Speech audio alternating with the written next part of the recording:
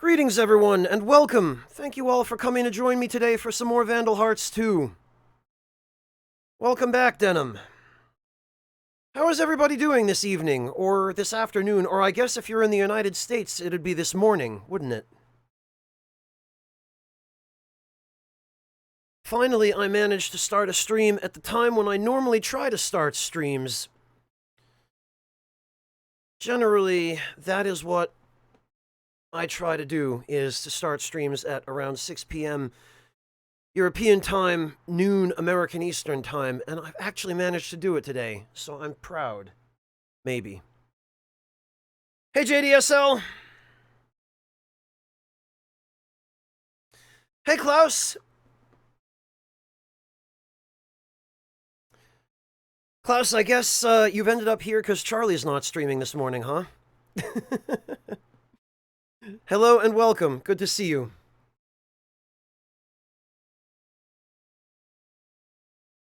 Alright, well. Yeah, Charlie, and everyone should have some time off now and then. It's absolutely necessary for the preservation of your sanity. Believe me, I know how that goes.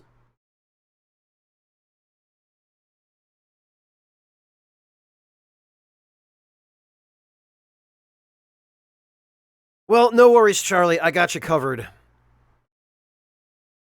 You just sit back, relax, and enjoy the weekend, and I'll be here streaming.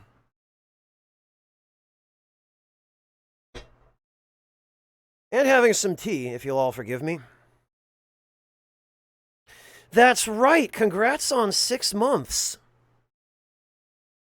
Seems like you've come a long way in a very short period of time, Charlie. What kind of tea? Well, believe it or not, we actually have a command for that.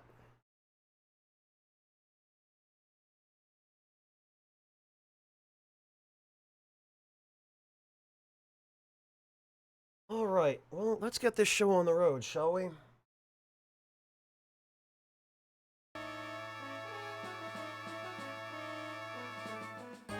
There we are.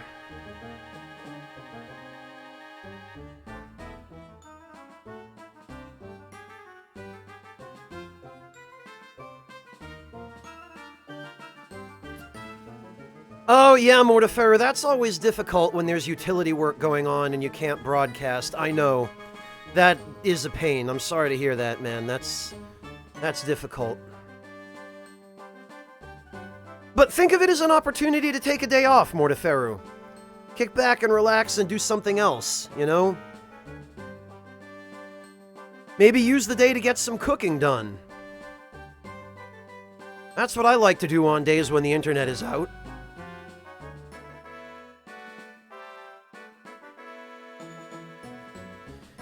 Yeah, Charlie, it's good stuff. I don't have that much of it left. And I don't get it very often because it's quite expensive, but it's a really, really great tea for the hot summer days. I don't tend to like black tea on summer days because it's just really strong. I tend to like something a little bit lighter that goes better with the heat.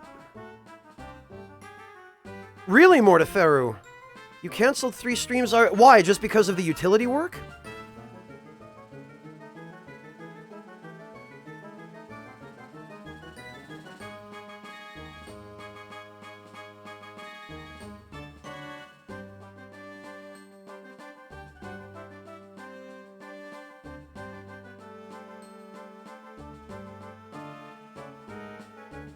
Alright, let's see.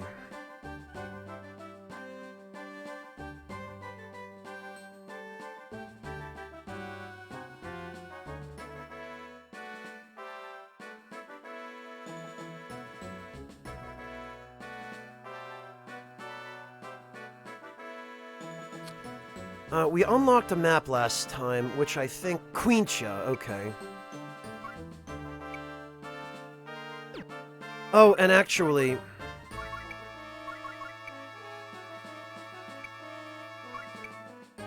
There it is, map 12. This will actually tell us Map showing the way to Queencha, the Lost Royal Treasury. Okay, I don't exactly remember what's there.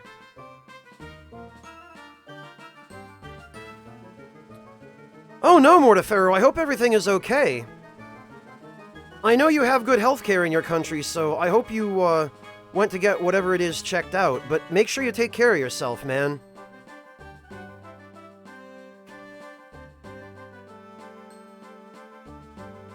Definitely don't overdo it or push yourself too hard.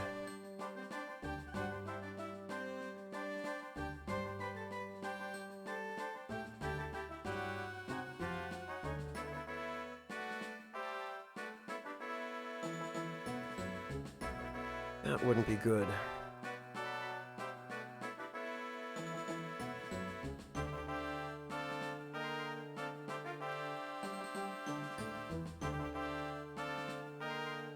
Alright, bear with me for a moment, everyone. Let me just finish my tea.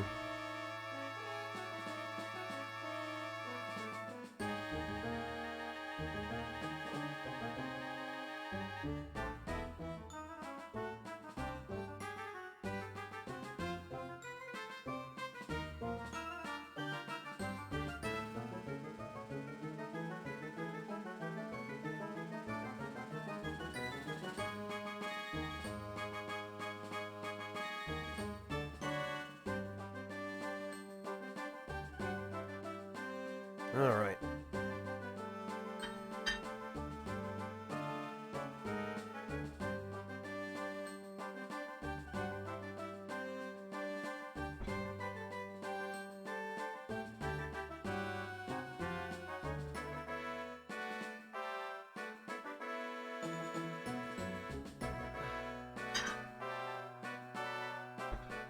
Actually, while I'm at it, I meant to check out the hints because I don't quite remember what they all say, but items are buried everywhere. If it looks suspicious, check it out. Oh, there we go.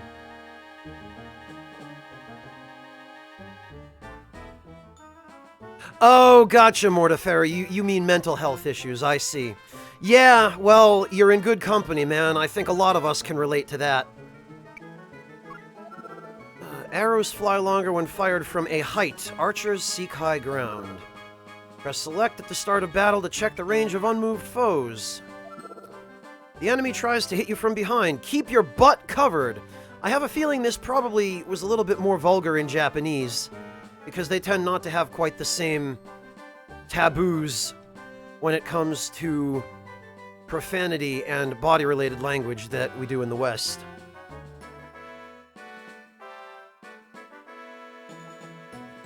Well, alright.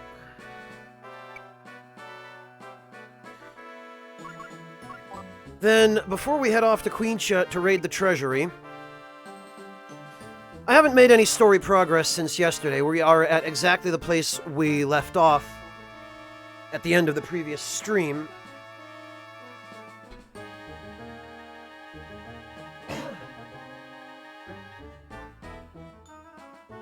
The only thing is, I've done just a little bit of... I went back and did a few random well, not random battles, but I did a few battles to earn some money.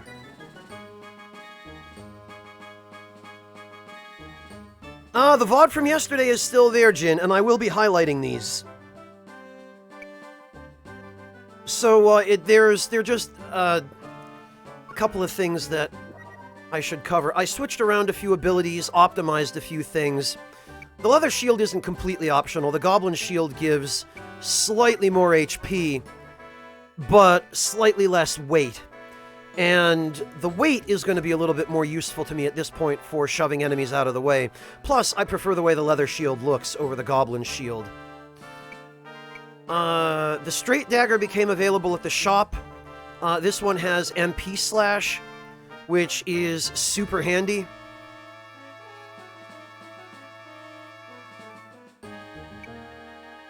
Especially for a mage, but even for Joshua, where I felt Joshua with the light armor should have a shield to boost his HP a little bit. And the sword just wasn't working out for him. The damage wasn't enough. And it turns out the straight dagger has a higher damage than any of the swords that are available right now. Well, other than the broadsword, but I don't think we can afford to have Joshua with a two-handed weapon. Hello, Ishida! I don't know, man. 6 p.m. is just about the right time to start, I think. So, I set Joshua up with the unlock and search mark. He's got the light armor, so he'll be able to have the mobility. And he's got the shield, which I put both recover marks on his shield, so he'll recover 30 HP every turn. Because I don't need him dying. And I also gave him barrier, so that if he ends up in a really difficult situation, he can cut the damage in half and then hopefully recover it with the recover marks. And with MP Slash, he should be able to keep himself topped up on barriers for as long as he needs, is my hope anyway. Honestly, Ishida, I do try to start at this time of day. I try to start at 6 p.m. I just can't always manage it. For one reason or another. So I set Clive up with the broadsword that we bought yesterday. I figured with heavy armor, he's probably fine, and I would like him to be able to deal more damage, so... Clive, I think, is a good candidate for a two-handed weapon. Joshua, though, just isn't, because we have to have someone with search mark and unlock, and the shield will make him almost as survivable as Clive. Joshua has almost as much HP with the shield and the light armor as Clive does with the heavy armor. And then Yuri, I did go back and buy the Hermrod. Taught him Requiem, got Ice Cruiser and Healing, and I switched out Yuri's shield with a straight dagger as well, figuring that at least this way Yuri will have a decent physical attack if he needs it, and he also now has the ability to steal MP. And we have now a second person with unlock and search mark, which is handy. So I think we're pretty much good to go.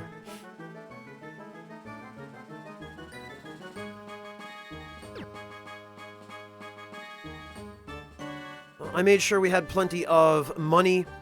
You can see we've got about 35,000 guile at the moment. So what we're going to do now is we will head over to Quincha. This is a special map here. This is...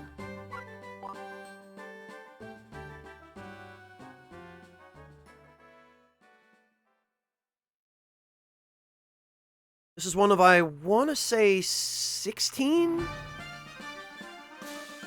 unique maps. And all of the unique maps, the ones with the yellow icon on the world map, they all have battle music from Vandal Hearts 1. Which I find really neat. I really appreciate that.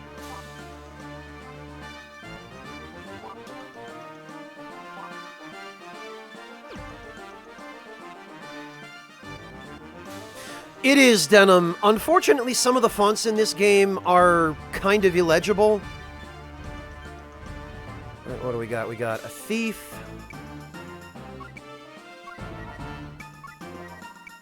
With no techniques. That's fine. The only problem is we're going to have a hell of a time unlocking all these chests.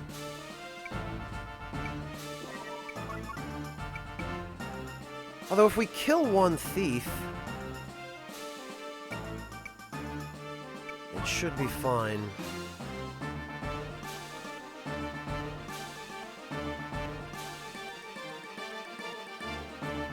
And honestly...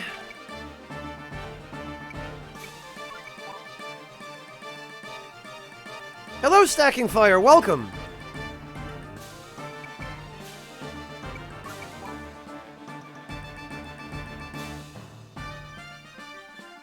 Charlie, Dark Souls, Monster Hunter, they're basically the same game, right? Alright, you know, actually... That guy is almost certainly going to move... here. Ah, damn it. I knew it. Well, I tried.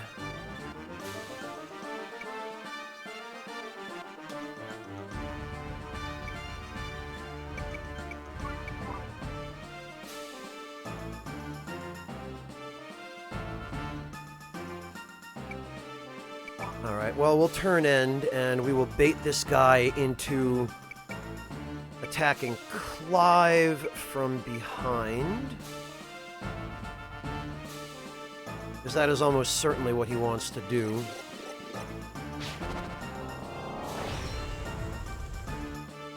Toasty!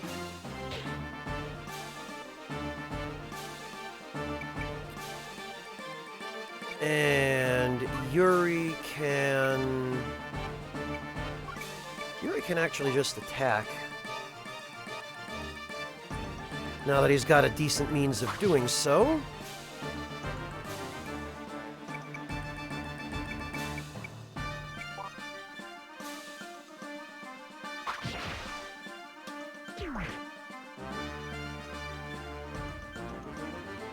Mortal Kombat, Charlie.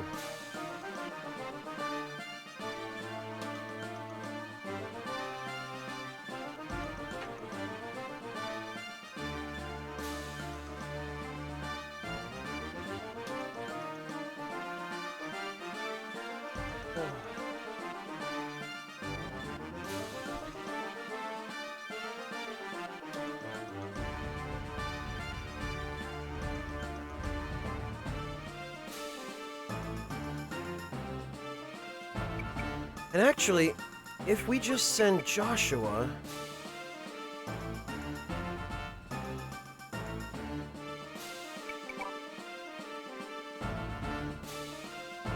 Joshua should be able to just unlock all of these treasure chests without this thief getting to him. And hopefully the thief will just chase him around, because that's fine.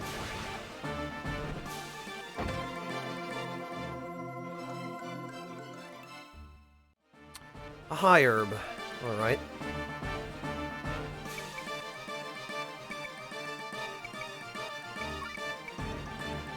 And actually, if Clive hangs out here, we can pretty much ensure that we seal off that choke point.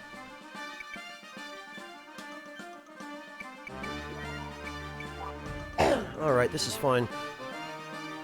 Yeah, Denim, this is just to get items. Ordinarily, if we came here with a full party, there would be a lot more enemies on this map. But the number of enemies that appear in any given battlefield depends on the number of people who are in your party, because they're not going to throw 15 enemies at you when you've only got 3 party members.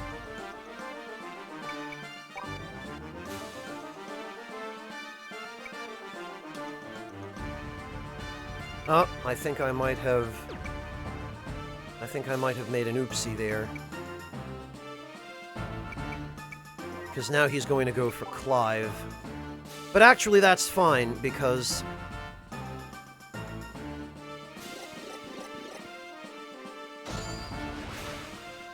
Yuri is there to heal him if need be.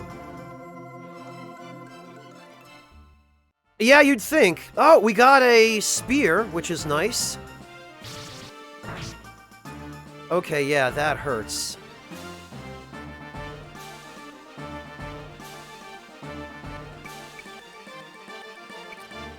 Okay, well, I can see that we're going to have to... We're going to have to play this a little bit differently. The stuff that's available here right now, Denim, yes, it is.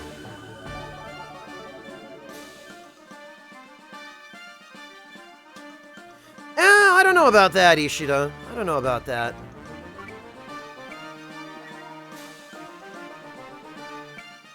Alright, well, we'll Blaze Slash this guy.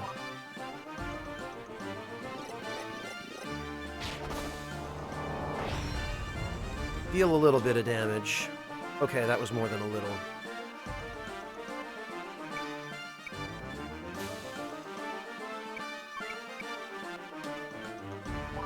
But we need him alive so that Joshua can raid everything. And we want Yuri out of the way so that the thief only has one target.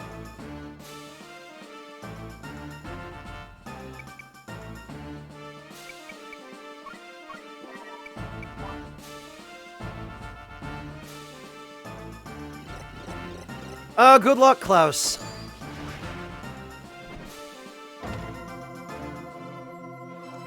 What do we got? What the? Rebel Rod? Oh, it's a special weapon. Okay.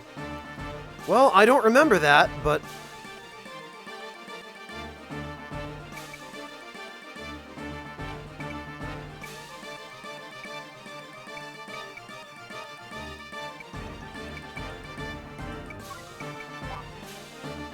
Alright, that guy is certainly going to go for a back attack. Yes, he is.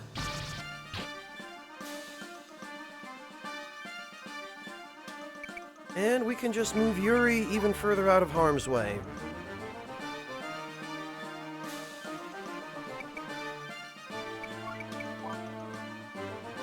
And unfortunately, it's going to take several turns before...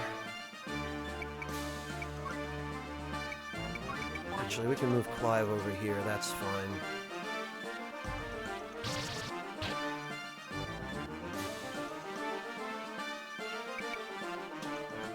It's going to take several more turns before we can reach all of this stuff, but...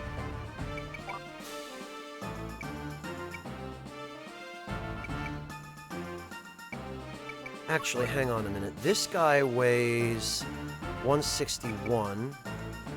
Clive weighs 142. Damn, okay. So we'll just have to lure him bit by bit. Because we will not be able to shove him out of the way.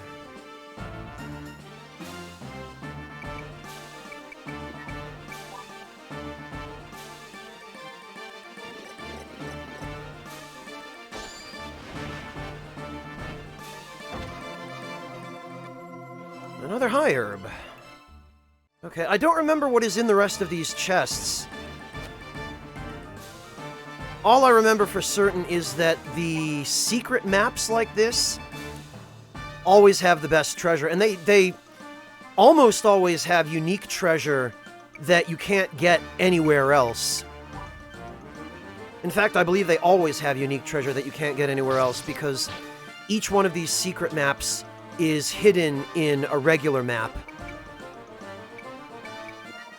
And you have to find them.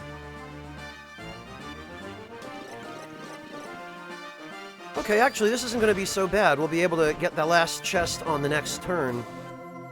Another high herb.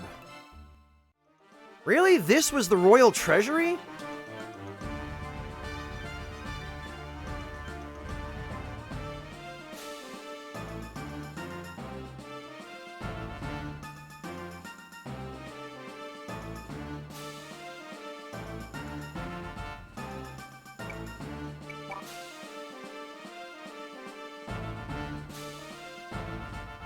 Yeah, Denim, I was gonna say, that's... I mean, I guess that's one way to use a treasure house. To store all your dank kush. Or whatever all you cool kids call the Mary Jane nowadays.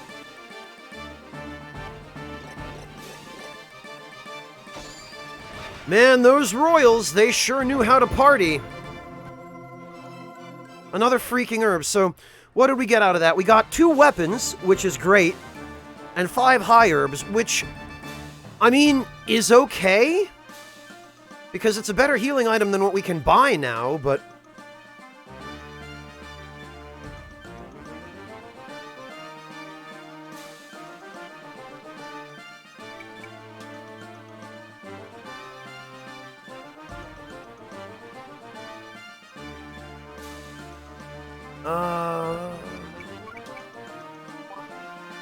Okay, so here's what we'll do.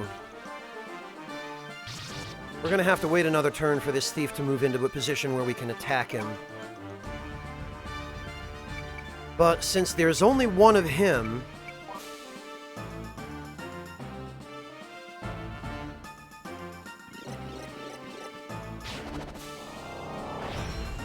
It'll be very easy to finish him off without taking any damage. Alright, and there we go. We did it. And 1,400 gold.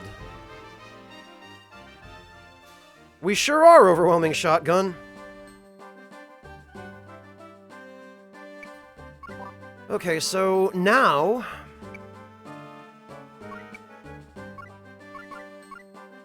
let's check out that Rebel Rod. A long weapon said to be used by a famous revolutionary leader. Attack 22. Burn body. Oh, I remember this. A specified ally is set on fire to damage enemies on all 4 sides. The thing with this is, I believe it sets all allies on fire, and if you use this early in the game, it does enough damage that it will instantly wipe your whole team. This move is just a huge troll on the part of the developers. This is just a really, really evil trick to get you killed.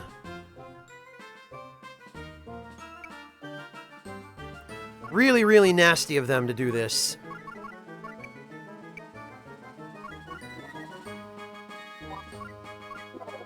But what the hell? We might as well put this trash on it.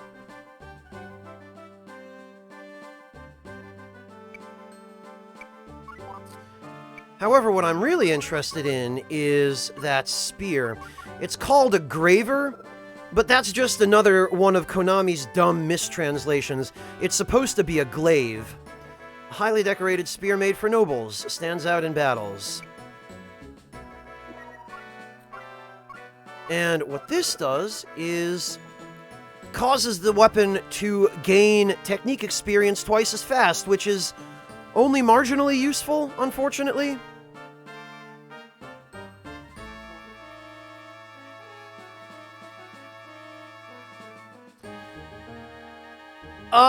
Denim, Shinobu Tanno did the cover art for this game. And yeah, Ten the Rabbits, it's really nice art, isn't it?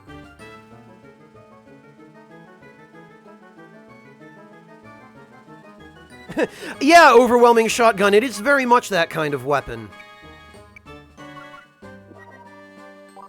Right, Angelica, Exhortation, and Dragon Stab. And actually, I guess Clive can have this because it's a better weapon than what he's already got.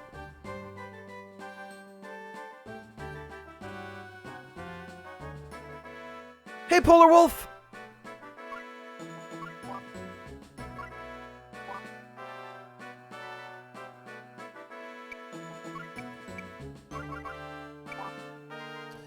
And actually...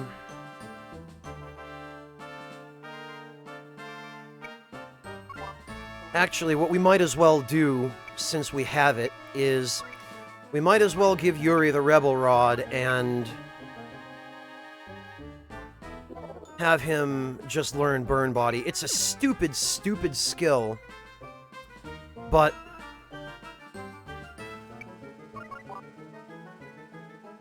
But actually, now that we've unlocked Quintia, we now have access to the single easiest map for grinding money. Not that I intend to spend much more time doing that, given that there are only 2 items on this map.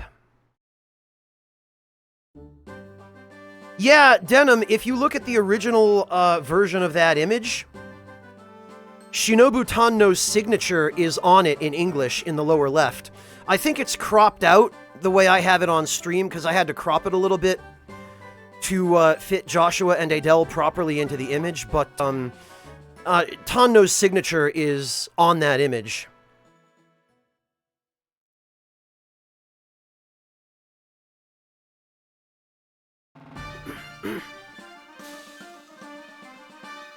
So actually what we're going to do here is... Oh, damn it, you know what?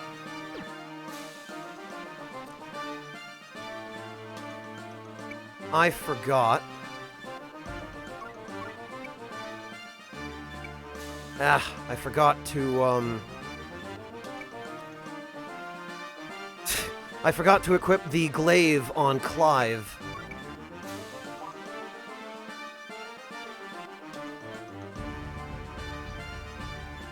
It is, Denim. They did a fantastic job, genuinely. Alright, yeah, you know, Clive and Yuri could use a little bit of experience here, so...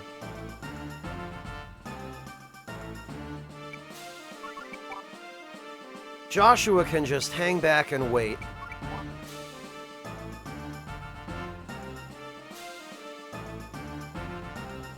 And what is this guy's movement range? Okay.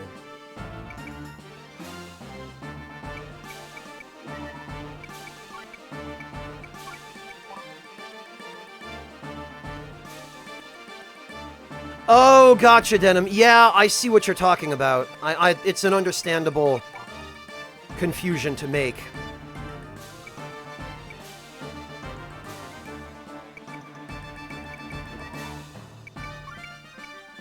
Alright, well, he's gonna move there, certainly.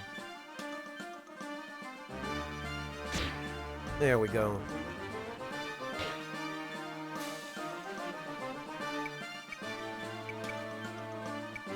And Yuri can...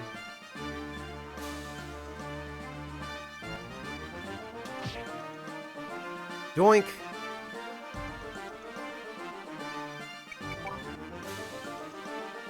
This guy is almost certainly going to go for Yuri. Weight 117, okay. Well... Oh no, he went for Clive for some reason. Even though Yuri has a lot less HP. That's odd. Oh, whatever.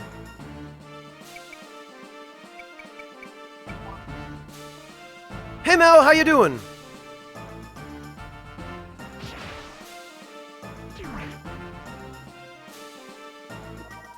Okay, so...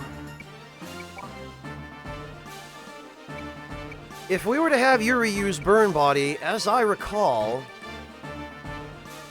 Oh, hang on. It needs 22 EP. Alright, well...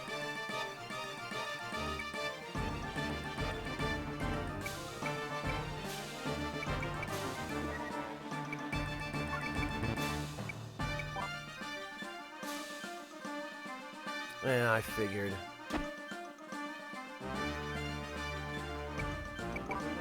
Well, we have ways of dealing with that.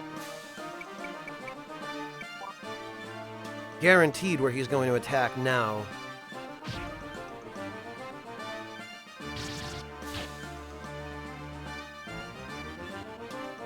And we are playing a bit of a dangerous game by,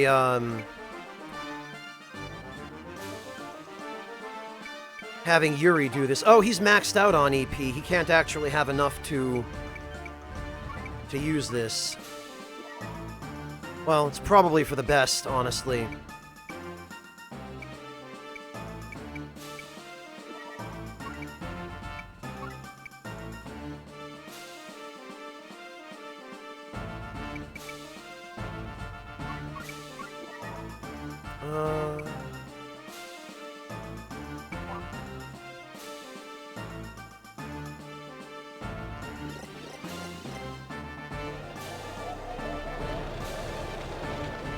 Well, there we go. We can at least get some damage on this guy.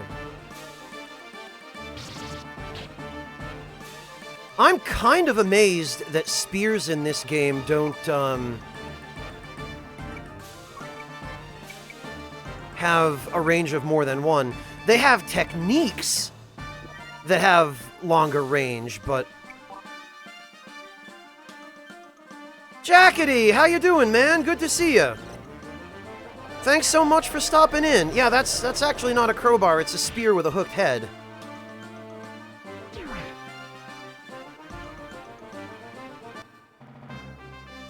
Ah, nice, Mortiferous. See?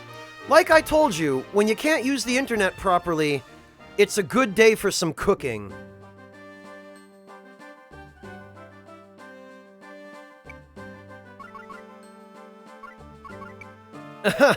I understand why you might think that to look at it, Jackety, but this is what it is.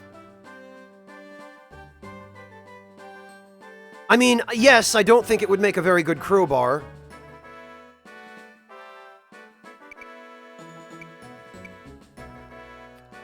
Hello, Eravon! Happy Saturday to you as well, thank you. Alright, we will give Yuri back his dagger.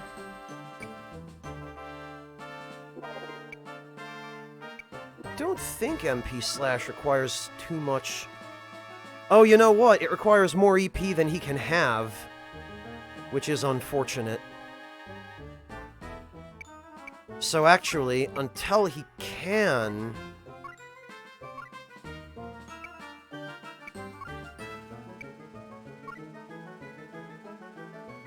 Until he can, I guess he might as well...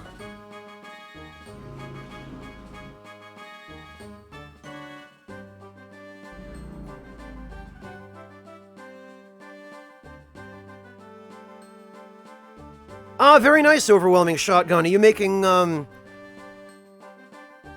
breaded chicken or something along those lines? Like, fried chicken? Or did you just throw some chicken breasts in the deep fryer?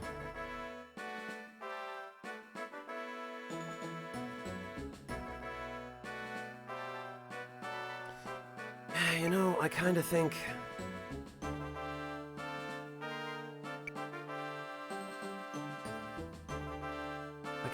maybe we go get Yuri a leather shield. Clive can have the glaive.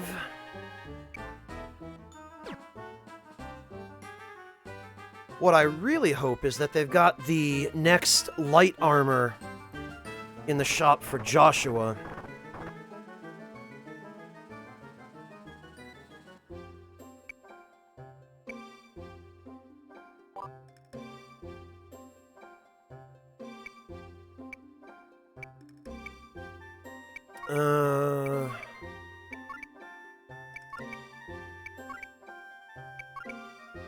They do not, in fact, have anything new.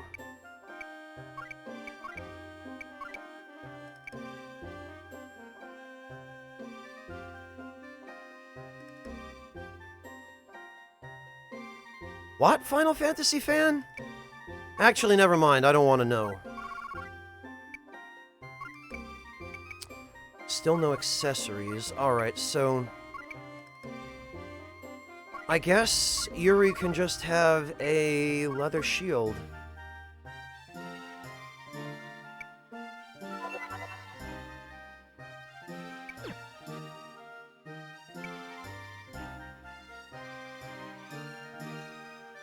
Yeah, chicken fillets. Overwhelming Shotgun.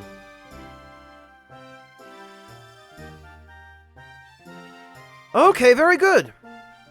Sounds great, Overwhelming Shotgun. I might have to try that myself, actually. That's a great idea.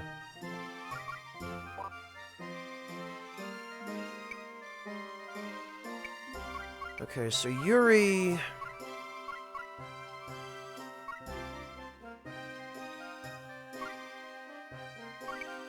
Yuri will need...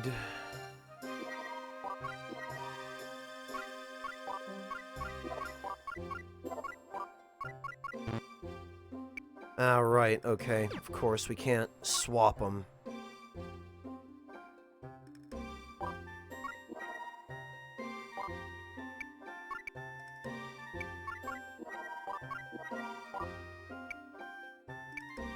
Alright, this'll have to do for now, then.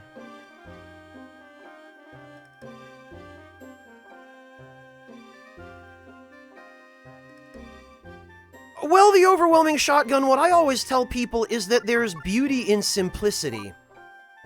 You don't have to have 10,000 different ingredients in a dish in order to make a good dish. And I mean, while we're on the subject of Brazilian cuisine, Brazilian barbecue is a perfect example, you know? You just start with a great cut of meat. You know, that famous Brazilian beef. And a little bit of salt, a little bit of pepper, maybe a little bit of garlic. And, you know, just barbecue that.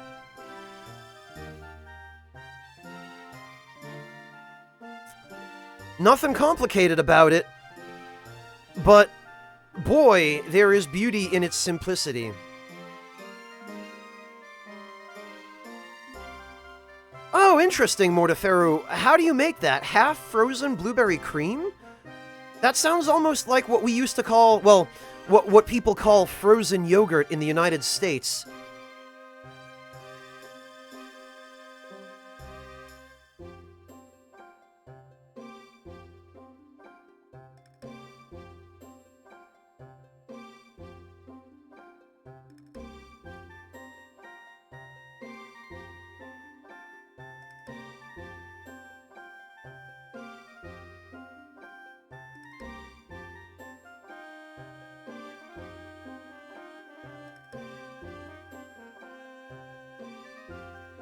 But yeah, overwhelming shotgun. Brazil has great food, and you should be proud of it.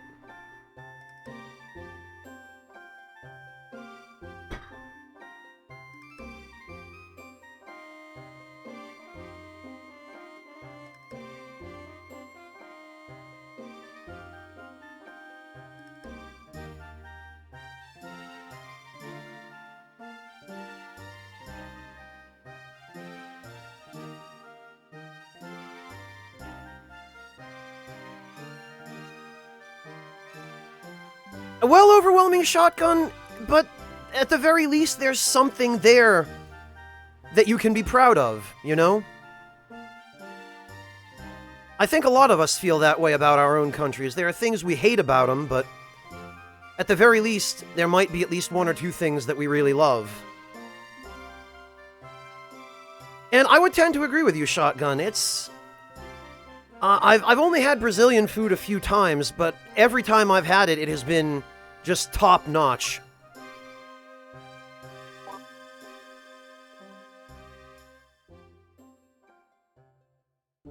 Alright, we'll make one more trip to Quintia, just to finish learning these techniques.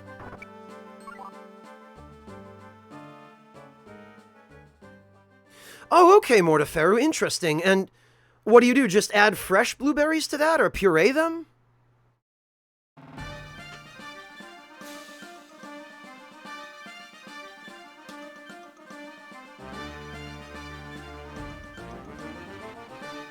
Yeah, overwhelming shotgun. I don't know all that many people who like the politics of their country, no matter where they're from, but one thing that almost universally seems to be the case is everyone has a traditional dish from their country or their part of the world that they just adore, and that makes them super happy to be from that place.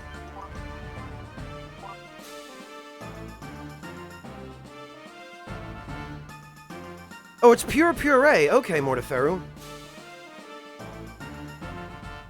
Well, there you go, Ishida.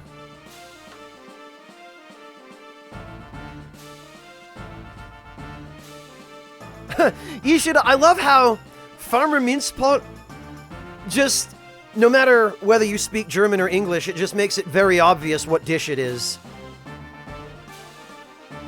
We call that shepherd's pie in English. No worries, Klaus. No need to apologize. Have a good day, man. Thank you for stopping in. Always a pleasure to have you, man. Have a good one.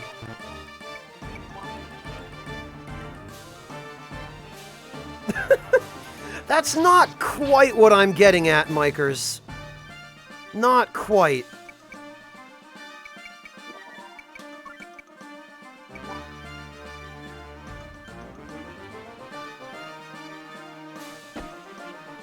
Well, there you go, Mortifer. And let's not forget Swiss cheese, right? I mean, I know you don't like cheese, but...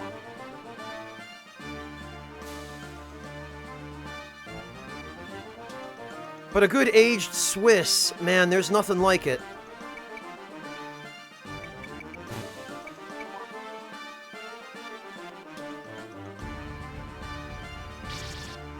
Amen, Final Fantasy fan. Amen.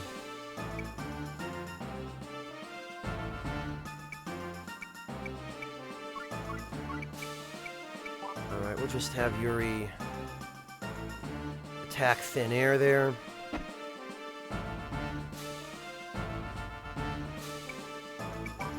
For Joshua, it doesn't matter. Well, Final Fantasy fan, that makes a certain amount of sense. Shepherd's pie is something that they used to feed us at the school cafeteria when I was in elementary school. And the stuff they gave us then wasn't all that great. I mean, it was made from really cheap ingredients, and it was every bit as bad as you would expect from elementary school public, cafeteria food, but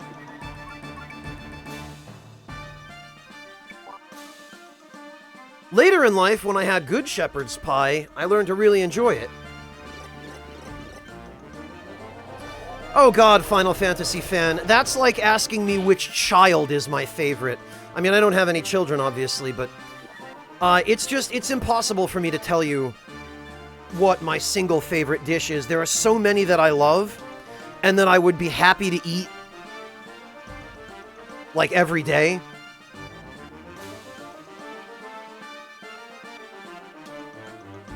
Yeah, Jin, in America, shepherd's pie usually has beef. Not always. You can get it with mutton, which is traditional, but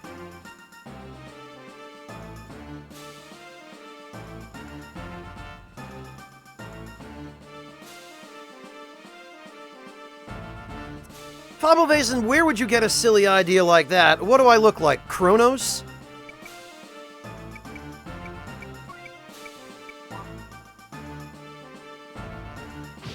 Ah, nice overwhelming shotgun. Enjoy. Final Fantasy fan, the best I can do to answer that question is, if I had to pick a single cuisine, like one type of food that I had to eat for the rest of my life, and I could have any dish from within the purview of that cuisine, but only that cuisine, I think it would be Indian. Because Indian cuisine is one of the most diverse, if not the most diverse, cuisines on the planet. If not Indian, I think a second choice would be Chinese. Because both of those are incredibly diverse, and there are so many different things, so many different dishes from different regions of those countries, that I don't think I would ever get bored even having to eat nothing but that for the rest of my life. Like, you could have a different dish every day, every week, and still not have everything that exists in those cuisines for the rest of your life.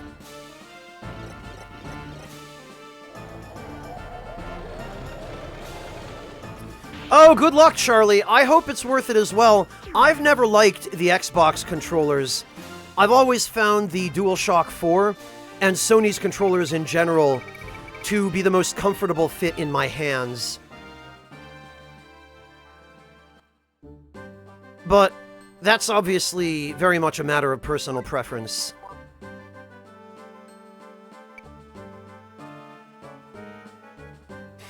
Yeah, it does, doesn't it, Mel Brooks? Especially China, because they've had, what, 8,000 years to develop and refine their cuisine? And I mean, the same is true for India as well. India has, they've been doing it for a long, long time. And India in particular is known as the heart of the spice trade.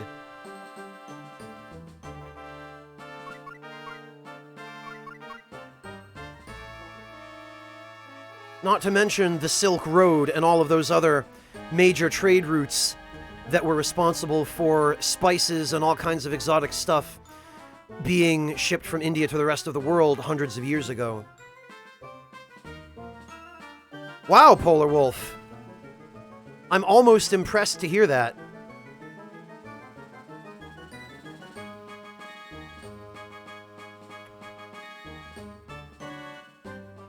Charlie, have you tried plugging it into different USB ports? Or plugging it into a powered hub? Because sometimes with a DualShock 4 controller, it needs more power than it gets just from the standard USB jack. So sometimes plugging it into a powered hub can help. You have? Yeah, I figured you probably had.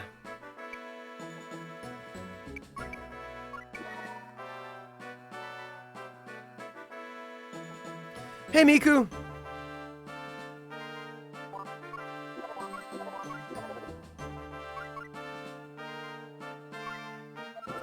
What is this? Okay, that's a healing spell. That raises EP.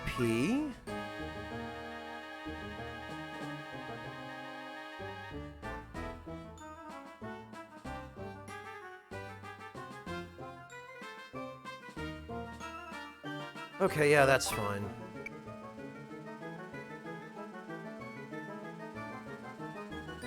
Charlie, if your controller keeps getting unplugged, it's possible that it's a driver issue.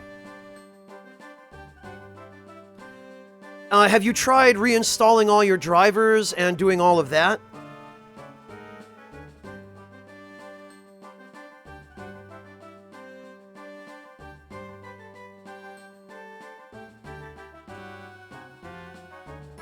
Oh, they are, Denim. I hate them. Yeah, Charlie, there are. There are drivers for the DualShock 4 controller for PC. So I would run a web search on which drivers you need for them, and try uninstalling whatever drivers are on your computer already. There'll be instructions online for how to do that. Or just download the drivers manually and reinstall them. The easiest way to do that would be to use this program. I don't know if you've heard of it, but DS4 Windows. It uses X input, so it basically tricks your PC into thinking your PS4 controller is an Xbox controller. So, oh, you used to use it, okay. You might try it again if you're having trouble now. It might help solve your problem.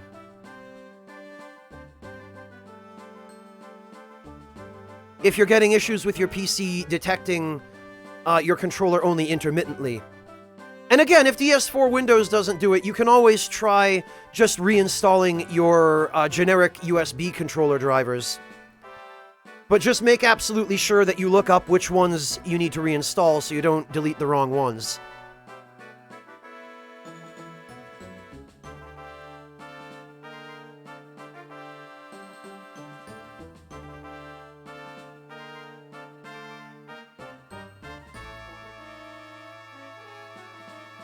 What do you mean getting the PS Now, Miku?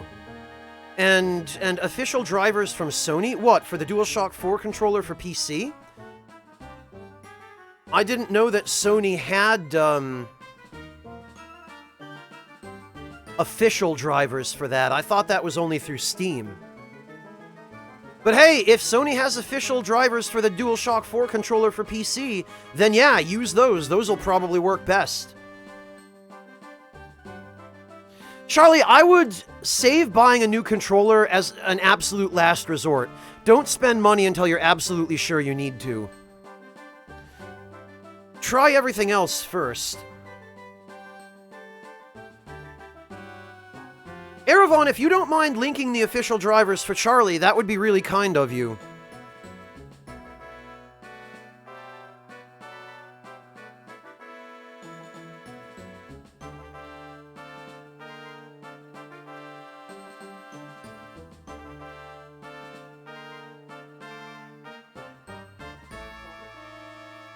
Oh, okay. Thank you, Eravon. Interesting. They're installed if you get PS Now. Alright, so you could just install PS Now, get the driver component, and then uninstall PS Now. Yeah, see, Charlie, it pays to ask. You never know what solutions other people have found.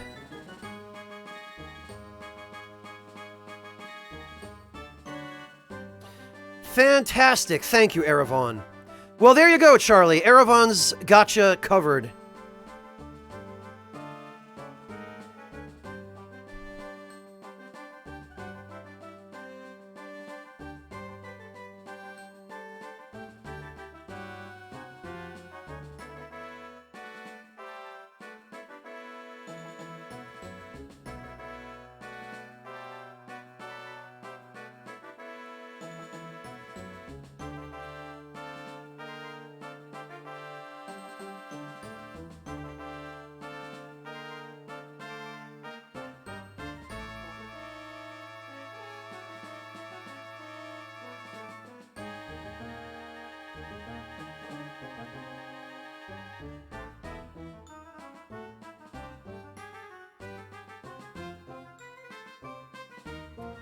You don't need it, Charlie. It'll work with a USB cord as well.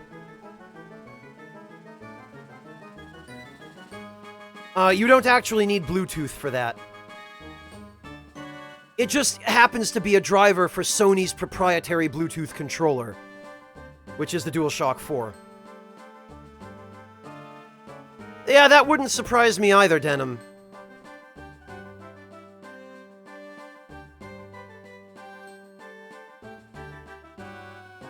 Usually you can, Overwhelming Shotgun, if you're willing to apply enough force, yeah.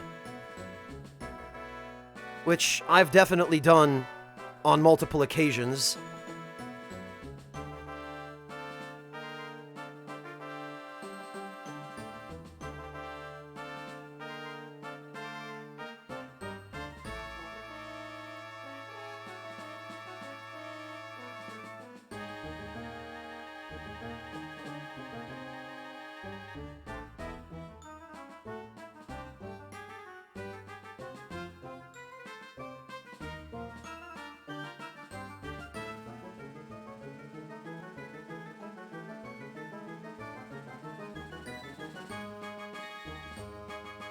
You know, Denim, Linux is great for a lot of things, but good luck getting any kind of video editing software or capture cards to run with it. And also, good luck getting a lot of games to run on Linux.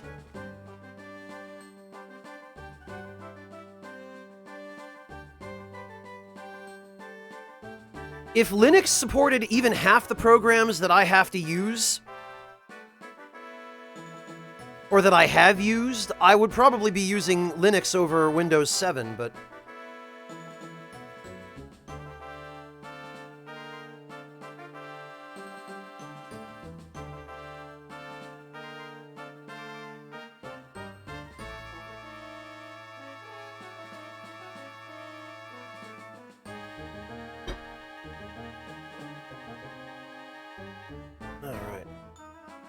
Very nice, Mortiferu. I would like to see pictures in the dining room on the Discord.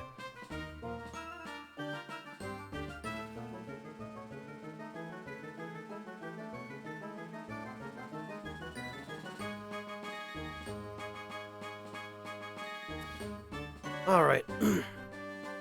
Well, I think we're ready to tackle the next story battle. I believe we've got everything for the moment that is accessible to us right now.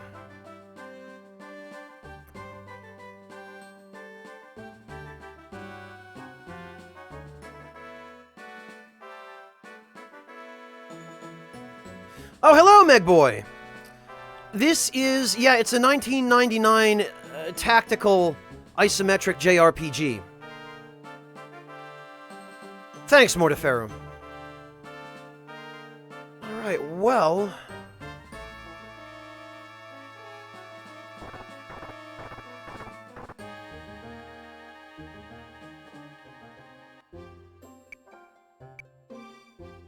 I guess maybe we want to go to the tavern?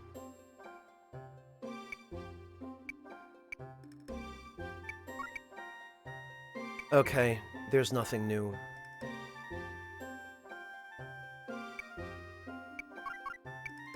Dr. Bonner must be out. We can go to the church. Oh, but there's nothing. I guess we have to go home.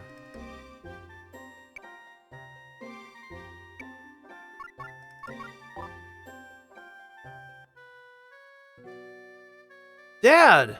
Joshua! Are you alright? I'm so glad to see you. They found the man they wanted, so they let me go. Huh? Never expected him to be in your hideout. You told them where he was hiding? You sold him out to save your own skin. Joshua, what are you saying to your father? Forget this happened. It doesn't concern us. Dad, the fate of this country is at stake. It's the fate of the nobles, not the country's. It's the blood and sweat of us dirt-poor peasants who made this country. The designs and whims of a handful of nobles won't grow a grain of wheat. All you're concerned about is eating and sleeping. People have dreams, ideals, they have something bigger. Stop, please stop. Damn. Stop, Joshua, you're only going to hurt yourself.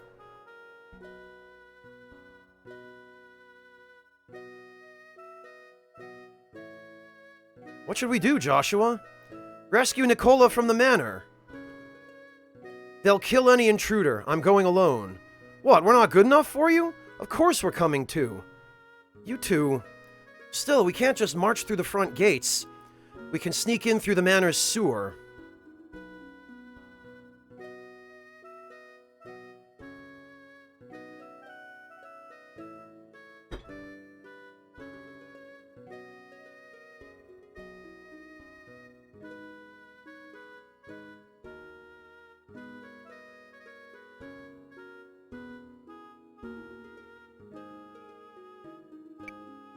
Alright, well, let's check the shop.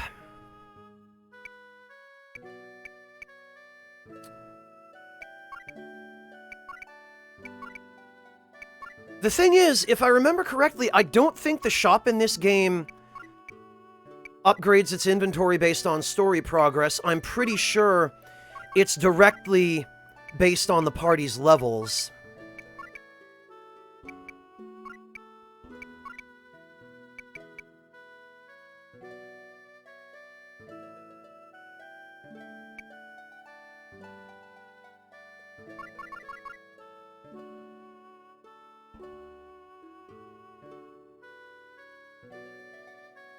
Actually, it's looking like the game audio might be a little bit low. Let me just adjust that here.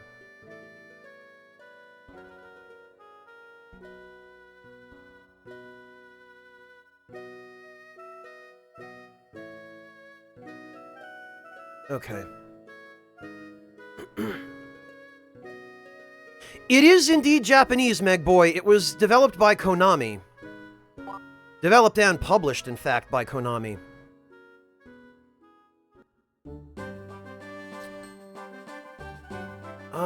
Alright.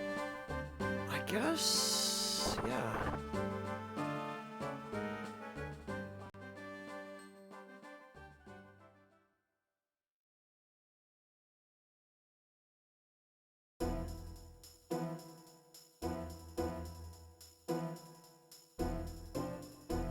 Alright, now... look at the size of those rats. They've been transformed into guard animals. I didn't know the governor had a spellcaster that powerful, though. That's nice, but they look mean and hungry. Yeah, I wonder who was responsible for that.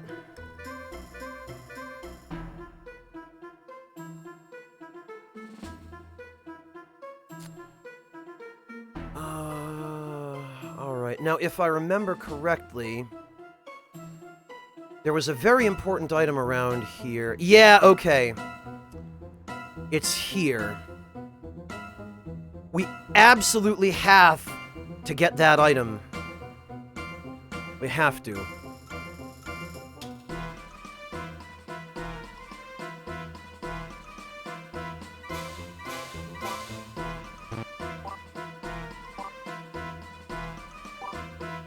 Because that item is going to be our ticket to one of the best swords in the game early on.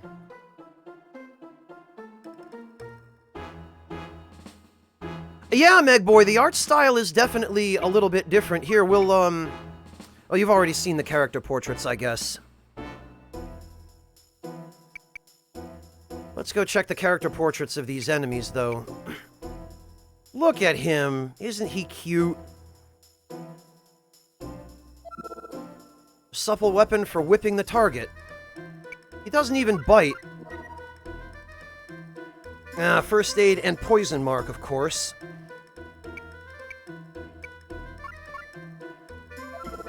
And covered with a thick coat of needle-sharp fur. Hey, Fontaz, welcome!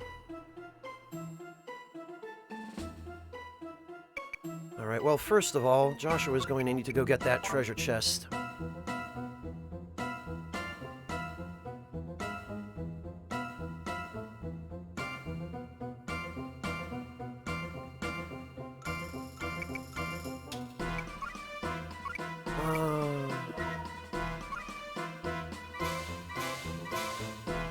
I don't think we actually need to use exhortation right now.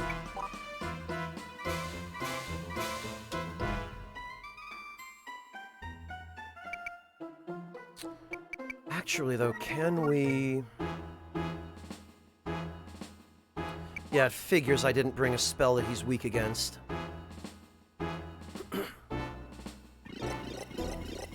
Well...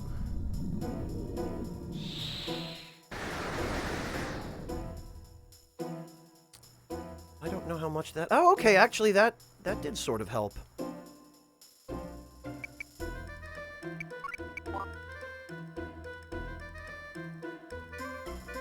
Look at this rat, he just can't make up his mind. Oh, okay. He's gonna use first aid on himself. 'Cause why the hell not?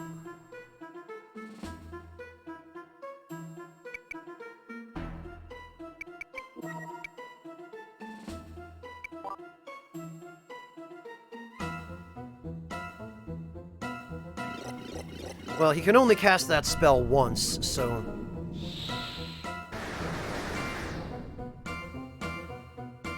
You know, and something occurs to me only now. We started off right here. We must have crawled in through that tiny little grate. Freaking gross.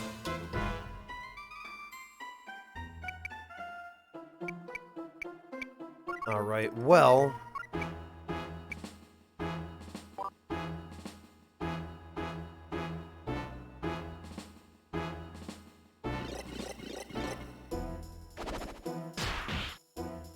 Ha! You can't stop me.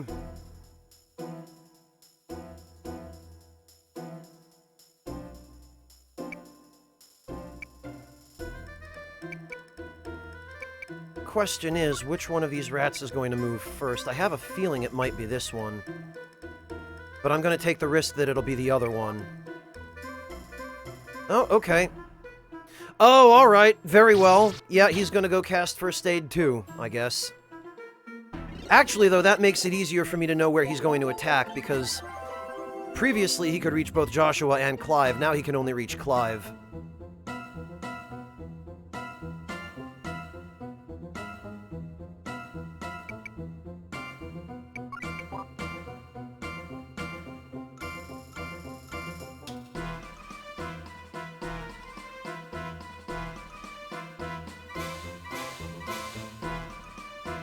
Yeah, Tio, this is the only game I've ever played that uses such a system.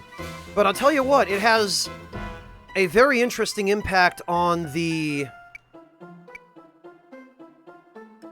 tactical considerations that you have to make. Hey, Empress Moth, welcome! Gotcha.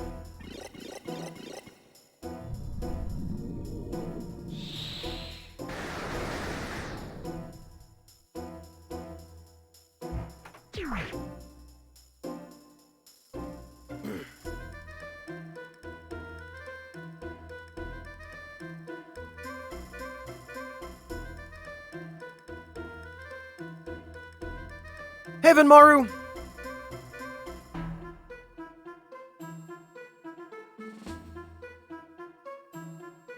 Alright, well, we'll have Joshua unlock this. I don't remember what's in it. Ah, damn it! I was careless. It didn't even occur to me that... that was foolish on my part. What do we get? Oh, a halberd! Halbert with a T!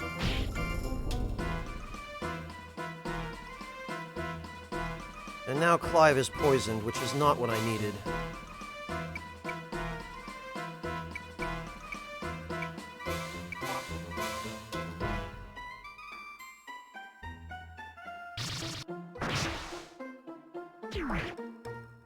So now I have to keep that last rat alive.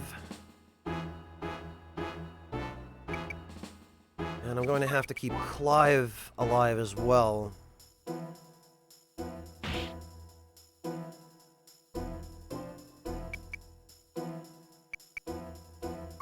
Although that should be a simple enough matter since we have this.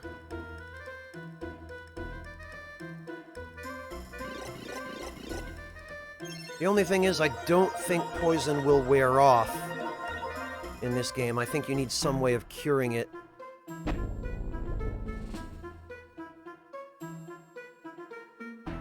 And now we have to get Joshua.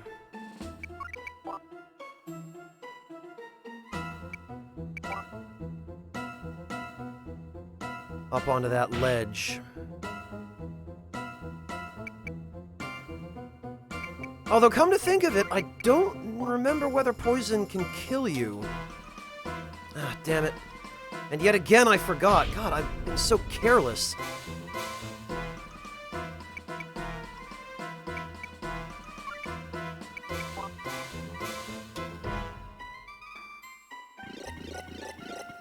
Hello, Gastal, welcome!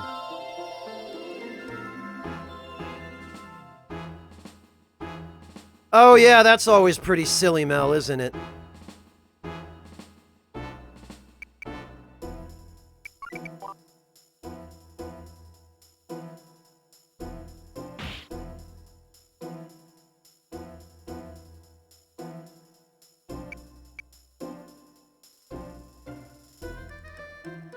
I don't want to take the risk of that rat attacking Joshua. Oh, he went for Clive. Well...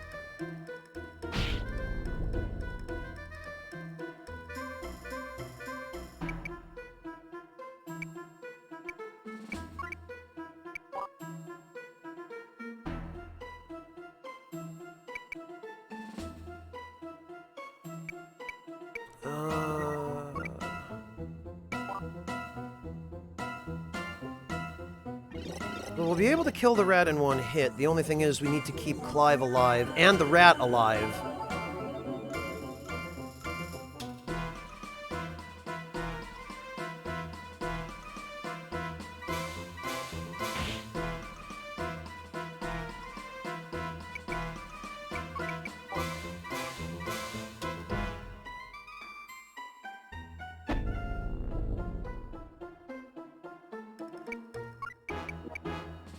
Although I think we should be able to manage that, at least until,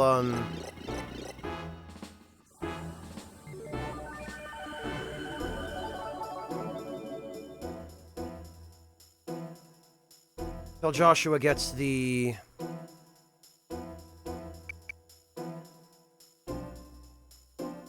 last item or two here.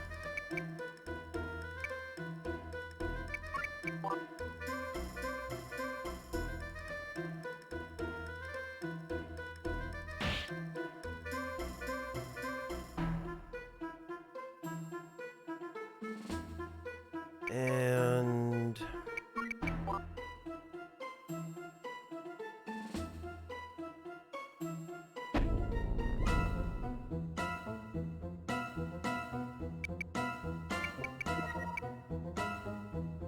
there we are.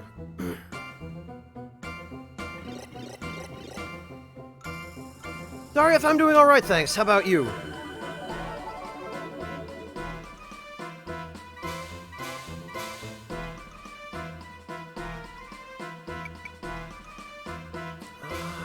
Let's see. Oh, and there's another treasure chest over there as well. Okay, this is going to be somewhat tricky.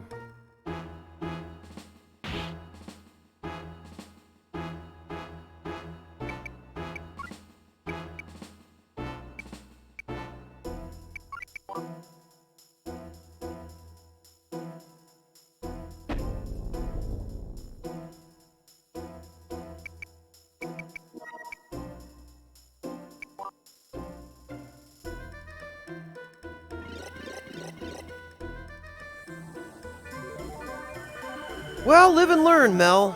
I mean, nobody wants to move during the winter because trying to lug all your possessions through the snow is just terrible.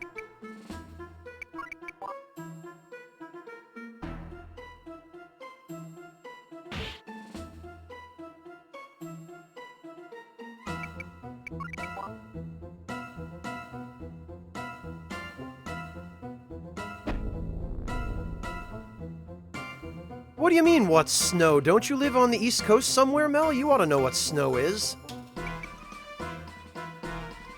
Alright, let's just first. Oh, okay, nothing there. Very well.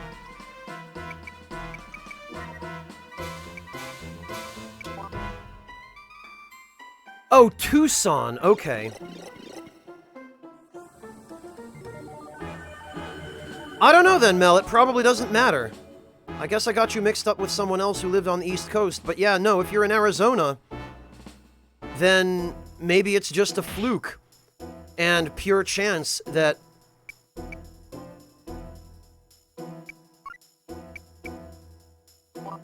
people are moving in the summer.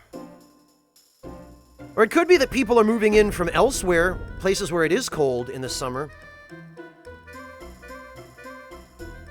No, Denim, I would rather move in the autumn, when it's not too hot to do a damn thing, but not too cold or snowy to be practical.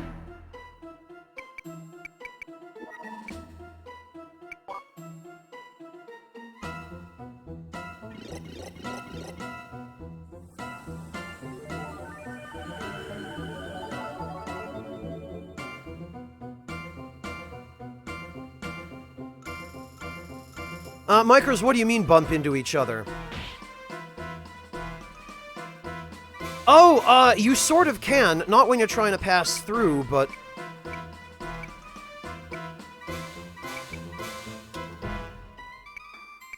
what you can do is this. And if you do that, the heavier unit will shove the lighter unit out of the way.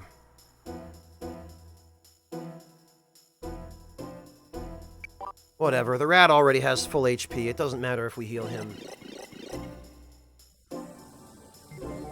It is, Denim. Fall has all of what's good about summer and winter without having any of what's bad about them.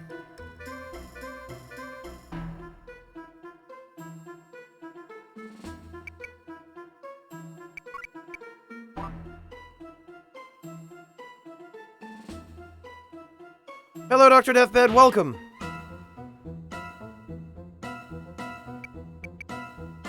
Okay, there we go. Joshua can get there. That's good.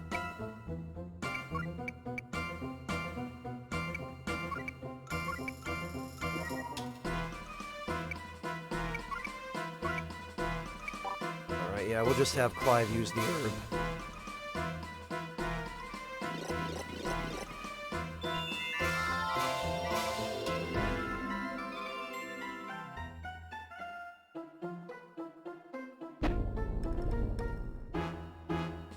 What, Deathbed? Because there are fires to put out?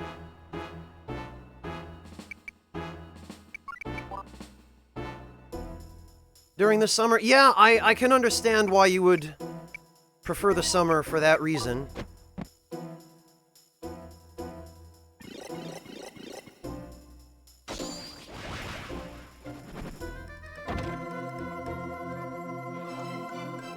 What do we got? Oh, a cutlass, okay. One more item left. No, actually, I don't want to move Joshua.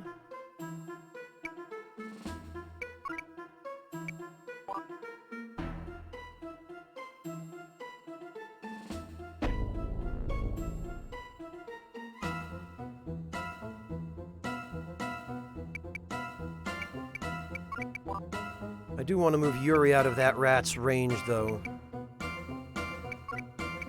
Alright, one more turn and we should be able to reach that.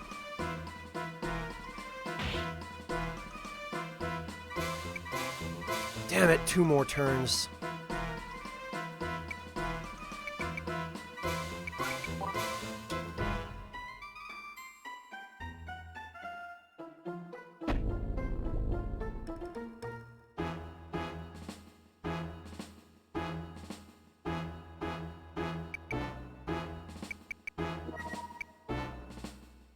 Really, Deathbed? That long?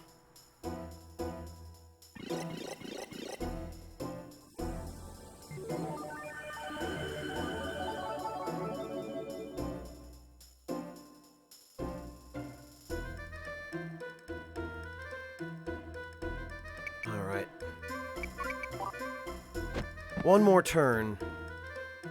I hope Yuri and Clive can hold out over there, because...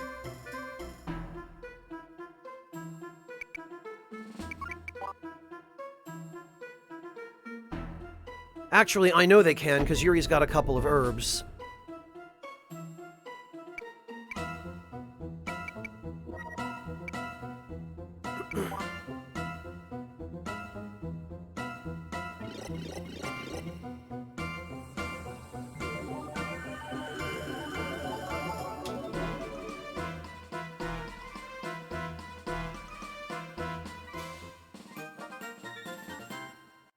Alright, Yuri just hit level 10.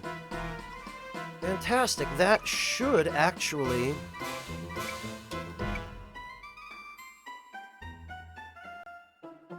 Okay, they've moved already. Which means... Yes, there it is. This is what is going to get us that sword.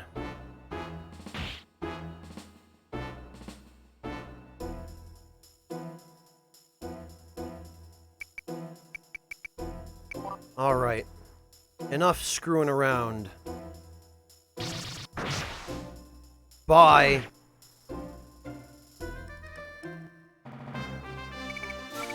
$3,000 guile. Oh, 6,000. Not bad.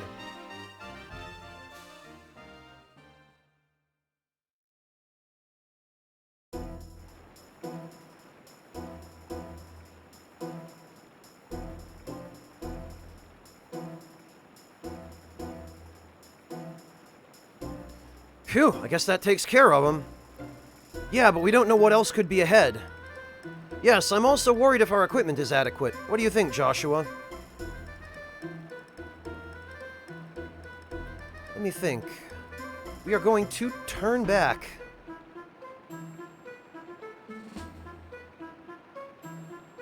Let's play it safe and turn back. We'll return when we're ready.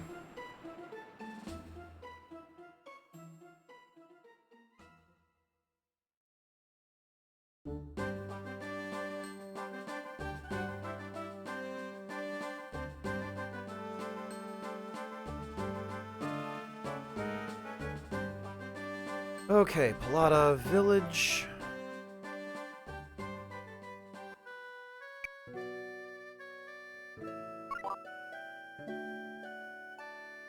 And let's see, actually.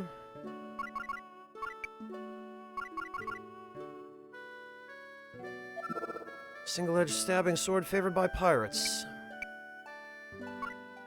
Growmark. Oh, doubles tech experience. Well...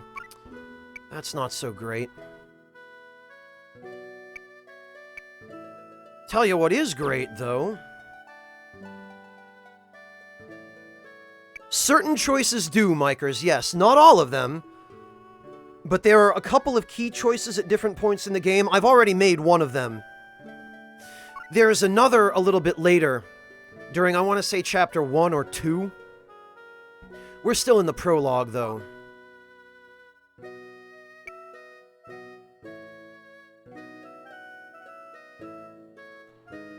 What do I want to do here?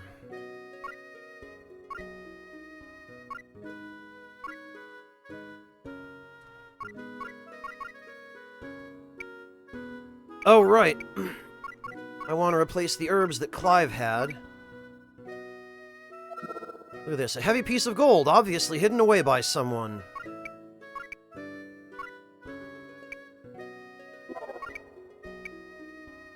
We'll give Clive the high herbs. Strong HP restorative made from a tropical herb. Very bitter. Oh, and it uses Mother Mercy.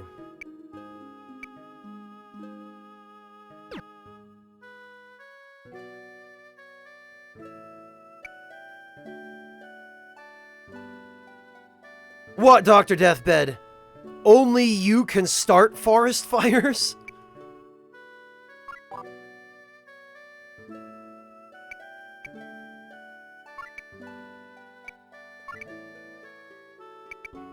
Right, actually, let's check.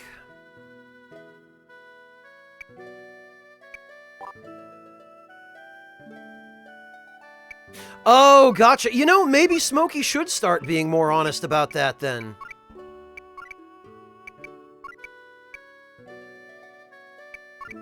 Okay. Oh.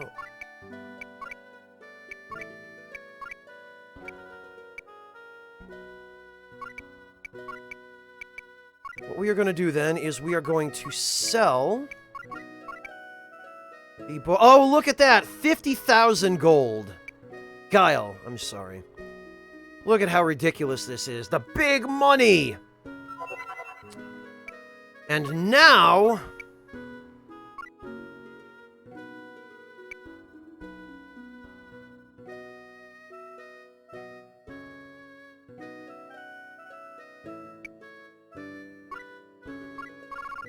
Now... we can buy the Gradius! A treasured sword whose every swing is accompanied by a flash of light.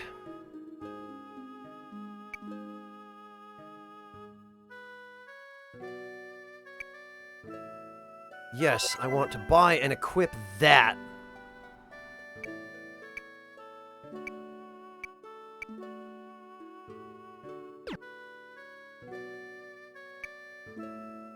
Dr. Deathbed, my personal preference is the team that I ended the LP with.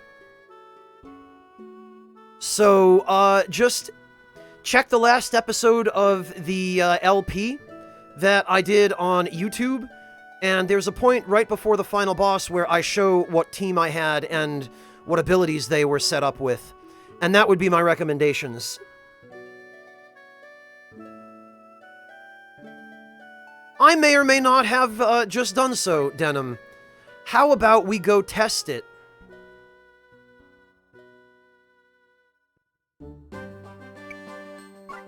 Of course, I'm not sure if we're actually going to have enough EP to use it, but...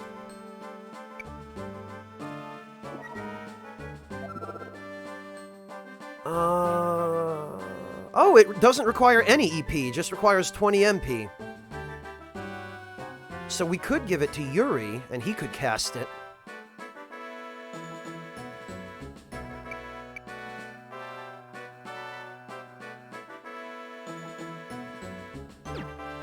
Yeah, Denim, it does. What were you expecting, dude?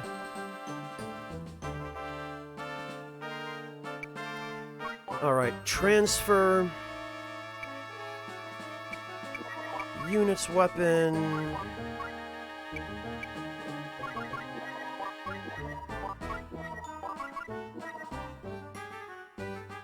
alright. Thunderbolt, Blaze Slash, and First Aid.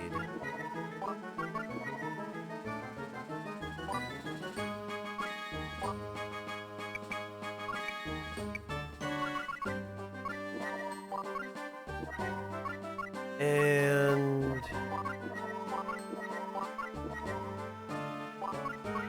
Blaze Slash, and First Aid.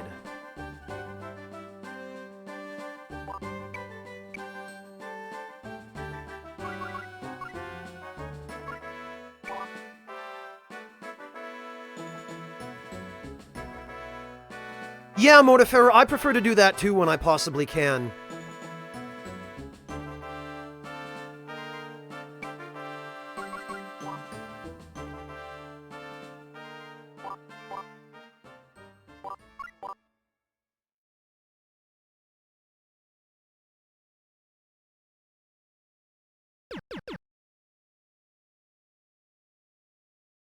Alright, so... let's... actually... if we're going to demonstrate this ability, we're going to have to give that weapon to Yuri. So Joshua can have back his knife. Yuri can have the... Gradius for now. Actually, if we're going to do that anyway, Joshua ought to have the Cutlass.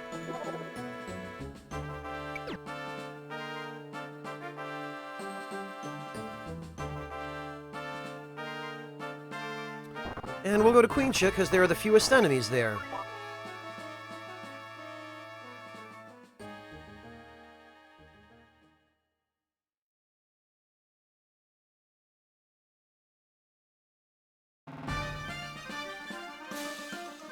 God, I love that there are only 2 enemies here.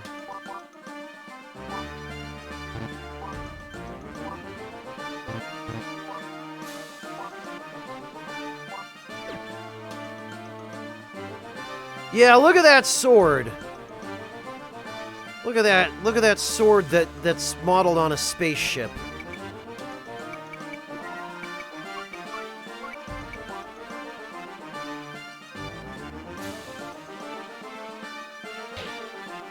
Yeah, Denim, I'll show you. We just have to have Yuri attack a couple of times so that he learns it.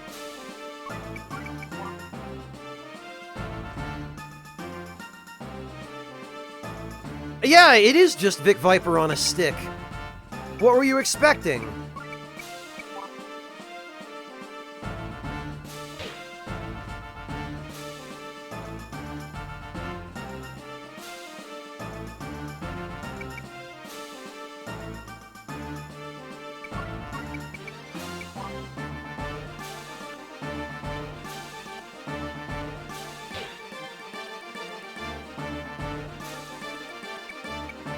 Alright, where can this... Okay, actually that's fine.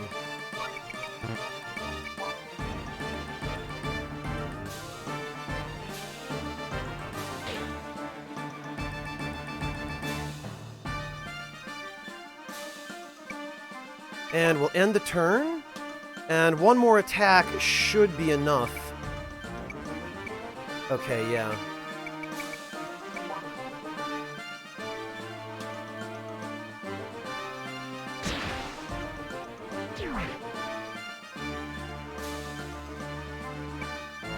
No, not quite. 96%, okay. Well, this guy's gonna be toast in a second anyway.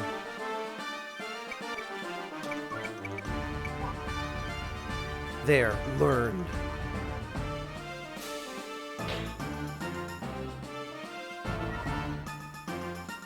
Amazing, Polar Wolf. Why would you ever start a grill with gasoline? That's just about the dumbest thing.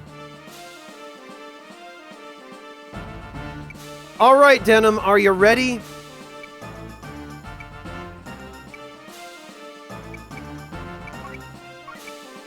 Look at how dumb this spell is. Look at the range on this crap. This guy has no hope. Here goes!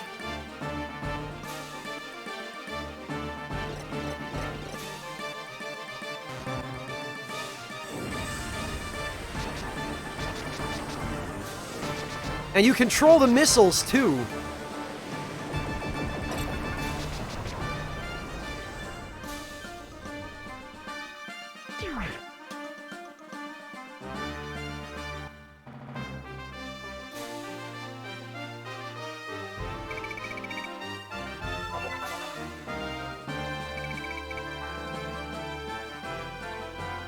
I see, Polar Wolf.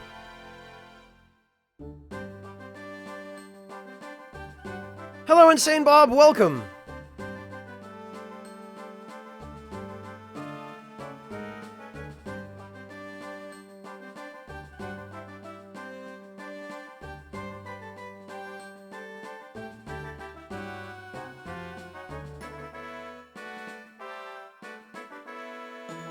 Alright, well...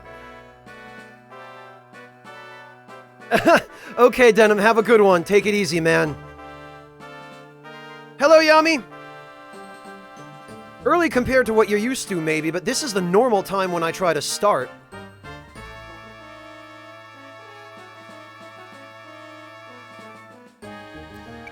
Right, now, before we go do the final battle of the prologue, I would like to get...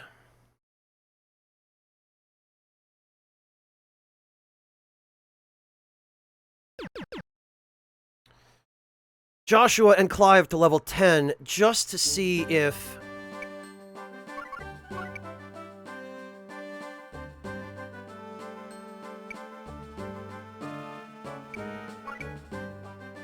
the shop adds anything new.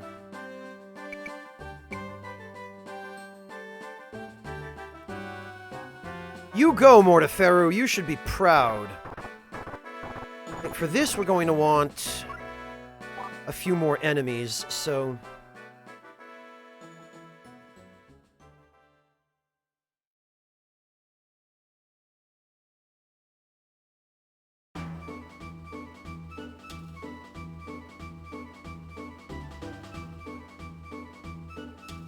Alright, Yuri can bloody well stay where the hell he is.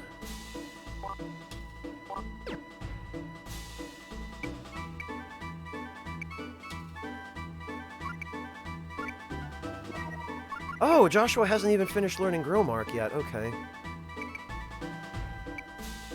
Oh, you know what? I messed up. I put people in the wrong spots.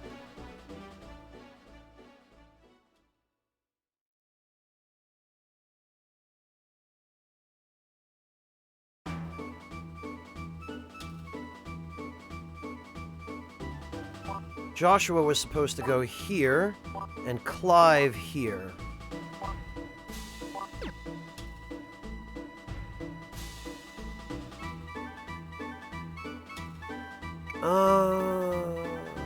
Right, and then what we do is have Clive stab this idiot. Nice! Nice.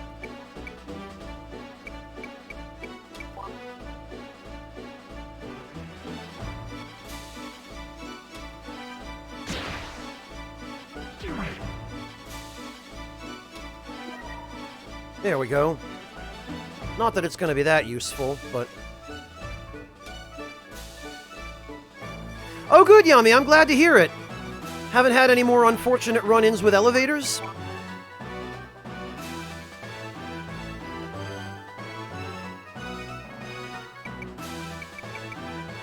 The goblin is going to go for Joshua. And whiff.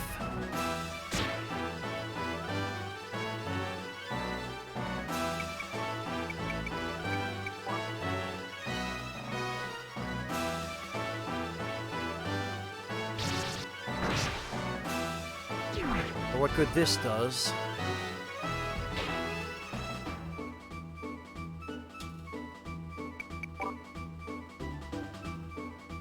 Right.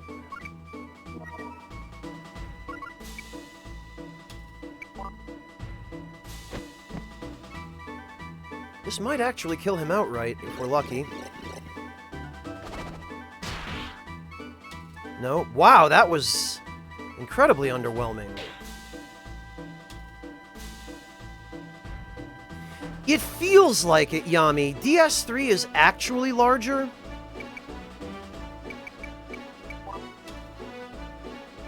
But Bloodborne definitely has some large areas, especially if you just fought the Shadows of Yharnam.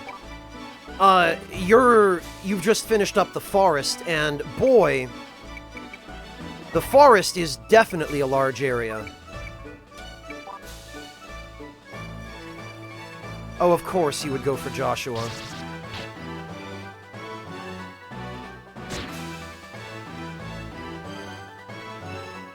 Oh, fine then.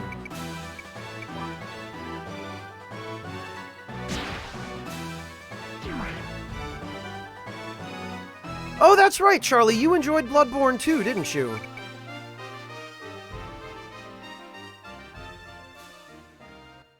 Well, Yami, there's a fair amount of stuff hidden there if you're willing to go out of your way to find it. The problem with the forest is it all kind of looks the same, and it's really easy to get lost there.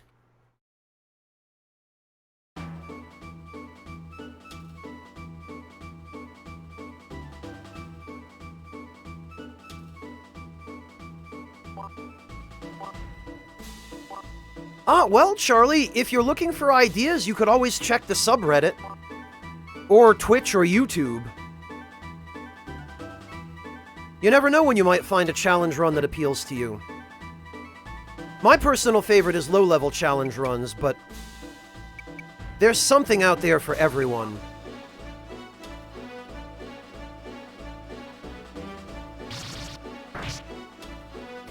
Yeah, I can definitely understand that, Charlie. Some of the late-game bosses in Bloodborne just get really disgustingly spammy. On the other hand, it isn't really until the end of the game in Bloodborne that you start having access to any meaningful variety of weapons. And Miyazaki knew that. He apologized for it, actually. Which is part of the reason that the Old Hunters DLC became a thing.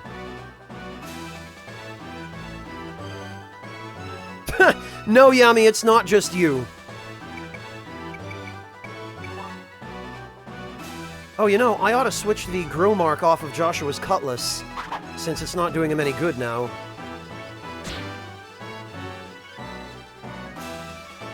Old Hunters was definitely a much-needed addition to the game, Charlie, yes. The game didn't really even feel complete. It didn't feel like a full game until Old Hunters was added. Because there was just so little content, you know, so few weapons, so little equipment. I personally felt like Old Hunters should have been in the game from the beginning. But then again, the same thing happened with Dark Souls 1 with the Artorias of the Abyss content, which was initially cut, and then they just decided to add it back later.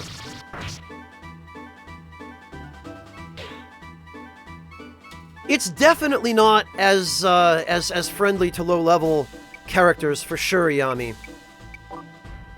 On the other hand, you can get some really good stuff there.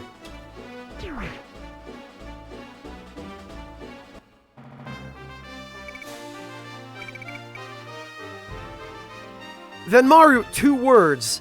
Pizza cutter.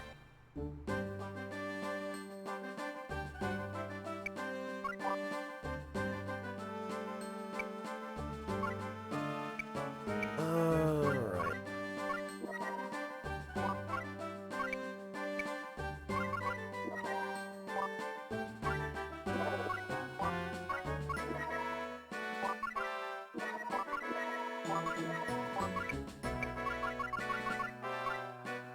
Oh, do you know what? I need another broadsword. Ah, yeah, Charlie, you definitely want to make sure you've got some maxed out gear if you're going to do anything in New Game Plus. New Game Plus in Bloodborne is just the worst. It's just nothing but inflated numbers. Alright, well, we will get Joshua a broadsword.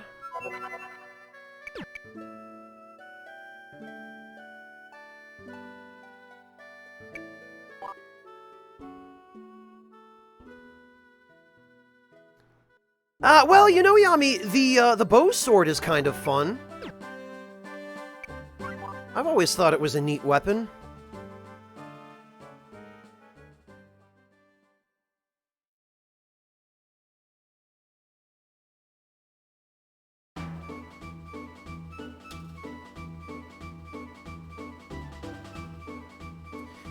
Yeah, Zalthin, it is viable to do that, although it's a huge pain and really annoying.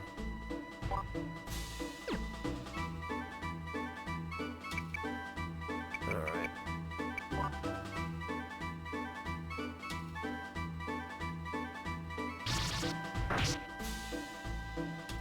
Hey, Flare Lord, good to see you.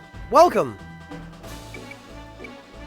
Yeah, the bowblade is really the only viable long-range weapon in that game. I mean, everything else is support, and yeah, the cannons do nice damage. Yeah, the Gatling gun can be handy for stun-locking human enemies. And some beasts, but...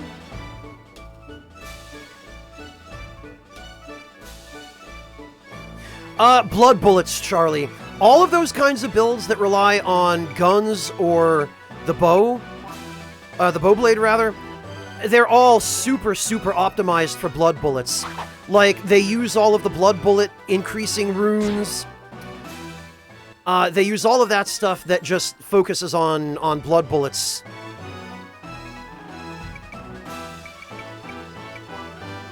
And if you're willing to sacrifice other useful stuff in order to just stack blood bullet increases, you can set up somewhat viable builds that are centered around that. The bowblade especially benefits from that, but even for stuff like the cannon or the Gatling gun, you can do that.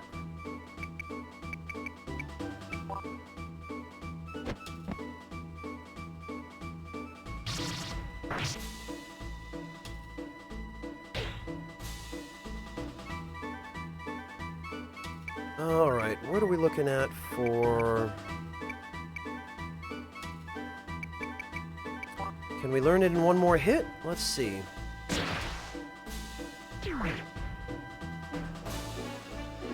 Yes, we can.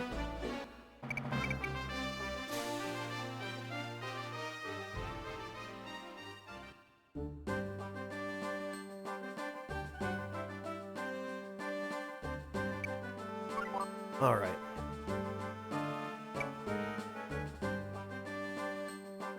Actually, Yami, that's the best thing to do with the crazy old man.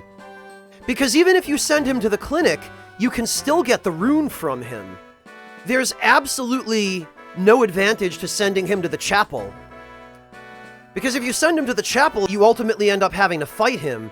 If you send him to the clinic, you can just kill him after he's been transformed into an alien thing, and you get the rune from him anyway without having to fight his beast form.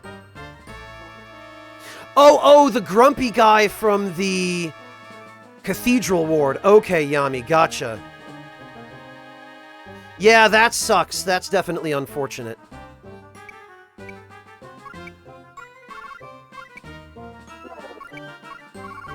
Alright, we'll give Joshua back his shield.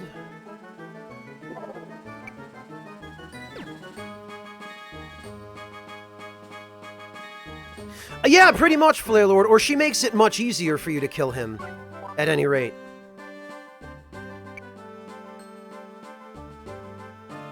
Yeah, Mortifera, but that's what's good about it. Alright, units, weapon...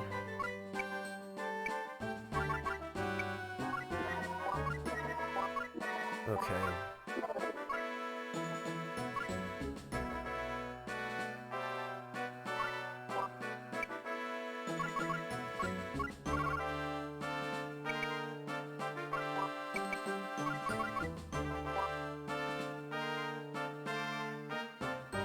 I played it, Flare Lord. That entire playthrough is highlighted in the archives of my Twitch channel. Hello, Chisel, welcome! Alright, well, we can now go sell off that second broadsword.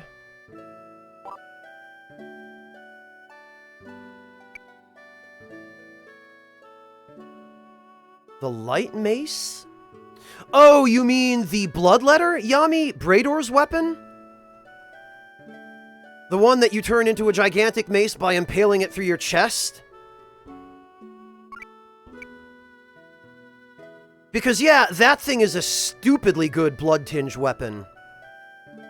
Like, if you're set up for the Chikage... the Tonitrus! Okay.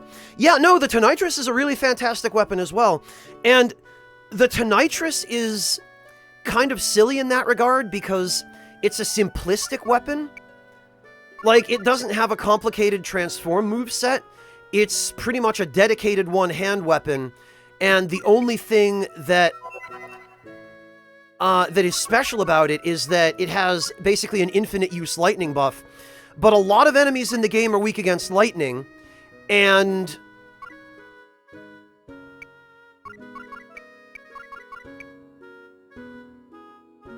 I'm losing my train of thought. And the weapon itself, because it does blunt damage, it gains a damage bonus against enemies that are armored.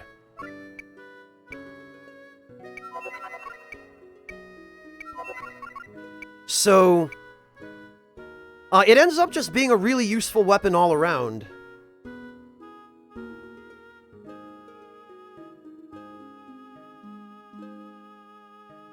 Why's that, Overwhelming Shotgun? Just because of the way it sounds?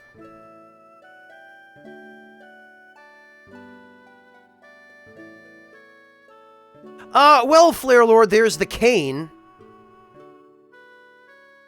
The cane will always be a mediocre weapon no matter what you do with it. Especially once you get the cleaver whip from the old hunters areas.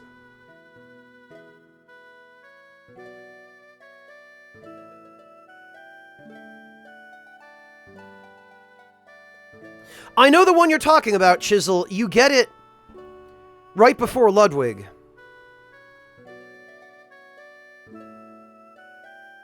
Yes, Fable.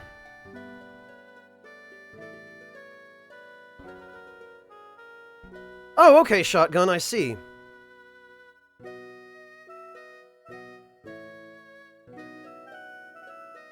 The stake driver is also a mediocre weapon, Venmaru. It's fun for critical hits. Like, you can, I think, under some circumstances, outdamage a visceral attack with it.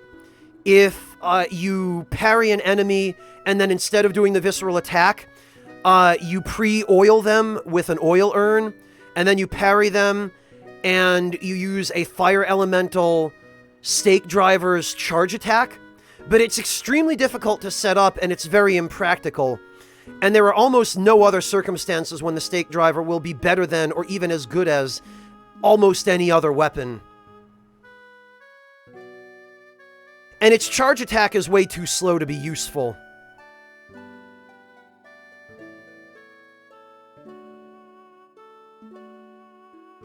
It's a fun concept, it's an interesting theory on paper, but in practice, it's just poorly executed.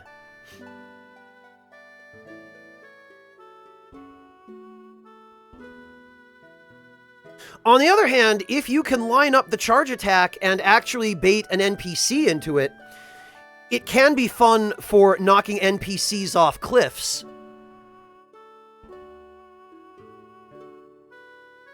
Because the charge attack has a very strong knockback on it that will send smaller enemies flying backward.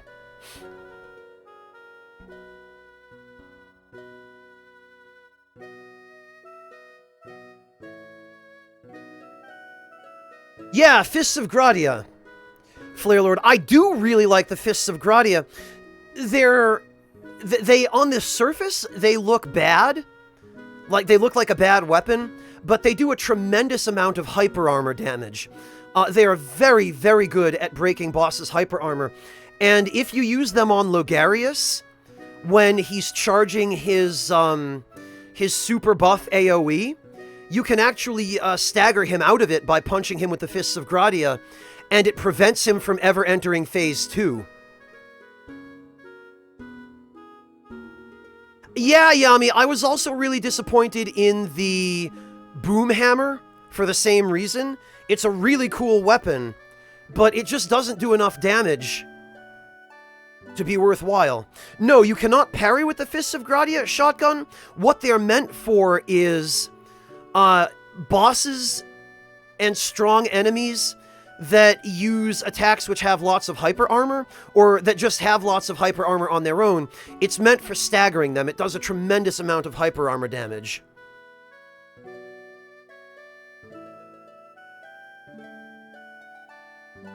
Pat probably talked him into it, Mel.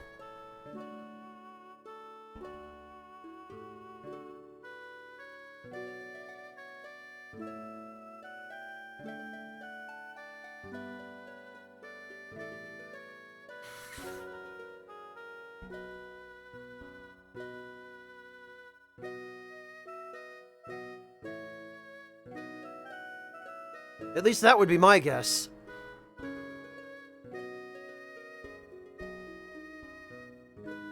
A well-overwhelming shotgun. What I will say for Plague is that at least he's open-minded about what games he tries. Because he's tried all kinds of different stuff that I would never touch.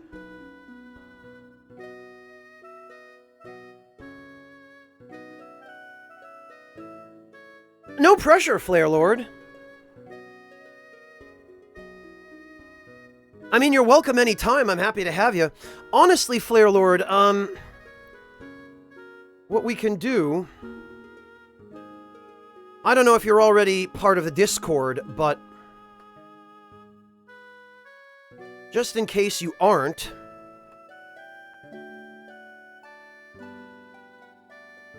Lord winds blessing upon thee.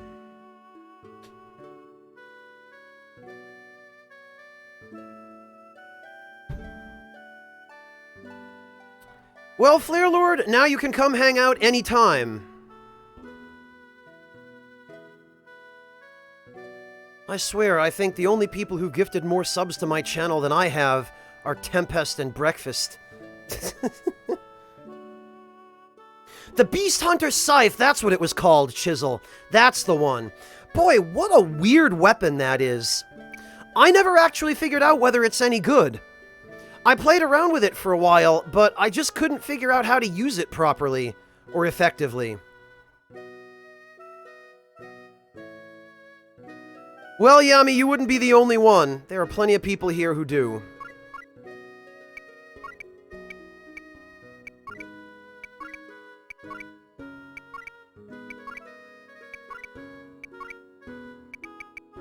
Alright. Like this, Flare Lord. Moobot just posted the instructions there in chat.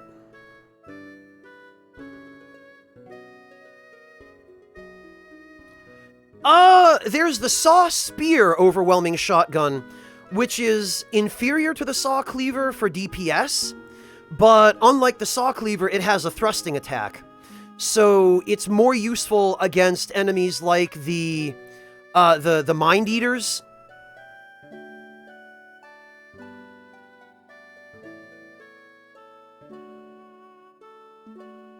Okay, Chisel. Yeah, that sounds more or less consistent with my experience with the Beast Hunter Scythe.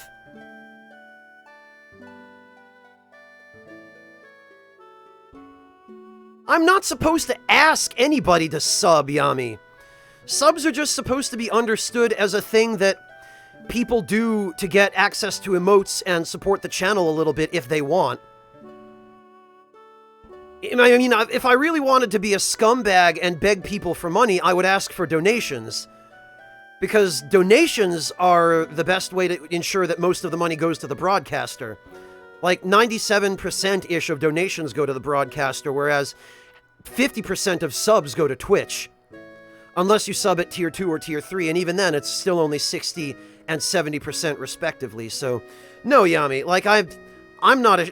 Well, I shouldn't say I'm not a shill, because I'll shill other people when they drop in as guests, but I won't shill myself. Because I'm dumb like that.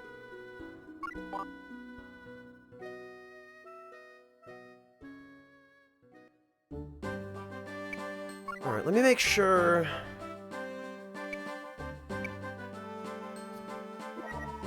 Okay.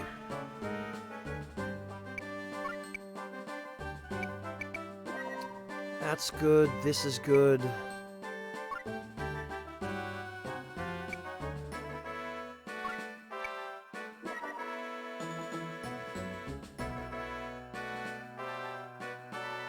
I do have a Patreon, Darieth, but I don't really think Patreon is a good format for supporting somebody on Twitch. The Patreon that I have is pretty much just left over from YouTube. From those days where YouTube didn't have a built-in donation system. And most of my patrons pretty much have abandoned my Patreon ever since I stopped being active on YouTube when that platform just went down the toilet. And I can't blame any of them, frankly. Because what those people were paying for was YouTube videos. And now I'm just doing live broadcasts. And there's just a different infrastructure in place for donating to Twitch streamers, you know? I really appreciate that, Darieth. Yeah, there are still, I think, 30 or 40 people who pledge on Patreon. There used to be a lot more, though, and I don't blame them for jumping ship, especially since Patreon had some kind of questionable stuff that went on with how they were handling pledges and some of the sort of censorship stuff that they were doing, but, you know, I can't blame people for abandoning that platform under the circumstances.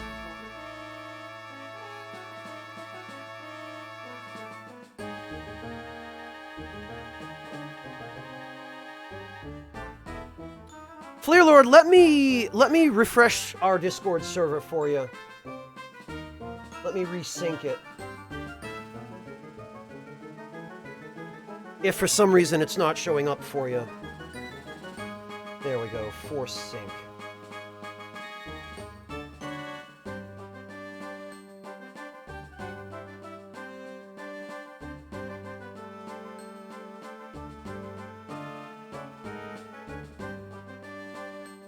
What'll happen, Flare Lord, is you go to user settings in your Discord app. You might have to do it on desktop. It probably won't work on mobile. I've had tons of people tell me that it wouldn't show up for them on mobile, and it may or may not work on their web app. You might have to use the desktop app, but you go to user settings and then select the connections sub-tab, and under connections, once the server has refreshed, you should see the sub-badge icon for my Twitch channel, and it'll say the Ragtime Lounge. And you just click on that, and you should be able to join the server. It might take a minute for it to appear, because once you get your sub, the system has to update that you have access. But once you do have access, even if your sub expires, you'll always have access. You don't have to keep subbing to stay on the Discord. Yeah, I just had to click the resync button to refresh the connection so that new subs would be able to see it. There you go, Flare Lord. Okay, excellent. Glad it's showing up for you. Alright, let's just go get Joshua and Clive up to level 10 and check to see if anything new appears in the shop, and if not, we'll go do the final battle of the prologue.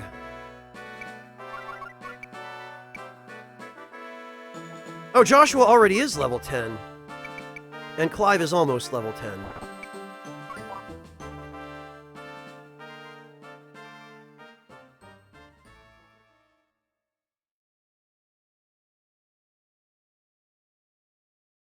Hello, Red! I'm doing alright, thanks. How about you?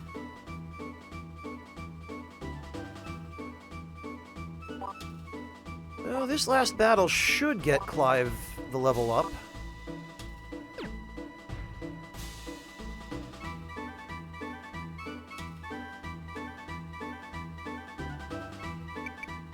So he only has 7 experience left. And even getting the minimum amount of experience, he should still...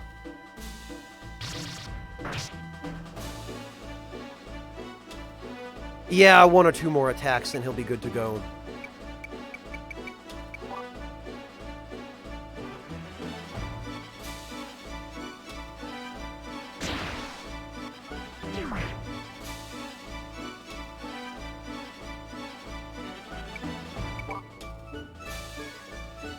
What, like real spiders, Yami?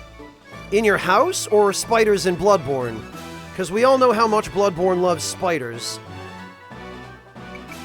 Actually, what we can do here is... Damn it! I attacked the wrong space.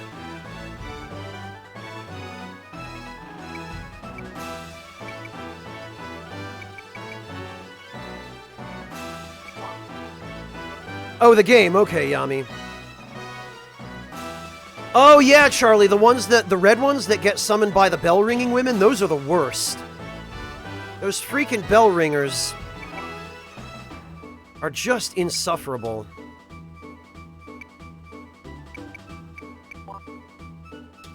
Oh, okay, well.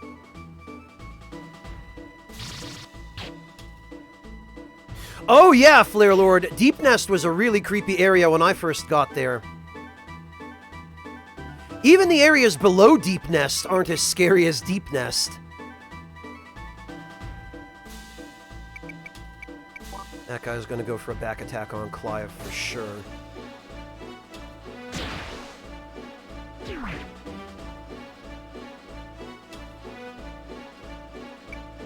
Yeah, Rom is always an interesting fight, Yami. I always feel bad for killing Rom, though.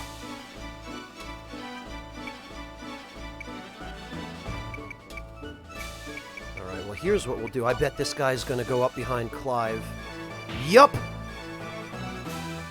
Gotcha. Yeah! Average party level of 10.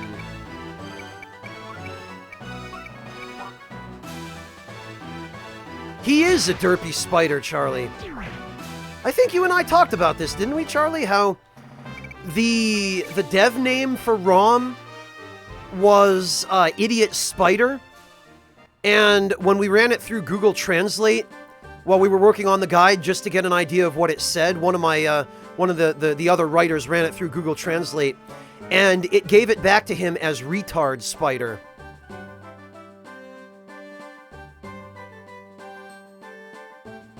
I've heard of it, Mario Sif, but I've never played it. People have told me about it, but I don't actually remember or recall any details about it, other than that it is a JRPG.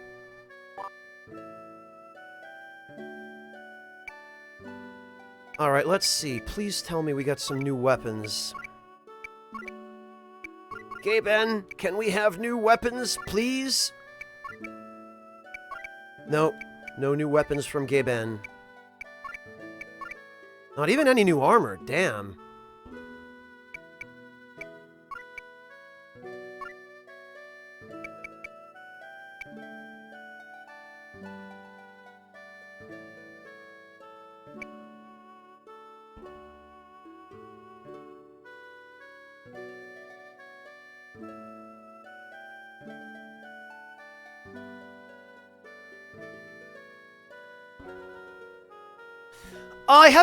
I might have heard of the aviators from Marcus, Flare Lord. If they're anything like the windmills, where they do songs that either use samples from the Souls games or that reference the Souls games in the lyrics, then I have a pretty good idea of what they're like.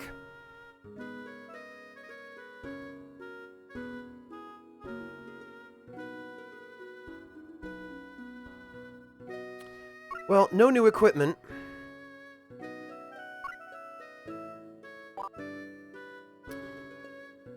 And since we're going to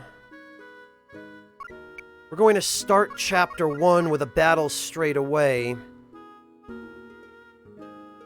Joshua is going to need a dagger with unlock and search mark.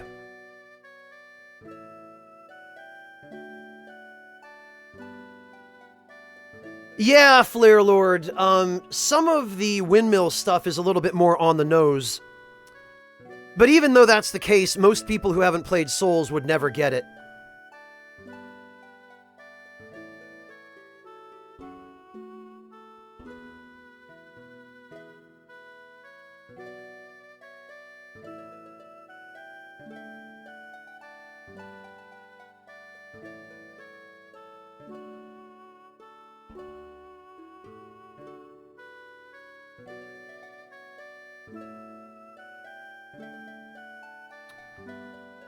Alright, let's see.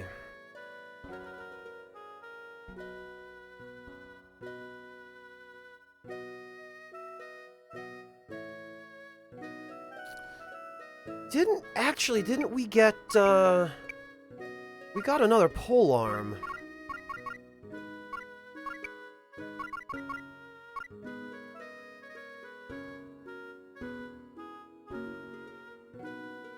I think? Oh, it was an axe! Convenient weapon with an axe head, a curved hook, and a spike. Well, that's not really an axe. It's still a pole arm. Interesting, though. It has... Okay,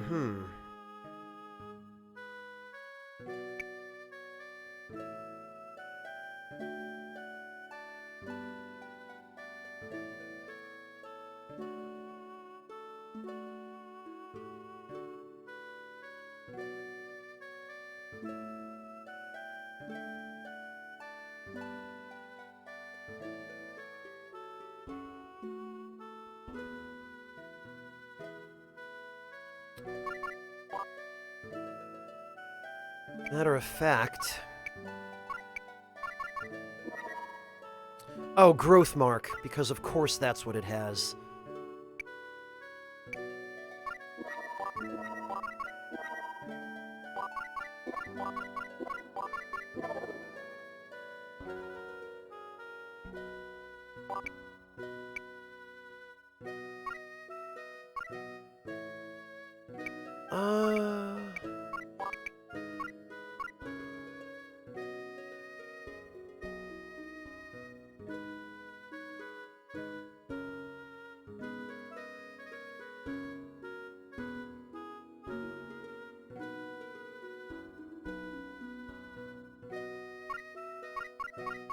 get any other weapons that... No...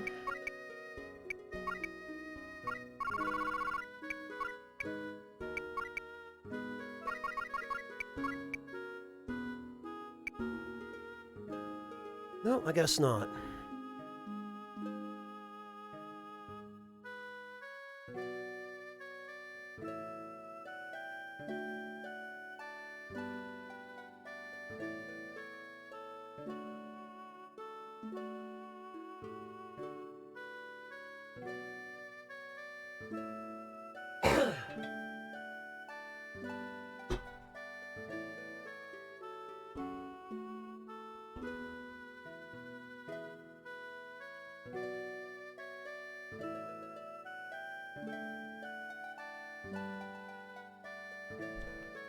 Then I guess we have all of the absolute best equipment we can possibly access at this point.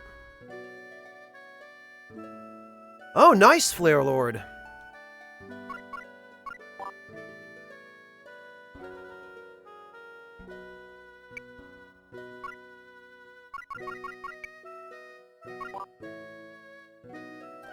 Anything new from anybody? No.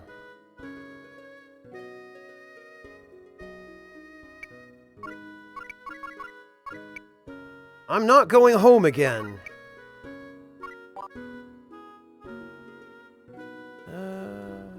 Nothing new from the church.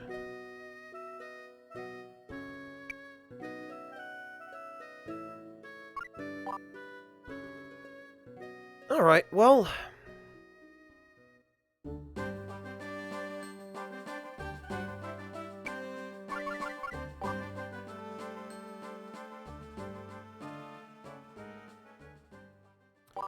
I guess we'd probably better save.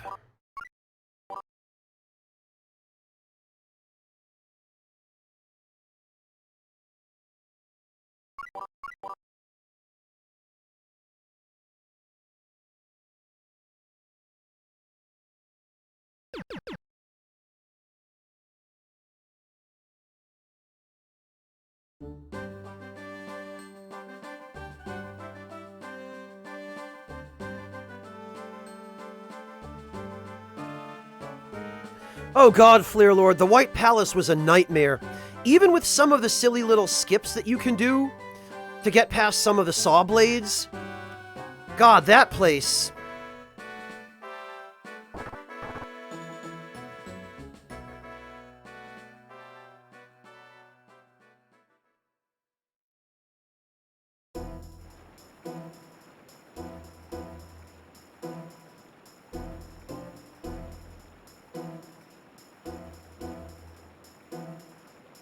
We're ready, Joshua! Let's get in there!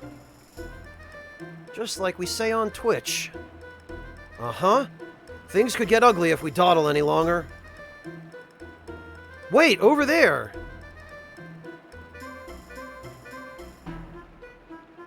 Well, that's not good. They already got ugly. Whoa, look at them all! This bunch won't be easy to get rid of. Look, Joshua, let us handle this.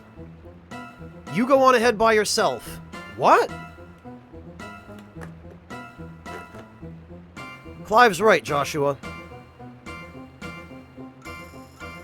We won't be able to get ahead like this. But... if you don't hurry, someone might notice. We'll be cooked if that happens. Alright. It gets rough, just get yourselves out of here.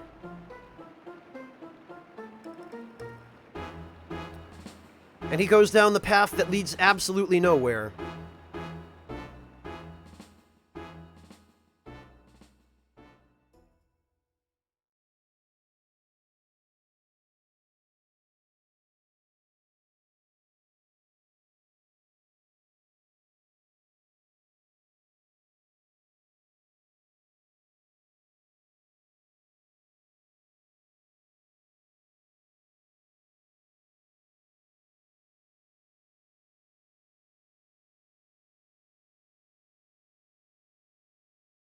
Yeah, Flare Lord, once I got that, after I finally found my way into the hive, I pretty much never took it off.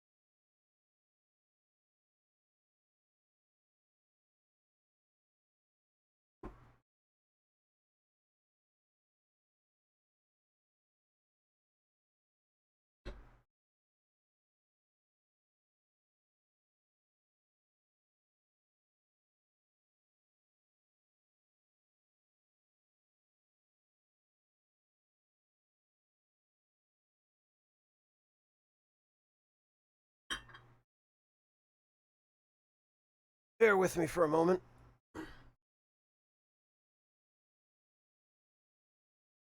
Okay. Byron Manor.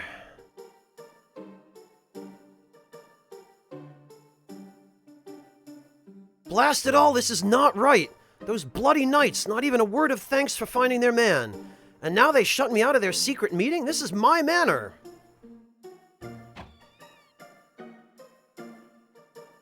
Master! What is it, Goddard? I was cleaning Lord Cosimo's old office. I came across this, my master.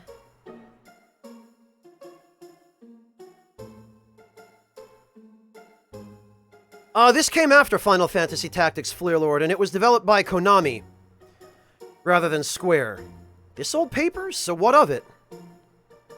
What? This can't be!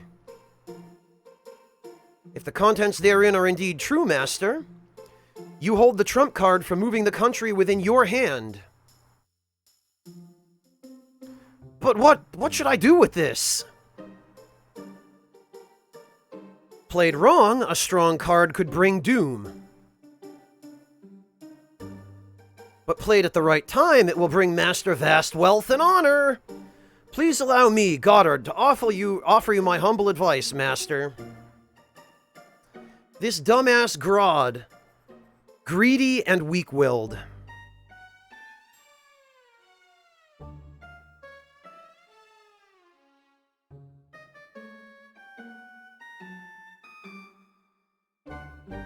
Well, I made it in, but now what? Voices!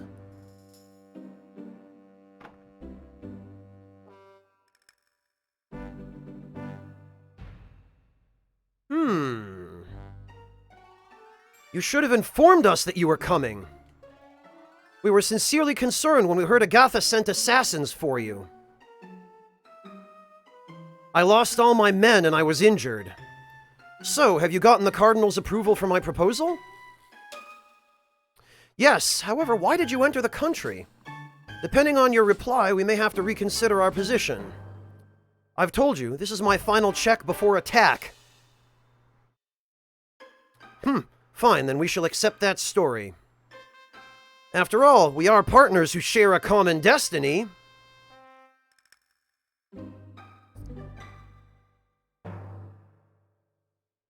Huh? Why is Nicolo seeing the head Blood Knight? Nicola, God. Who's there? Darn!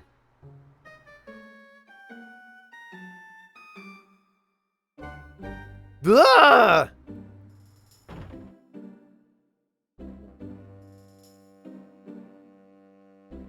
Well,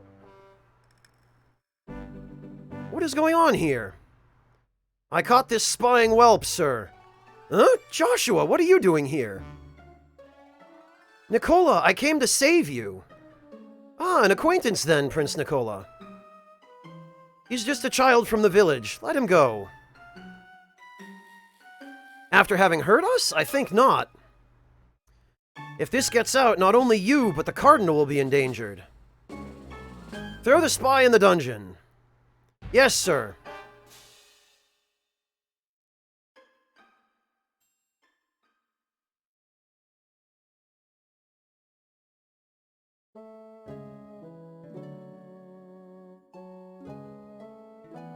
Damn, what have I gotten into?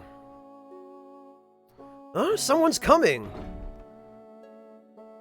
Because of course he is. Joshua, are you alright? Nicola! I've put the guards to sleep. Get away now. Wait, I need you to explain something. Why were you meeting with someone like that? Ugh. The joint rule of Queen Mother Agatha and Cardinal Laderick is coming apart. Their relations have been cold since Agatha began wooing the Twin Empire. That's not what I asked. The Cardinal is the other parasite beside the Queen Mother. Why are you with his henchmen? Weren't you saving the country? That's exactly what I intend. If it wasn't necessary, I would never have approached such scum. But without Lord Cosimo's cooperation, I have to rely on the Cardinal.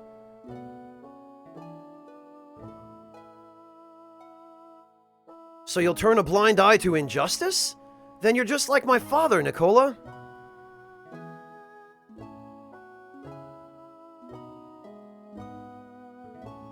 You can't change the world by always being good. You have to understand that, Joshua.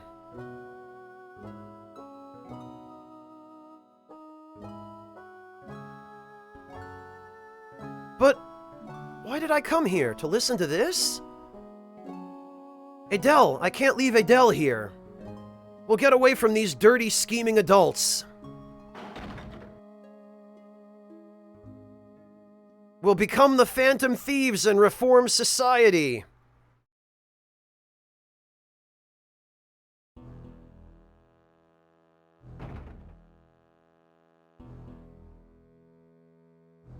Huh? I ended up in another room. The manor is just huge. Adele! Whoa, who are you? I had been pondering how to dispose of the old man. Just perfect. In walks a child to be his killer. Huh? Come hither, my puppet. Lord Cosimo. I will kill you, I will kill you, I will kill you. Huh? Entertain him well, my puppet. What's the matter with you, Lord Cosimo? Kill, kill, kill, kill, kill, kill, kill, kill, kill, kill, kill, kill. I have to fight? So... the stupid thing about this is Joshua could just run away. He could just leave and not kill Cosimo and let someone else find him.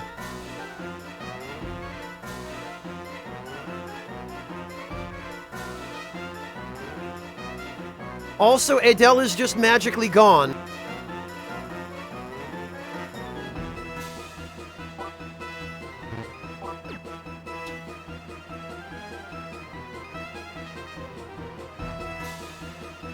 And unfortunately, there's nothing we can do to save Cosimo. Cosimo. Yeah. Creates a pentagram of intense energy, used only by Byrons, and it's actually garbage. It does, I think, 2 damage. A tailored suit with the Byron emblem embroidered on the chest. Sadly, we have no choice but to kill him.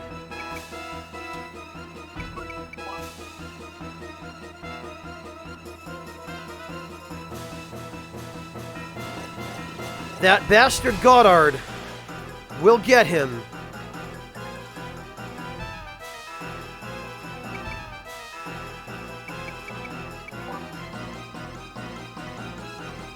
This is dumb, Venmaru. Lord Cosimo, what's the matter? Stop!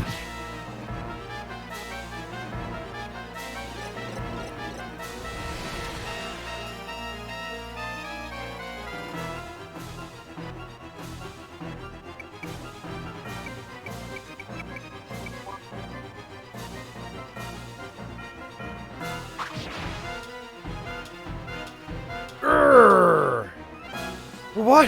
What happened to me? What have I been doing?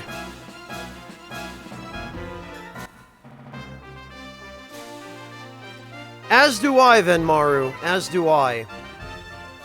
I mean, it kind of makes sense insofar as Goddard trying to frame Joshua, but the convenience of the circumstances is just nonsensical.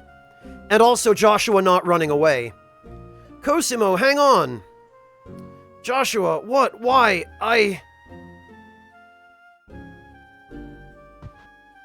Lord Cosimo! Ugh.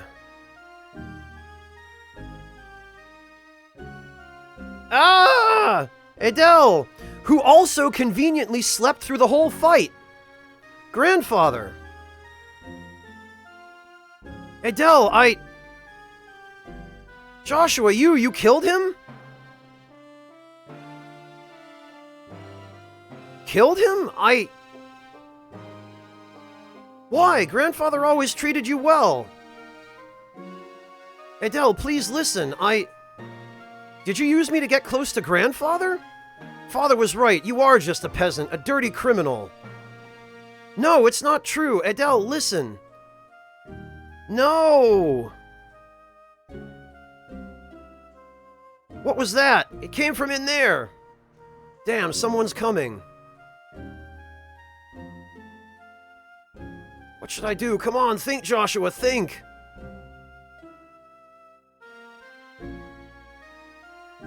If I stay here, they'll catch me for sure. I didn't mean to, but I killed Lord Cosimo. They'll execute me. Should I run? If I jump from the window, I should be able to make it to the river. But what about Adele? If I run, I may never be able to explain what happened. Come on, think, Joshua. What's most important to you? To make her happy? Yes, I wished for her happiness even in exchange for my own demise. What good will my dying do? If I live, I may be able to serve her one day.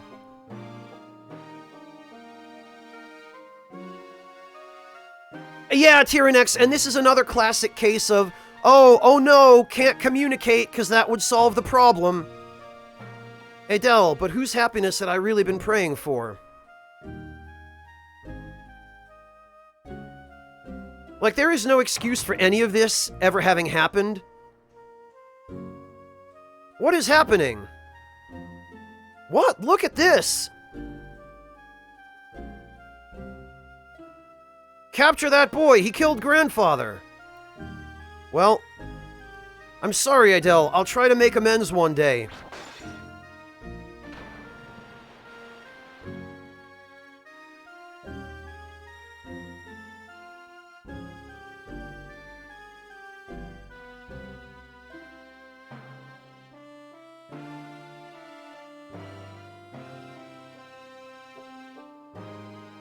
Yeah, Flare Lord the dumbest.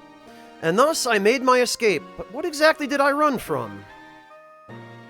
From my pursuers? From Adele? From Destiny? Or from the damning truth that I had killed a man with my own hands? Perhaps I was just trying to make my escape from them all.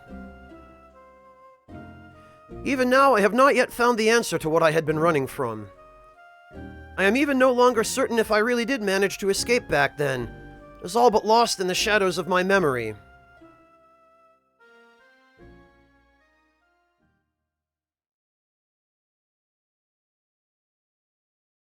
Several days later.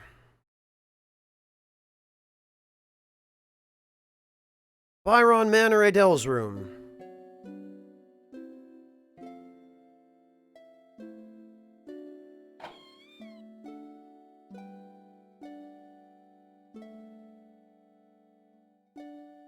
Yeah, there's that too, JDSL. There's so much about that situation that just doesn't add up.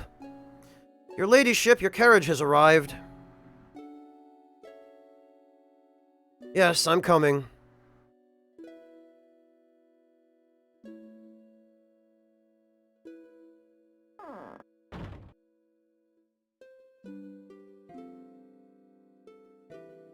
No one came for me after all. No one came to save me from this.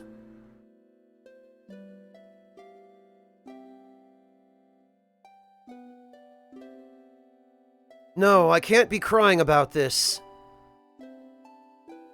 I have to be strong, strong enough to save myself.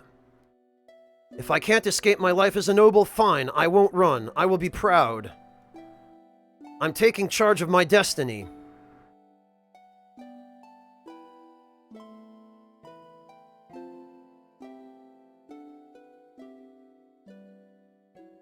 Almost every Japanese game I've ever played does Venmaru, and even a fair few English ones. But for whatever reason, it seems like the Japanese ones fall prey to them more frequently. In the holy year 989, Nicola Atkin Natra made his return to his homeland. The orphan son of Natra's Prince Julius, Nicola led a rebel army with the support of the Renanza Republic to challenge the rule of Queen Mother Agatha. Cardinal Laderick seized the opportunity to launch his own revolt against Queen Mother Agatha. In just 1 week, the Queen Mother's army collapsed in utter chaos, leaving the capital, Ugor, for Laderick's taking. Amidst the confusion, Franz, the puppet king, disappeared. Nicola stepped into the void, proclaiming himself the 46th King of Natra in a hurriedly organized coronation. Queen Mother Agatha fled the royal city of Ugor and found sanctuary in the fortress city of Gardeau. Her safety assured, Agatha exhorted Natra to take arms against Nicola, the usurper. Queen Mother Agatha found an ally in the Zora Archaeo Emperor. He agreed to send troops in return for his third son, Gregor, marrying her daughter, Princess Minia, and becoming the King of Natra.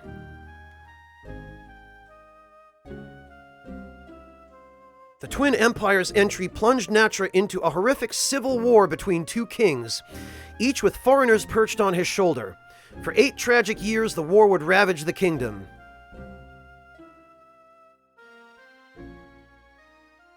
So basically, this is just a proxy war.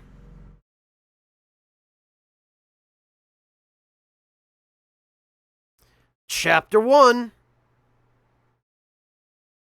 Oh, we'll meet the in-game Franz eventually.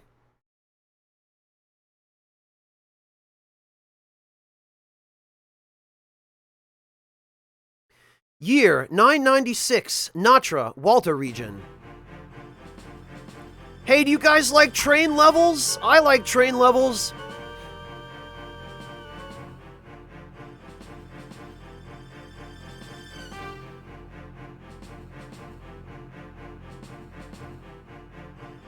Yeah, Jin, that was still the prologue. Doesn't this train level look so much better than the one in Vandal Hearts 1? Hello, sir. I see they have you working. Hey, you idiot! You're not supposed to be out here! If the captain finds out I let a civilian on the army train... But, sir, I can't stay cooped up forever. I paid you enough money. Let me enjoy some air. This is some train.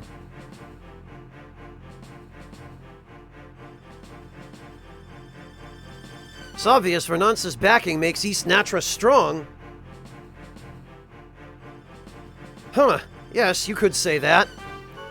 The West with the Twin Empire is no match for us, but... Oh, you're worried about something? The gang of bandits, Red Wolf. You heard of them. They never attack ordinary people, only military units, both east and west. Just this past month, they hit 3 of our supply units. That many? They must have one big organization. I find it hard to believe, but no, there's just 3. The 3 of them are easily the equal of one of our night brigades. Yeah, they must be a bunch of badasses, huh? Is that right? There's a bit of a hokum, right? It's true. Each of them is supposed to be a terror. There's Vlad, a hulking giant who's nicknamed the Ox Killer. The self-centered Pike, the elusive monkey-quick acrobat.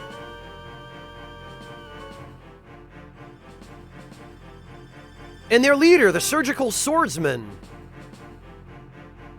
Huh, what was it now? Something about a blaze? Anyway, he's supposed to be one tough customer. Yeah, I wonder who that could be. Whoa, what's going on?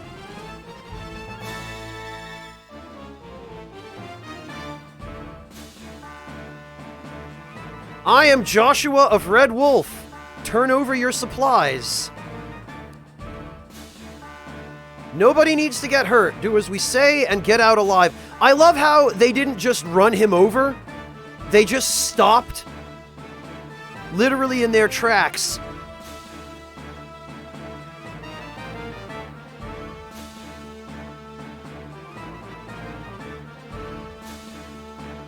It's him!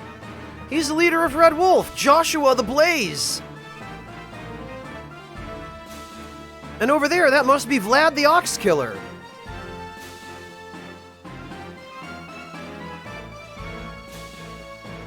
Roar! You fight, I destroy! You better not fight!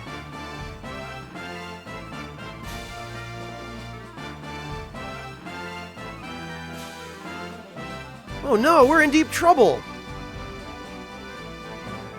Wait a second, there should be one more. Pike the Acrobat.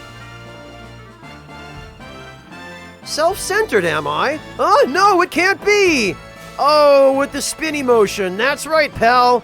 I'm Pike.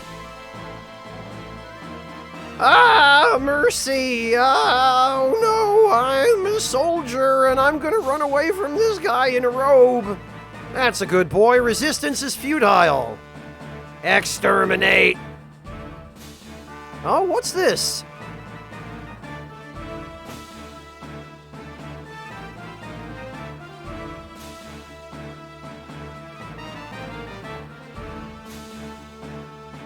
Oh, look. Fools, you fell right into our trap. Get them. If that's the way you want it. Sadly, it isn't we who are trapped. It is these soldiers who are trapped here with us.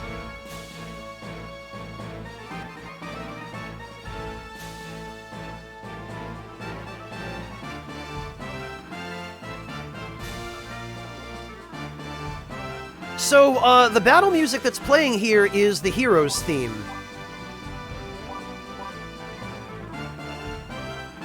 And it is called as much in the soundtrack. And we can't move Pike at all. Oh well.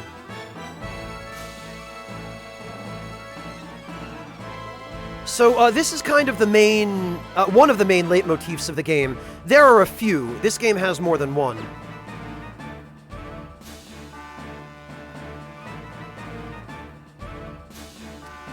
Now, if I remember correctly...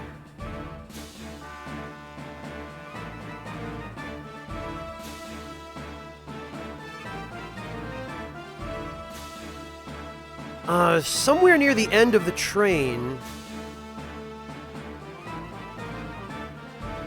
Maybe not,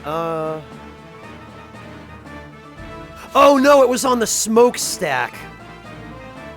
Okay.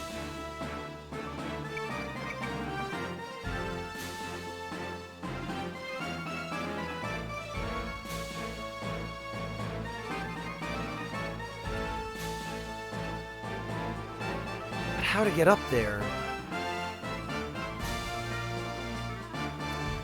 That's a height of 4.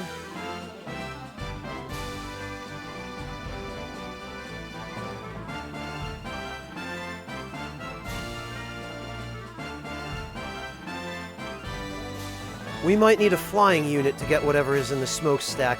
I remember very distinctly that there's something there. Oh, no, no! We can have Joshua jump up on the railings on the carriage there. Is what we can do. Okay, so Joshua is going to go around this way.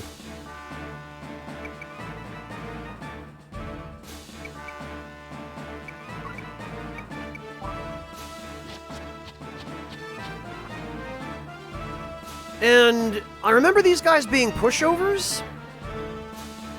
Yeah, 20 HP. Look at that. Wings supplied to low-level East Natra soldiers. Uncomfortable. Yeah, I bet they are.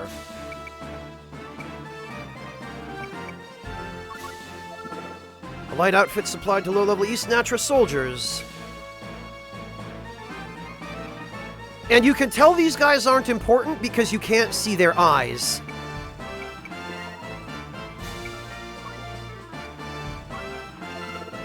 A robe supplied to East Natra spell users, designed by Laterek. Because that's what happens when you become the ruler of a country. You just sit there designing clothing.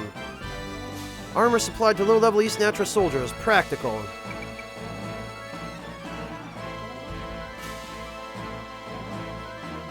It's a flying suit, Venmaru. He doesn't actually have wings. It's a backpack with an engine that keeps him afloat. It's the same as it was in Vandal Hearts 1. No, Flare Lord, it's like a jetpack suit, except it uses wings. No, Tyrannex, eyes denote story importance and relevance.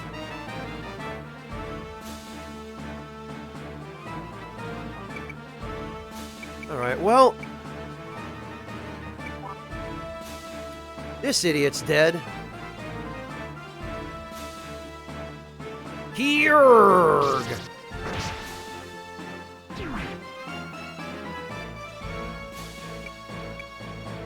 Does this guy actually have any attack magic? No, he does not, so there's nothing these guys can do.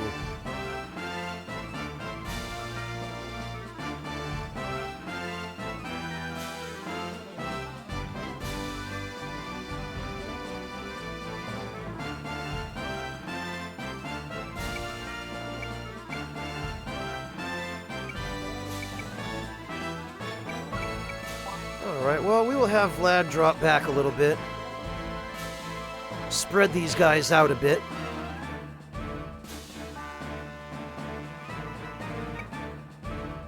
Oh, that guy can reach Vlad. Interesting.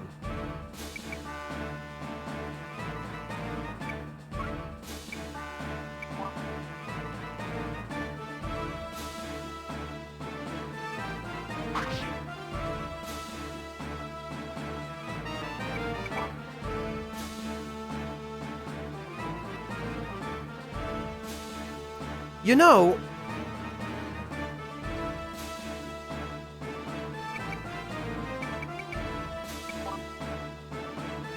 we could get rid of this guy.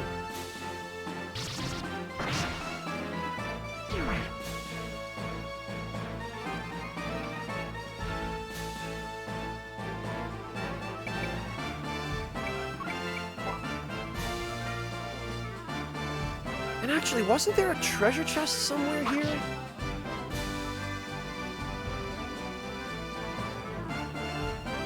Yeah, there is. Okay, I'm gonna have to go get that. Oh, and... okay, I guess this is why the train stopped. I forgot about this. They blew up the tracks. Well, that works.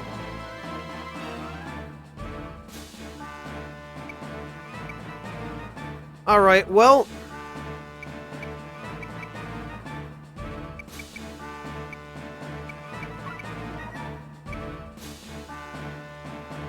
look at the range on this crap. This is disgusting.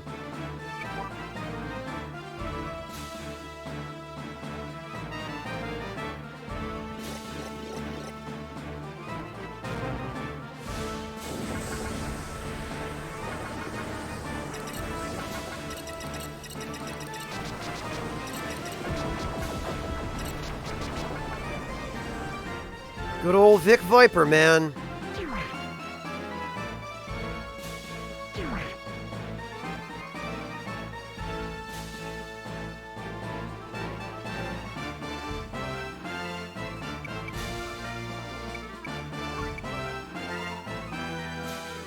Alright.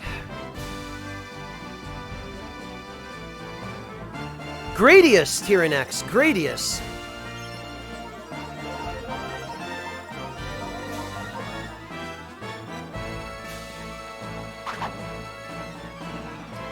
Well, now I have to distract this guy long enough for Joshua to get on top of the damn... oh, for God's sake.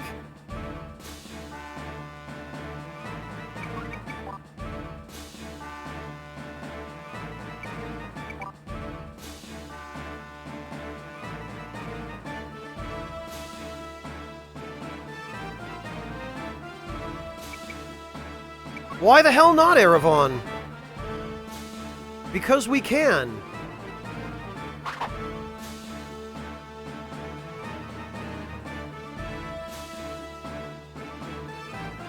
Fair enough, Tyrannex, fair enough. I guess we better have Joshua go get that chest first.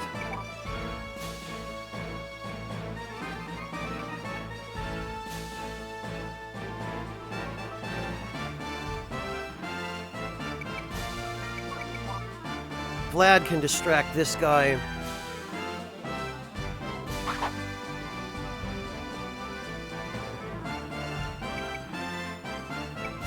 As long as we face Joshua's back to the wall,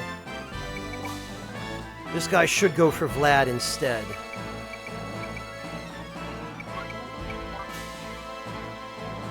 Yup, there he goes.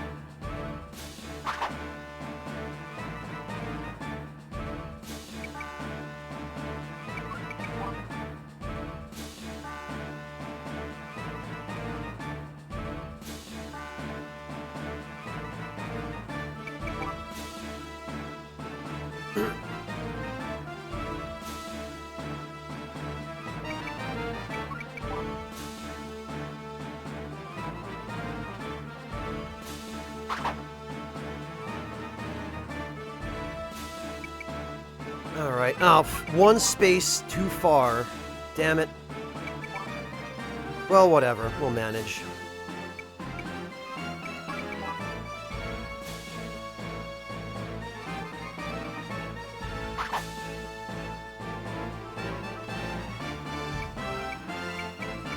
Okay. Unlock. What do we got?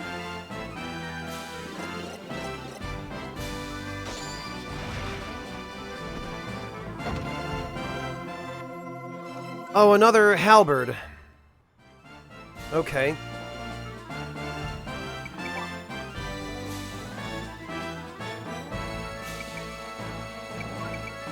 Actually, let's see if we can move this guy over to the far side of the train so that Joshua can get by without any trouble.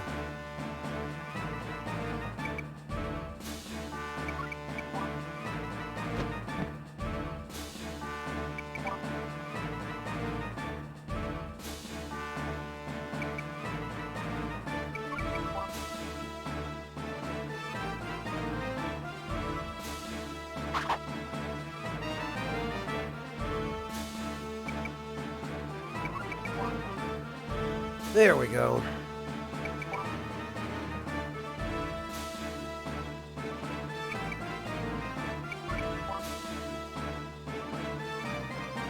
That way we can just keep this guy chasing Vlad while Joshua goes to collect the treasure that's in the smokestack. And some of the hidden items, in fact, quite a few of them in this game, are not in locations which are as obvious as they were in Vandal Hearts 1.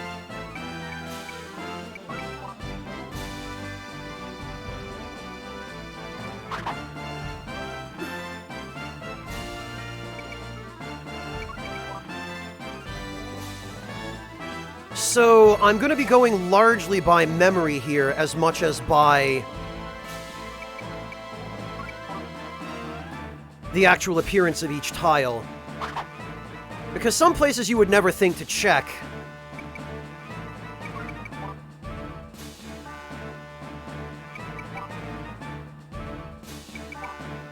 Damn it! Ugh! I didn't mean to do that.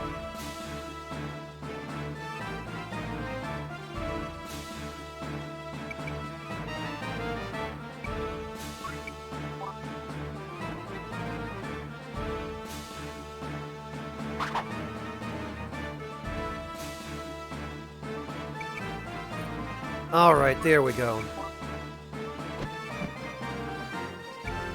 Yes, okay, Joshua can get on the roof from there. Definitely don't want to spam that.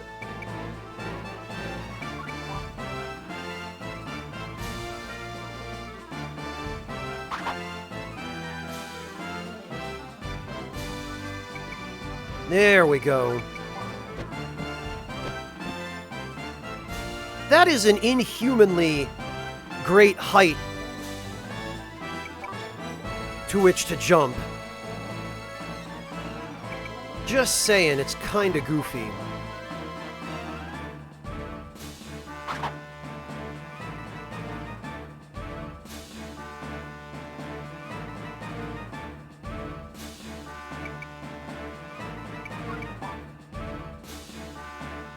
Alright. Excellent. One more turn.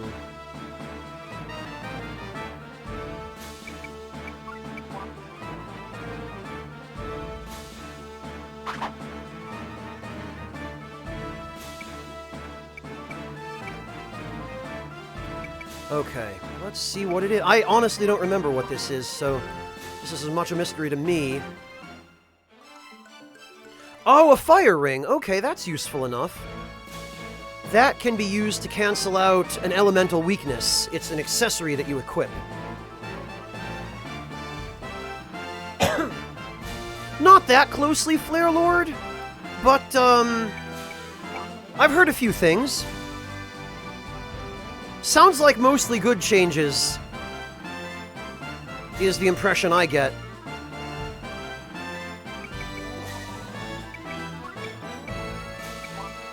Alright, time to finish this. Oh, come on. This guy right here.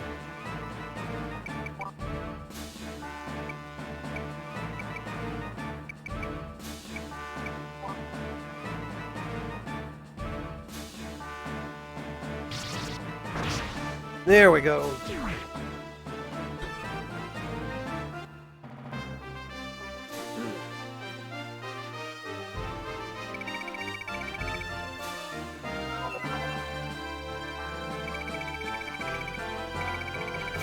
Look at that, we get a nice sweet 10,000 gold right off the bat for a piss-easy battle. Well, I mean, it's a bit of a stretch, Flare Lord, but sure.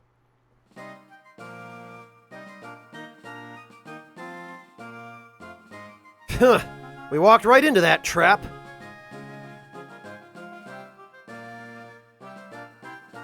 Pike, you on train? Why you not notice?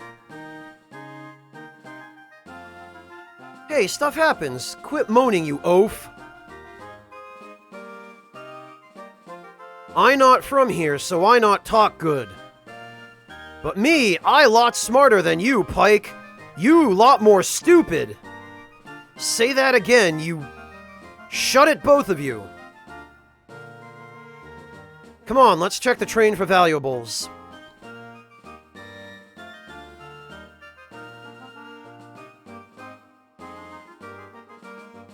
Yeah, so I've heard, Flare Lord. Lots of people seem happy about Tigrex.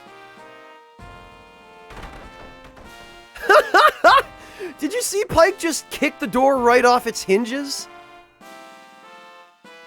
Looky here! Here's an old fogey and a pretty lady. Are you prisoners? You look to be from the West. Old military man. You bandits, don't try anything funny. Wait, Captain Lyra. But Baron Prateau! They would never address each other this way other than to introduce themselves to the player. Baron Prateau? You mean he's the leader of the White Dragons? West Natra's most powerful knight brigade? I don't care who they happen to be. They have nothing to do with us. You people are free to go. Come on, let's go. Wait! Huh? I have heard that men like you work as mercenaries. Would you care to be hired by myself for a time? Baron! The job is to escort the two of us to Fort Gusta. The compensation shall be 100,000 gold.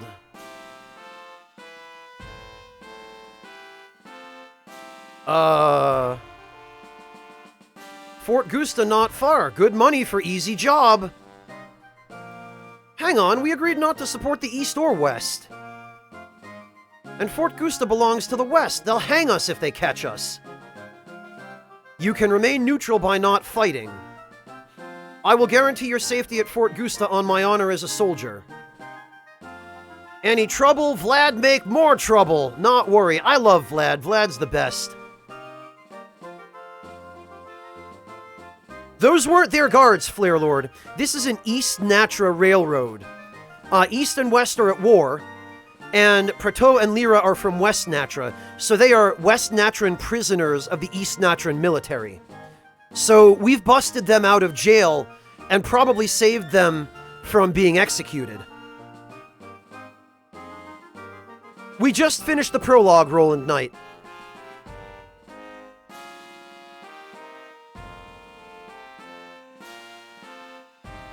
That's pretty shifty logic.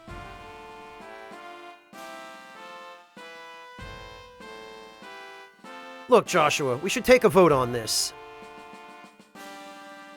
Those against going to Fort Gusta, raise your hand.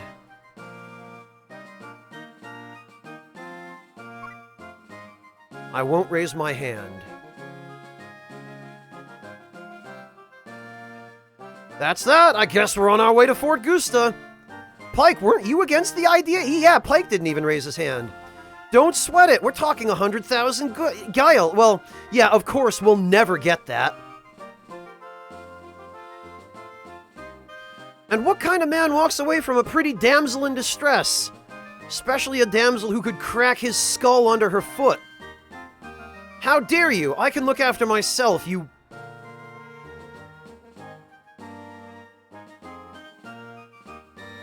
Oh boy.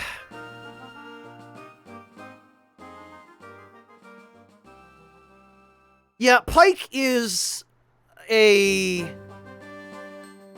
super profligate womanizer, so there's Queencha. We don't have access to that part of the country now. First, however, we should...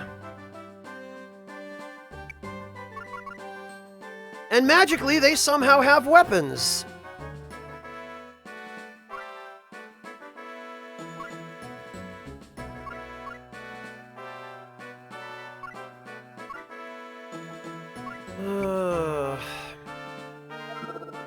And all the stuff they have is better than what we have.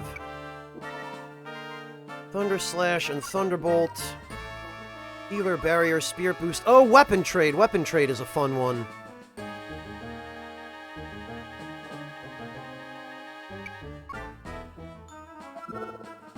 Standard armor worn by knights, developed in ancient times.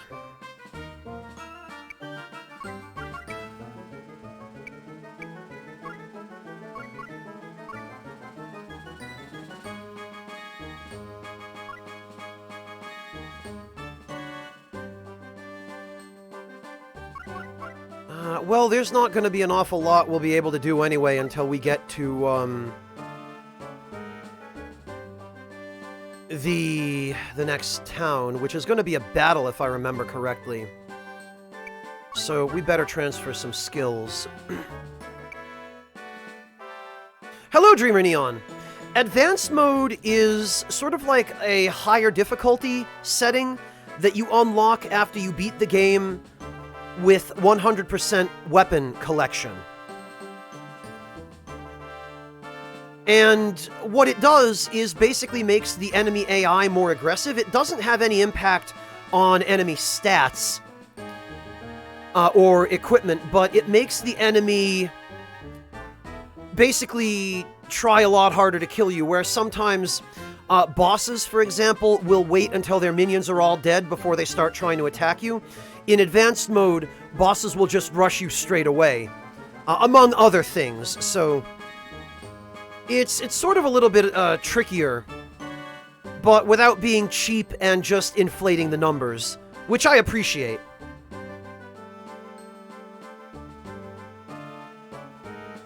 It's really a great game, Flare Lord. The first Vandal Hearts game actually came before Final Fantasy Tactics. So this franchise is older by a year. And Vandal Hearts 2 came out 2 years after Final Fantasy Tactics. And I think they looked at Tactics and built upon and refined some of the systems in Tactics. And there are systems in this game that are actually a lot better. There's a lot more in the way of quality of life. Battles in this game are not random. You can actually choose where you get into battles and all that stuff. Really, Dreamer Neon, I'm gonna guess you had a hard time with the simultaneous enemy and ally movement, because that more than anything is what turns people off to this game. And I had a really hard time with it too, when I picked this game up after having played Vandal Hearts 1 and Final Fantasy Tactics. But once you learn how the enemy AI behaves, and you start getting the feel for how to predict and anticipate which enemy is going to move next and what they're going to do and where they're going to go, it actually becomes a really enjoyable game to play. And personally, I now get a lot more satisfaction out of the whole reading your opponent aspect of this game's combat than I do out of the just the more turn-based chess-type systems in Tactics or Vandal Hearts 1.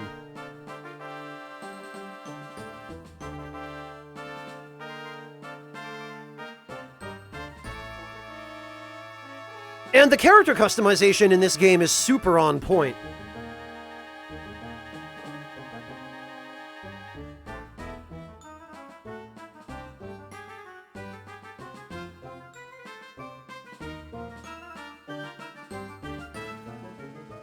I remember the mission you're talking about, Dreamer Neon.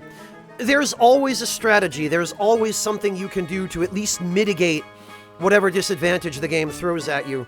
And if I remember correctly, Neon, in that mission, you can hide your characters under the wall, like you can have them hug the canyon wall directly below the archers, where the archers can't hit them.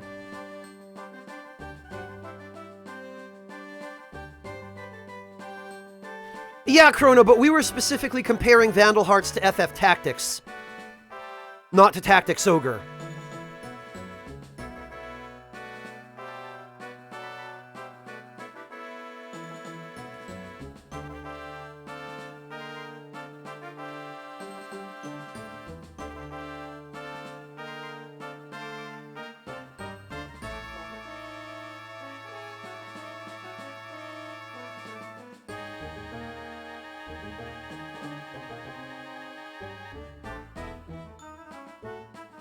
Langrisser was a somewhat different kind of game, though, Jin. I mean, that's throwing the gates open for a very, very broad interpretation of the wider genre of tactical RPGs. Alright,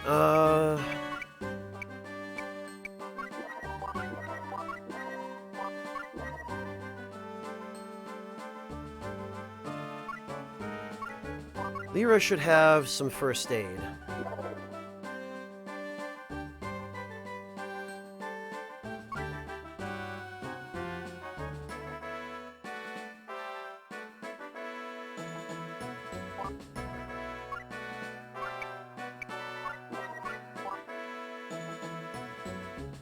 And I guess that's fine. Prateau...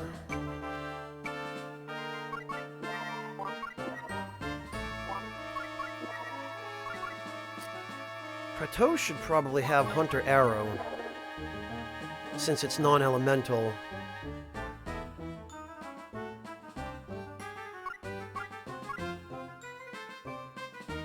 And we never even had the chance to use that longbow.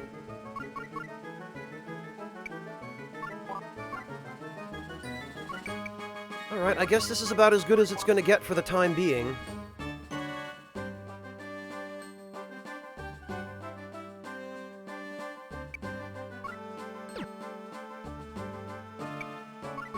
And we should probably save just in case. I don't anticipate having much trouble with these battles, considering how well prepared we are, but I am definitely looking forward to upgrading everyone's equipment after this.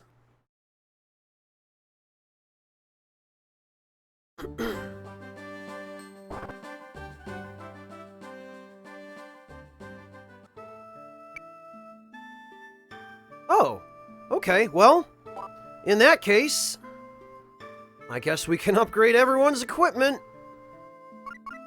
Look at this NPC-looking NPC with his eye patch and a scar on his face. This guy is every Japanese trope all rolled up into one. I have not, Dreamer Neon, and in fact, I've never even heard of it. Oh, okay, here we are.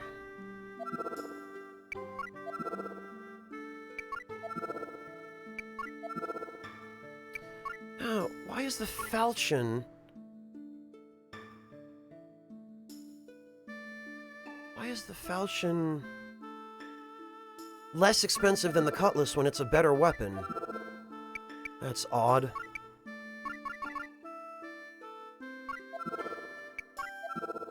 The Windia is a slightly better weapon than that, even. Okay, Razor Wind, huh. Punished Stalin. Yeah, there you go. He does look a little like him.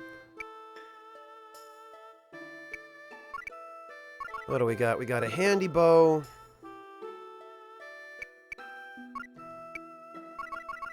Still just the straight dagger.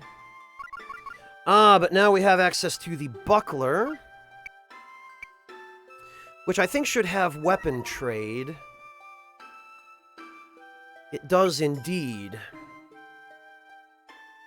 And weapon trade is going to be very useful to us a little later on, because we will actually be able to use it to trade weapons with guest characters and steal their stuff.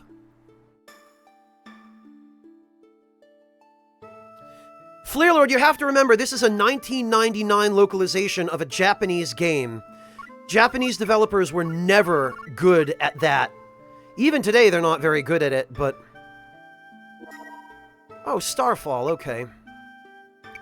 That's fine. And Tangi. This is, I think, supposed to be spelled T-U-N-G-I or T-U-N-G-H-I. The name of this axe. And Francesse. This is supposed to be Francesa or something along those lines. Almost all of the weapon names in this game are spelled wrong, thanks to the localization.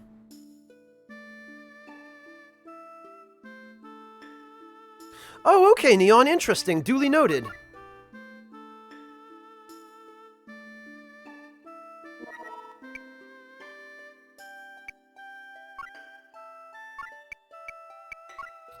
First things first, though. Ah, here we are. Chain armor.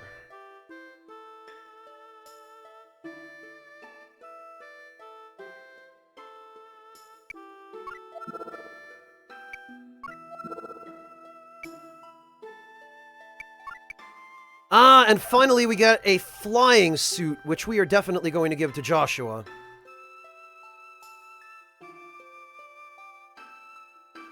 Wings made by stretching leather over the frame, for beginners, because of course they are. Oh, and look at this. Snug-fitting outfit made of a stretchy material.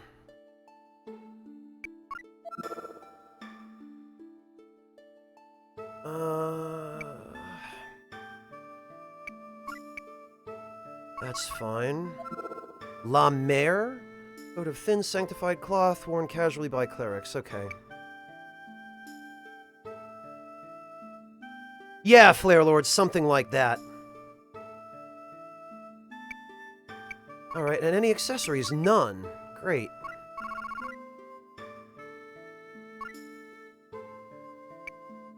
Got the elemental scrolls, at least. Okay, so for Joshua, we are definitely going to give him wings.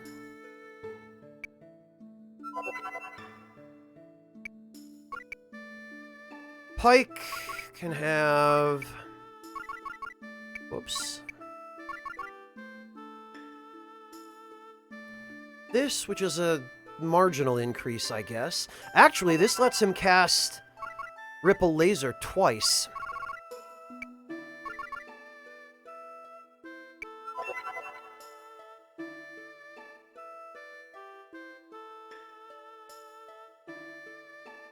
Flare Lord, they have an engine that makes them flap to enable the user to fly. Don't ask for justification, dude. It's a video game.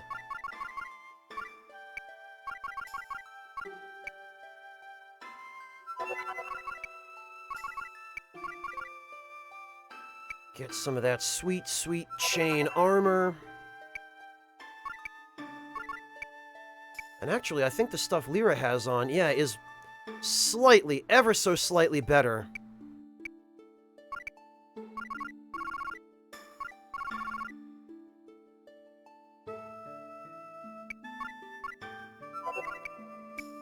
Everybody should have some herbs.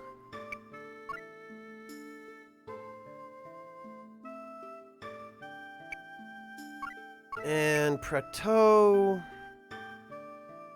Honestly, I would like for him to be a bit more survivable.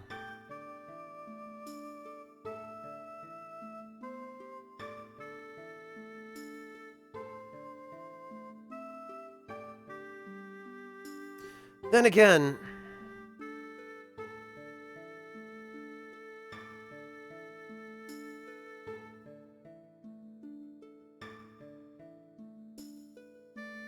trying to decide what I want to do with him. I kind of feel like maybe...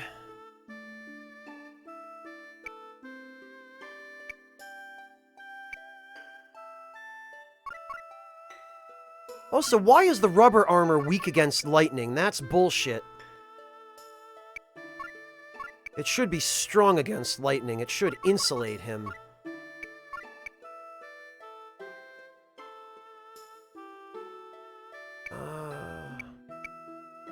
Oh, he's only level 8. Okay, huh.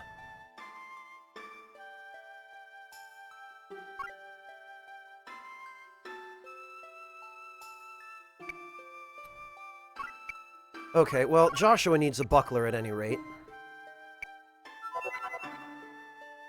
Yeah, you would think, Flare Lord.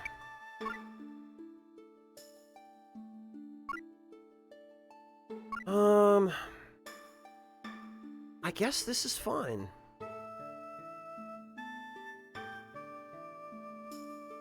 Yeah, I guess so, Flare Lord.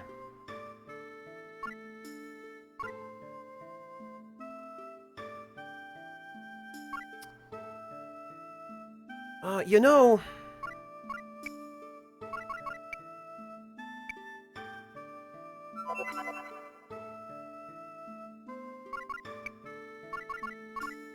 I think what I would like to do is...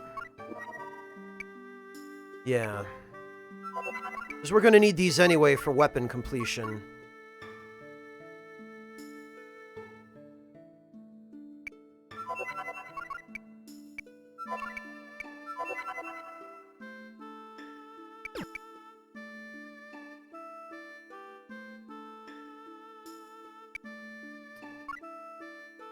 And actually, I think, before we do anything else in town...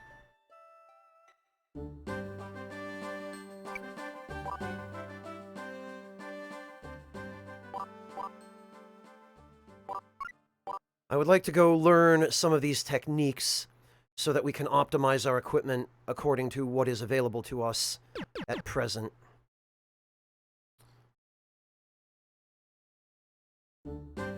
And actually, now that I think about it, we're going to have to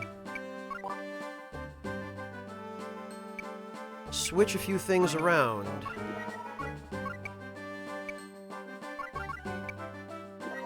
Leather, barrier, recover mark, and recover mark. That is fine.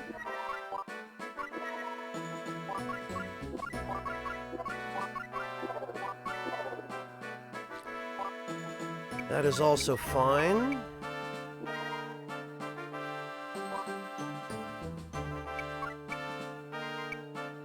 Okay.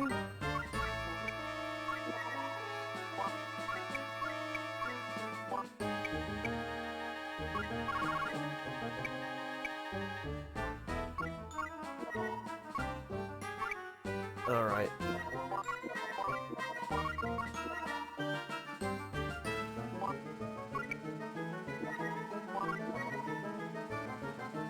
Oh, you know what? And he still actually... you have to have somebody learn growth mark.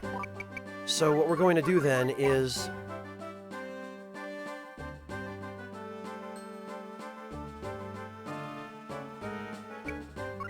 we're We're going to equip that other halberd on Kira.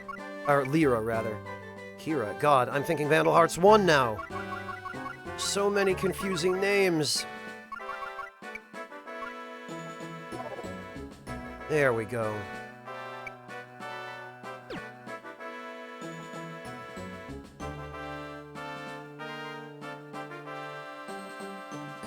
And before we do any battling, I need to go get myself something to eat, because it's getting toward my dinner time, and I'm quite hungry. I've not eaten yet. So what we're going to do is, we're going to take a quick break, 15 minutes, maybe 20. I'm going to go get some food, and I recommend all of you use this opportunity to do the same while you've got some free time. So I will catch all of you in about 15 minutes with a little bit of luck.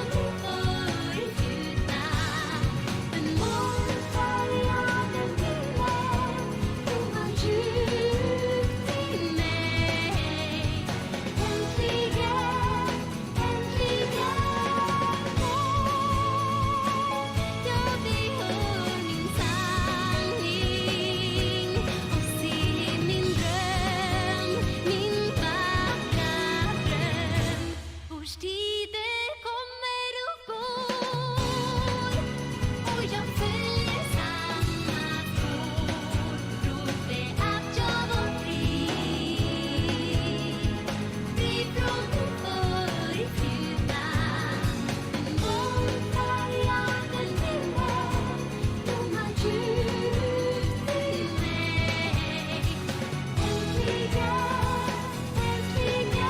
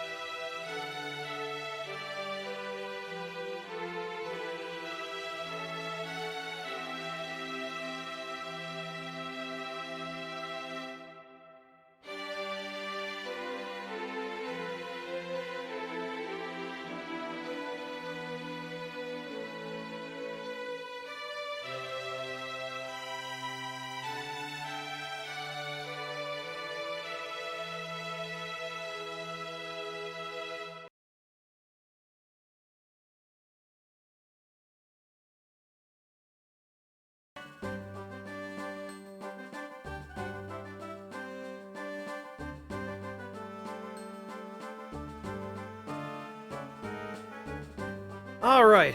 Thank you all for your patience. I am back and good to go. I hope the same is true for all of you. I hope you've all had a chance to get something to eat. Sorry that took a little bit longer than I expected.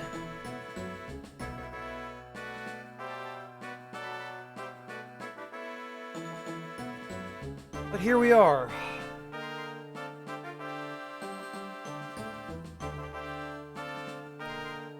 Alright, so we were going to go back to the railroad and learn a couple of techniques.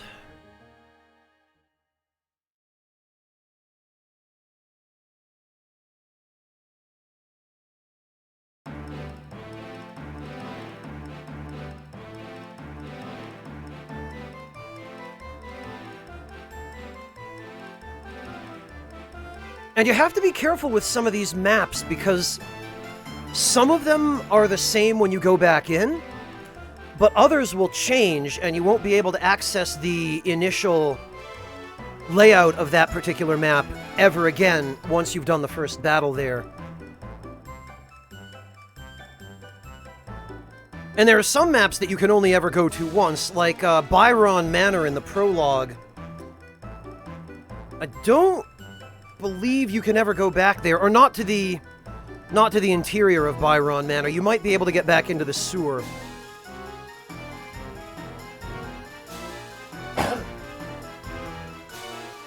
But I'm quite certain that you can't get back into the inner areas of that dungeon. Alright. East Natra soldiers. Are there only 3 of them? No, there are 5. Okay.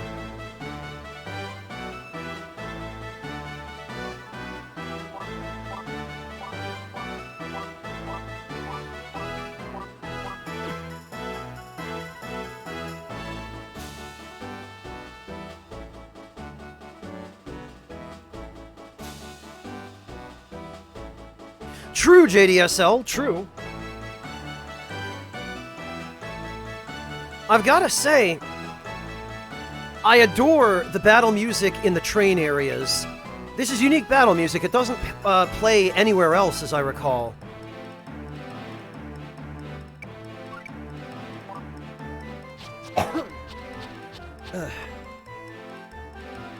Yeah, see, now Joshua... he has excellent movement range, and he can fly, so he basically ignores height. Unlike in Vandal Hearts 1, where flying units did not automatically ignore height.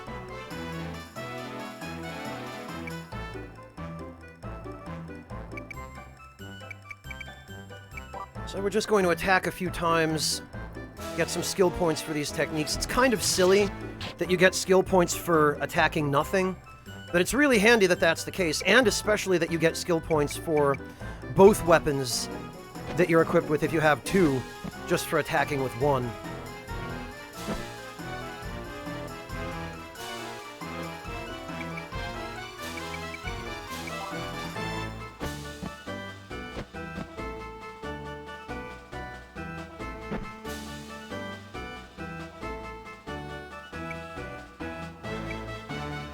Pike can hang out here.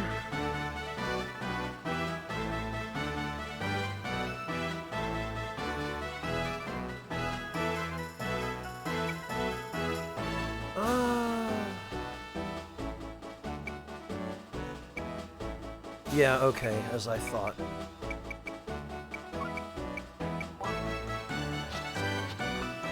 Oh, damn it. Alright, well...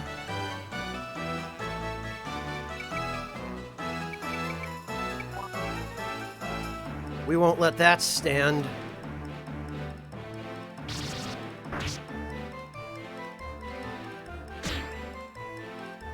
Ah, these guys are a little tougher. Matter of fact, okay.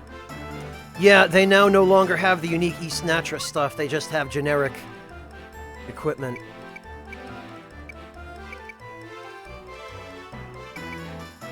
Alright, well, that's fine. We can make do.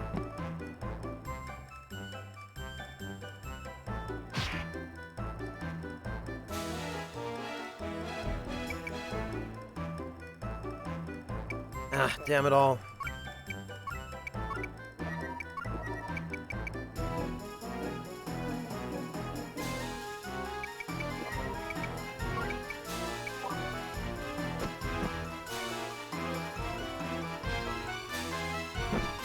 You know...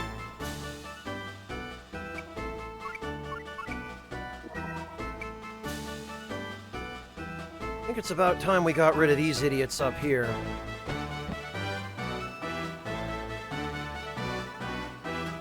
Really hope I didn't inadvertently hit my allies with that.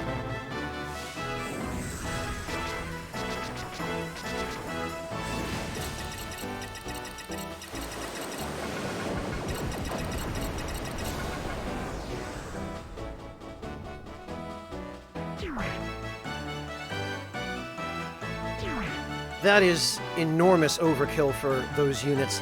I believe Ripple Laser does 100 damage to everything in its area of effect, which is absolutely enormous. It is stupid how much total damage that ability can dish out.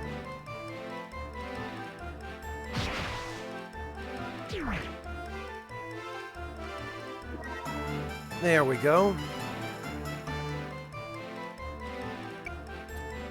That guy can get behind Vlad.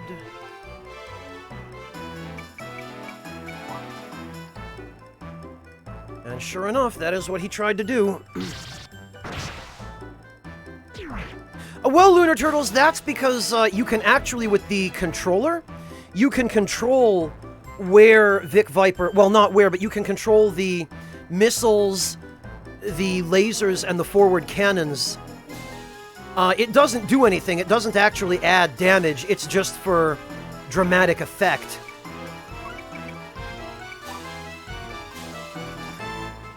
Oh, nobody asked until you, Charlie. No, I didn't. I heated up some soup and toasted a little bit of bread, which is why it took longer than I thought it would.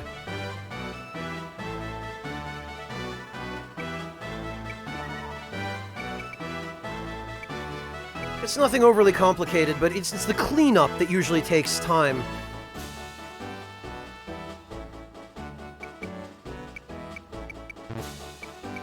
But no, I had some corn chowder. Corn and poblano pepper chowder with potatoes and cream. And some toasted bread with melted herb Havarti. Nothing complicated, but... Well, you know what, Joshua... Oh, and actually, Pike. Pike needs to learn this, too.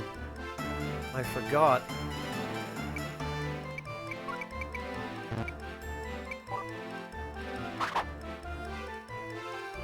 It's a very passable dinner, Charlie. It's not bad.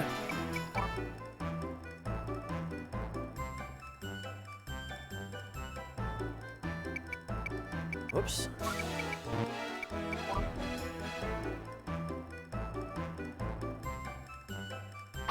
Look at that poor mage. All his friends are dead. And he has to walk all the way down the tracks. Only to get raffle-stomped by these 5 punks hanging out at the locomotive.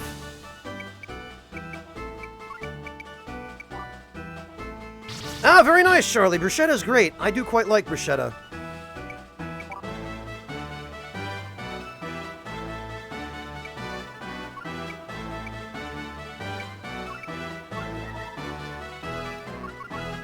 Oh, weapon trade costs a lot of MP.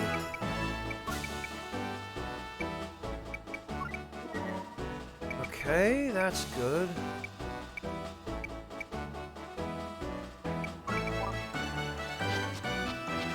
Wonder if this mage actually has any attack magic.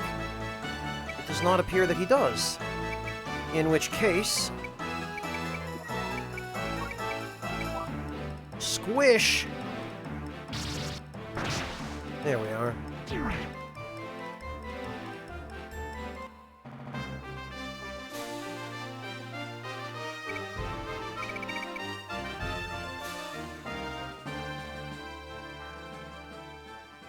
Oh, happy birthday, Jin!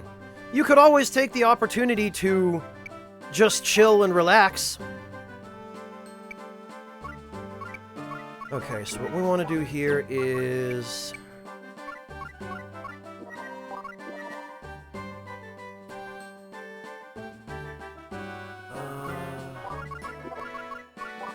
Angelica, Exhortation, and Dragon Stab.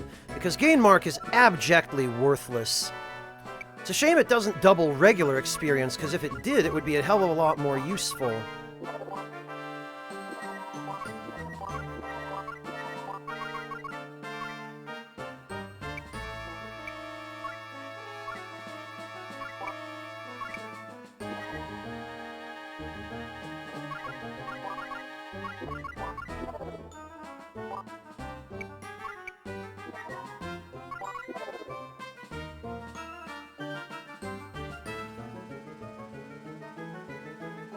Oh yeah, that's not always very fun, is it, Jin?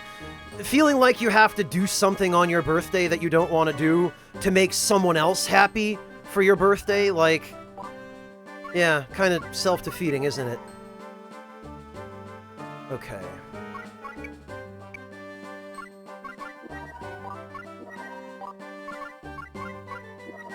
So, the Tungi...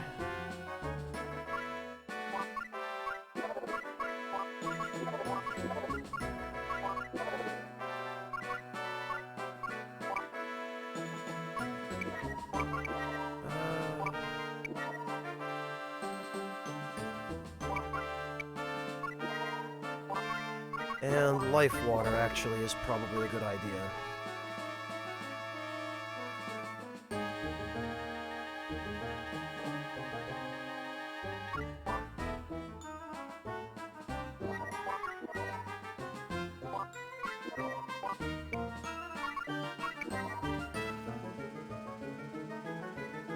Yeah, okay.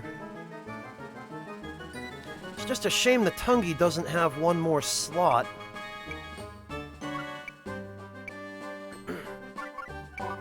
Hey, Kajit, welcome! How are you doing? Hey, No Home! Alright, let's get everyone back to what they need. Pike is fine, Joshua is fine, Vlad is fine, Lyra.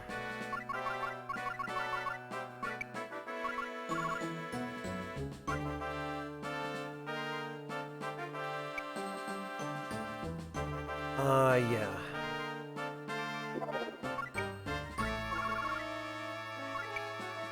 And actually... Oh, okay, never mind.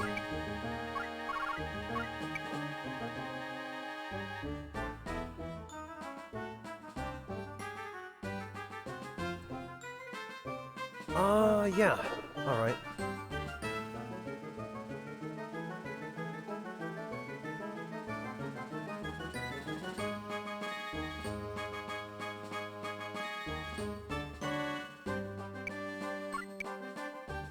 Right, and Prateau.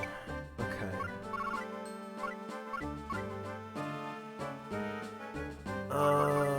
For Prateau...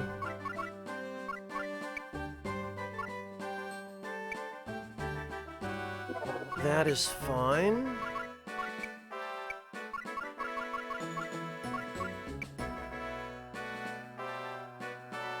We could do with a shield for him, I guess.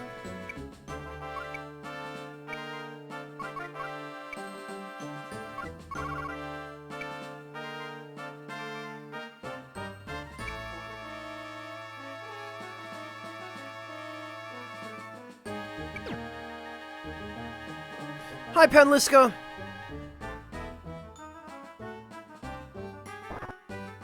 Alright.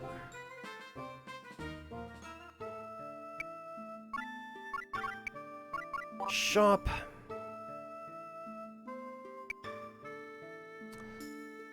Buy armor. No, not armor. Weapon, because technically a shield in this game is considered a weapon. Oh, and actually, I need to be looking at buy and equip.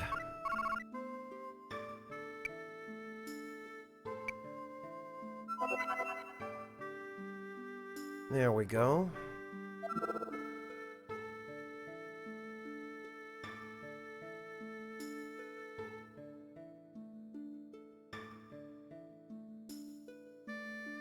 I don't know, Panliska. If there is, I don't know about it.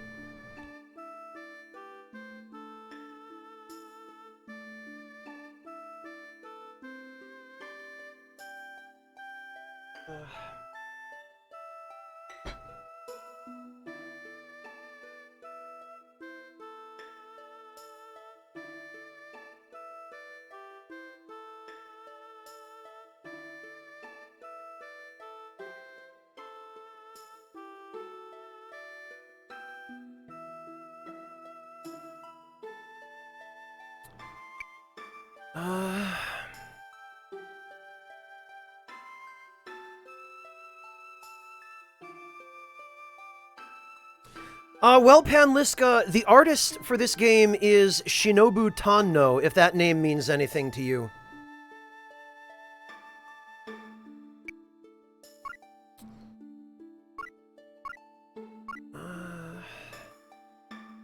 Oh, you know what we do need, though, is...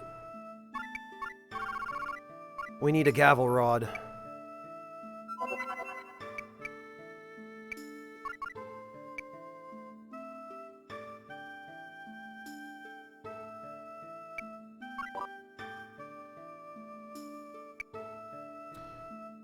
Okay, and...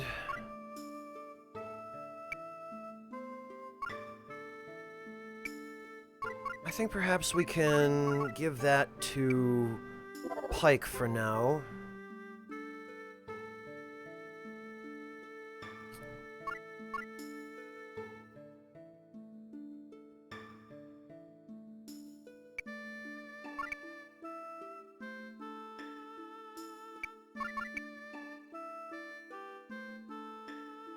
Yeah, you know, Joshua should have the fire ring, because at least this will give him a little bit of elemental defense.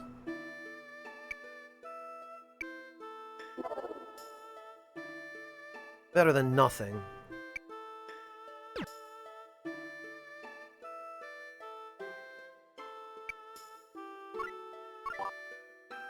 And...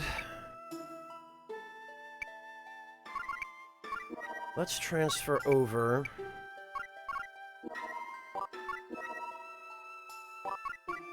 Oh, right, we can't have light and dark techniques in the same wand. Blast it.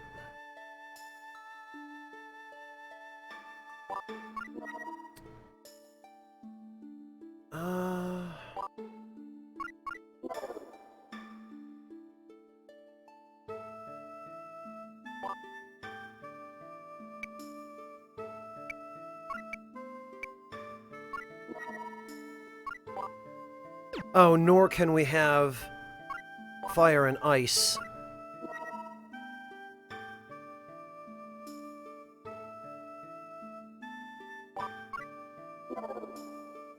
We could definitely use a fire attack there.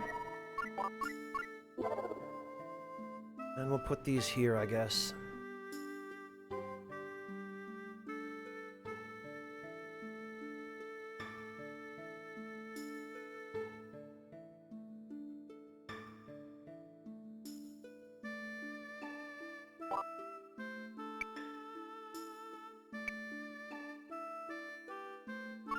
And what else?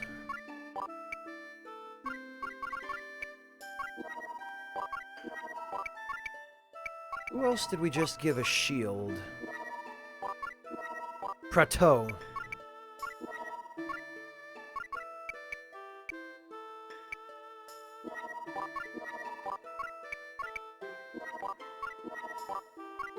Okay, so healer... Spirit boost.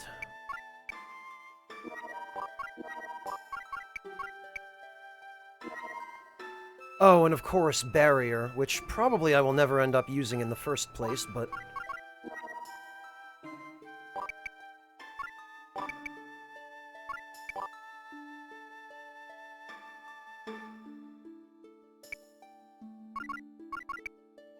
all the same... What the? What's that racket outside? Ah, damn it! I have bad feeling, maybe not good. There's something wrong, we'd better go. I didn't mean to go to the blasted tavern. Well, now I'm stuck in a battle. Whatever.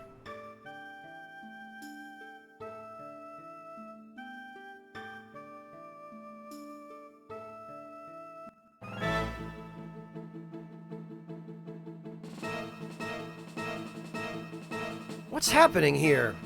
Huh?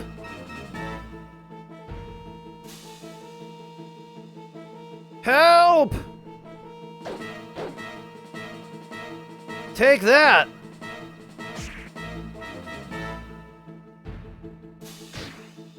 Ah! Everyone's getting slaughtered.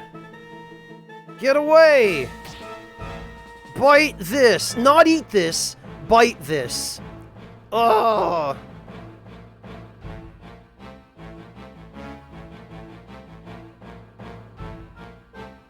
Please, I have money! Ah, no! Nice, Chisel. Well...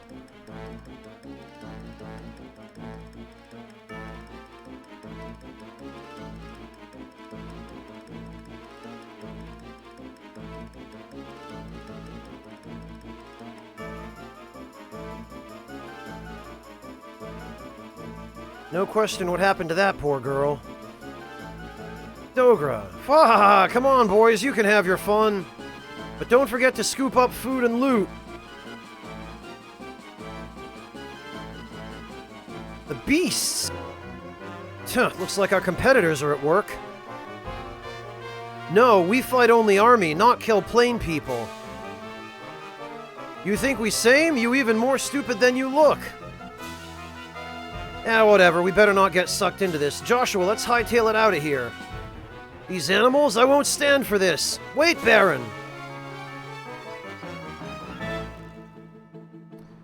If they get killed, there goes our pay. Damn, follow them.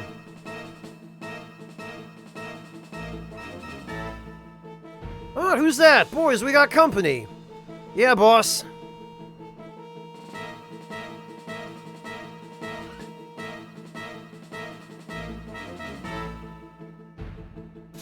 Prateau's a solid dude, Erevan.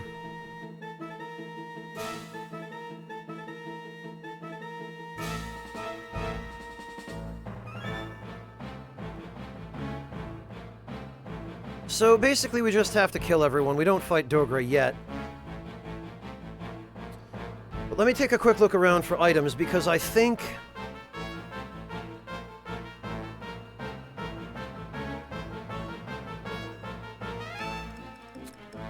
okay, I'm pretty sure there's something in this chimney.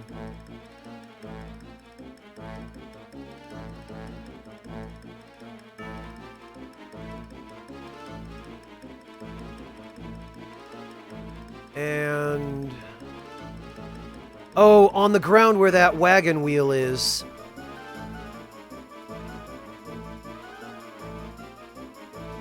I think there's an item there as well.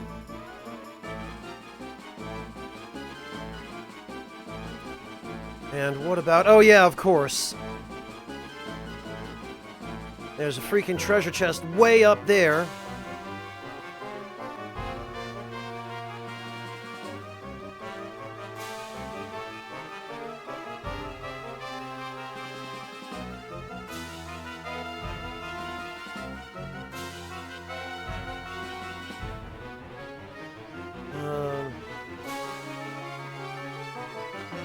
And there's one there, okay.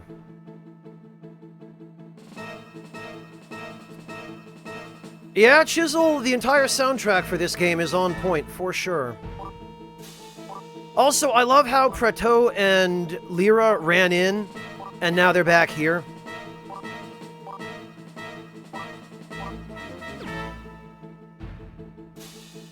Alright.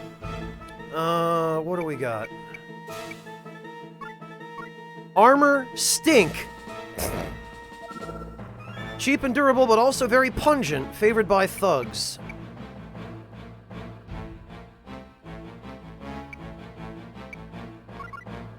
S. Booty. Great. Wings taken from dead soldiers, prone to crashing.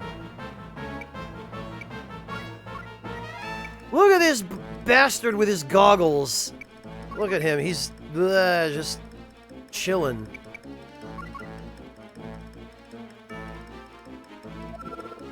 An out-of-fashion robe purchased cheaply from an overstocked seller. Nice.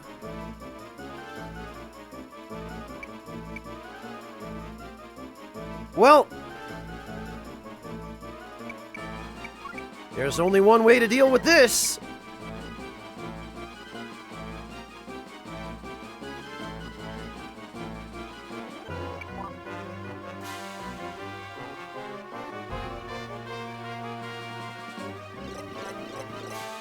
Vic Viper, where are you?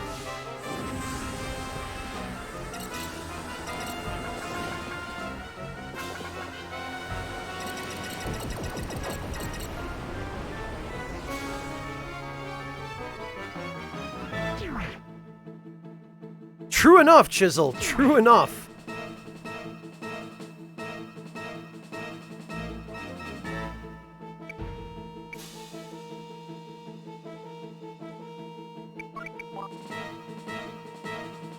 There we are.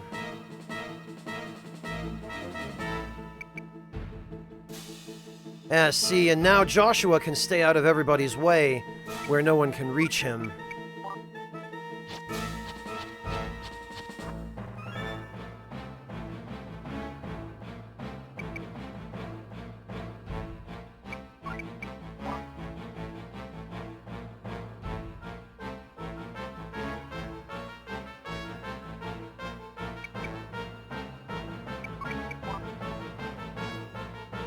Alright. Ideally, I would like to leave one of the armor guys for last, and I definitely want to kill the Hawk Knight over there.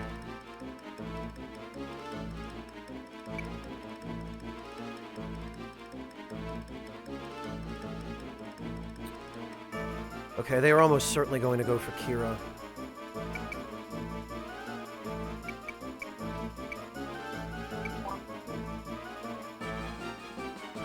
Yup. Don't underestimate me because I'm a woman!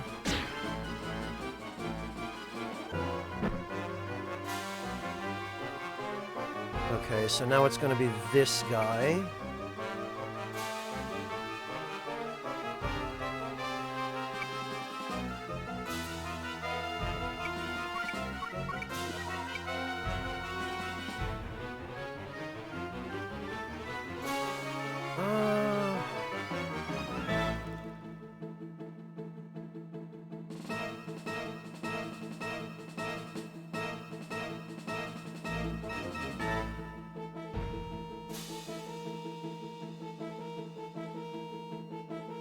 Can't quite tell. Okay, it will hit him.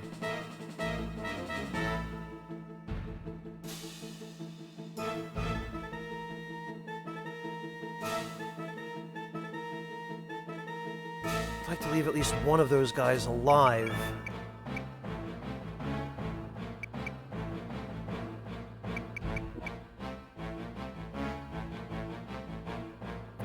Let's see.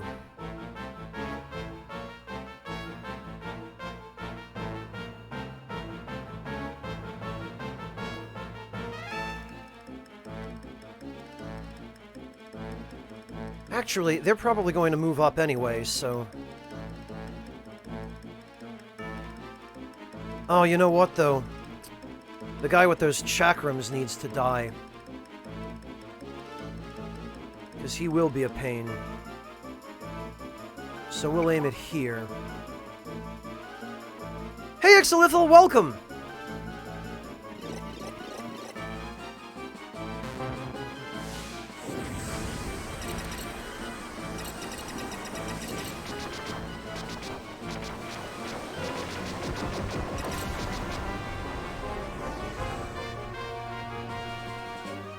There we are.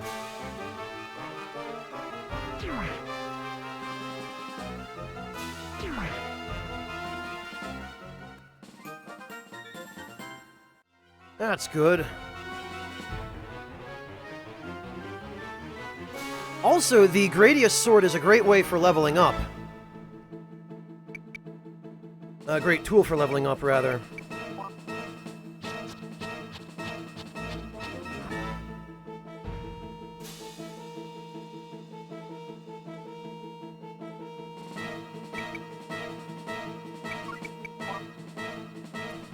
And I guess Lyra can hang out over there and distract this idiot. Or Pike can, I guess. I have a feeling he's probably going to go for Pike.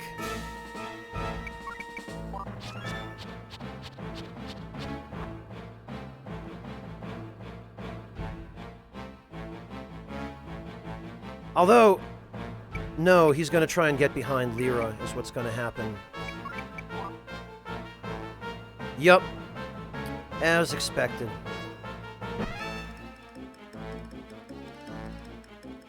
And now Pike can just back the hell off. It is Ixolithal, yes. Remember, Konami developed Gradius. And they developed this game as well, so... the presence of Vic Viper in Vandal Hearts is a reference.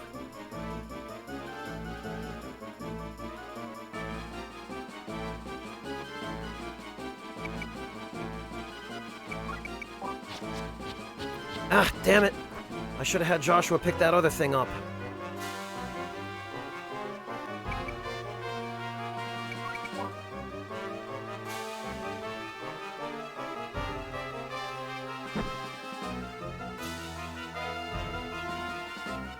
Yeah, Ixolithal, it's pretty recognizable.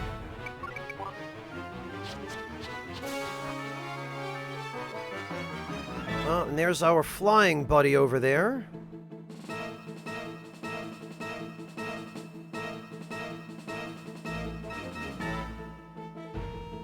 And I made an oopsie by not having Joshua go do that when he had the chance.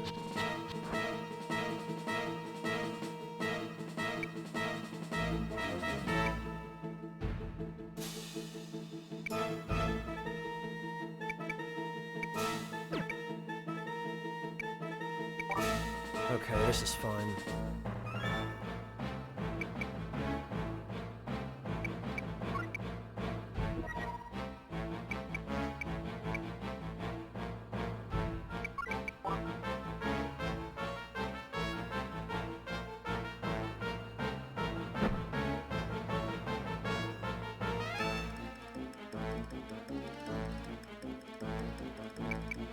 All right.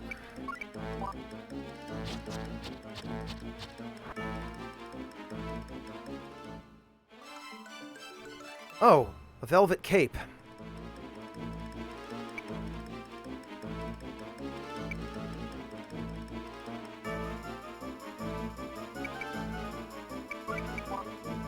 Better get Prato and Vlad ready to move in here.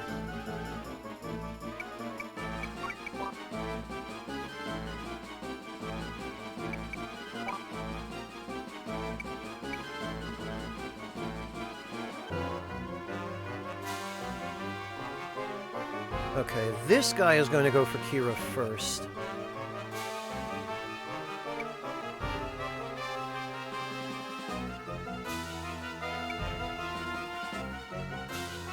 We want to get rid of him.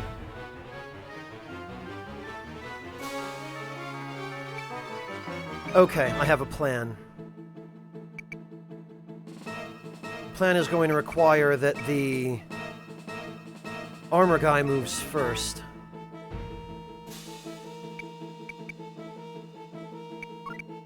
Kira will expose her back here.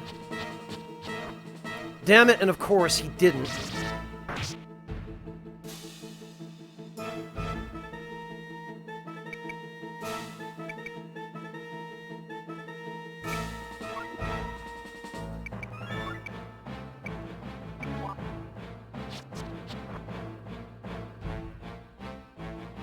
Sorry, but this is business. Take that!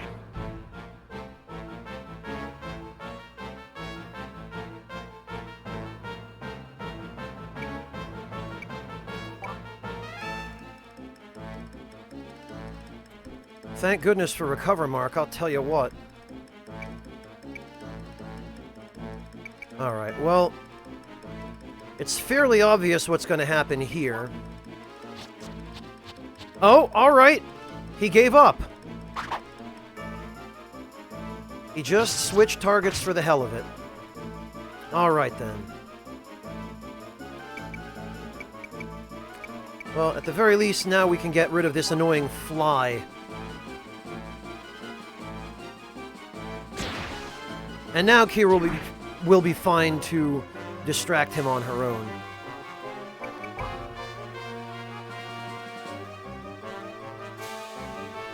No, Eravon, it's fine.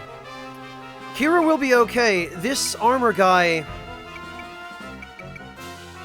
can only reach her. tech. We can just use first aid. And then I can have Vlad and Prato back off. So Kira will keep this last guy busy until Joshua's collected all the treasure.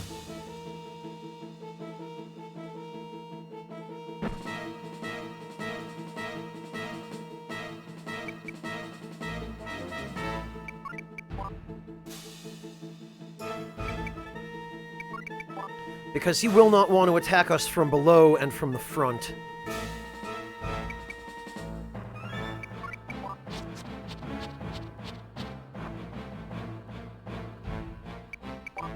So see, Erevan, it'll be fine from here. Once there's only one enemy left, as long as there's only one allied unit that that enemy can attack, he'll just waste every turn trying to attack them.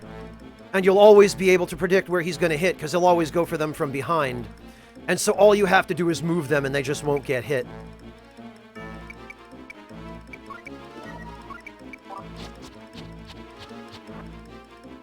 They were close, but they can handle it, Erevan. They've got heavy armor.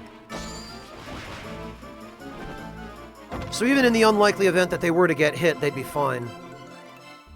Oh, another cutlass. Just what I didn't need because it's totally outdated now.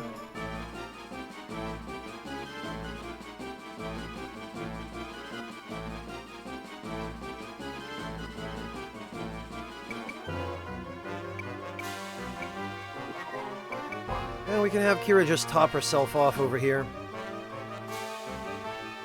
Yeah, no counterattacks in this game, Erevan. In this game, you have to earn your damage by correctly anticipating and deducing where the enemy is going to move.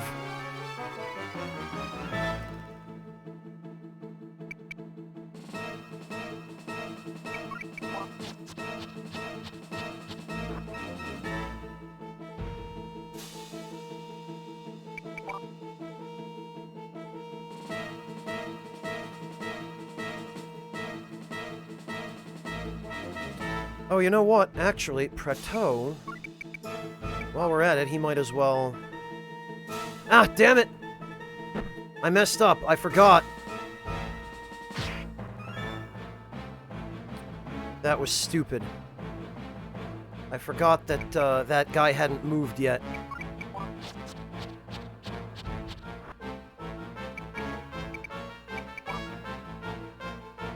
Well, whatever. In case I forget again. This is why you have all your units carry healing items if they don't have anything else better to put in that slot. Plus, it helps them level up.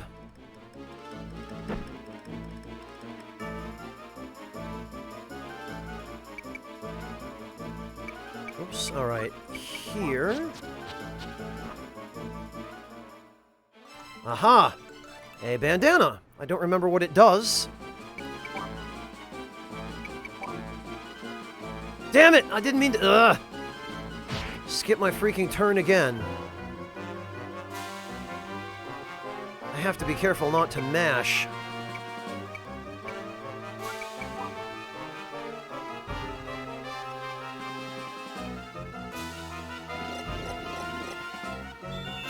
I have just been way too careless here. Kira can survive one more hit, so I can mess up again once. Unfortunately, Joshua cannot fly over there. He's got to go all the way around. Even though he could very obviously fly up there from where he was, which he just did. Which just looks goofy as hell when the game won't let you do it.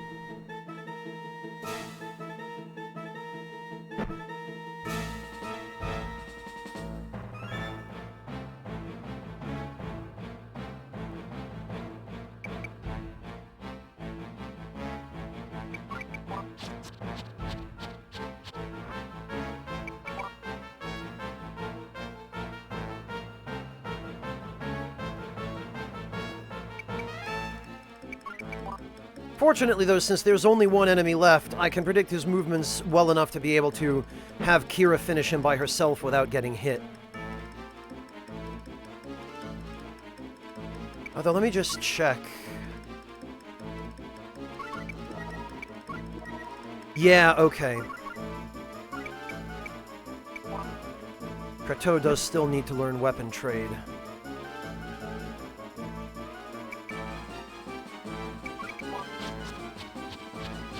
Also, who puts a treasure chest way the hell up here?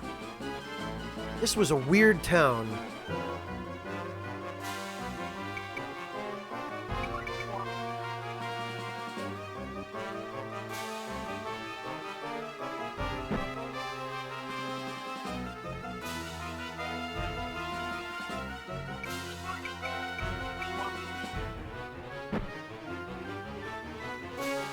There we go, learned weapon trade. And now we can unlock this.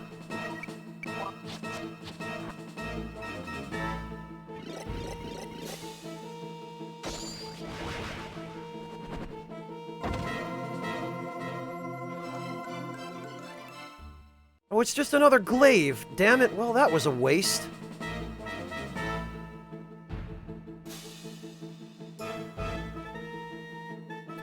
Well,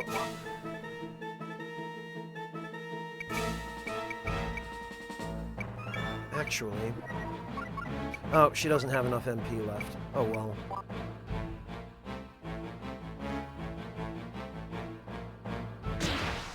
Later, loser.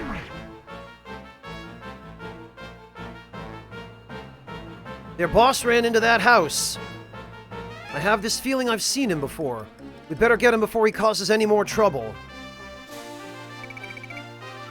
12,000 guile!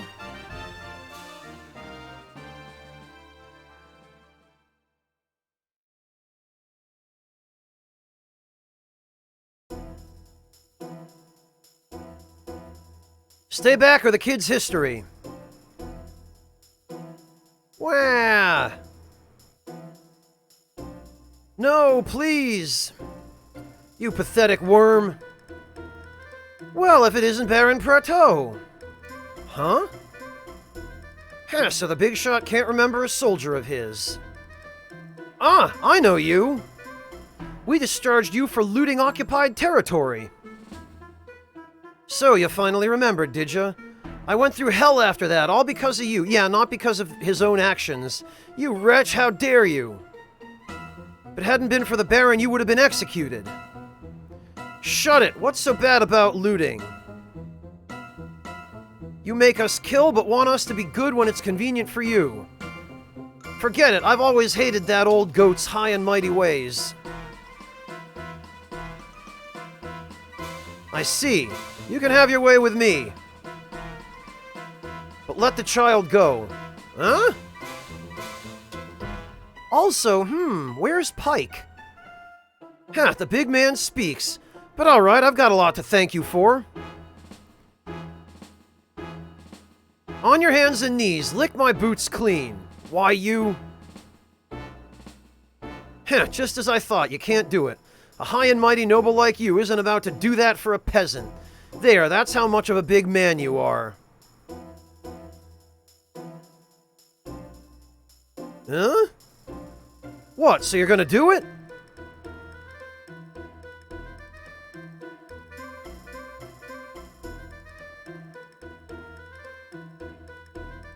Ha ha ha, now this is rich. The big shot from the west is about to lick my boot, would you believe that? That's enough. What? Where? Peekaboo! Right here, you scum. Later, loser.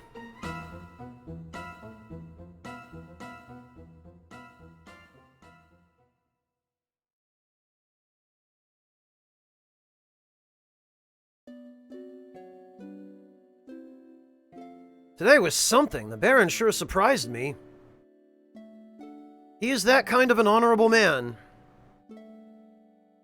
But I heard he was a great military leader. So it's surprising to see him as a prisoner, then obeying a bandit. How dare you speak badly of the Baron? Wait, I didn't say it was bad or anything. He just stupid. He not mean bad things. Please, Miss Lyra, forgive Pike. It's Queen Mother Agatha's doing.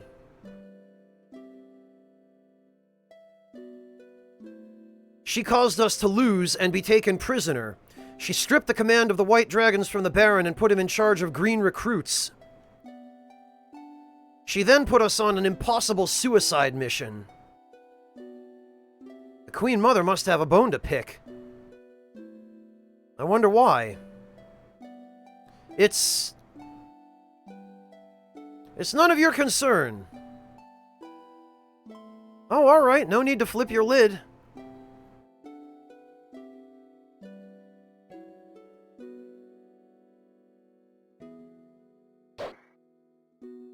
Ha! Ha! Ha! I'm impressed. It's late, but you're still training. Nice, that sword-throwing animation. I have no one to rely on except myself. It is fine for those who can protect themselves. This is the 7th year of war. The people are facing desperate times. The powerless can only curse their fate while they die off. Huh, you say it like you're a bystander. It's people like you who made things the way they are today.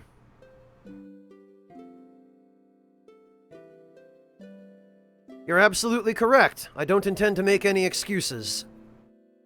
But for some reason, I'm dedicating my life... but for the same reason, I'm dedicating my life to end this tragedy. Huh, I've heard that line too many times.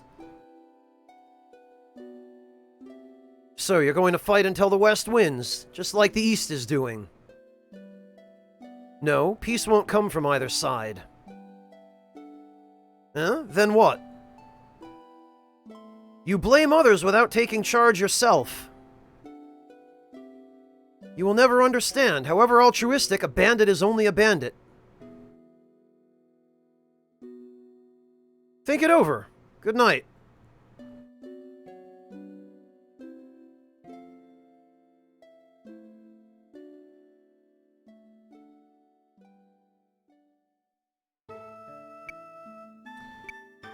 Okay, maybe now we can go get some shopping done.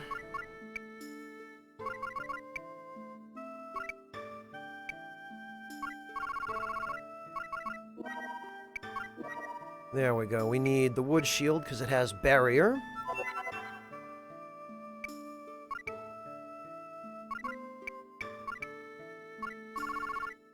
No high herbs yet, though. That is dismaying.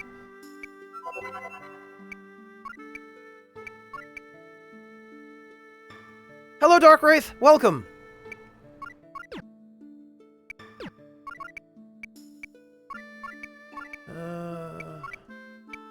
Wait a minute. Power Bow, which has Ebony Mark. Bow that effectively draws out the subliminal power of the user. Ebony Mark is an elemental mark. It confers Dark Element on any weapon it's in. Ah, lovely. And Reaper Blade, huh? Slashing attack that summons the Grim Reaper. Well, we won't be able to use that, but...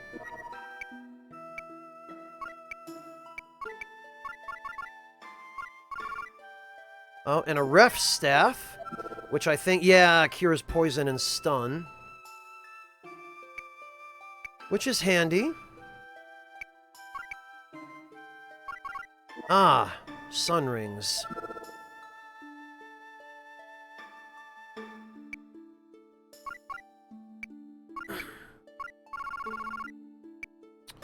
Which are not useful to us.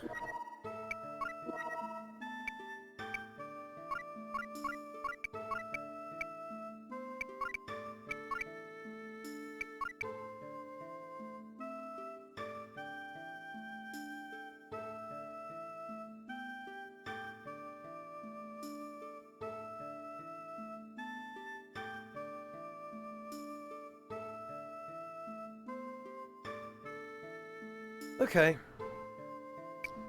Well, I guess that'll do for now, then.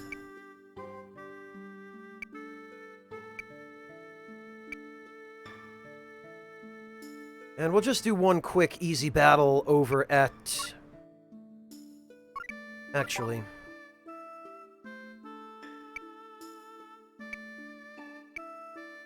It's been 7 years since Natra got split. This wretched civil war doesn't show any signs of slowing. The country is in complete disarray. King Nicola's East Natra is supported by Vernance. Vernance is a republic, although only the rich can join its congress. For us ordinary folks, it wouldn't make any difference what you called it. West Natra's King Gregor married Agatha's daughter.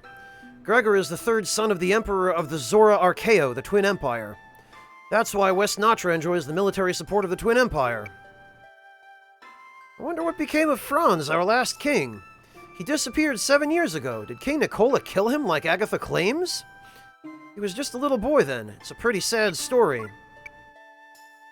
There was this hideout of thieves called Triangle. I think it's been abandoned. Really? That's right. Triangle is one of the hidden maps.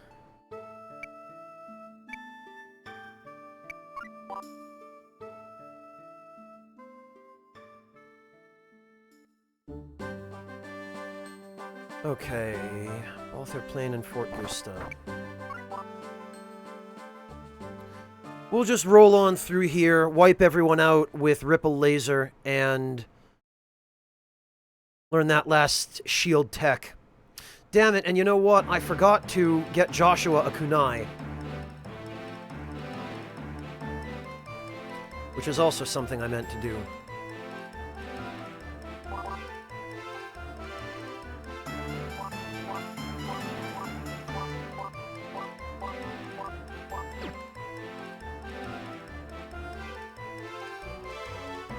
There aren't any on sale, no home. Unfortunately, we're working with a fairly limited inventory for now.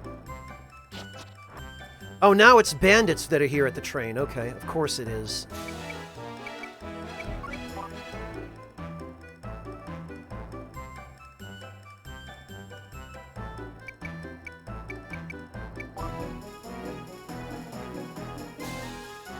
Want to make sure all these other dimwits have moved first. And then we will send Pike in.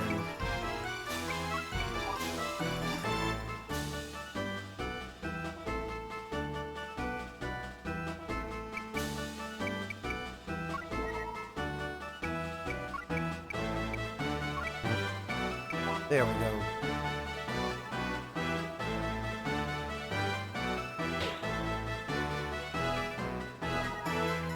Alright, we got Starfall learned.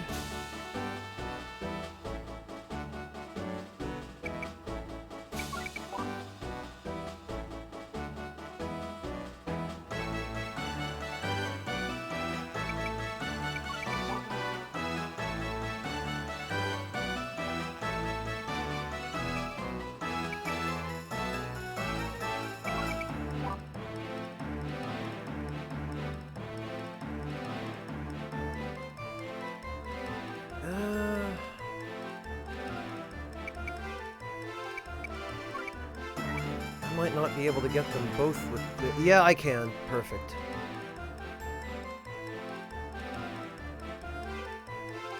I can't get all three this way, though.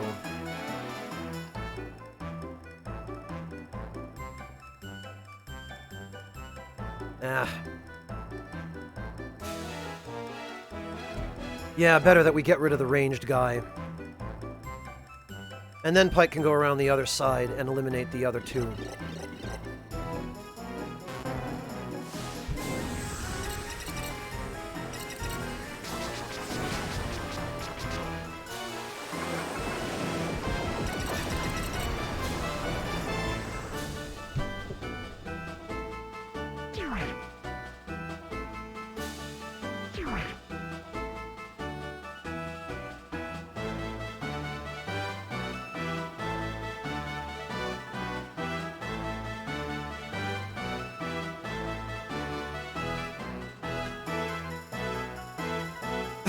I know, right, No Home?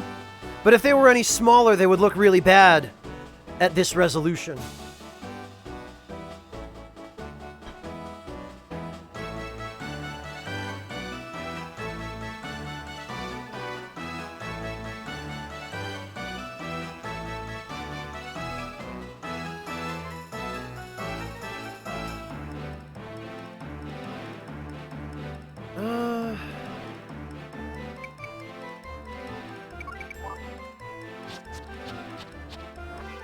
Right, it's just gonna be that poor mage left all alone again.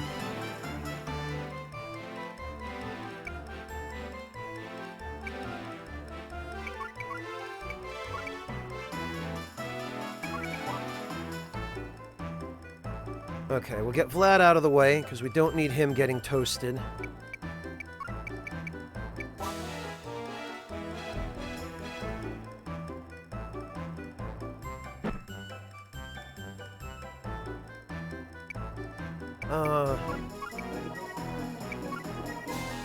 One more, I guess.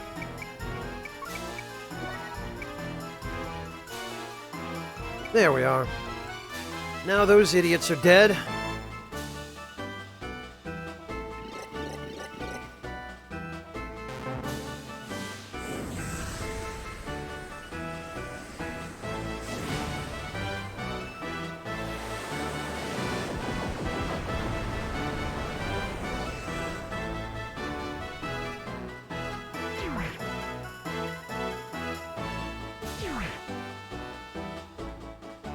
Alright.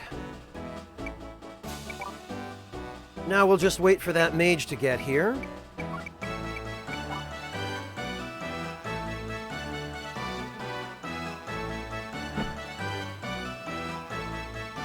There we are.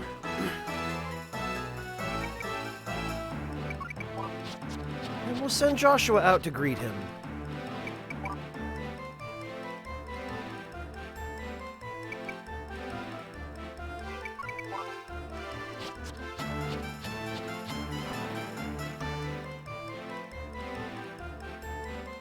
What is his movement range? 4, okay.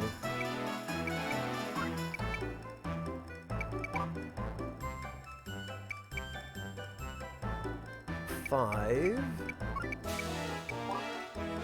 Assuming he moves the full distance. Yup!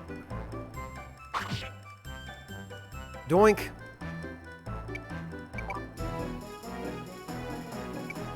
And surely he is going to run off and heal himself. 1, 2, 3, 4, 5.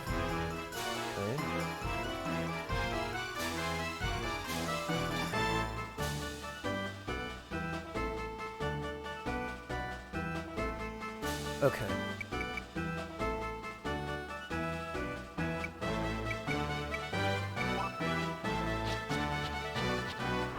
Oh, come on! Of course he would. Well, thanks for the healing.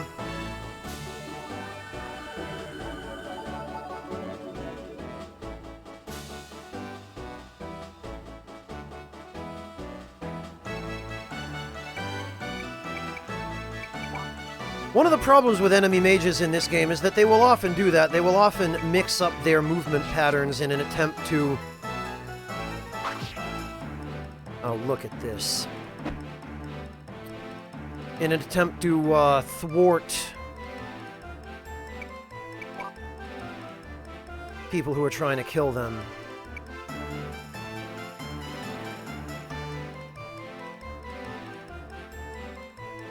Alright. We'll see if he does that again. Yep, he sure did. Not this time, idiot.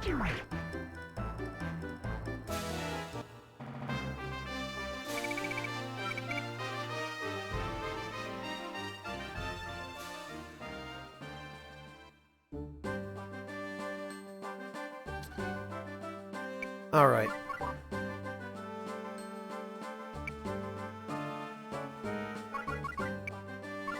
Prato can have back the good shield now.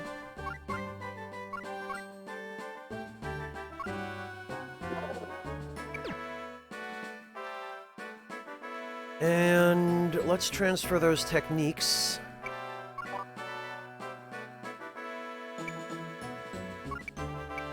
Units, weapon, plateau.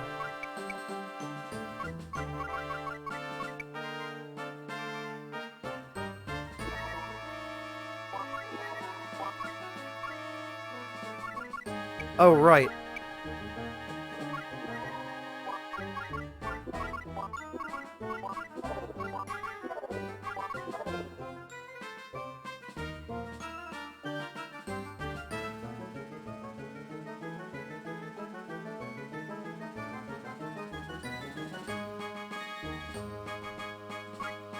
Alright, you know, and I kind of feel like we should put all of the weapon trades in expendable shields that we don't need.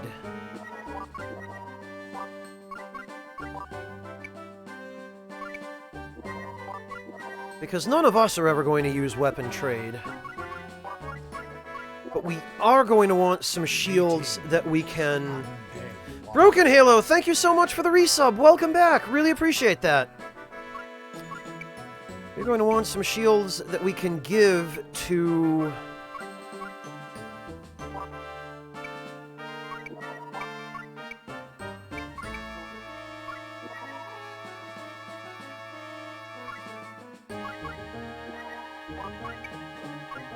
allies.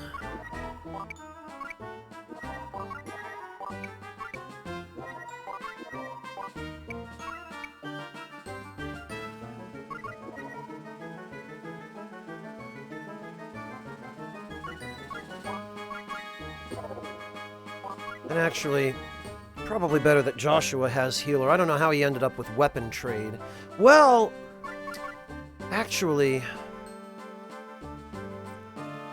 Honestly, it wouldn't hurt for him to have spirit boost. Well, no. He doesn't have any healing spell other than his recover marks, so it would be a good idea for him to have that.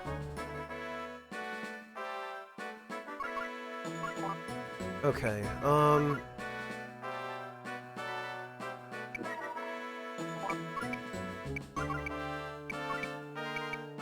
select weapon. And we can put weapon trade in one of the goblin shields, because we don't need more than one of those. How you doing, Broken Halo? It's good to see you.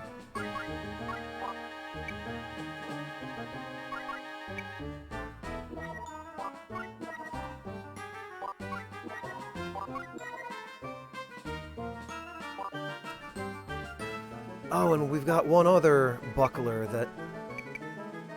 Okay. Well, we need to get healer on one more shield anyway, so...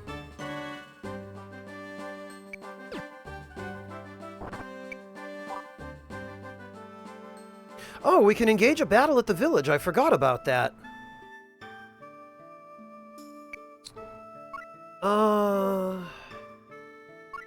Shop.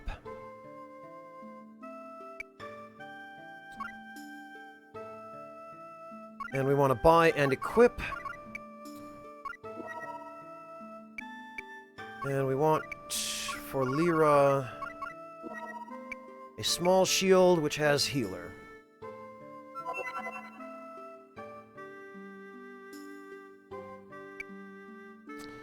And then that small shield we will switch over weapon swap to.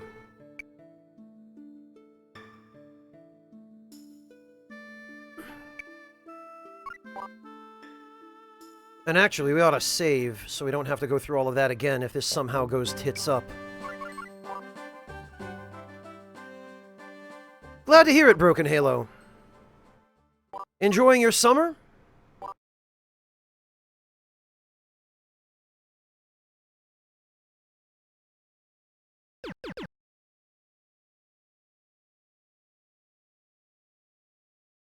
Alright, you know, we'll try a battle at the village. We'll see what's here. I guess this is their way of ensuring that we don't miss any of the items that are in the village.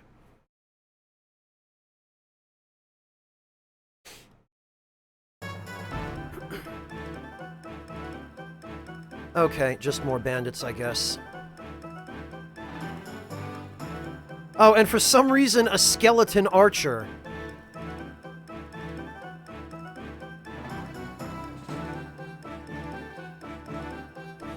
No, Broken Halo, it will not. Or it should not. And if it causes you to have any trouble connecting to the internet via the internet browser on your PS3, you can just set DNS to automatic and it will save the manual setting for whenever you decide to set it back.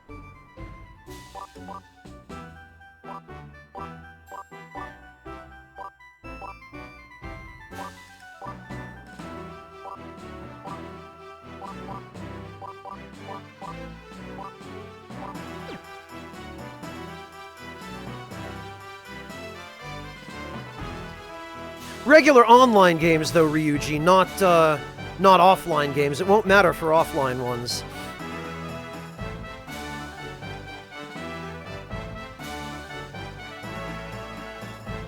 Alright, yeah, Joshua can hang out up here. Not much they're gonna do to him there.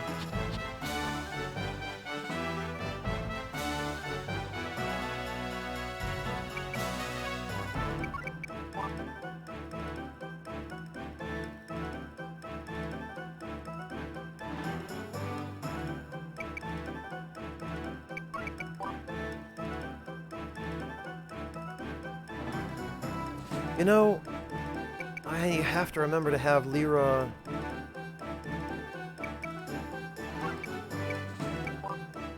attack, because otherwise...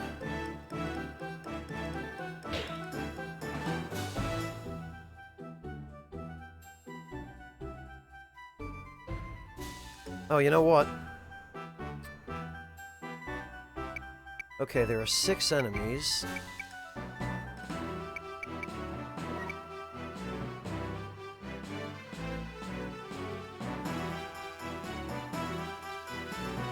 And I think...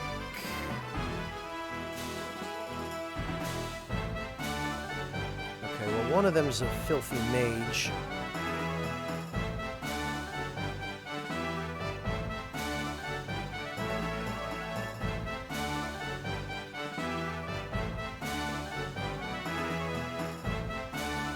Yes, I can hit all 3 of them this way.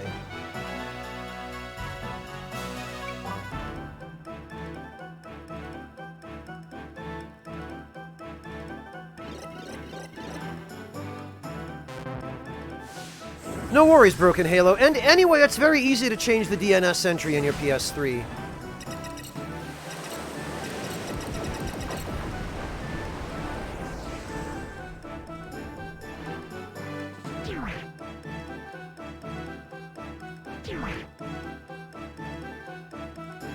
There go these idiots.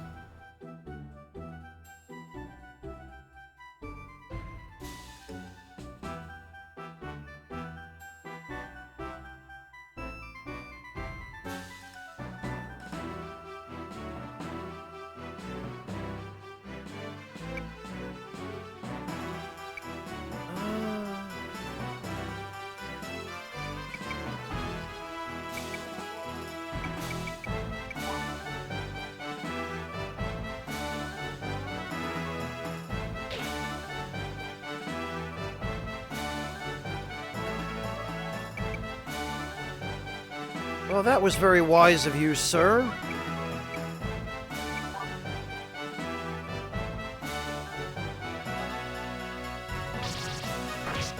Squish.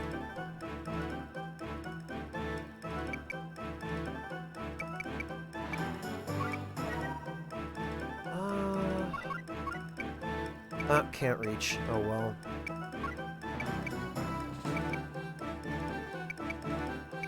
You know what? Joshua can.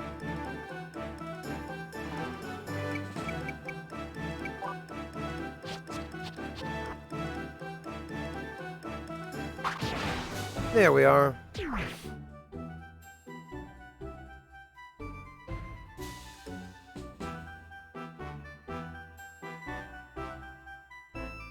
And I'm pretty sure it's just the mage and... Okay, yeah, one cutlass guy.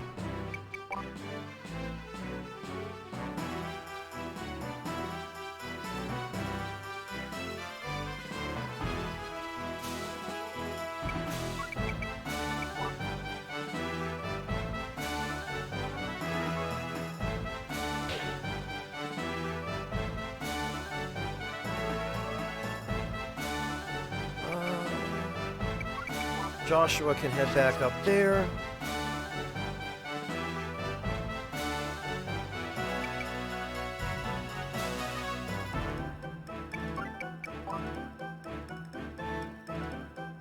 Vlad is fine there. They can divide and conquer.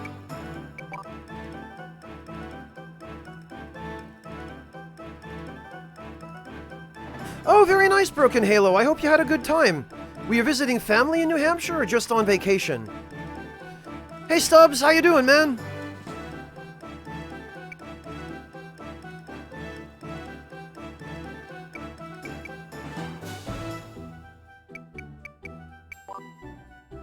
Alright, if this guy goes... No, okay, of course he does. It doesn't. Oh, well, we got healer anyway. And actually... Of course this guy's weak against ice. Glad to hear it, Covert Stubbs. I'm alright, thanks. Just another ordinary Saturday. Look at this! Look at this clever spell animation.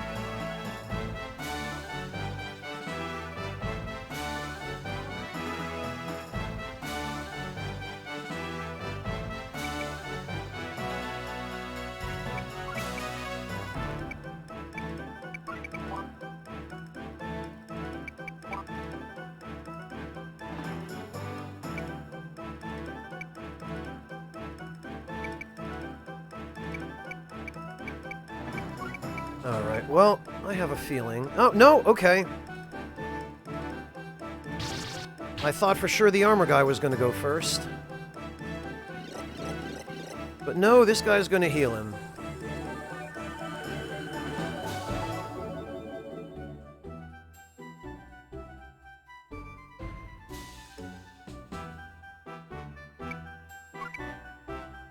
Lyra weighs 150, this guy weighs 163, damn it. Well... predictable.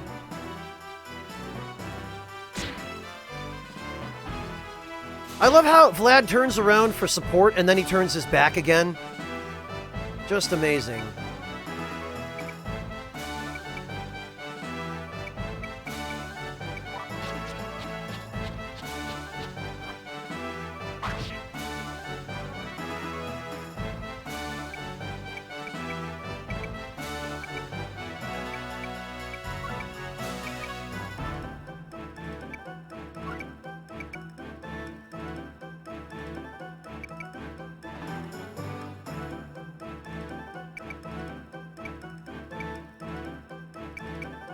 You know...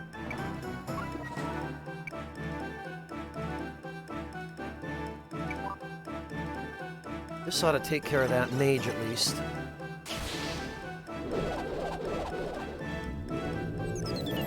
Look at this! Just vomit some stars out! Blech.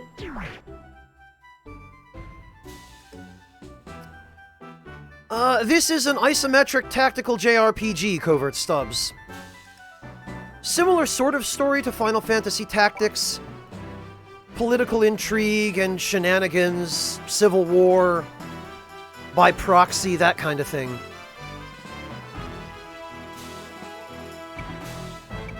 Well, I think it's fairly obvious what this guy is going to do next.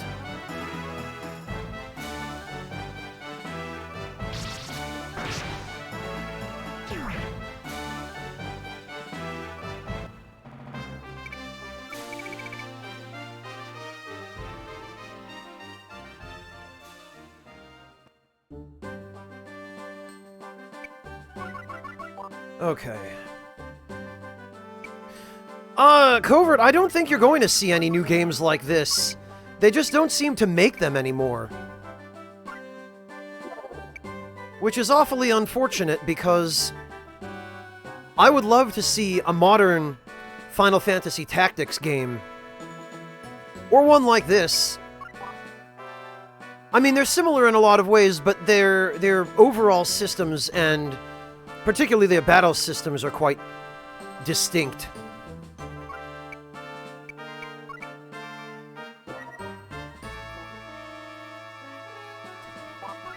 Alright,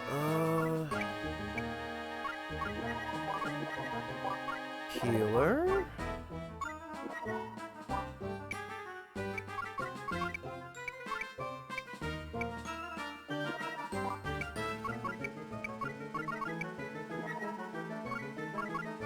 And weapon trade can go to one of these small shields.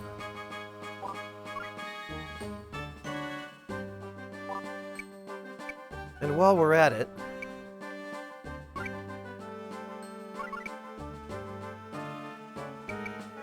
Okay, yeah, Pike needs his shield back.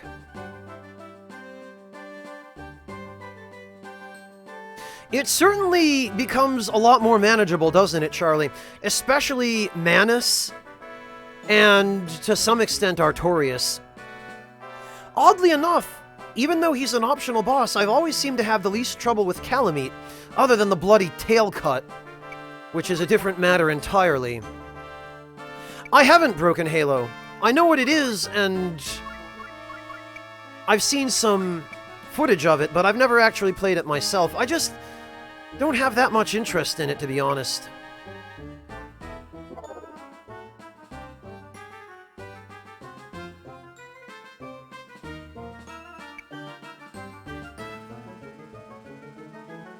Well, Venmar, if you ask any of the big AAA companies, that's what they'll tell you.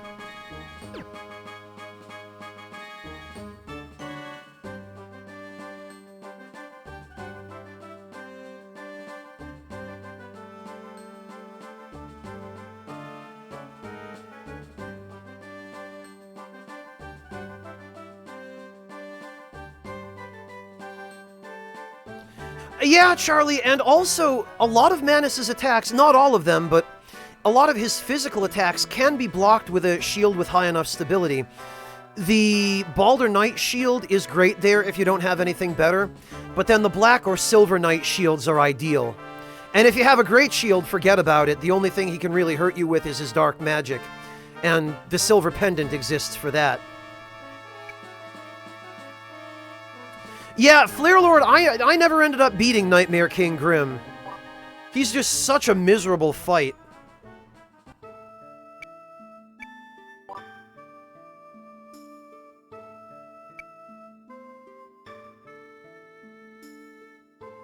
Well, Charlie, I don't use shields ever, really, for any reason.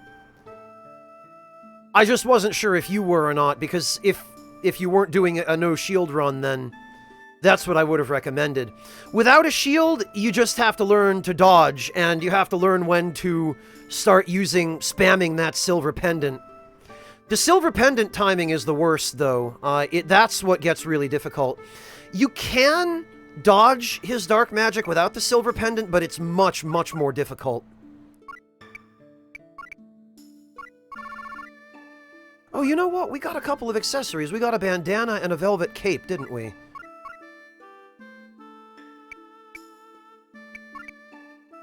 First, though, let's check. Oh yeah, the kunai. That's what I have to get. And the ref staff.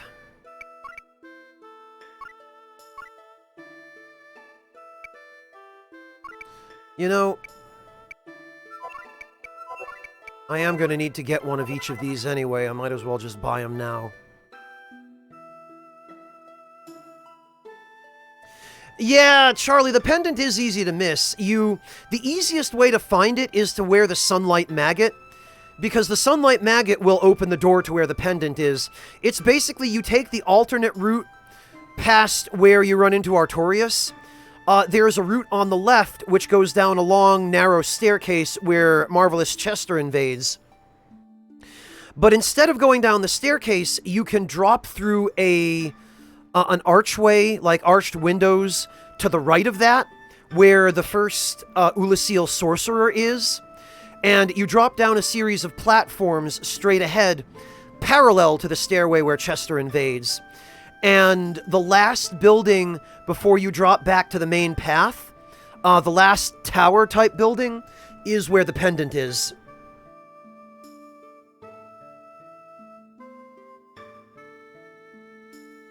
Yeah, Charlie, that multi-hit, and there's no escaping the combo of his. If even a single hit of it hits you, you're stuck in it, and there's nothing you can do.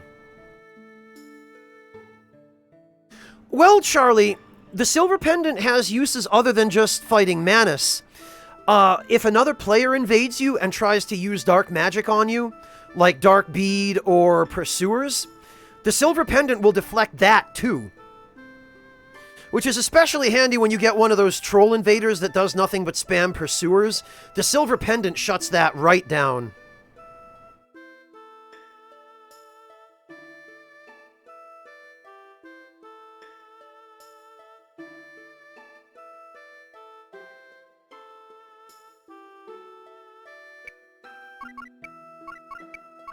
Okay, we need to buy and equip a kunai.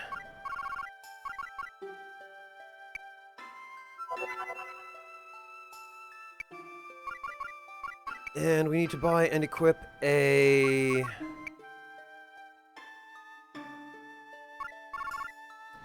Ref Staff. Actually, it does... No, it only has 3 slots. Damn it.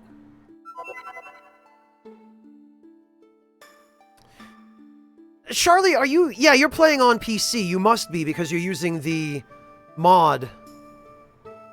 And yeah, hackers are definitely a huge problem on PC. Don't blame you at all.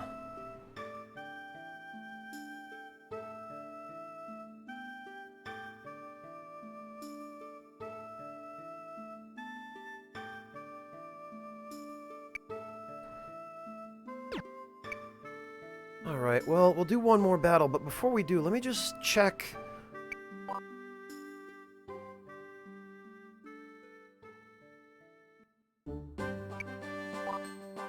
and see what that bandana and velvet cape do.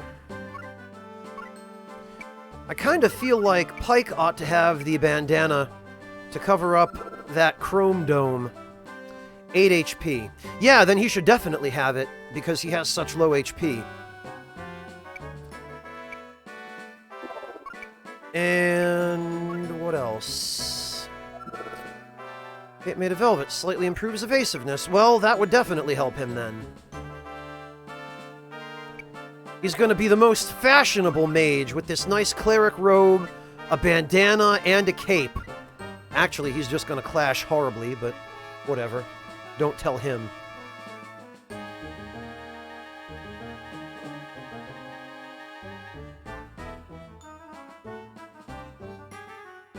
You know, Flaylord, we were just discussing that the other day, and yeah, the randomizer is a great way to freshen up the game a little bit after you've done dozens of regular playthroughs. Just mixing things up again is really nice. The only problem is, there are certain things that shouldn't be randomized, like the Lord Vessel should, you know, not be randomized in order to not break progression. Like, if there were an official randomizer mod, there probably would be some exceptions as far as key items are concerned.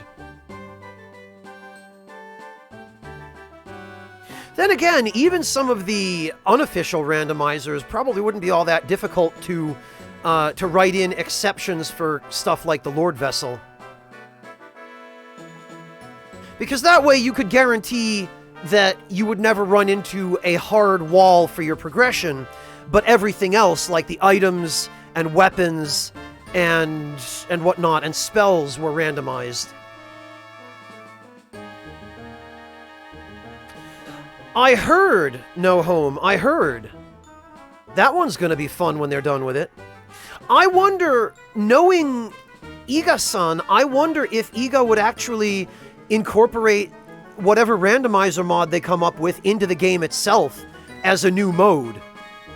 Since it's a Kickstarter game, that's very much the sort of thing I could see 505 doing.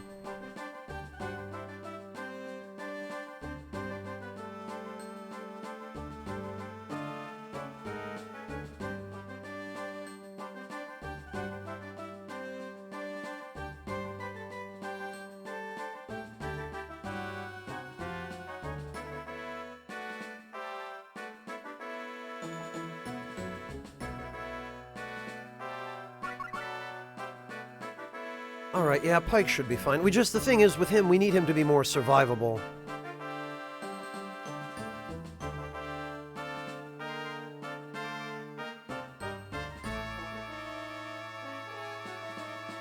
Okay, well, this should be fine.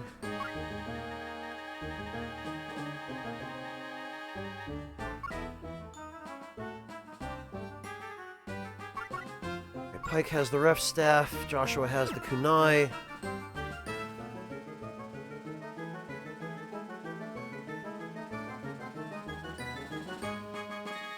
Oh, wow, No Home. I'll have to learn that one. At the end of my final stream of the first New Game cycle of that game, someone pointed out to me, and it might even have been you, or you might even have been there, how to do the infinite jump glitch, and I did learn how to do that. That one was fun. Getting the final Heir Apparent magazine in the very beginning of the game on the ship. Yeah, I thought it might have been you, No Home, that mentioned it. Glad my memory hasn't totally washed out.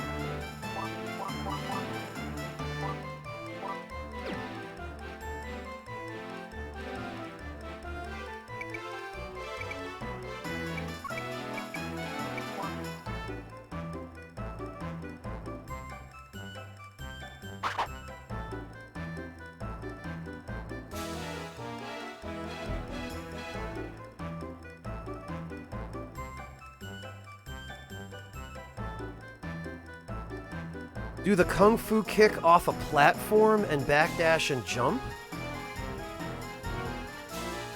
Huh.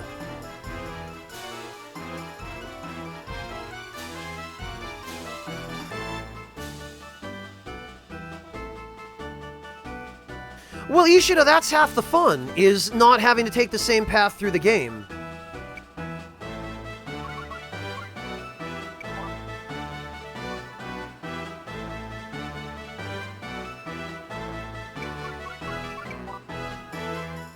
That's a large part of what would make it more interesting and fresh to play after having already done a full playthrough.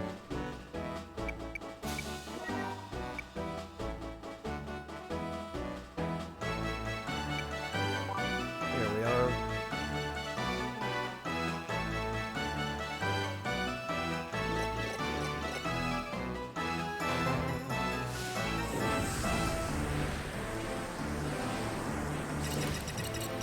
Well, maybe not No Home, but I think an official randomizer would still preserve the spirit of it. And certainly an official randomizer could still be used in conjunction with bugs and skips.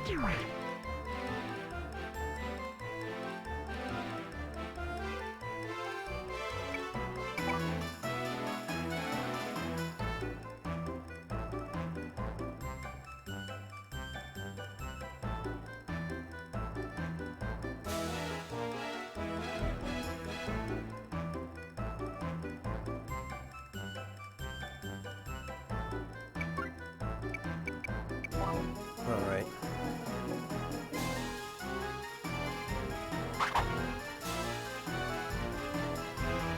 Not that I know of, Covert Stubs, because that's very much the sort of thing that developers don't think of, and that there isn't that much demand for.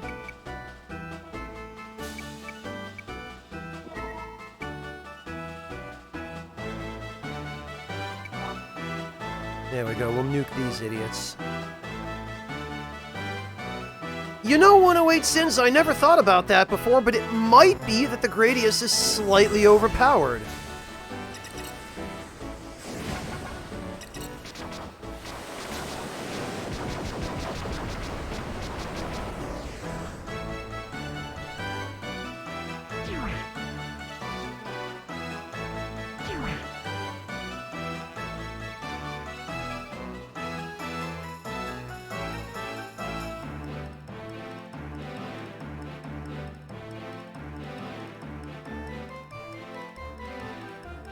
Yeah, Ishida, and unsurprisingly, pretty much all of those are, well, all of them, literally, are community-made.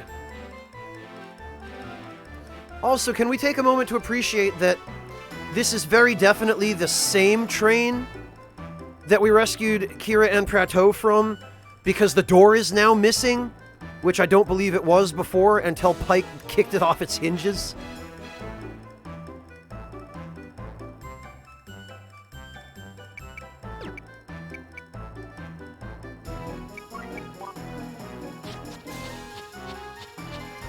It's a hidden Easter egg weapon. 108 Sins, but it happens to be an Easter egg weapon that is incredibly powerful compared to anything you can get in the first half or so of the game. And the special technique it has is more powerful than literally anything. There isn't a single technique in the entire game that is more powerful than Ripple Laser. Although, how powerful it is does actually sort of fit.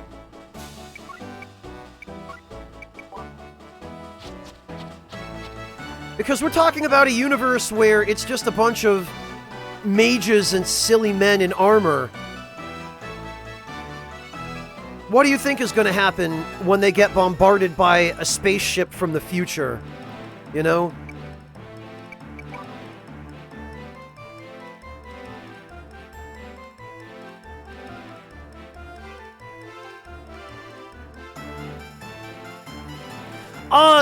I don't know if you need it specifically from Gladius. From Gradius, rather, 108 Sins. There have been rumors of various Konami game save files that will work. I've heard that a Suikoden 1 save file will work, but I haven't been able to get that to work. I have been able to get it to work with a Japanese Police Knots save file, which is how I have access to it here.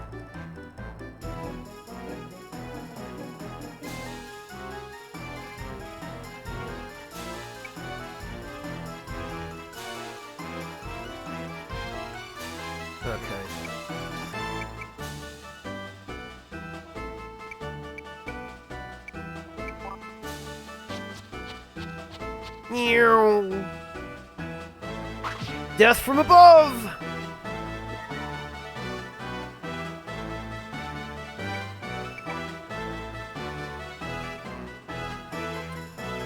Alright, now this guy is gonna go over here, as I believe we've learned.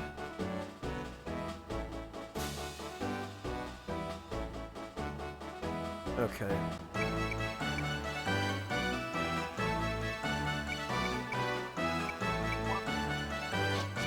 He's gonna try and heal himself. Yup!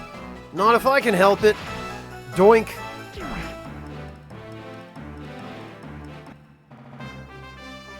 Yeah, right, I wish, 108 Sins.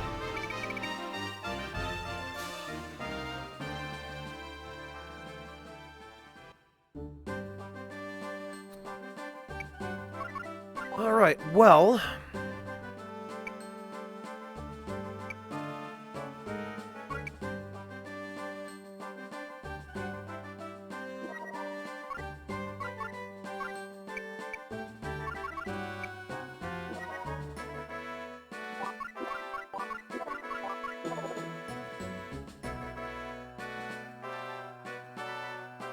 I guess this is fine.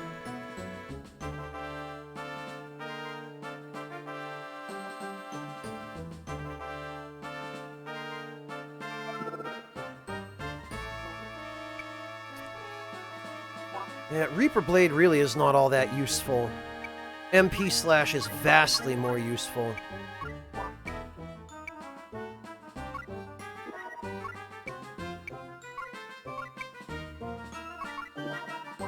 Let's see...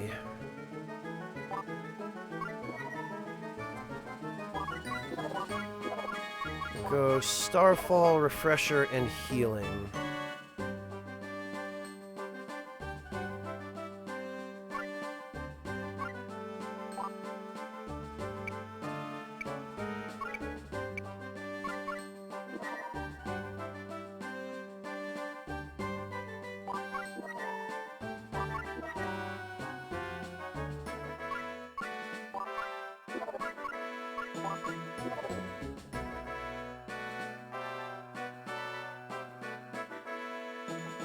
And I guess that's fine.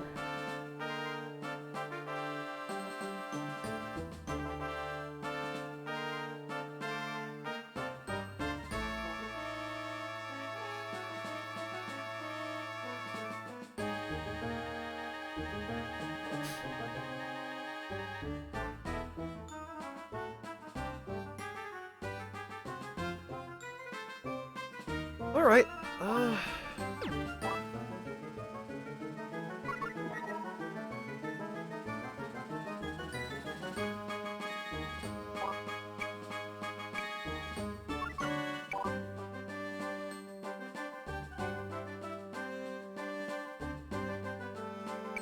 Okay then, now all we need to do is equip Pike with his shield again, and we are good to go.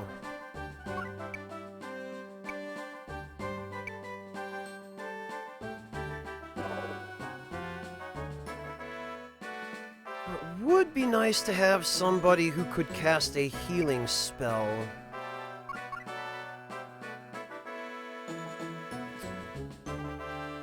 And I kind of think...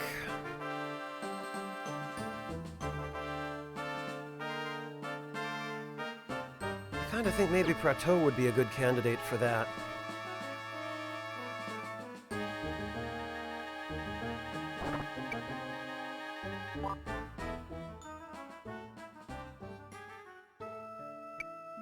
There we are. Okay. Yeah, what we'll do then is...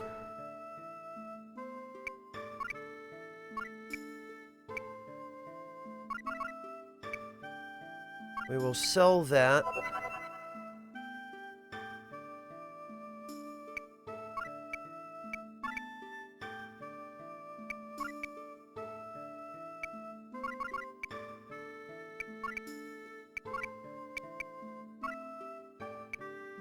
Buy and equip. Prateau.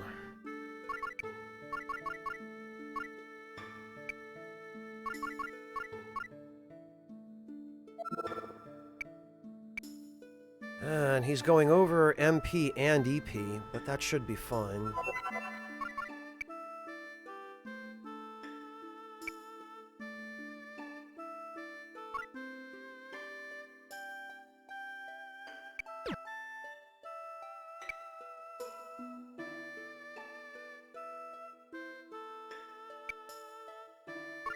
And equip. And we will give him the refresh staff.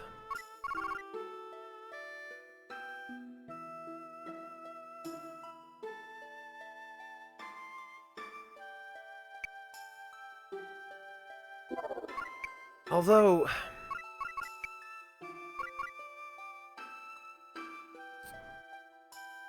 it is really helpful for him to have a shield.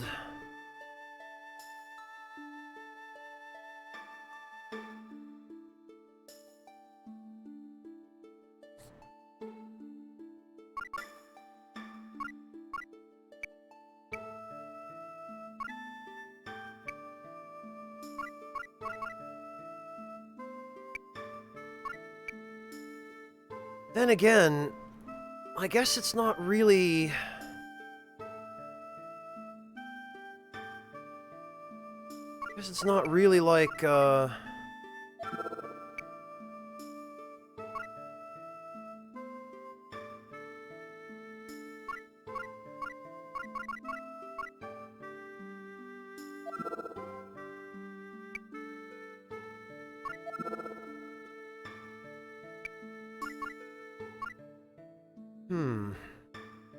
I'm debating whether to give him a second staff or have him keep the shield and leave him as a dedicated healer.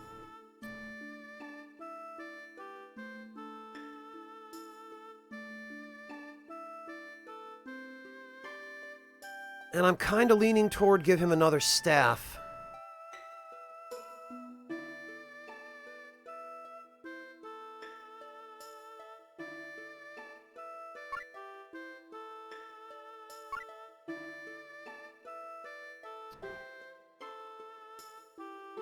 Which I think I may do. Much though I don't like the HP loss.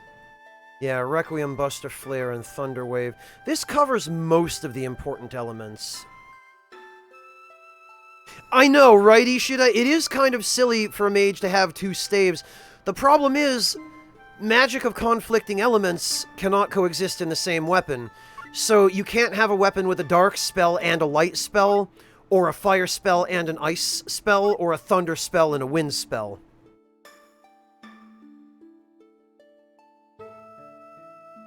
In order to use one of each element, you pretty much have to have 2 staves. You know, I think I'll leave him with the shield. I think that's the safest thing to do for now. Because I do want someone capable of casting healing spells, but attack magic has become pretty damn near obsolete thanks to that freaking Gradius. So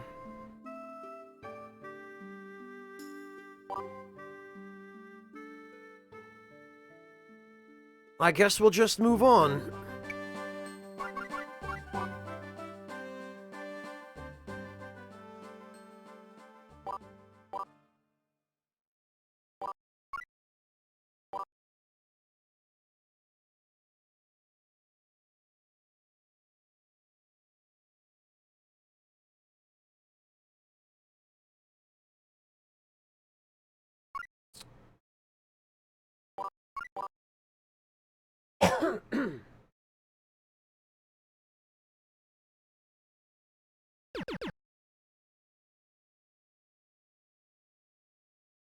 Okay. Well, on we go then.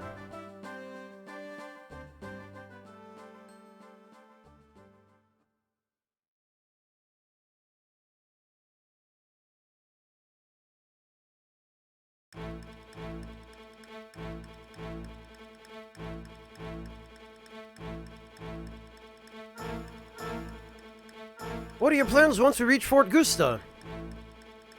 The White Dragon Knight Brigade is stationed there. Baron Praetor can assume command again and we'll take it. Huh?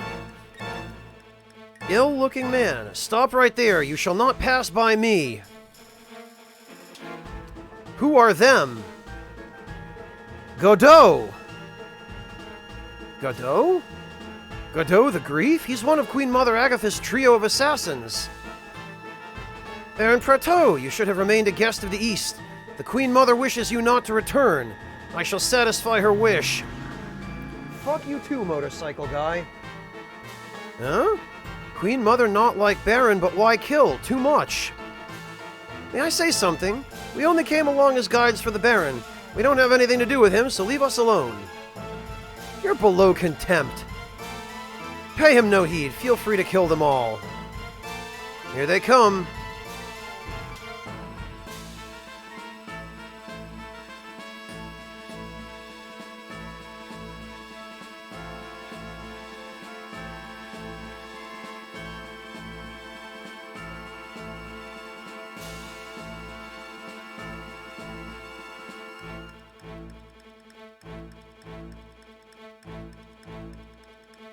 Okay, well, let me take a look around.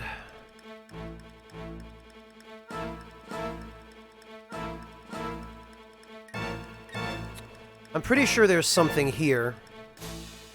This nice little suspicious patch of nothing in the middle of the grass.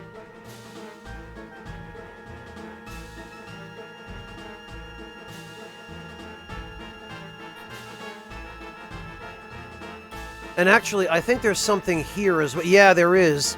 This little starburst pattern of stuff on the ground. I remember there being something there. And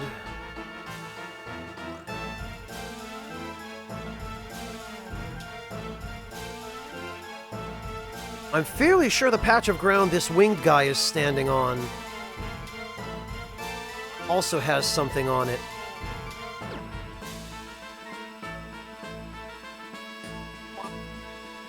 So Joshua can go over there.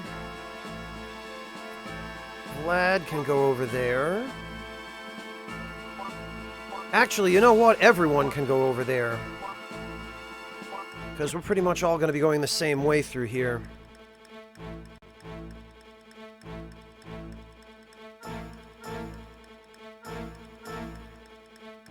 Let's see. Oh, okay, and these are just West Natra soldiers. Nothing. An armor supplied to low-level West Natra soldiers. Light outfit supplied to low-level West Natra soldiers. Robe supplied to West Natra spell users, made of processed silk.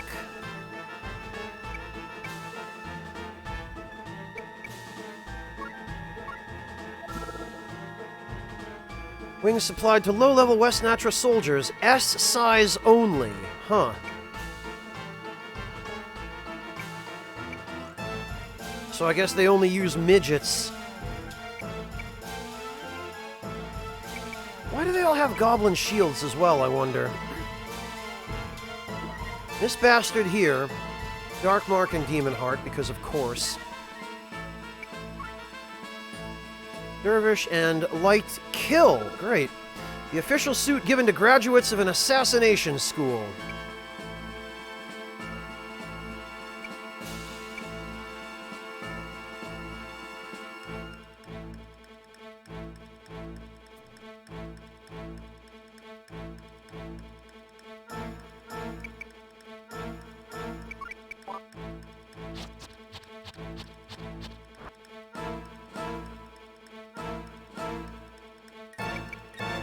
And perhaps we can reach with Starfall?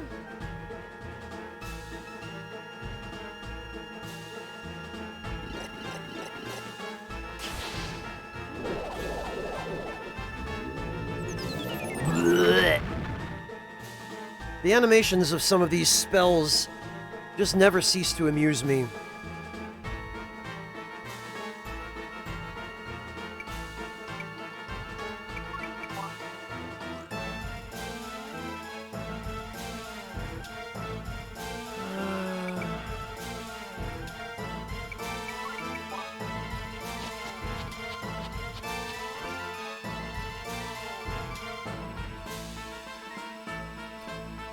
You know what?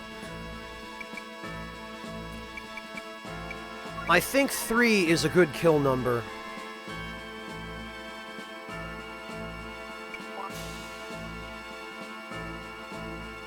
This is definitely a good kill count. There's no way we could have reached the winged guy, but we'll deal with him.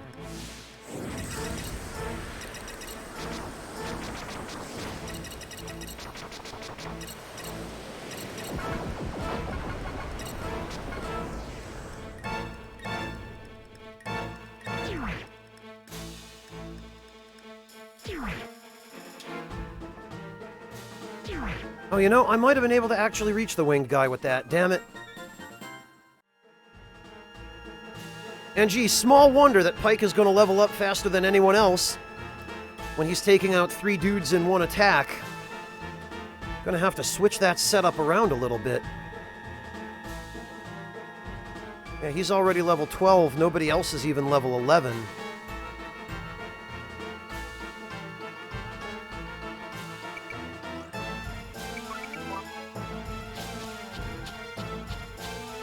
Oh, hello!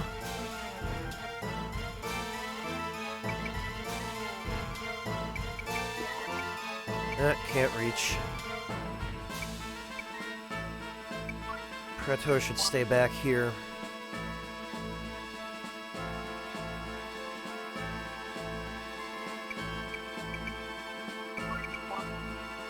Not in this game, Ishida, no. And even in Vandal Hearts 1, it only worked when there was more than 3 levels of difference.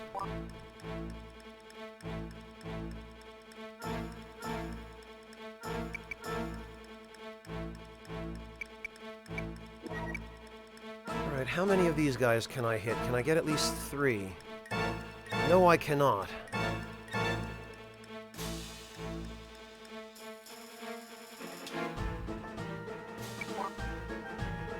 Damn it! Ah, I didn't mean to... Ugh. Okay, this... I meant to cancel, but I pressed the wrong button. We're gonna have to restart this battle now, because I've gone and hit my own allies. Adalakas, thank you so much for the resub! Welcome back! Really appreciate that!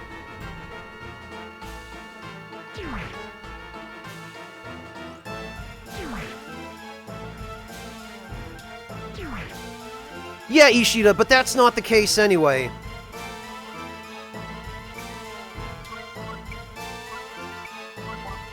Because that system doesn't exist in this game.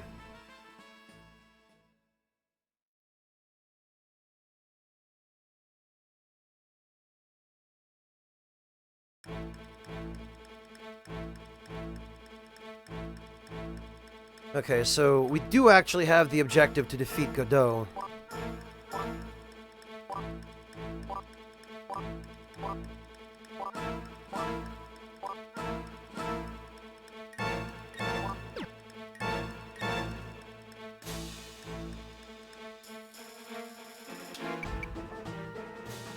Let's try this again, but a little bit better.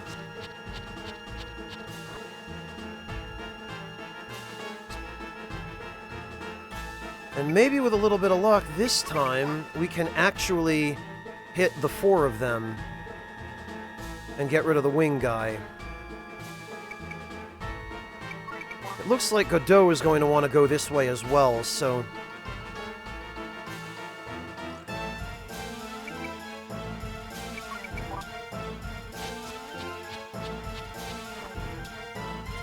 Yeah, we might be able to...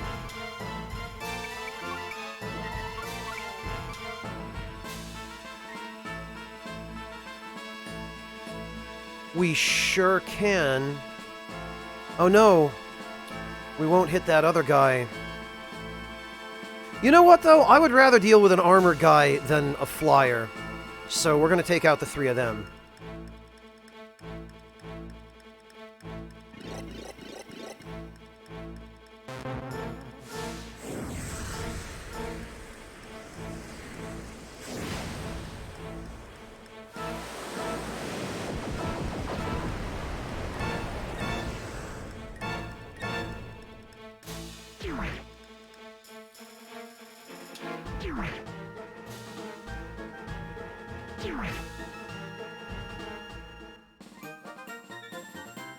There we go. That's actually better.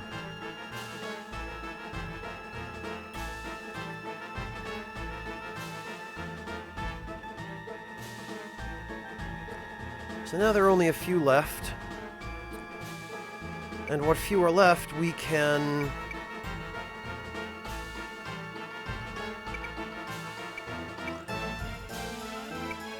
Actually... Yeah, Joshua's going to have to keep going this way, because otherwise he'll waste another turn trying to get to whatever is there.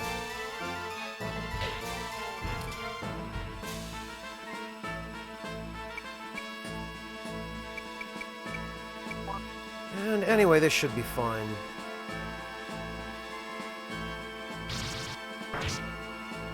Lucky we got that from the front, actually.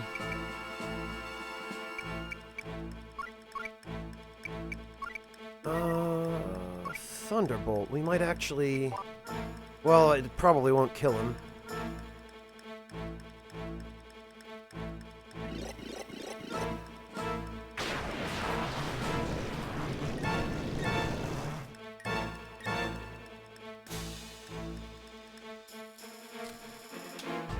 And it looks like Godot has already committed to the left path, so we might be able to...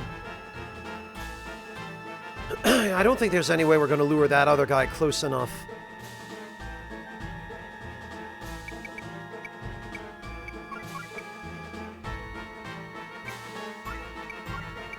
What we might be able to do, though, is... Oh, and he's weak against light, which is perfect. We should actually be able to kill him.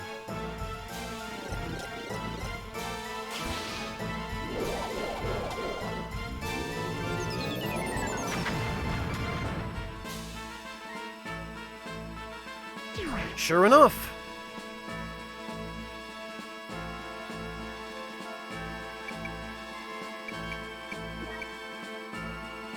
That other guy already moved, I wonder? Okay, well, we'll aim it as far towards that other guy as possible, but I'm sure he still won't walk into it.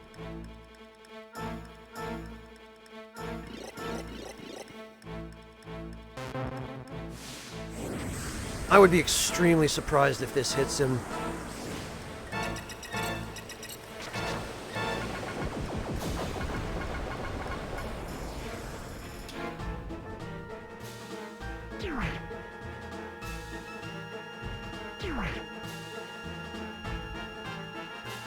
Yeah, okay, of course it didn't. Pike should be able to finish him off, though.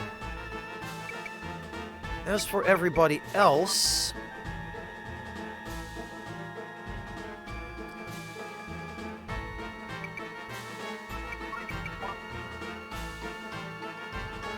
we can go eliminate that last soldier. Yeah, Ishida, which is very unfortunate.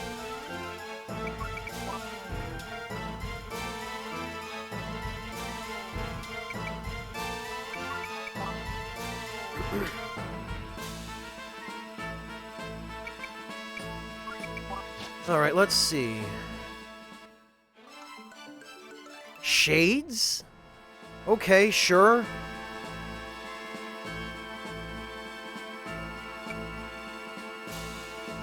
Okay, Godot cannot quite reach Joshua, which is good.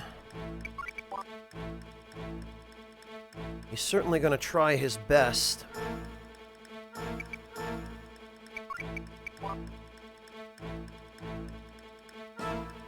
We're just going to have to keep everybody moving, I think, is what we'll have to do. At least until this last soldier is gone.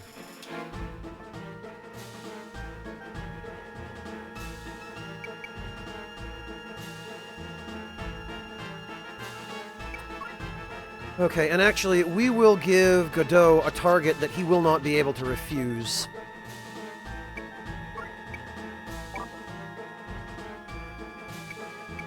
And we will move Joshua over here and yoink this. Yeah, Godot's gonna go for him.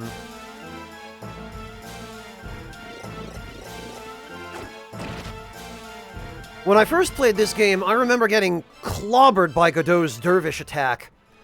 Because I forgot he had it, and then I surrounded him. And he killed all 4 party members I had surrounding him.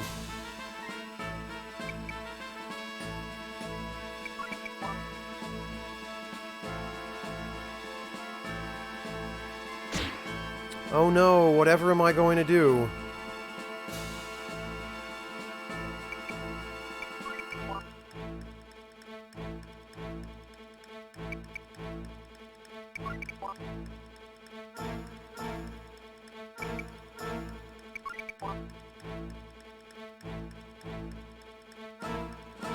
Oh, wait. Oh, look, I've got recover marks.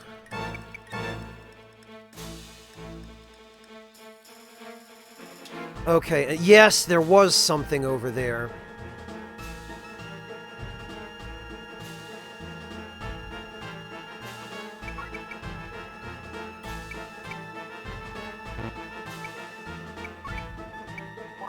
And we'll have to go back over here and lure... Oh, hell. That was a very poor move on my part. Joshua might be dead. I thought for sure Godot was going to move first.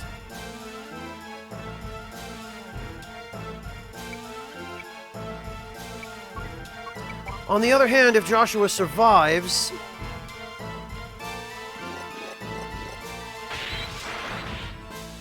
Oh, okay, actually, that's not so bad.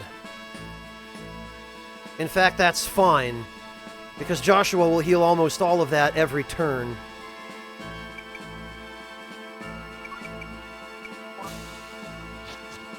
And now Godot is going to waste his turn again. And Joshua will heal up the rest of the way.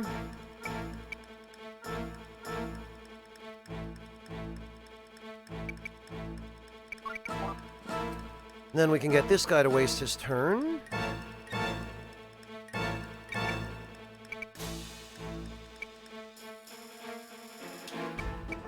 Okay.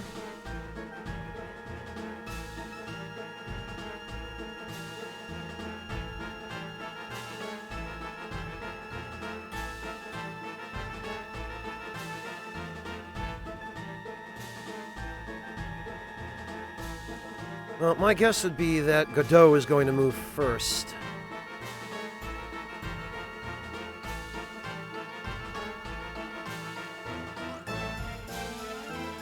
Because that soldier can't reach anyone, whereas Godot can. Oh, he can't! Okay.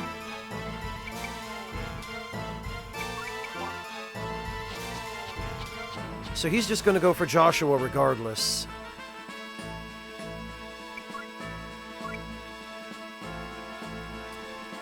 In which case...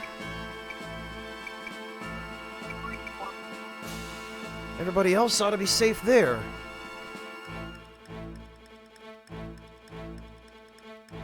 Yes, indeed.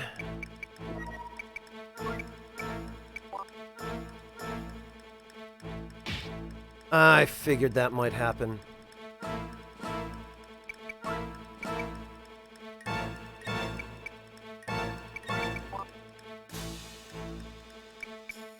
Well, if we form a wall here...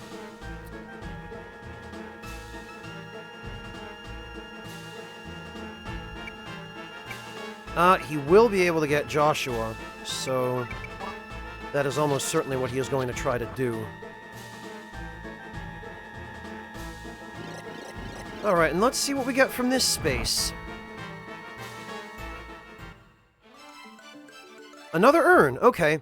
There are, I think, a total of 6 urns, and we want to make sure we get all of them, because the skill that comes with them, Brawler, does stack. Low Kitty, thank you so much for the resub. Really appreciate it. Great to see you. How are you doing?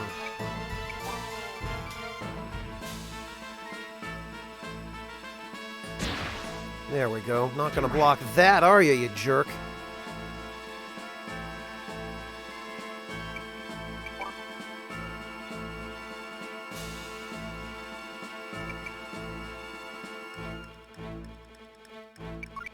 And we'll actually bait Godot that way.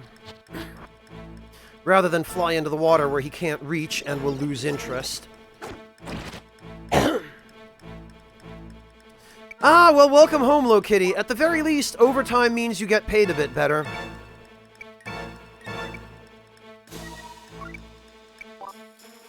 Alright, what do we got?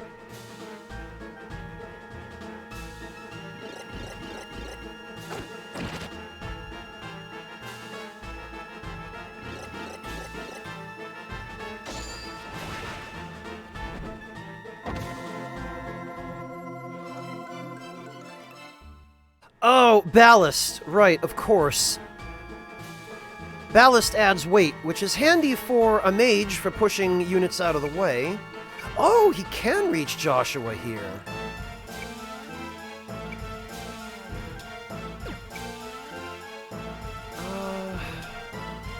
It looks like there should be an item over there, but I don't think there is. Ouch, Low Kitty. Yeah, that's a no fun.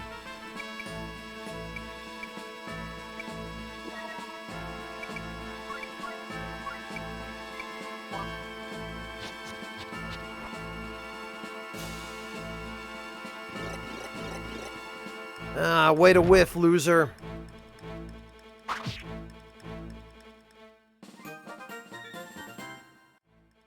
That's what I like, is those sweet, sweet levels.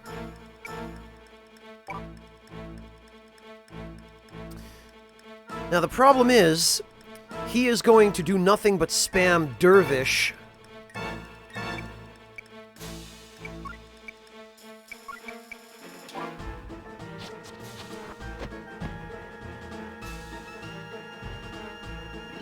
At close range, which prevents me from being able to counterattack him. Because even if I dodge his initial attack and counterattack, I'll still be behind him, which will cause me to get hit. So I'm going to have to attack him every other turn.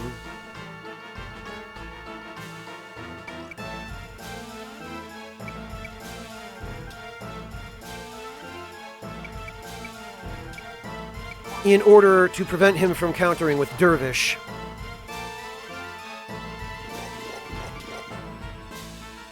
Because as long as he uses Demon Heart, he won't be able to cover his flanks.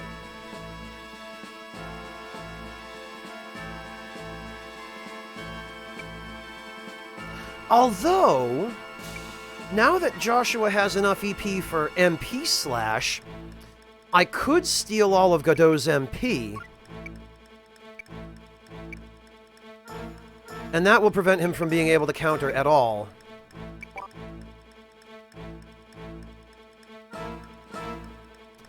Oh, I'm sorry to hear that, Low Kitty. That's no good.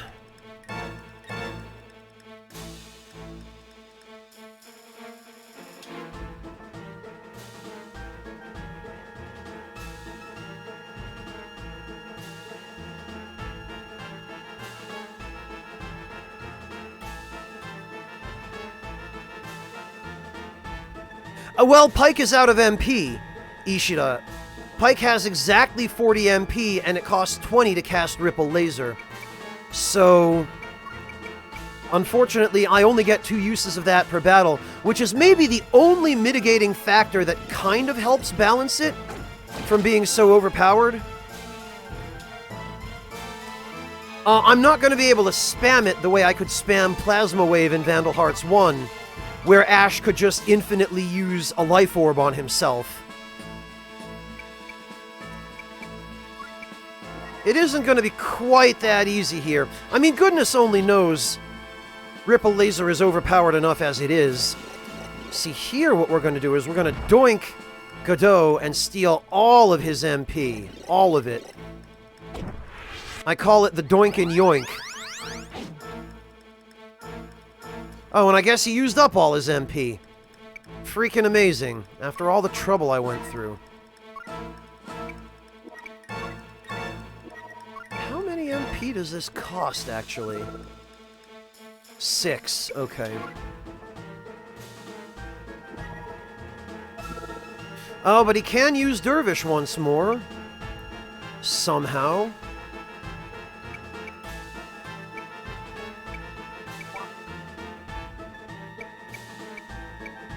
Well, that's fine. We can get Joshua out of the way.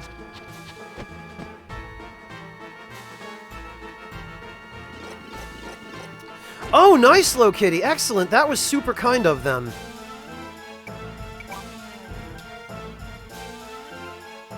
Captain Sama, does nobody read stream titles anymore? That question could absolutely be answered by a quick look at the stream title. Alright, do we get him? Looks like we did. Squish. And now there's absolutely nothing he can do. He sounds like it, Low Kitty, to lend you his PS4. That's super, super nice of him.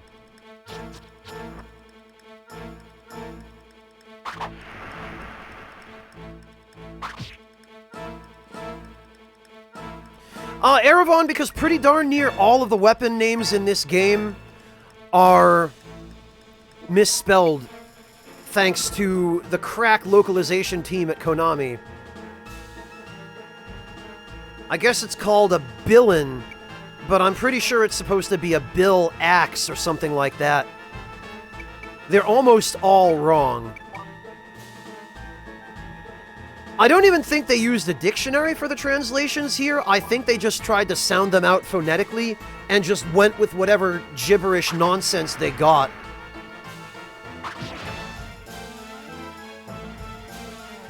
Yeah, wow! I will concede this battle today, but you wait, I will get my revenge.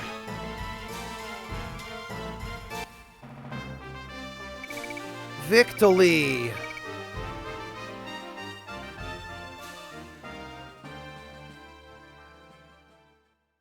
You know, Eravon, if you could name weapons in this game the way you can in Legend of Mana, what the hell is going on here?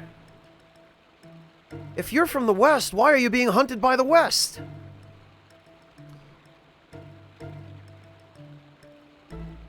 Stop it, Pike. What's the point in asking? We take them to Fort Gusta, they pay us, and that's the end of it. Yeah, I guess so, but... Fine, then listen. But Baron! It's fine. It all started with my discovery of information that had been hidden by the Queen Mother. Yugur, the capital, fell to the east 7 years ago. The royal family escaped to Gardeau. In the chaos, the young King Franz disappeared. Just recently, we heard that he is alive and held hostage at the East's mining prison. I immediately reported this to the Queen Mother to attempt his rescue.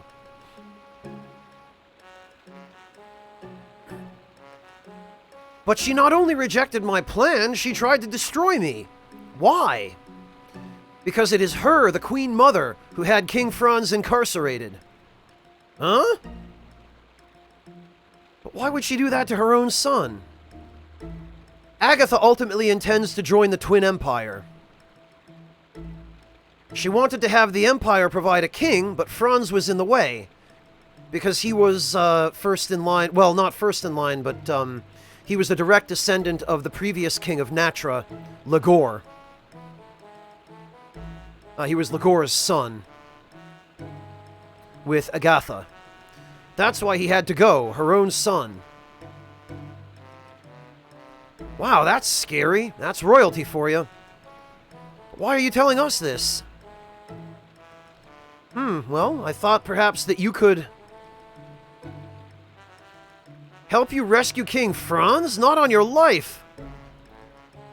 Let me tell you, it might not be much, but I like the way I live. We've wasted enough time. Let's get moving.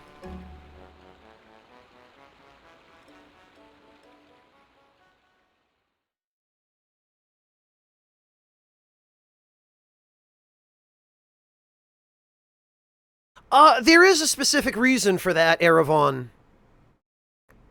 West Natra Gardeau, Palace Audience Chamber. Twin Empire Envoy. These supplies and men are to arrive shortly. That's all? It is far less than I had asked for. What an unpleasant-looking lady. Such half-hearted support has caused the war to drag on for 7 years now. Why will the Emperor not commit the elite Imperial Army units? The Twin Empire's main unit should easily put an end to this war. However, Your Majesty, that would be impossible. What a Japanese way of saying it. Committing our major units would weaken the Empire's ability to defend itself. Silence! Who is there to threaten the Empire? There are only ourselves and the weak church state of Nervadia. We must form an alliance with the Empire to fight the other two countries. Yes, it is our stated position that we quit obfuscating. Your Majesty, please say something to this thick bureaucrat. Huh? Yeah, we look forward to your support, I guess. Duh! Look at this dumbass, this incompetent, blithering Bumble King over here. Literal Bumble King. Agatha is only the Queen Mother, so there isn't too much she can do. Certainly, Your Majesty. Dear Mother, I am tired. This should be enough. Yes, Your Majesty.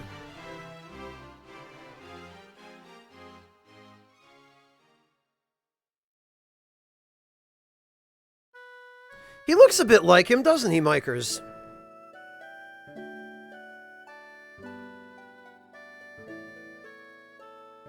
Well, it's obvious who is in charge. Yeah, right. You called it, Low Kitty, pretty much word for word.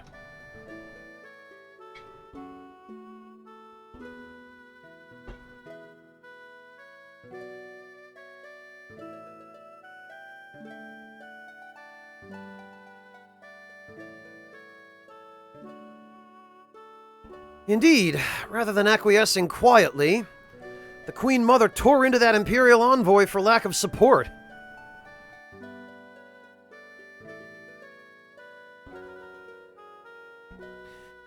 Well, Ishida, I think Gregor being a moron is kind of why the Twin Empire sent him, because he's easier to manipulate.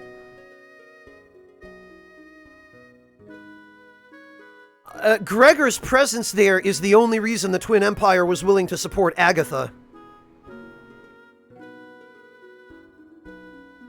Basically, she bought their support by having her daughter, Minia, marry Gregor, which would basically combine the kingdoms of the Twin Empire and Natra, assuming the Queen Mother is able to capture Natra. She is one remarkable woman. I concur. She has the inner fortitude to be a true royal leader. The only problem is she's kind of a jerk.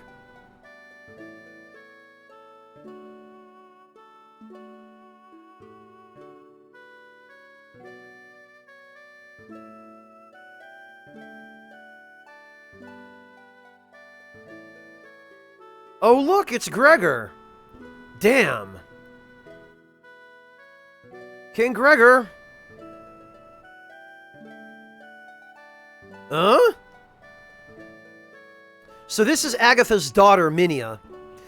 The king who disappeared, King Franz, is Minia's younger brother. Please, don't let idle tongues hurt you. You heard, then? Yes, but it's not your fault. It is all Mother's, Queen Mother Agatha's fault.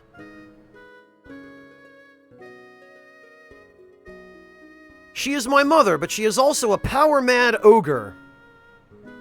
I have a feeling the original translation there in Japanese was Minia comparing her to an oni. When my brother Franz became king, she did not relinquish power. Worse...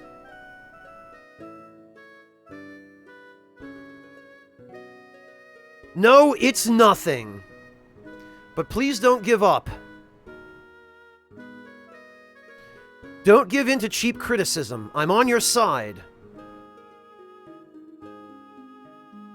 Even though this was an arranged marriage, I do love you. Minia. So Minia's not a bad person. She's alright. Gregor is kind of a dumbass. And again, a bumble king. But Minia's okay. Right, let's go check the shop.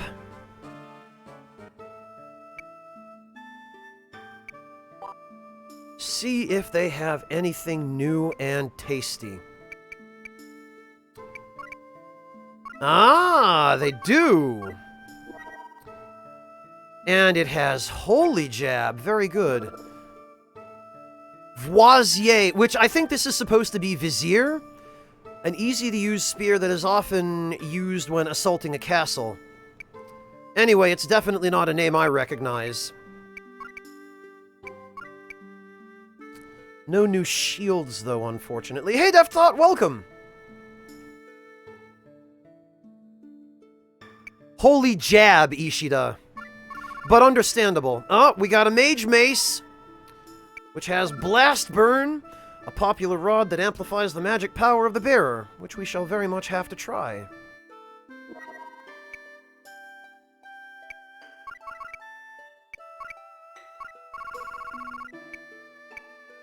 What about armor? Of course. Ah, we have access to high herbs now. Fantastificent. Yeah, Ishida, it is. The font is just a little bit too illegible in certain menus and on certain screens, which is unfortunate.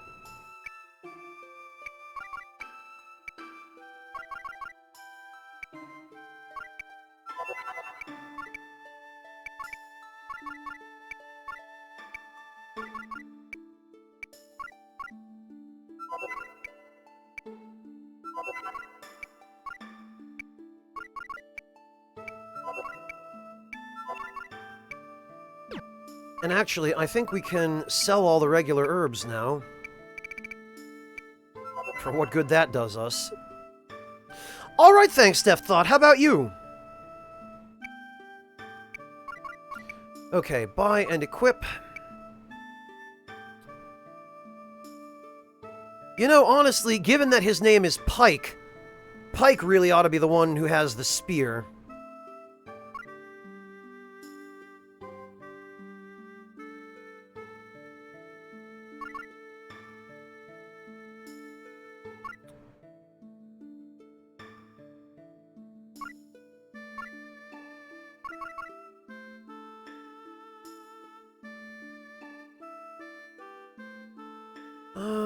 let's see.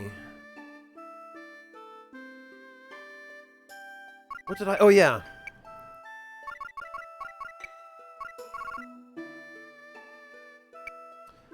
I just wish there were actually a spear in the game called the Pike, because that would be perfect. We'll give Vlad that.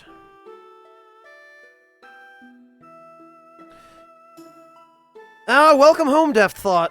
I can definitely sympathize with the early mornings. Hang in there, man. Make sure you get plenty of rest. I'm happy to have you here, but don't feel obligated to stick around if you need sleep.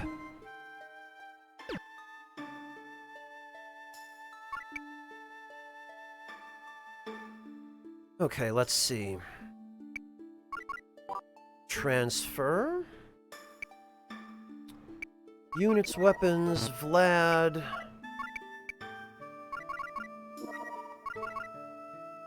Yeah, Razorwind is kind of trash. So we'll just leave it. Holy Jab is much, much better.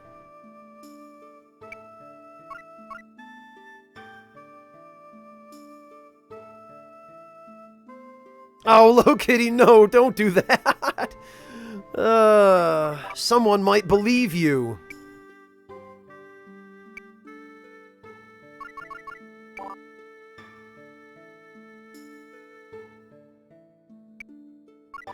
Alright, actually...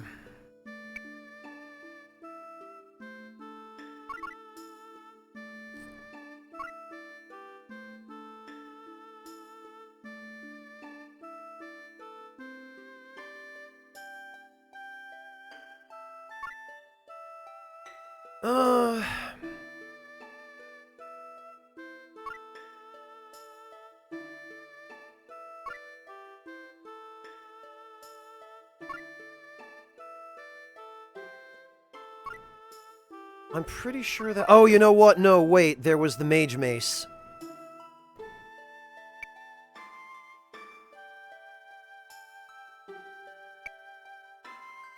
Shop. And we need to buy and equip Preto with this.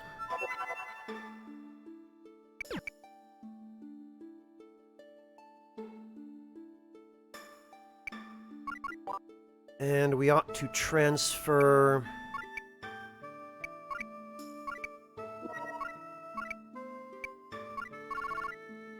the...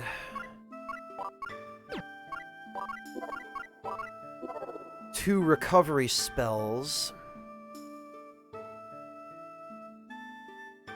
from the Ref Staff to the Mage Mace.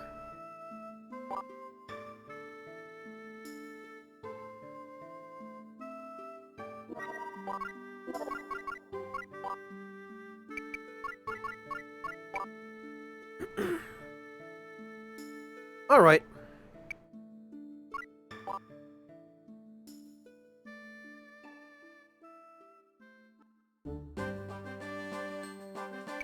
And I think perhaps we'd better save just in case, because I do not feel like having to redo all of that stuff if this should all fall apart.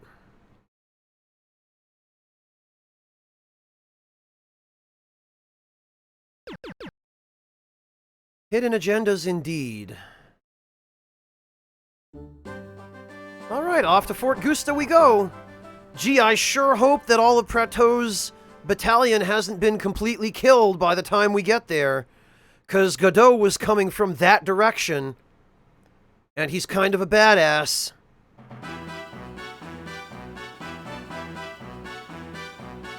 Defeat all enemies, death of hero or all fort units. Well...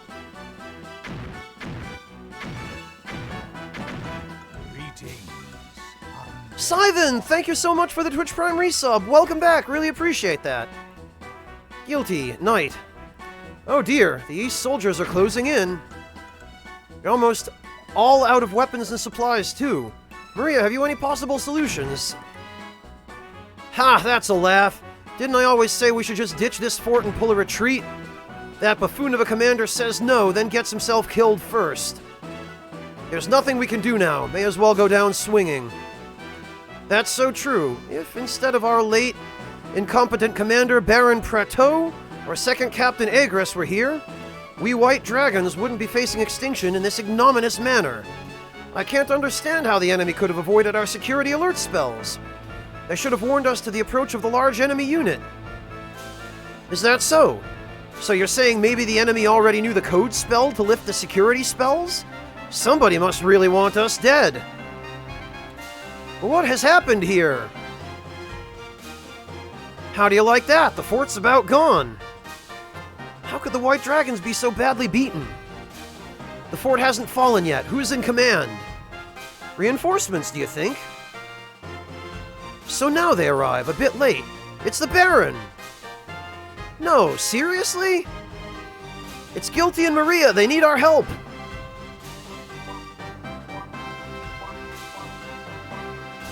Well...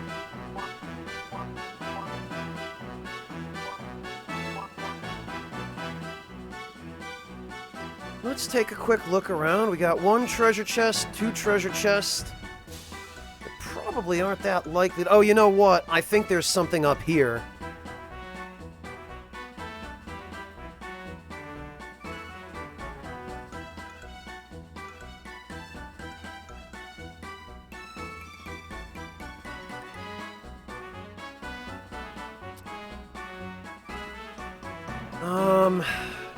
Well, Joshua can get that. That shouldn't be a problem.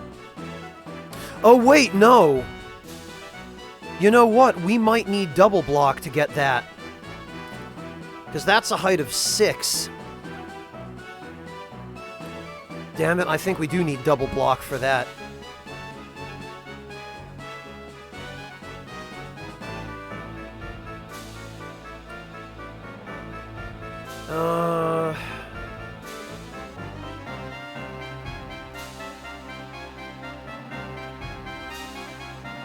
Okay, well...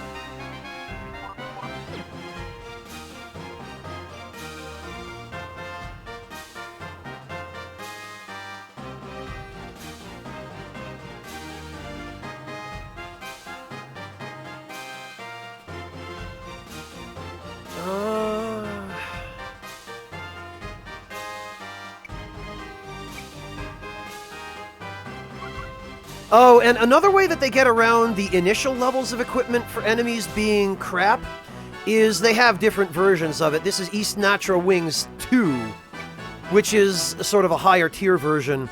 I think it goes all the way up to like 5 or 6, depending on the enemy type.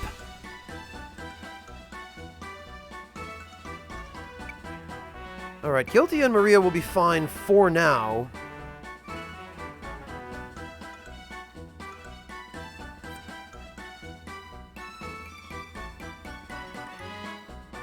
So the obvious first move here is we're going to have Pike call in an airstrike on our friends over here.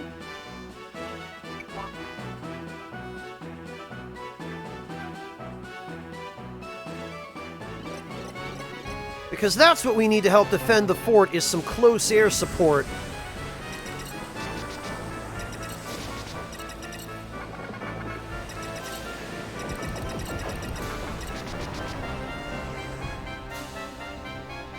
Welcome back, Klaus! And hello, Panda! Thank you both for stopping in.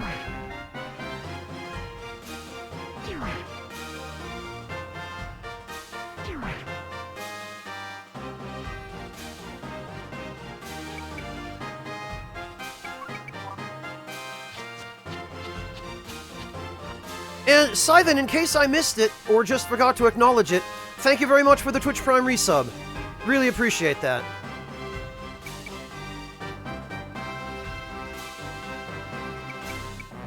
Alright, this idiot right here just signed his own death warrant.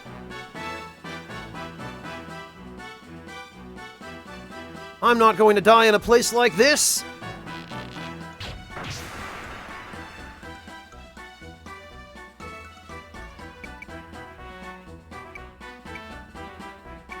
Can I actually? No, I can't.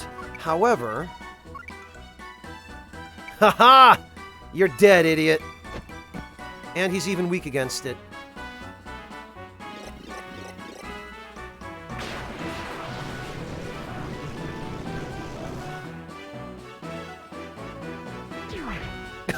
Charlie, I don't know how you managed to multitask like that. That's an incredible feat by my standards.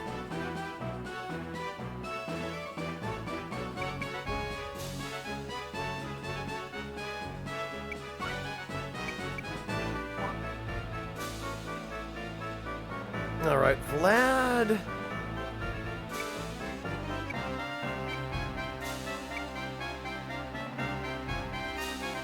Vlad will be fine.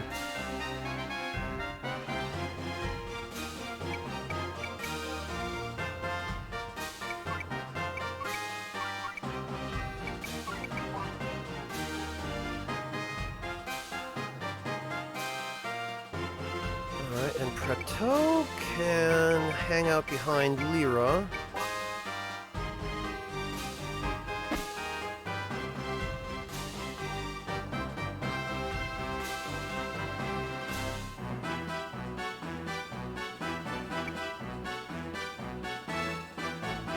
Guilty and Maria are fine for now.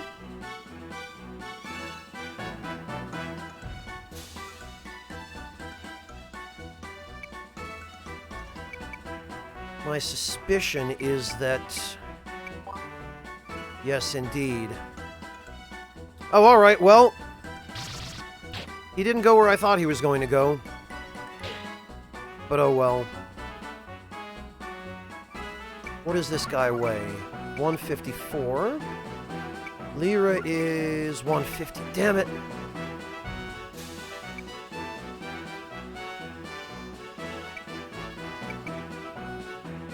Well, he'll only be able to attack Vlad from the front, so that's fine.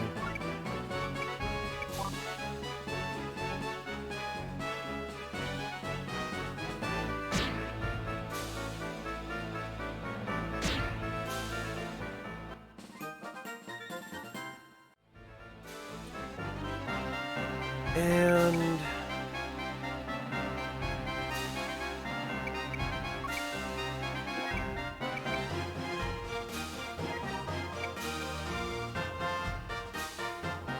we can heal Lyra and Vlad there. Not that Lyra needs it, but...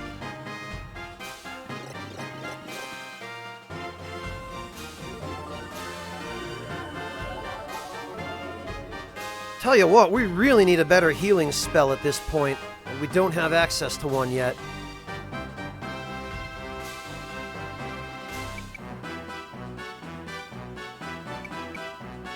Okay. Unlock.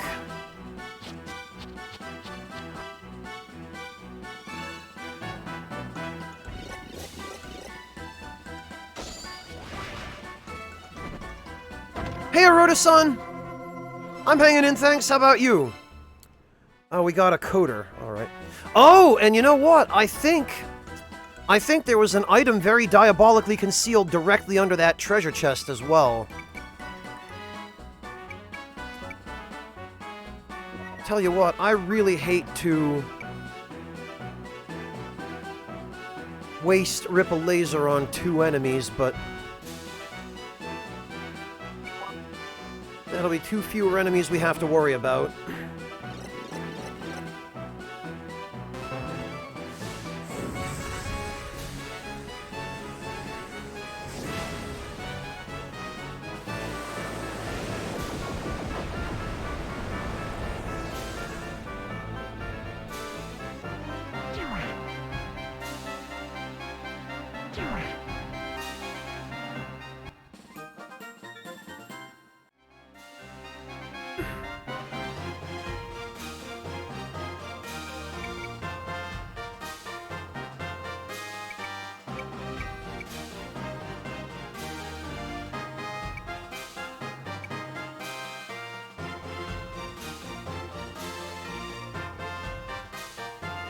Okay.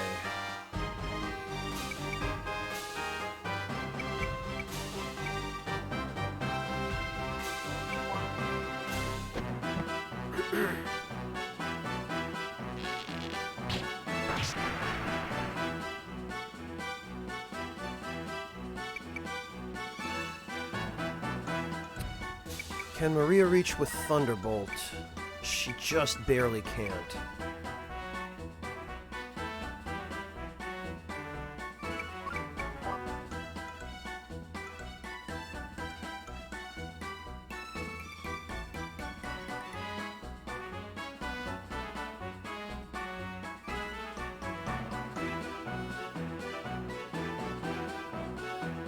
Right, well, I think it's just those two soldiers.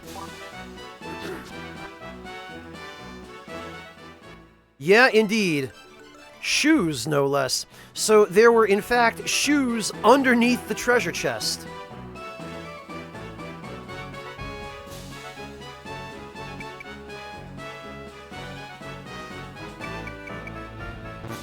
Of course we can't.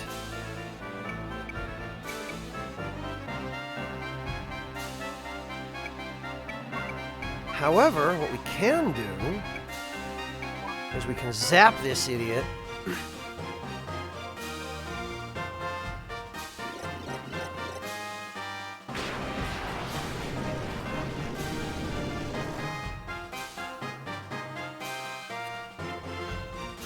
thing is, can this guy... He can...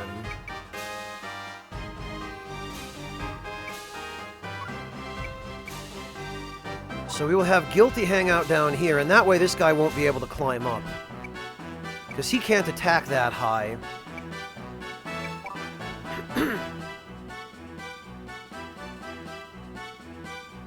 Well, Aroda-san, it is a Gradius reference.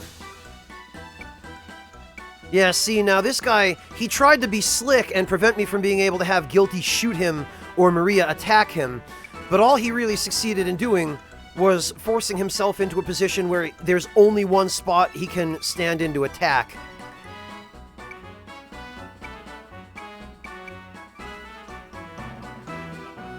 And actually, 155 and 154. Ha ha!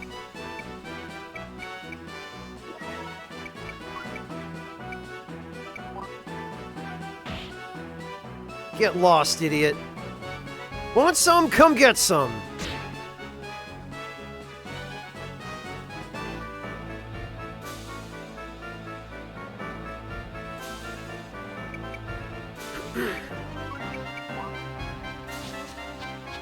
Hello, Mr. Nans. Welcome.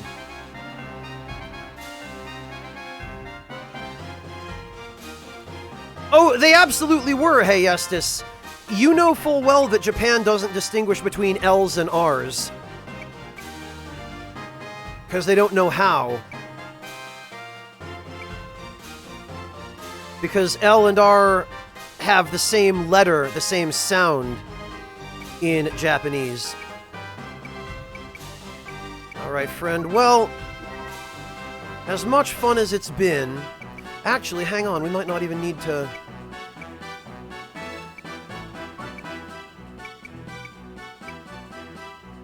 She has slightly higher agility than this guy.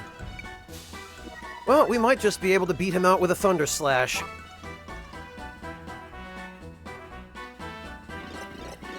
We sure can. Bye! Might be slight overkill, but...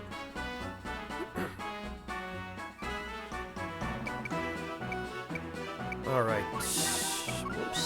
Unlock.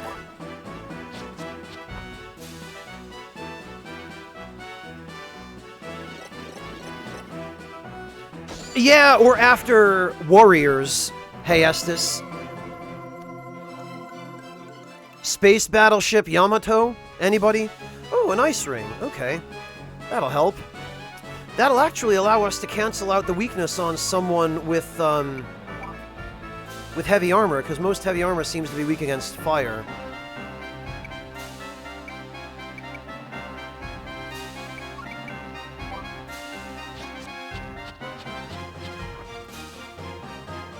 Now, the thing is...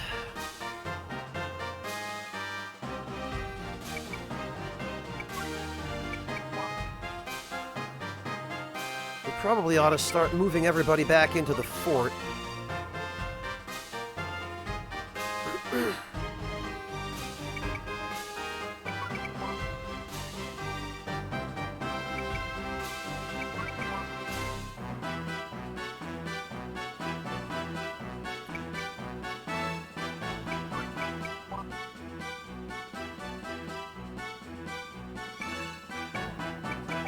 Yeah, this is fine.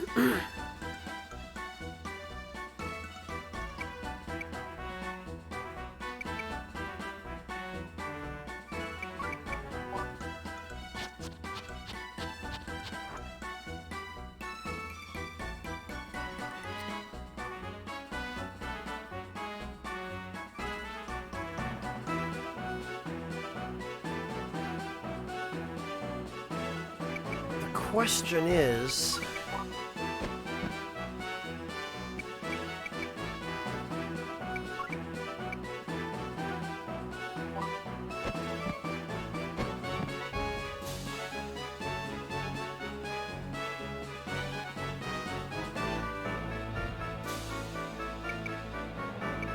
can Joshua reach the...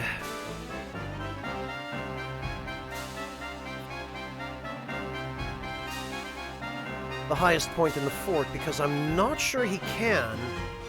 We might need double block.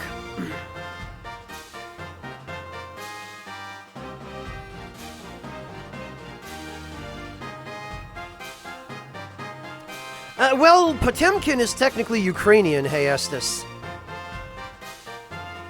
But yeah, Slavic either way. Alright,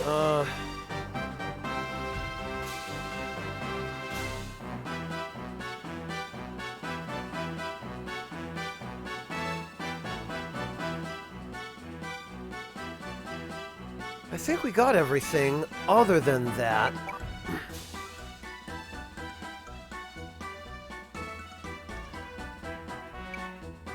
Okay, that guy can't quite reach Joshua, so we're fine.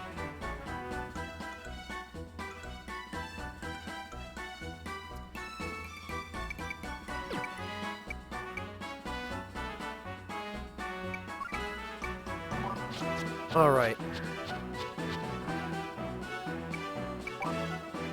Let's see. Yeah, I don't think Joshua can make this.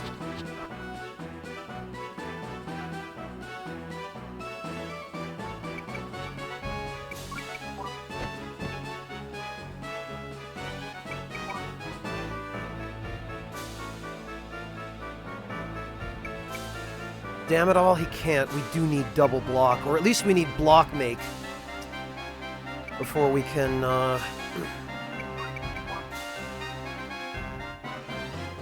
deal with that. Oh, well, would you look at that?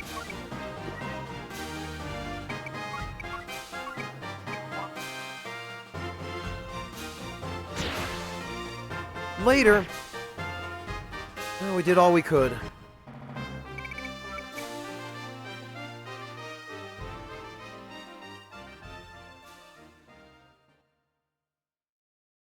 Oh yeah, they love anything German, Morteferu. They have a certain obsession with early 1940s German culture, let's just say.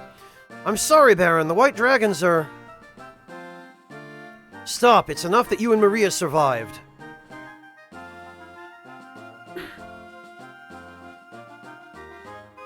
Ooh, the Baron sure has good-looking underlings.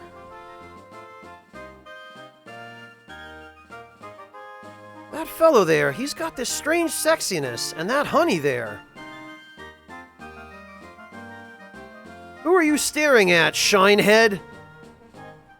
What's the matter? My good looks got you all hot and feeling frisky? Try anything funny, pal, I'll split your skull open and feed it to dogs, get me? What? That's some vocabulary. Those two sure got off on a great foot.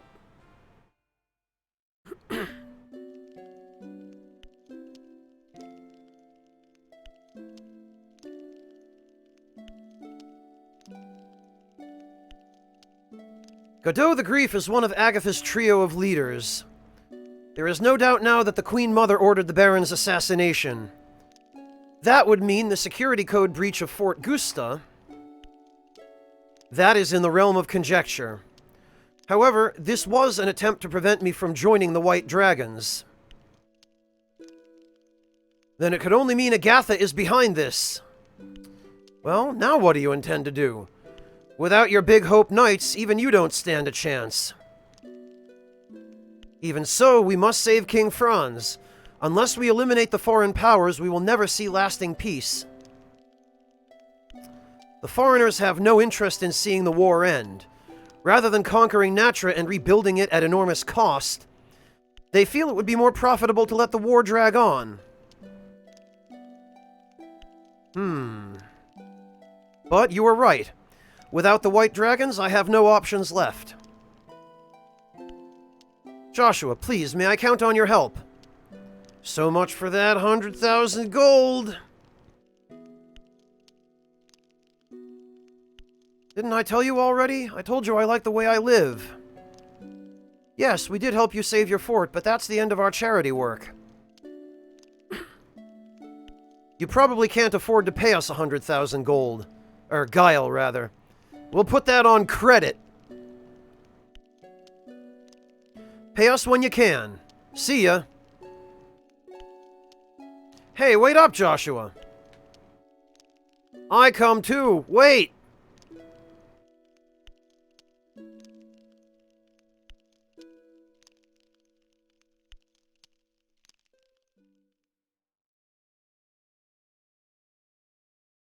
No, Venmaru. It's Maria.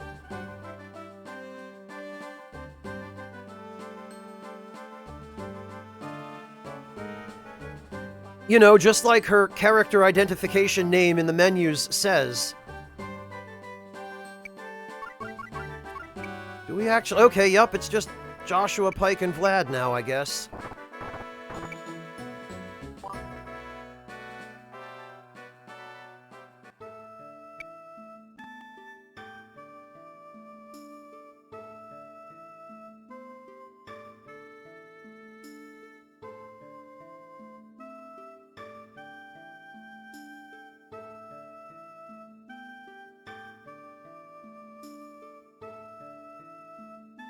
Well...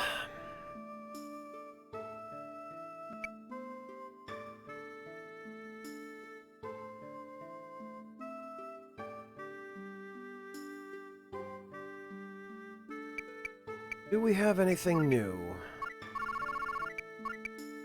We sure don't.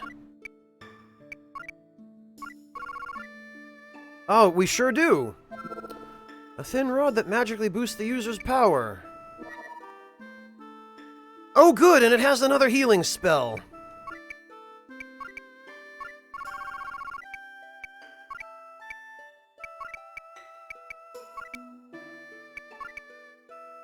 Ah, and we get proper robes now. Very good.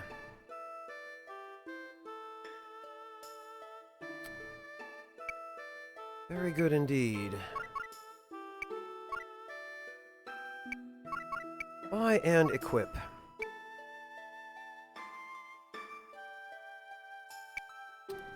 Well, I guess that's only going to do us a certain amount of good, but...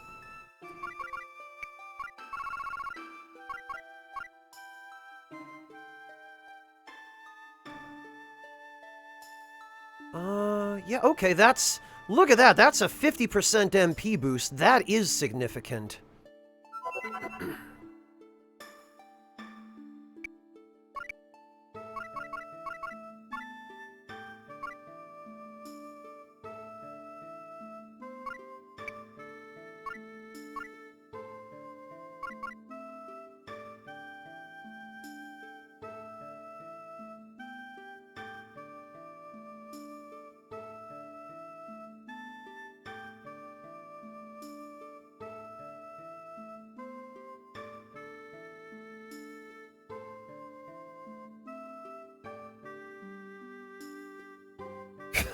Maybe Lion Signal.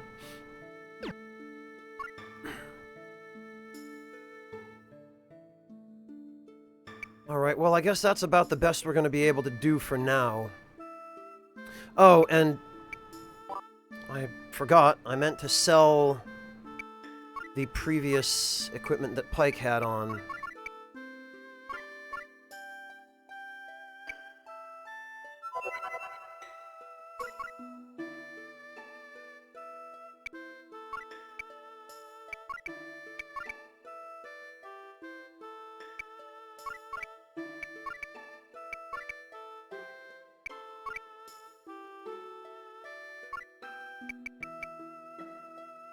Okay.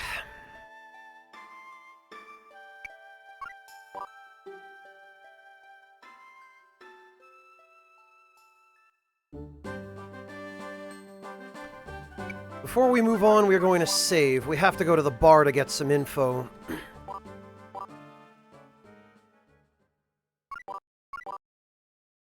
That can go there.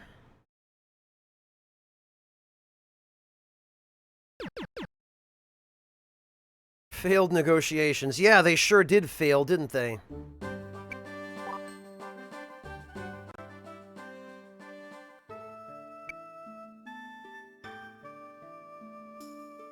Alright, let's check out the tavern. Well, this is just great. We got used for squat. Would be Vlad the oaf that got suckered by that ridiculous 100,000 guile offer? You vote yes too, Pike, you! That not fair. I am get angry now. Hello? Why so glum? Maybe I understand some. Baron and all them good people. Maybe we not good, not help them. Maybe this too hard for you understand. Pike not care enough. That's not true. It was on my mind too.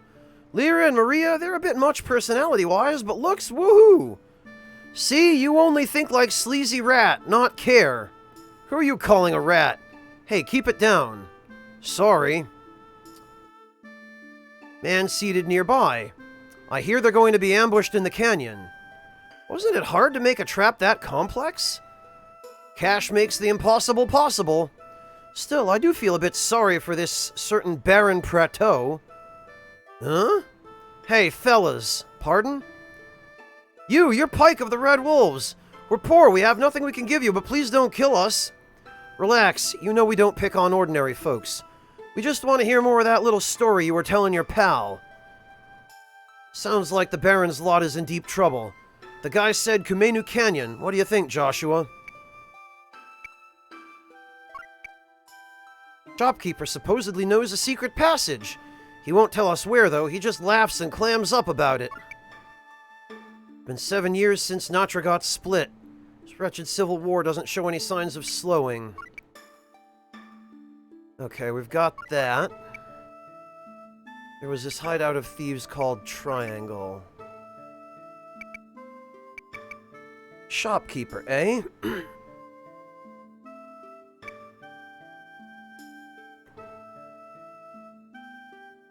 Alright, Yami. Well, sometimes a break is good. Sometimes a break is helpful.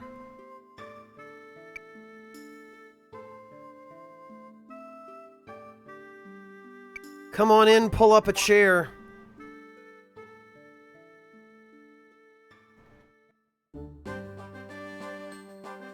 Come to the place where fun never ends. Come on in, it's time to party with blood-starved and friends.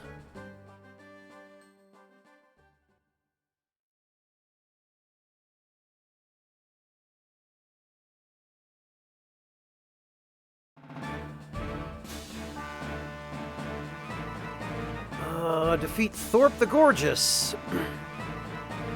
Look at this! Hulking female warrior. Foolish, foolish, foolish. You must be angry, Baron. Damn, I should have foreseen this. This is the worst place to get ambushed. You should be ashamed. A member of Agatha's trio, Thorpe the Gorgeous, is too cowardly to fight us fairly? Ah ha ha ha, I won't fall for that silly ruse. Intelligence is power, darlings. Hello? Who are you to interrupt my party? Looks like they're still alive. Here we are after all. I think Pike will say no, but Pike come. Little bit, me think Pike not so bad. Stop that. Getting praised by you is too weird. Joshua. I didn't, Yami. I can't take credit for that. She does look like a lunch lady, Mojo. I mean, that's kind of the idea. Actually, we want everybody to be able to hug that cliff as soon as possible.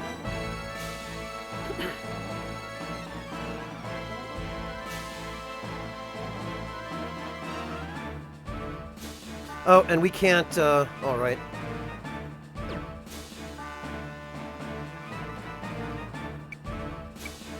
Let's see, Falcata. Oh, she's got Dragon Fire. Okay, well, that's going to be a pain. And a Billin with Axe Vortex, of course.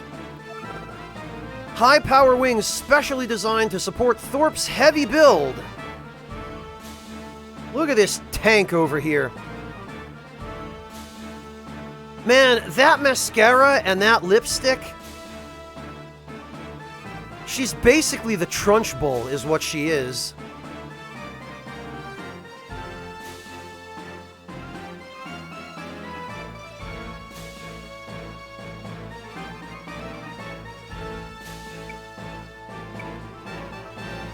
Always, Erevan. This game will never disappoint you. Hey, Schwa, good to see you. Welcome. No, Sokumo Tanaka, it's a flying suit.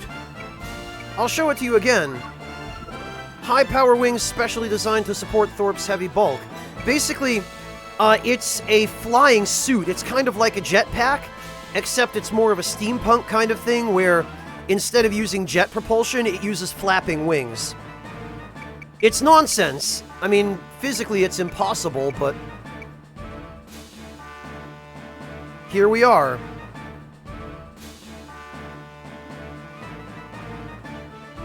Hey, the Hollow, welcome!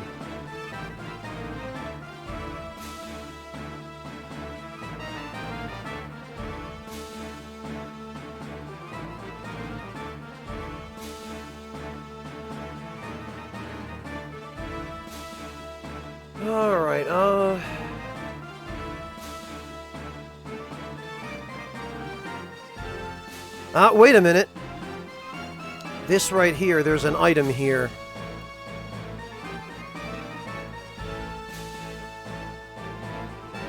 And I think it's the only hidden item on this map. We'll take a quick look around, but I'm pretty sure...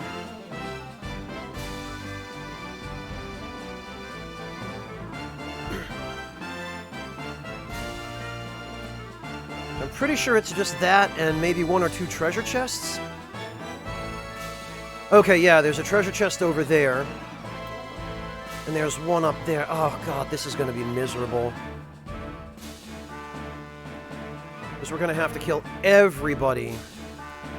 And Thorpe, because she's a flying unit, is going to be a huge pain to deal with.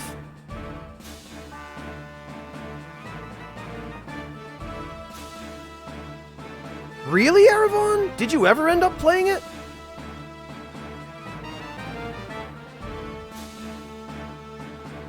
Well, it fluctuates, Schwa. It fluctuates constantly. Actually, we should move Pike last.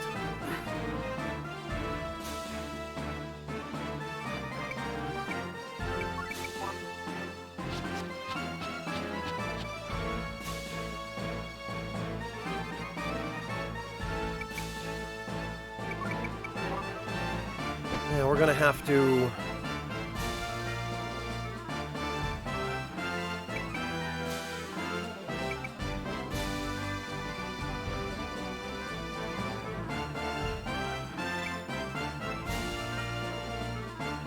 Yeah, Thorpe is going to be a problem.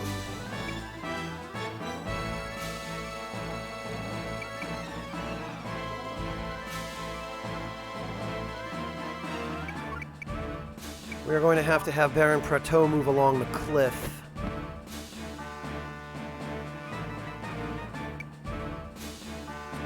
Though hopefully Thorpe won't be able to reach Prateau.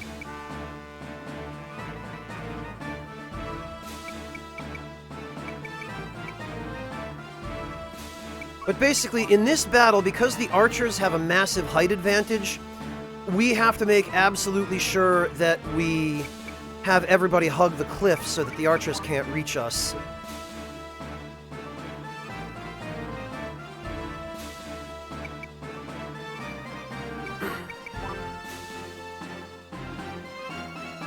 Well, Erevan, maybe you should. Or maybe that's why you're here.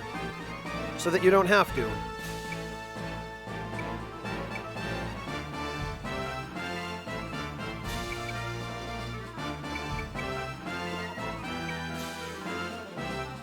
Who can I hit from here? Well, I can get all 4 of them. You know, I think the most important thing is that I can get that archer. So we are absolutely going to take this.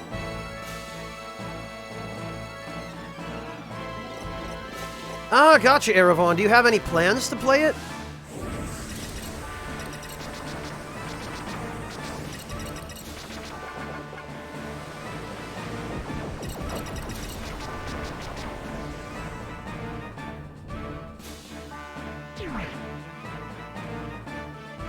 Oh, okay, Eravon. PPSSPP, gotcha. I couldn't get PPSSPP to run this. I did try. In fact, that was the first one I tried.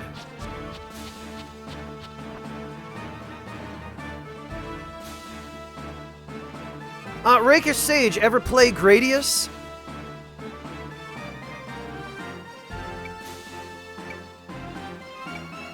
Oh, okay, it looks like Thorpe can reach. Yeah, Dragonfire is a nasty, nasty ability.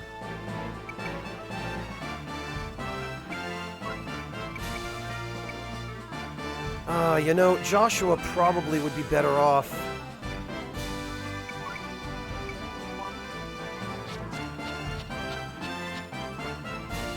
You should get the treasure chest down here first, and then move up there and get the rest.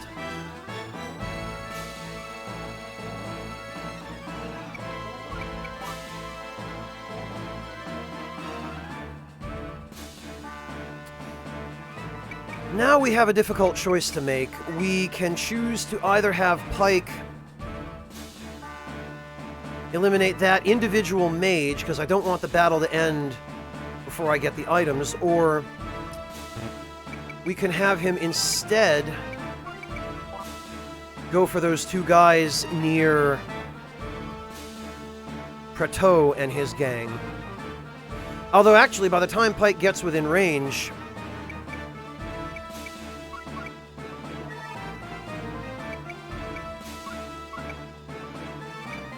it may well be that we've defeated them.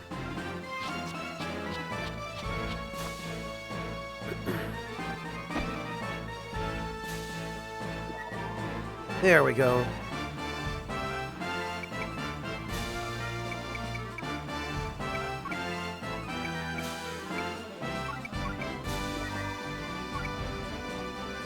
He's not even weak against thunder. In that case...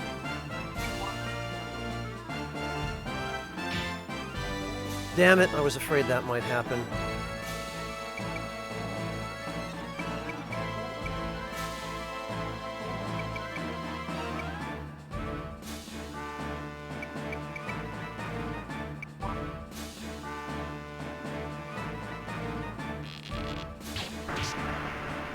Alright, well...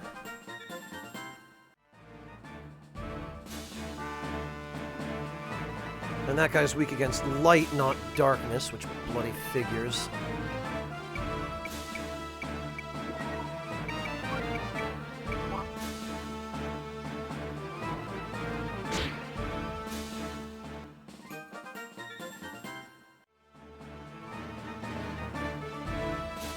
Alright, these guys weigh 168. I don't think any of my units can...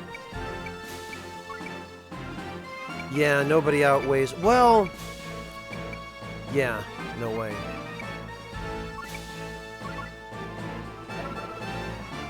Vivid red armor, won only by the bravest warriors. Great.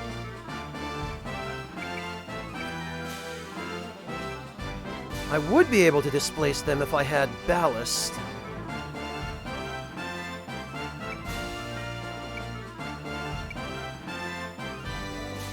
Okay, well, this is difficult. He's either going to go for Guilty or Maria. Or, yeah, probably Maria, you know?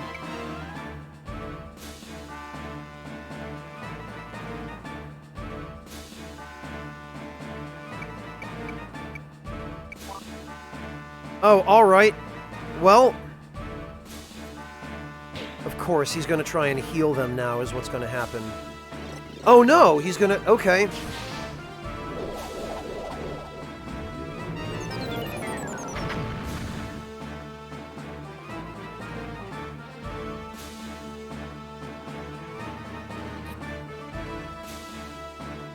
Alright, yeah, they're definitely gonna go for guilty then.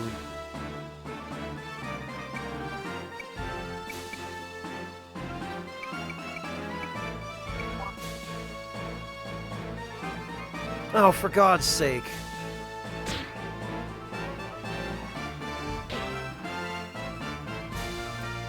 Alright, you know what?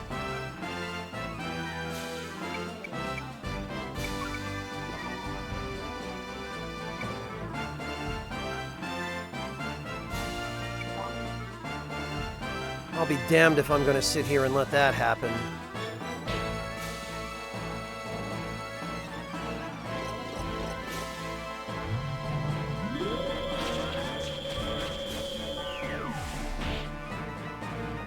Man, I would have been better off just shooting him.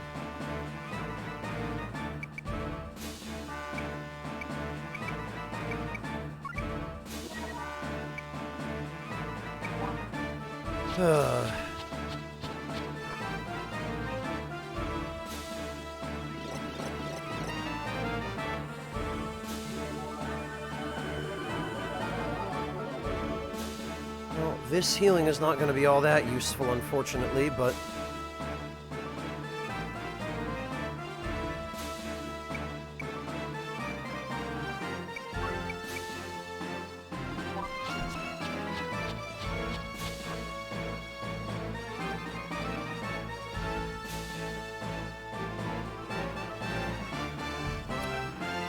Now the question is...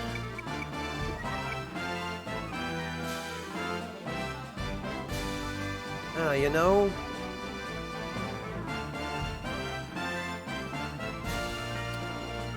I would be able to hit them.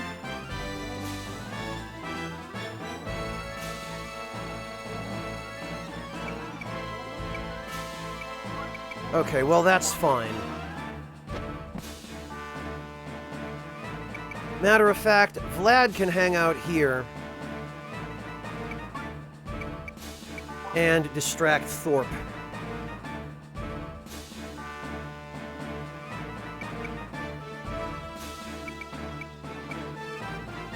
These guys are going to go for guilty.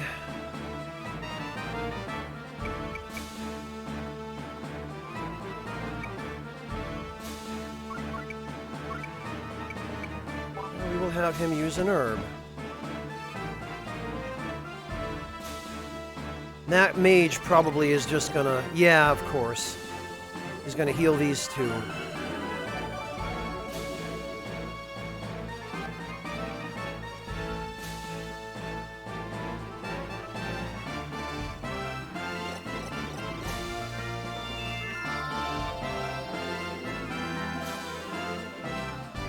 Yeah, Bone, as I mentioned yesterday, I don't know if you were here, Konami has always been really good at spell effects.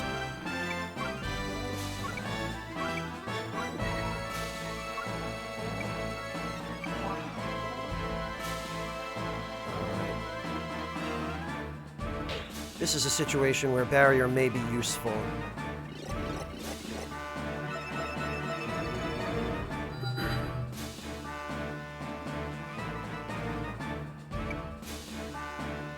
Oh, actually, maybe not.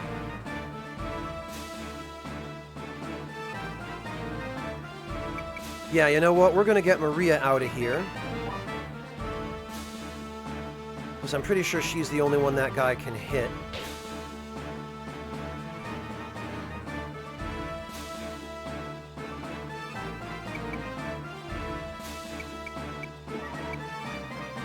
And we are going to toast all three of these losers. That definitely hits all of them. It definitely hits none of us.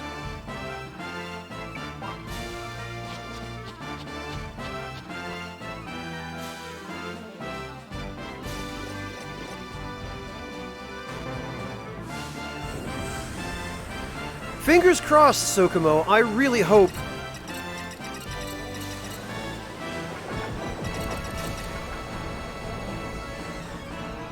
I really hope.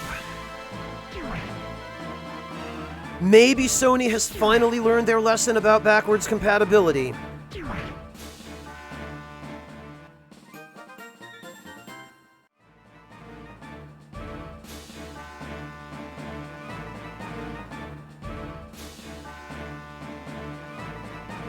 Okay, well, we should be good to go for now.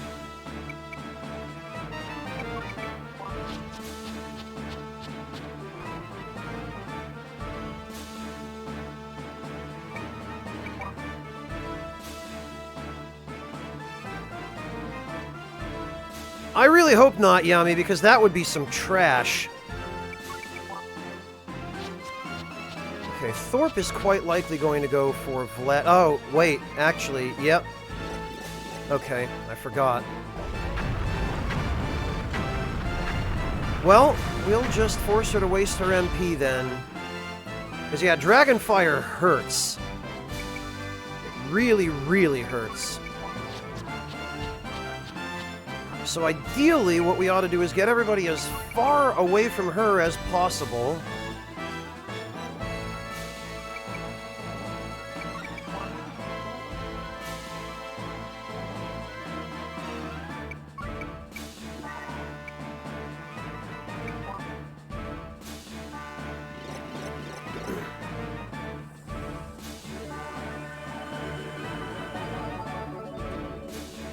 Maybe, Yami, but I hope they realize that more people will buy that console if they know it's backwards compatible.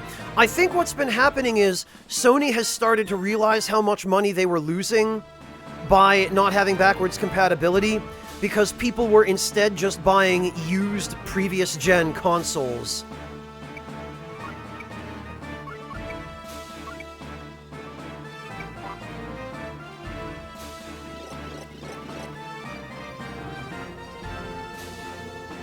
Look at that. Mother mercy indeed.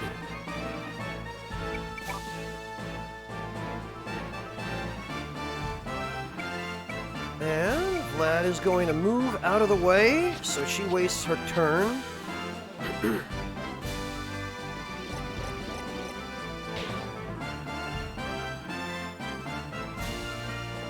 And as long as Vlad can keep her distracted, it should be fine.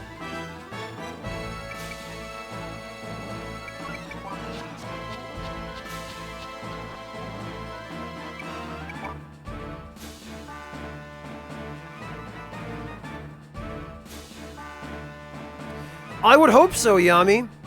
They have the technology.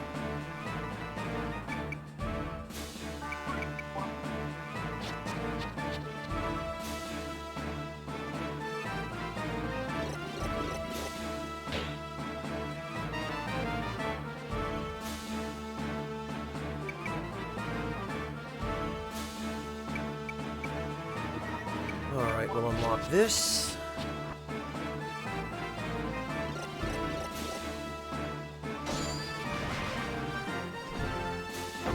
Well, Mojo, and yet they are still offering PS1 and PS2 games on PSN. So they understand that there's a market for them.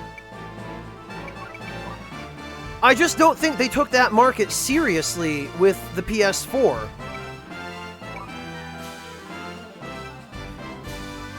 And the fact that they even mention backwards compatibility as a selling point for the PS5 at all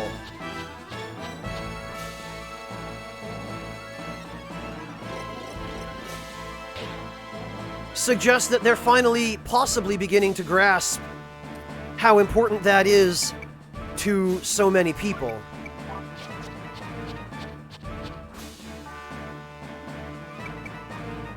Oh, Sokomo, anything Vita is long dead.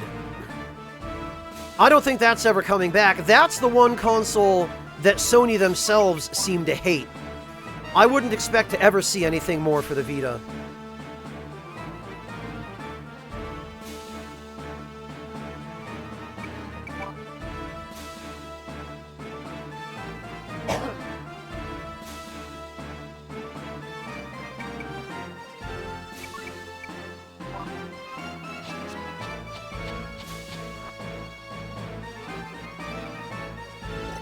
Well, I guess all she wants to do is double slash. Very well then.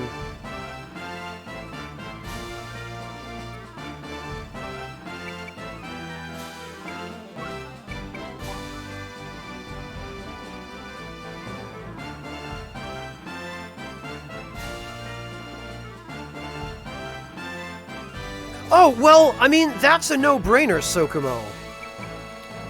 If they don't have the good sense to do that, then they don't deserve anybody's money for the PS5.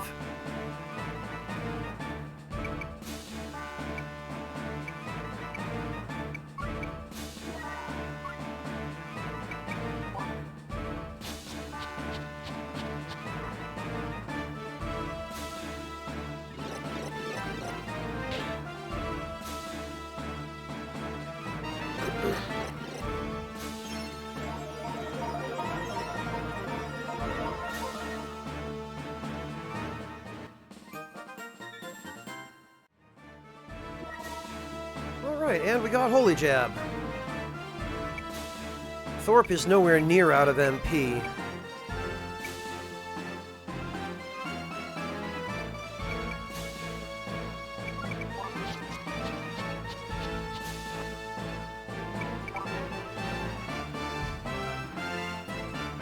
We are going to have Vlad pull a bit of a retreat here to get Thorpe out of Joshua's way.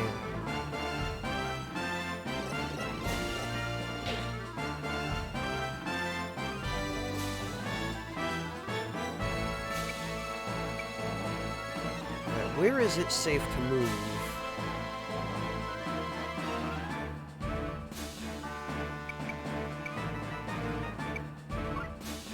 Oh, we don't want to do that yet. Oh, actually, yes, we do.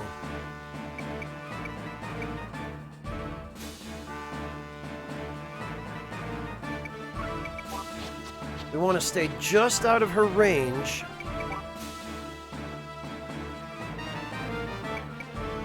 We want to have Vlad bait her down there if possible. Yeah, there we go.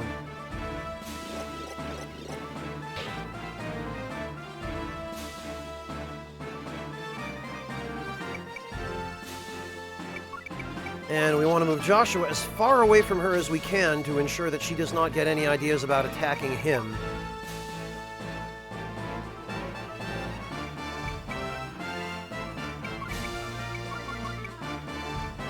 And actually, Vlad should probably hang out down here.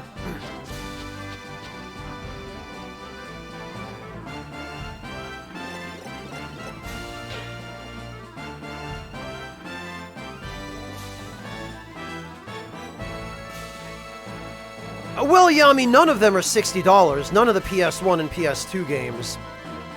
That would be an incredible piece of stupidity on Sony's part if they were to try something like that.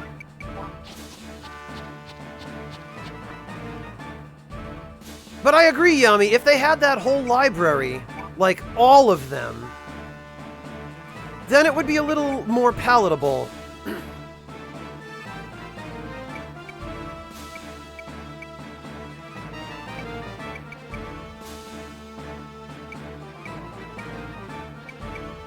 Alright. Oh, we don't have 30 EP, huh?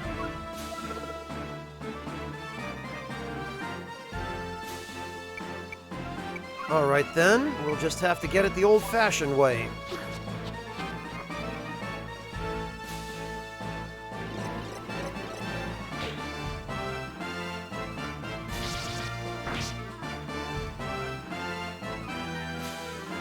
We can start working on Thorpe now. So now we only have this treasure chest and then the hidden item over above where Prateau is.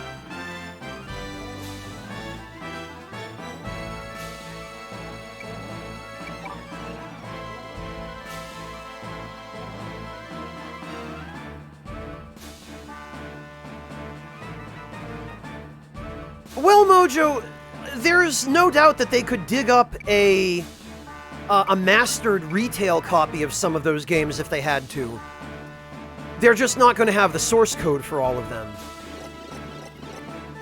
And that's the problem, because without the source code, it's more difficult to do a good re-release on a PSN, because debugging is harder.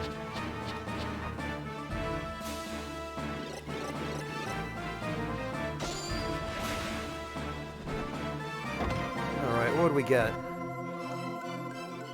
Oh, another Goblin Shield. Excellent. That's a recover mark, which will be quite useful.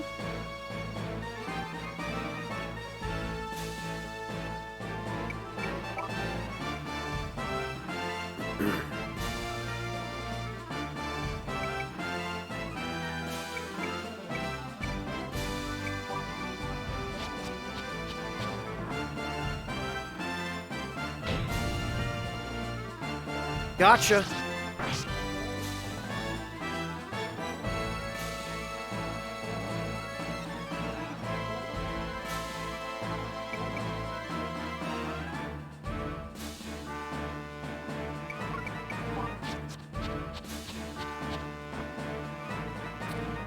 Okay, yeah, here it is.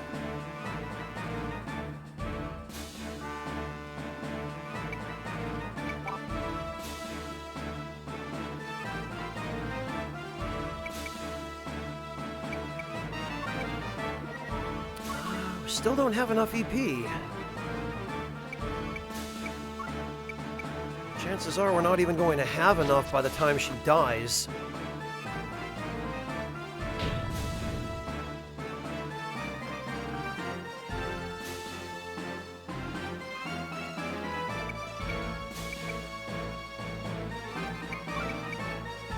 Alright, Joshua should be able to reach it in 1 or at most 2 more turns.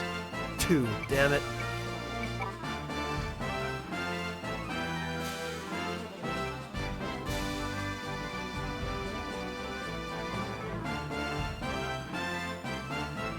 Well, Mojo, if you were lucky enough to get a backwards compatible PS3, it was still possible. The only problem is they only made a few of those, they didn't make them for very long, and now they're impossible to get without paying upwards of $1,000, which is ridiculous. Especially considering that you can just emulate those games on PC anyway.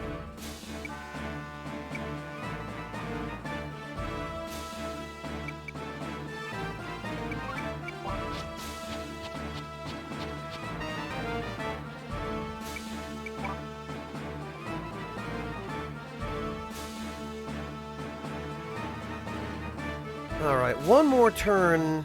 Well, 2 more.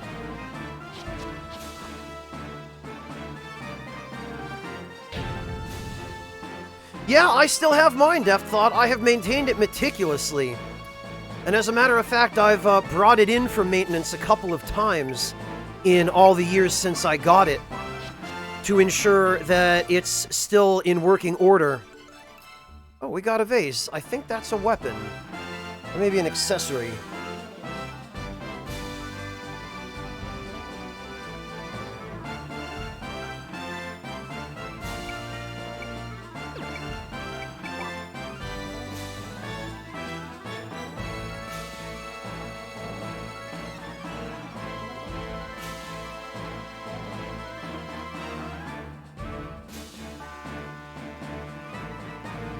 Von Malka, piracy is a response to a bad value proposition. Piracy is a response to bullshit like Adobe Premiere costing $1,500, when it isn't worth anywhere near that.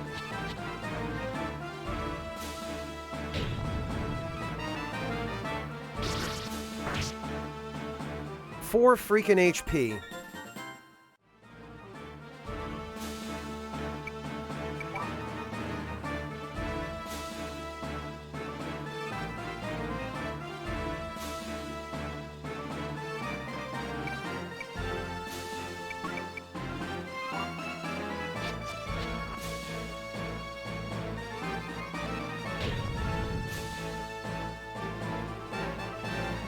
Yeah, Death Thought, and people wonder why Photoshop is the most pirated program in existence.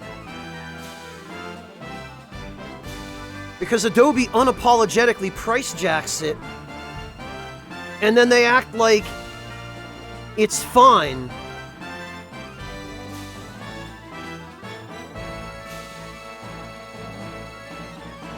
Yeah, or that, Yami. Or something like Windows 7 Ultimate or, you know, Windows 10 Ultimate, any of that stuff. Basic functionality that should be available to everybody, costing hundreds of dollars more.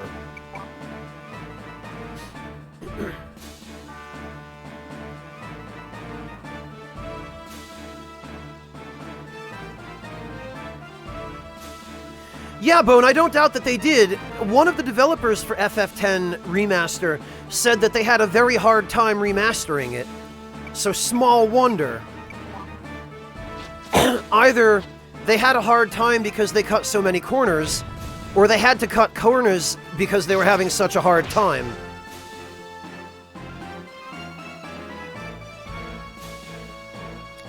Yeah, Artista, I feel no sympathy for Adobe whatsoever.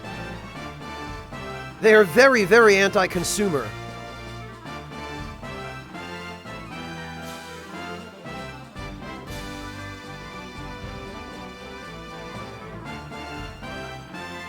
Ah, that hurt, you horrible person. I've had enough of you vulgar people. Retreat! Thorpe is silly. Nice, 20,000 guile.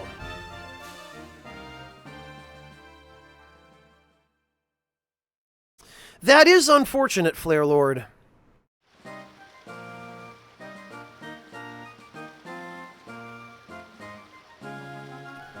I can't thank you enough for coming back. Don't kid yourself, I'm protecting my investment. If all your plans succeed, we want 200,000 guile, including what we're owed already. Fine, we have a bargain. It's a bit low, don't you think, Joshua? You be quiet, or Vlad pound you. Before we agree, I need to know something. And that is... even if King Franz returns, we don't know if he will... God, the interruptions in the dialogue in this game are really jarring. I have to think they must have been complete sentences in Japanese. We don't know that he will be a good king. His long incarceration could have destroyed his mind. If so, what do you intend to do? That won't happen. It's impossible. Even... Huh? However, if indeed your worst fear is realized, then kill the king and I.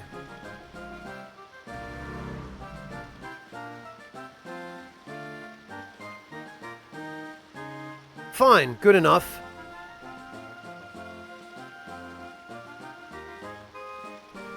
Good, happy, happy. Now where we go? We hope to reach Sadie in the east, near the prison. Let's not waste any time, then. That's why I say that, hey Estes.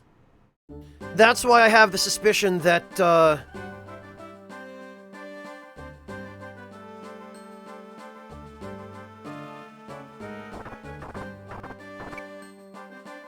that it originally was set up so that each dialogue window contained a complete sentence or thought.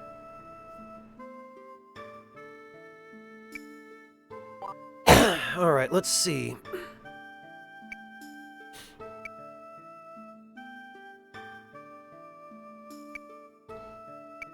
Do we have anything new? No swords, no new spears or bows. Ah, we have a new dagger. Decorative knife with an intricately carved haft. Alright, well, it's slightly better. Freeze ring. Eh. Oh, we can get the Billin, which has bolt strike. Which I don't remember being all that useful. Oh, hi, boomerang. Throwing weapon used by hunters, made from the tusk of a wild beast. Light mark. Okay. Ah, yes, and now we have the Wonder Rod, and yet no shields. Ah, we can buy the red armor. Very good. Aha! And we can buy better flying armor. Basic metal wings of an orthodox design. Affords little protection. But that is fine. El Dogi. Alright. Loose-fitting outfit designed by a legendary martial arts master.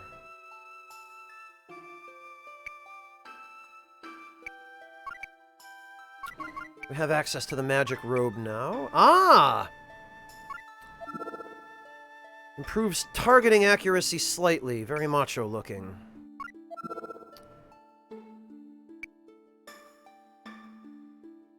Not yet, Erevan, no. You don't get it until... I want to say it's in one of the next couple of... It might be the Elvase, actually. Hang on.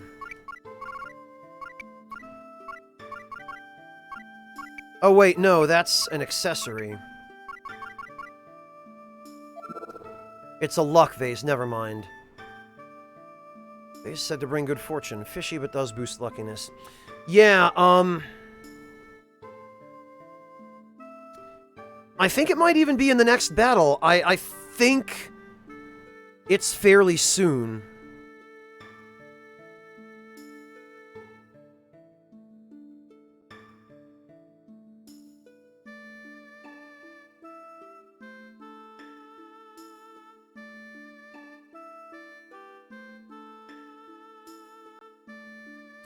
Chapter 1, yes, Yami, but we were in the prologue yesterday. Yeah, Erevan, I think it's the next battle. Erevan, the idea is you get it 1 or 2 battles after Fort Gusta, because they want you to have to repeat the Fort Gusta battle. Move +1, okay. Silver Coder. And actually...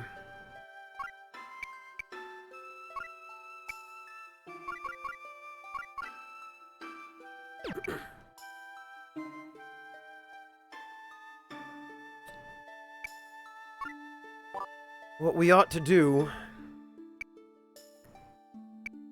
is we should give Pike the Silver Coder, because that's more HP. He doesn't really need the dexterity.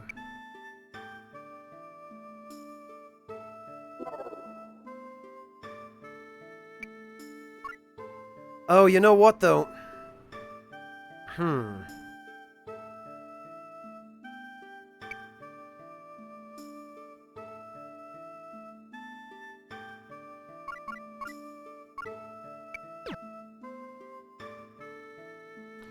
Okay, well, hang on a minute here.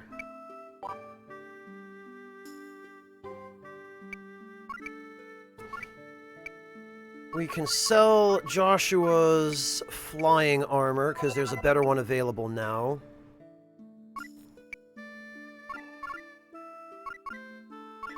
We can sell Vlad's chainmail.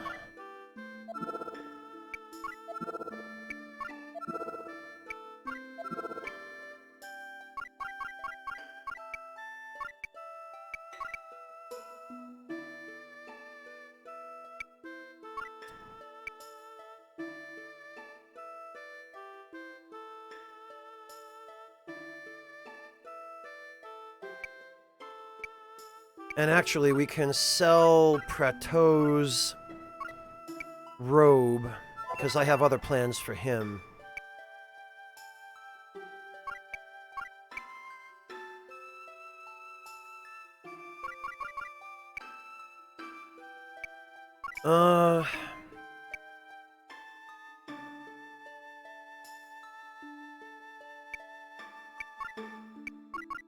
Buy and equip. So, first of all, Joshua... No, actually, Pike.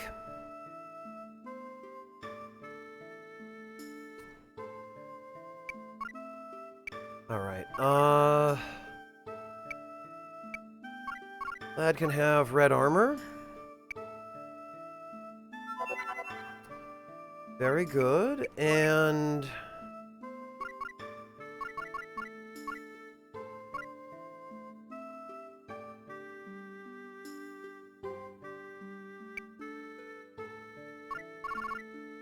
We'll also give Vlad a Billin.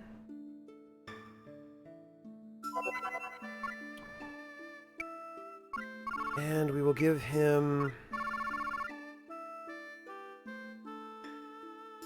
Wow, the Goblin Shield is 5,300? Wait a minute, I can buy a Goblin Shield now? Holy Mary, Mother of Joseph. Hooray for recover marks. Oh, this is a game changer. This is sure enough a game changer. Well...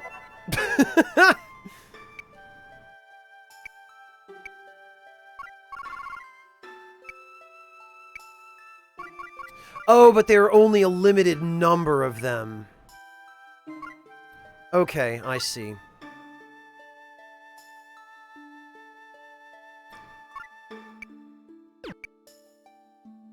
Someone is undressed. You won't be able to participate in battle.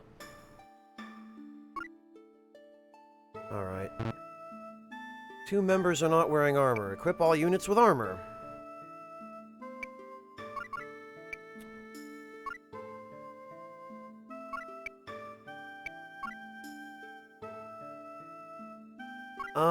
Yeah, you know what?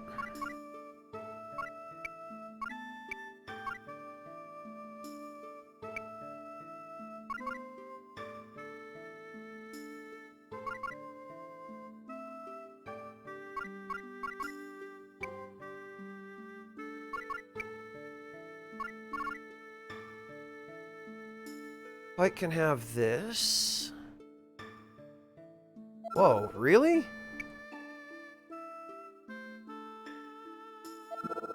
Holy cow. Okay,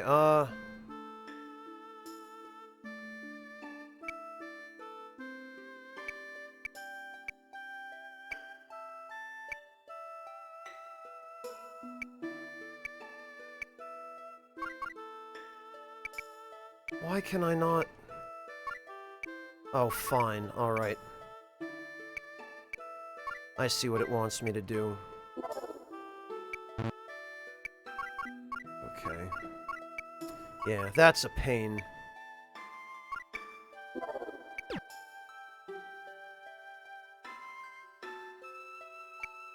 Okay, Flare Lord, have a good one. Thank you for joining us. We'll catch you next time.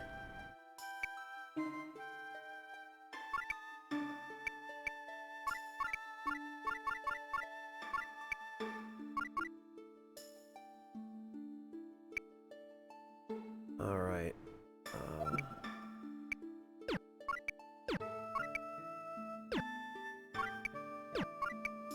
Okay, yes, this is good. This is very good.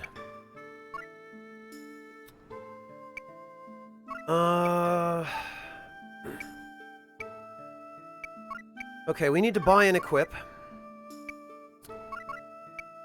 Joshua is going to need...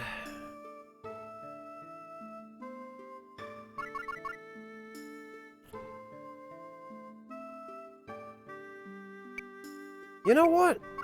Joshua can stay as a flyboy for now.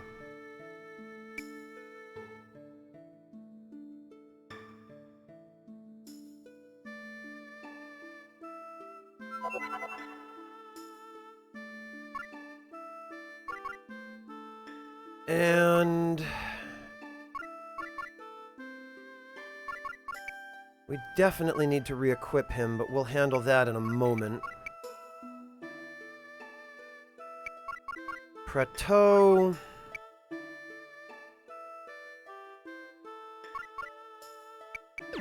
Okay, well... Hey, Section 8, welcome! Okay, equip.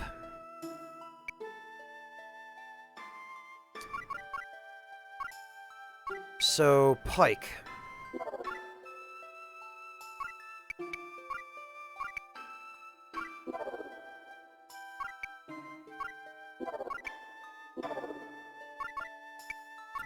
Joshua. Joshua can have the Gradius.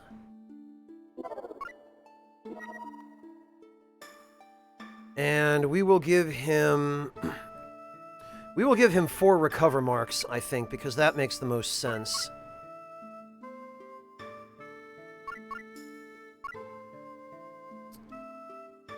And unfortunately, that means we're also going to have to give him a mage robe. Oh, although...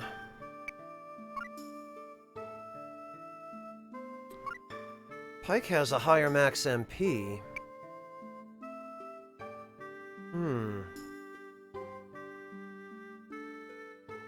Pretty much what Hayestus said, Section 8. Symphonic Muse Demon Souls was just a stopgap. It was just something to do while I refreshed myself on a different genre.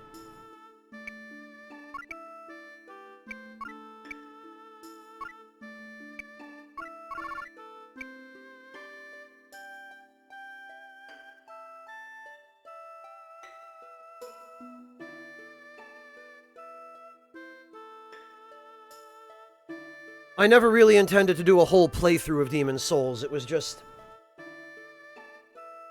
a thing. And also to show everyone the community servers, because I feel like those don't get enough attention.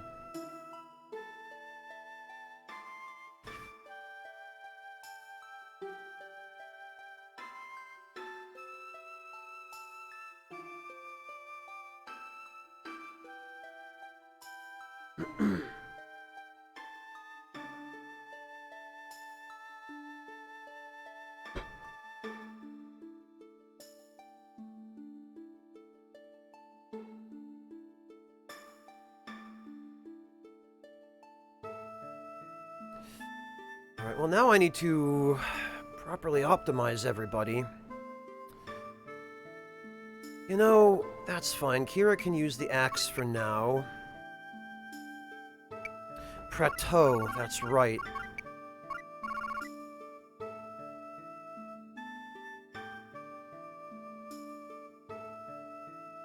No, Section 8, it isn't.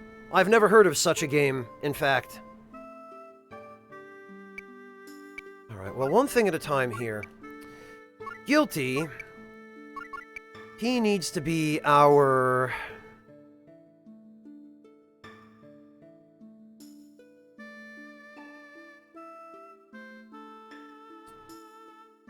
our search man for now.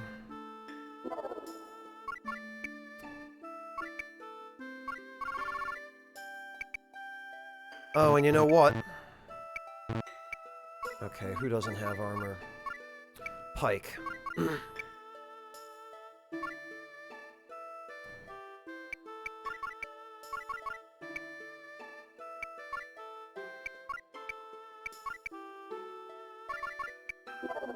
Alright, whatever. Pike can have that for now.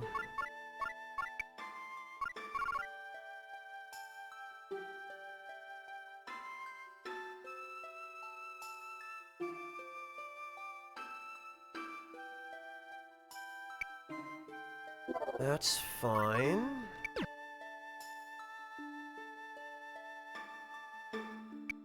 Oh, Fire Emblem. Okay, I didn't know that was the case in Fire Emblem Section 8.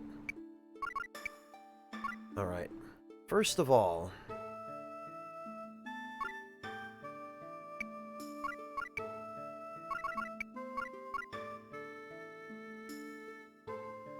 this... is good. Pike is all set with that. Vlad... Oh, Vlad's going over his HP limit because he has 2 shields. That's fine. Kira is fine. Prateau...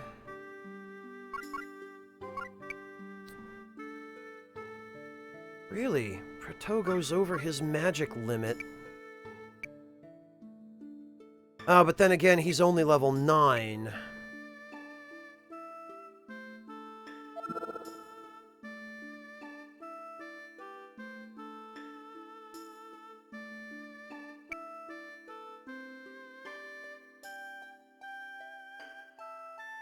Okay.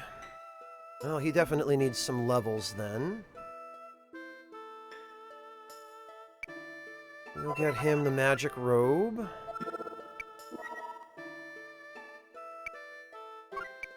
And he is also going to need a Wonder Rod.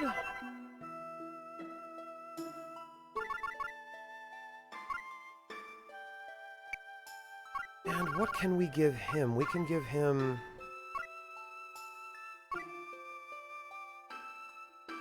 Yeah, you know...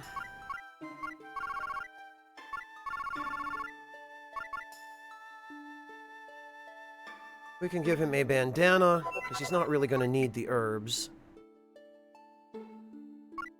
I feel like a bandana and shades would be great, but for practical purposes, he needs the HP. So he's going to double down on the bandanas. As dumb as that is.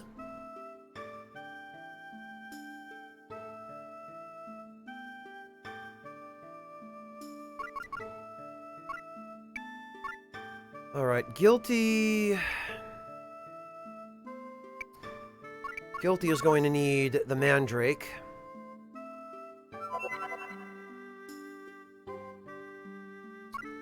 And we're going to give him a shield as well, but first things first. Oh, another weapon trade. Well, that's going to be fun.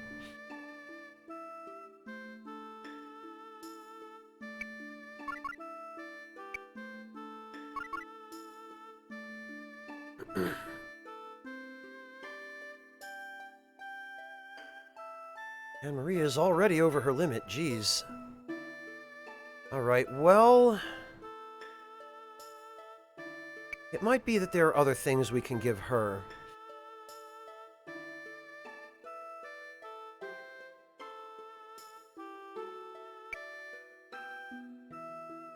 We're going to be having her tank.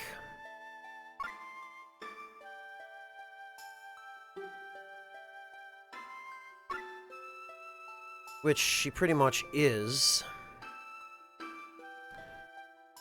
She should have some dexterity.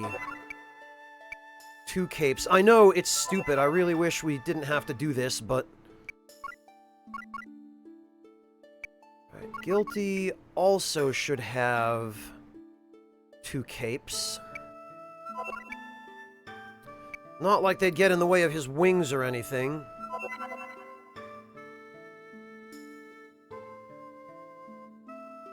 Welcome back, Schwa. You know it, girl. Min-maxing indeed.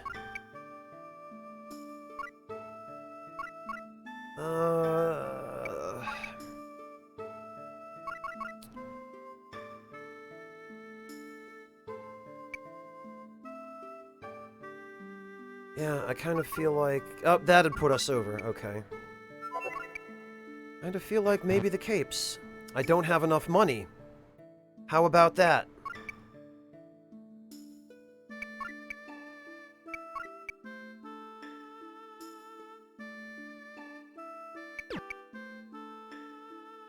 Yes, indeed, Orpheus. Alright, well, first let's get everyone's equipment squared away, because that is important.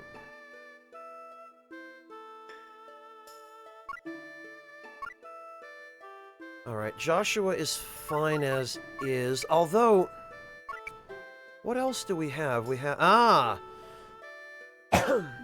We can give him... a silver coater and a bandana, because goodness knows he's going to need that extra HP. Pike.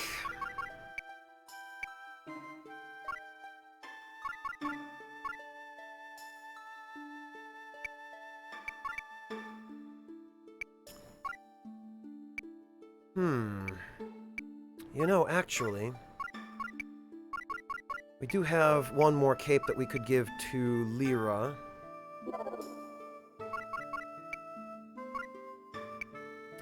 As for Vlad...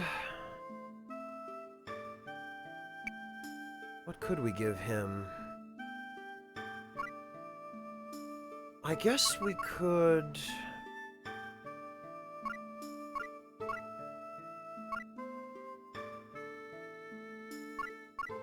The ballast is worth a decent amount of weight, but... Heavy weight. It appears to serve no purpose other than increasing weight.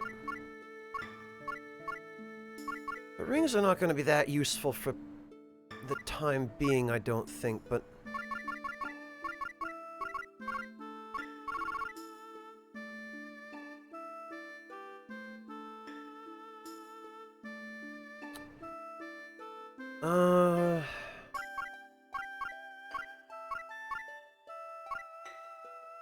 Well, for now, I guess we'll just give him the shades and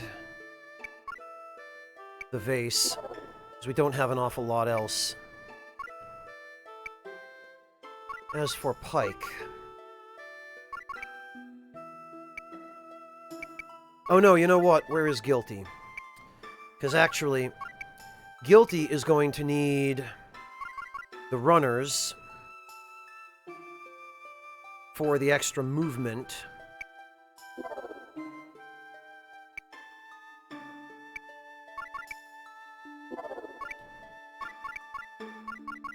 Because we want him to be able to move as far as possible.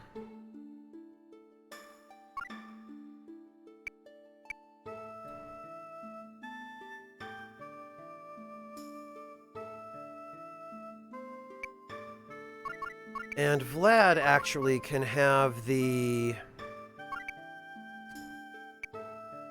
He can have the last remaining cape. We're gonna have to buy more anyway, but...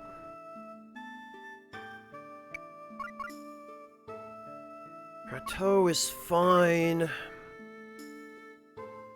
Although we're going to end up having to replace Prateau's bandanas eventually as well.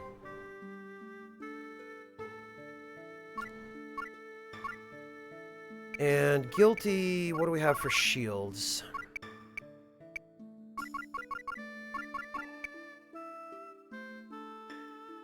Okay, good.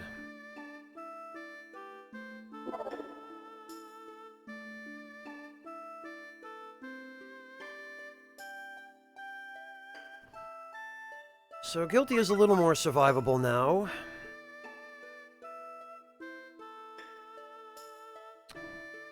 Alright. I think we're okay for equipment. Now it's time to transfer techniques.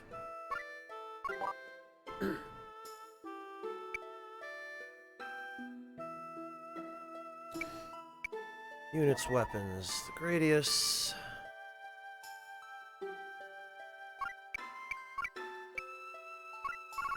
What else?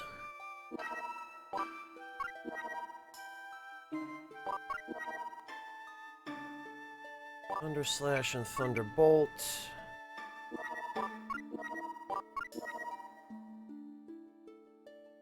You know...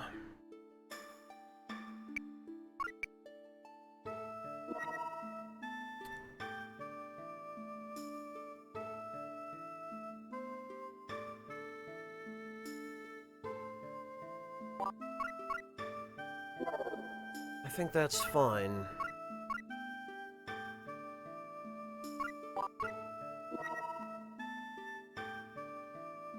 And actually...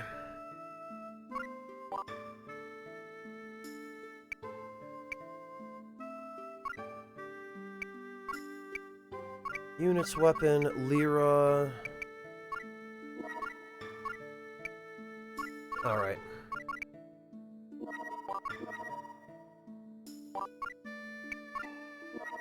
What do we got? We've got... Life Water... Thunder Chop...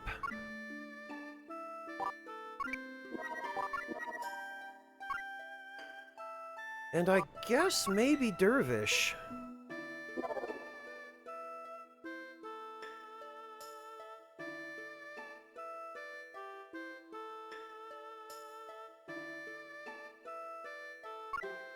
Might work anyway. Okay.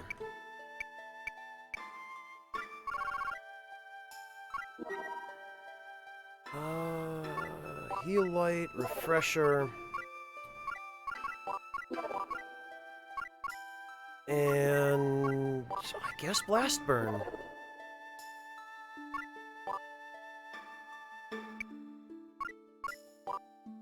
Because most important is we have the healing abilities.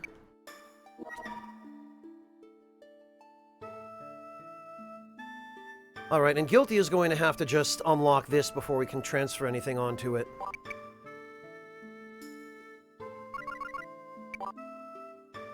Alright. Oh, and you know what? We got a third Goblin Shield, which I definitely want to make sure we're taking full advantage of. So, Lyra actually can have her... She can have her falchion back. Luigi, thank you so much for the raid. Greetings and welcome. Thank you for stopping in. Maria can have the axe. Because I feel like that's an appropriate weapon for Maria anyway. That's just who she is.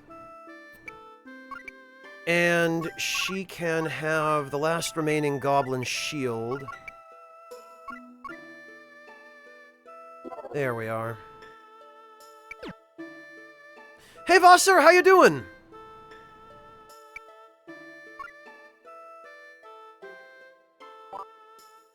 Alright, let's get out of here.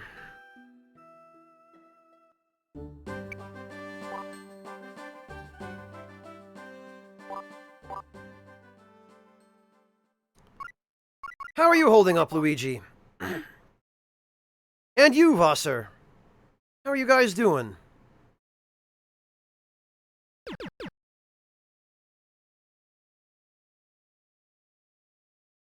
Alright, you know... Where would be the best place to do this? Probably Balthar Plain, I would think. Because Camino Canyon's no good. Oh, you know what? Actually, if we enter a battle in Fort Gusta coming from the north, I think we all start off in the fort. So that should put us in an advantageous position for shenanigans.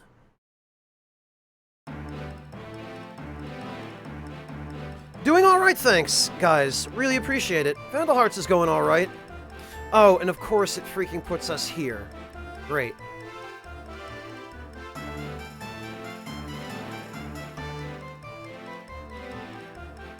Well, that sucks. Look at these bandits are in collusion with golems.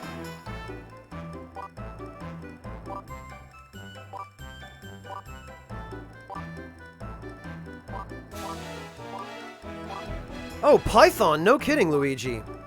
Yeah, I don't blame you for wanting to take a break.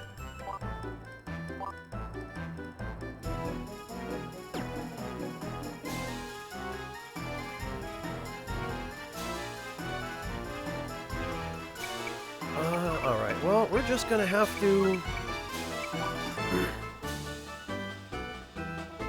Oh, I guess I stand corrected about this battle music. I thought for some reason it was only for the train areas. Man, look at those dumb shields on Vlad.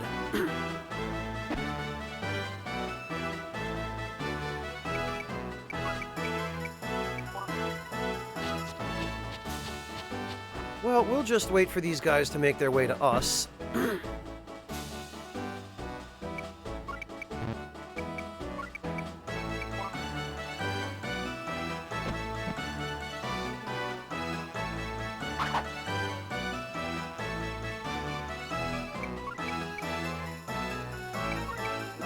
Oh, actually, Pike is fine.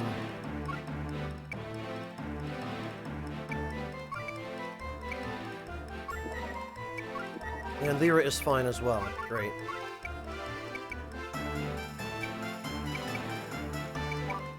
Okay, we'll just end the turn then.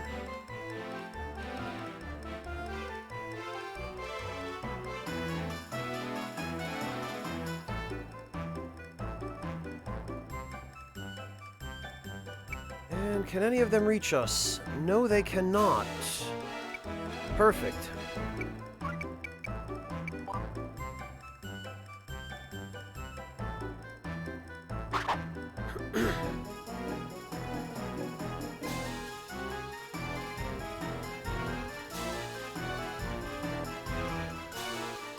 Oh, very nice, Luigi.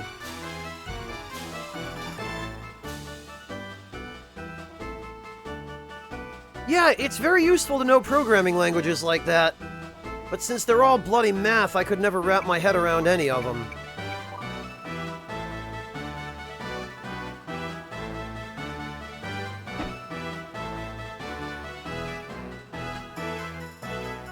Okay, well...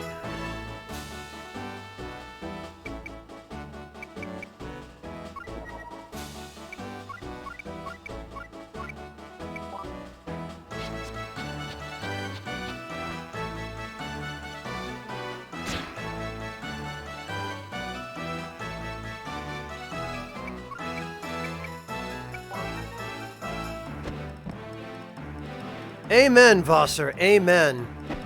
Someone who's got a brain for it can bloody well have it, because...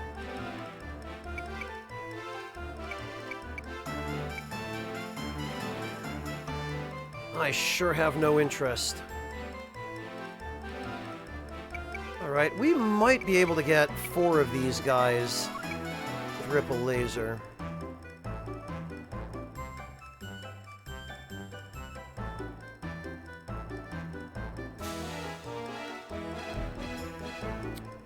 We cannot, in fact, get 4 of them with Ripple Laser. So better that we hit the squishy ones.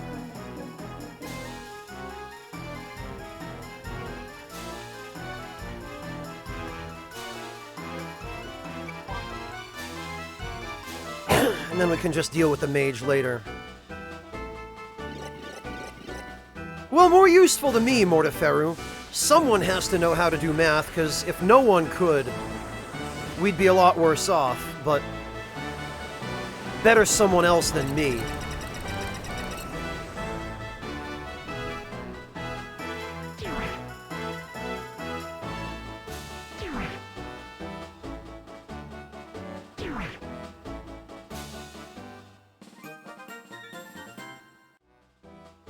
Hey, there we go. Now Joshua's level 12. One more level and he should be able to get full use out of that MP.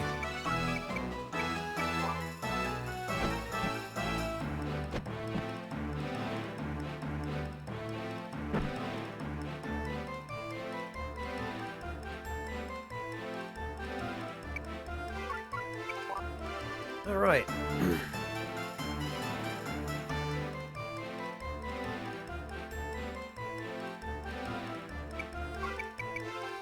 Okay, come on. We need to learn these techs, and then we will be all set.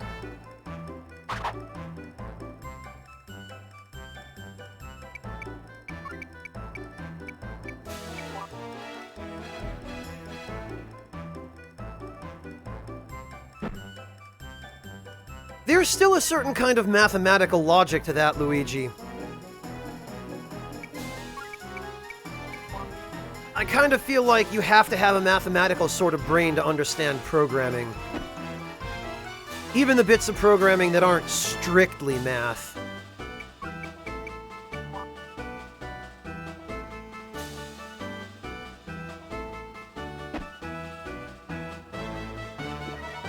Oh good, we got heal light.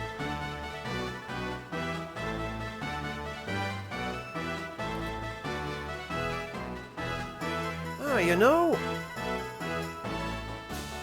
how many of these guys could we hit?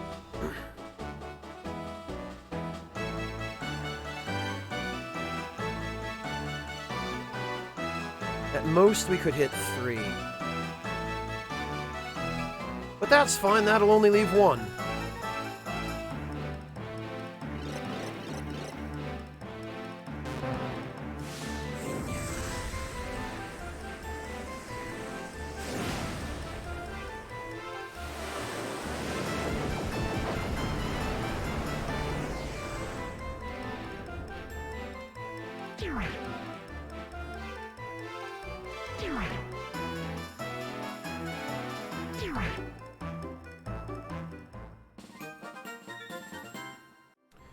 Here we are. Nice level for Joshua. I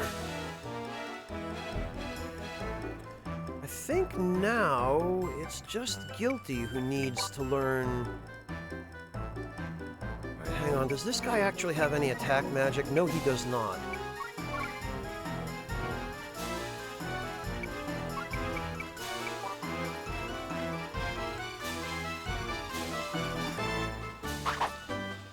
Well, you're a step ahead of me then, Mortiferu, because I have zero interest in any kind of math.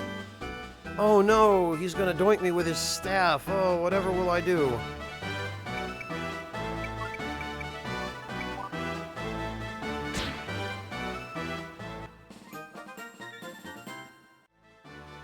I will make him go squish, that's what.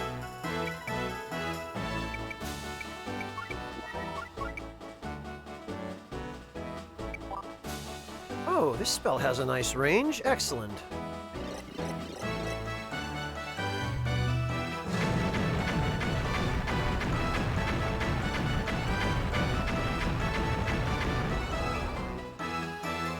Well, there he goes.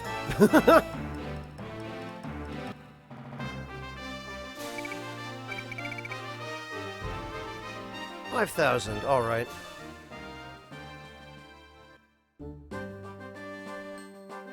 Which puts us at...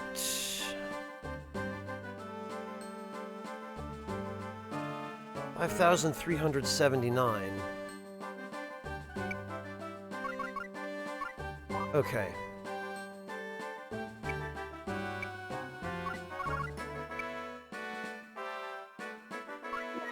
So, first and foremost...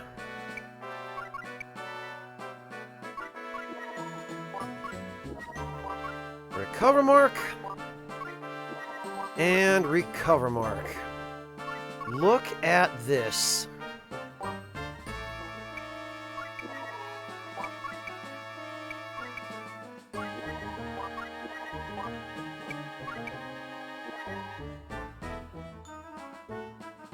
All right.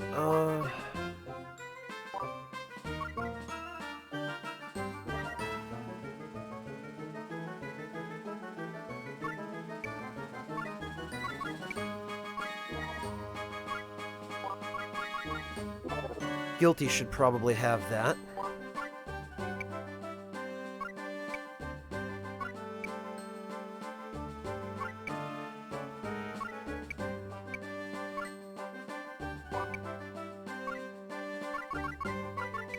And let's see. Yes, weapon trade. Indeed.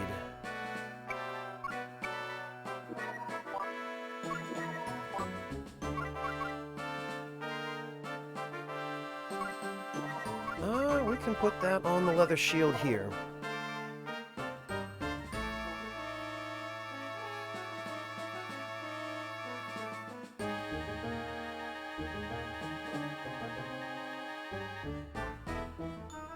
Well, Vassar, that's not exactly where I would end up first. I'd end up at the food articles, but sure.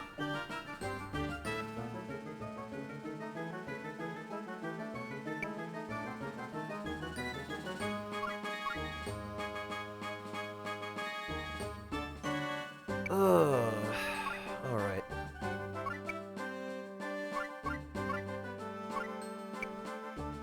Units weapon, guilty.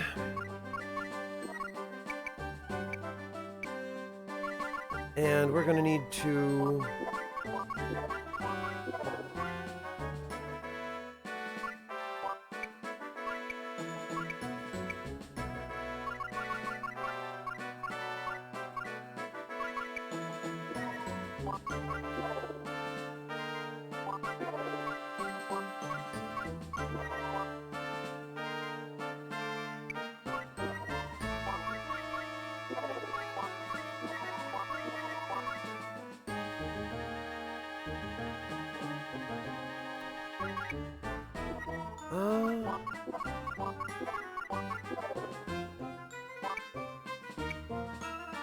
Okay, that's fine.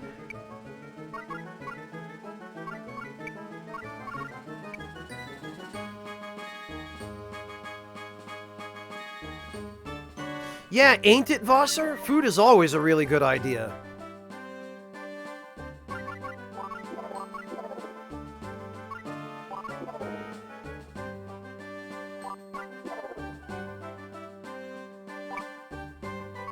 Uh...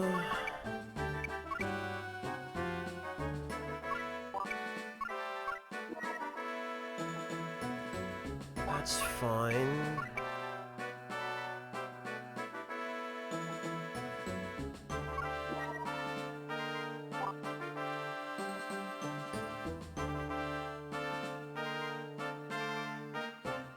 You know, honestly...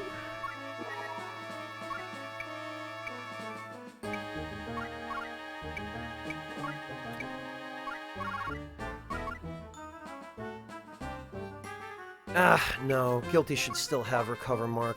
Ideally, I'd like to give it to everybody, but there are only just so many Goblin Shields in the game.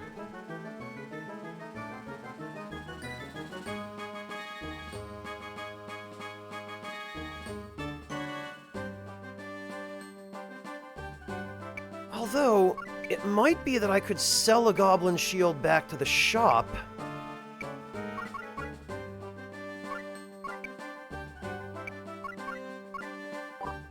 And have its technique restored.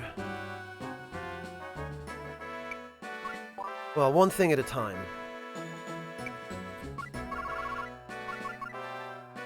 Joshua is all set. Pike is all set. Vlad, right.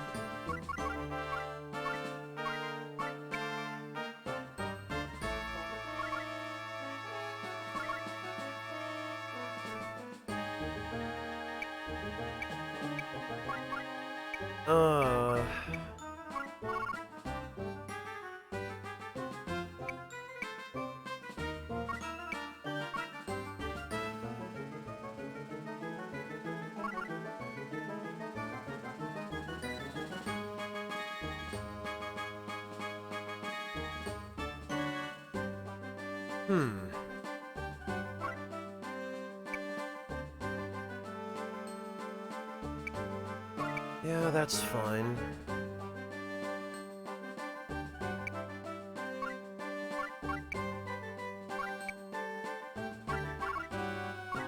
Okay, Maria has... Oh, alright. This was her shield anyway, I guess. That's fine. That can go back.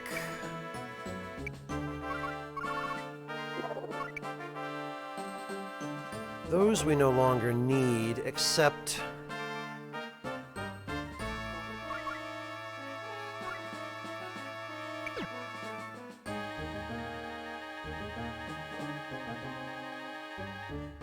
Except... Now Vlad needs a weapon. Oh, I love blueberries mortifera. They're the best.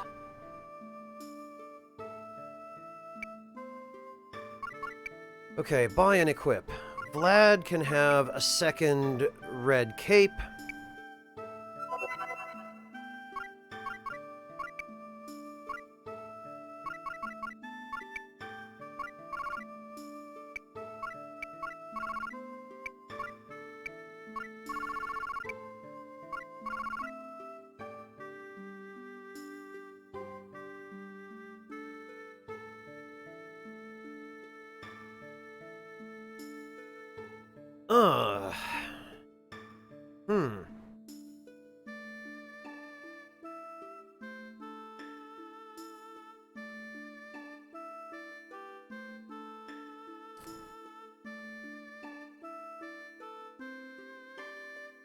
Yeah, you know, I guess maybe...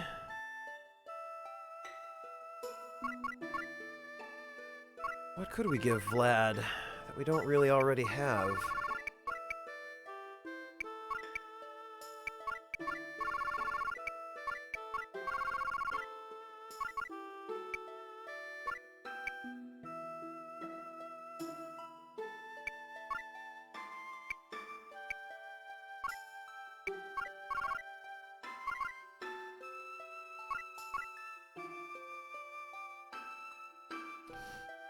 Could give him a falchion, actually.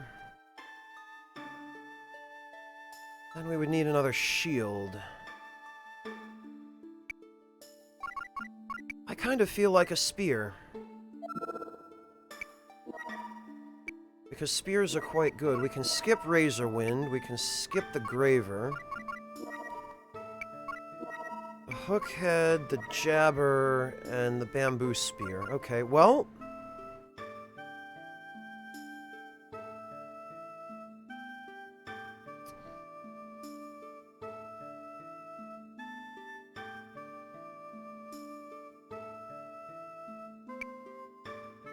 Yeah, you know what? Spears are scary. And that's why we want some. Although...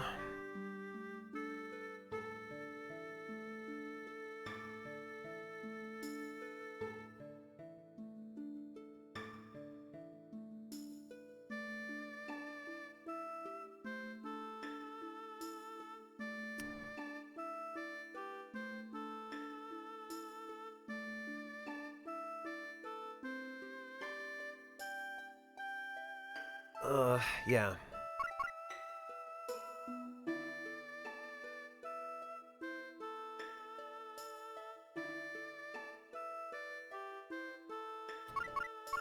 We will get a Hookhead for Vlad.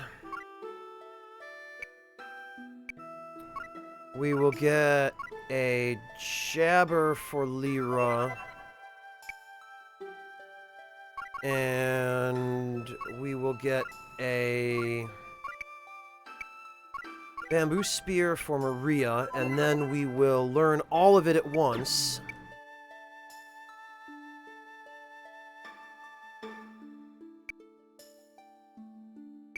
You know what? I don't think we need to keep armor around.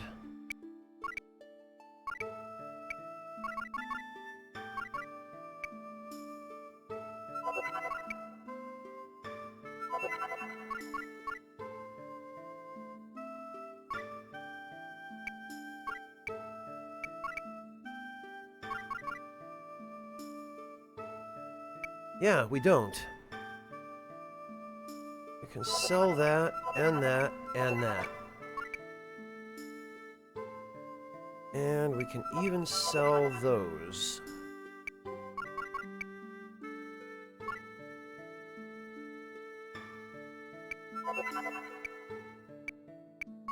And buy and equip. We can get Lyra some better armor.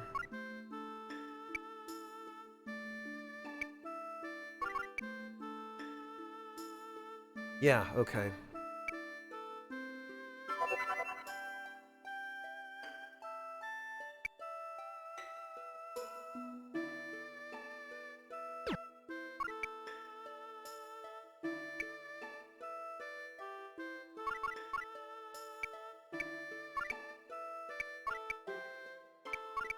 I'll keep all the unique stuff, and I think the knight armor is unique, so I'll hang on to that, but...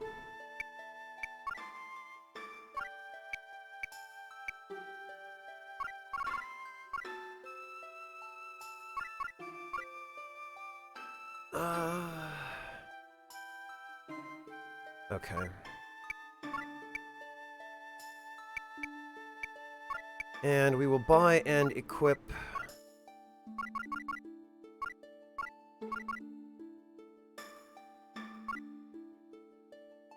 Yeah, we will buy and equip a... Vizier on Prateau, so we can learn all of that at once. Okay.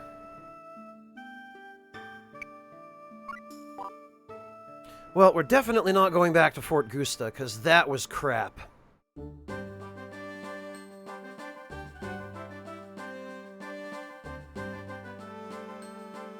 Yeah, you know, I still think the railroad is the easiest way to do this.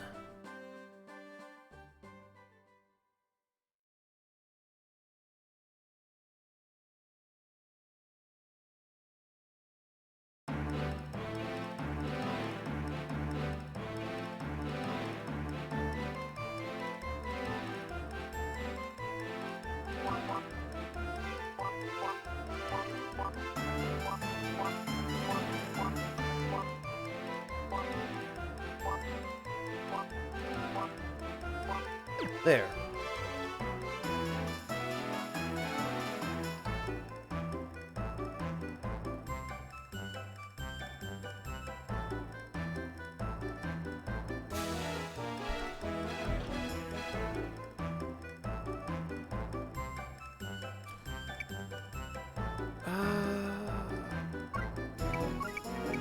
Pike has the one that... Yeah, okay. His is all set.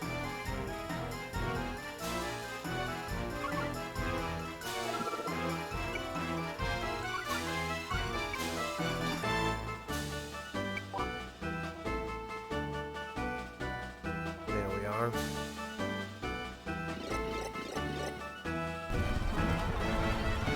Look at this! Look at that cheerleader. It's so silly.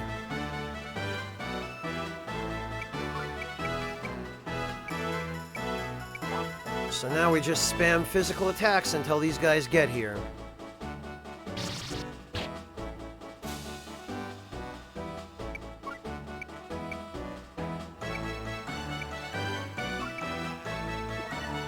Okay, and actually this is all set.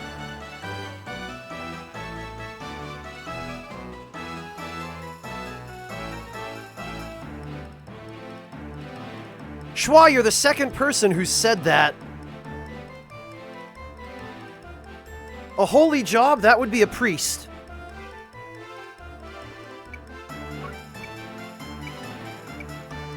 Alright,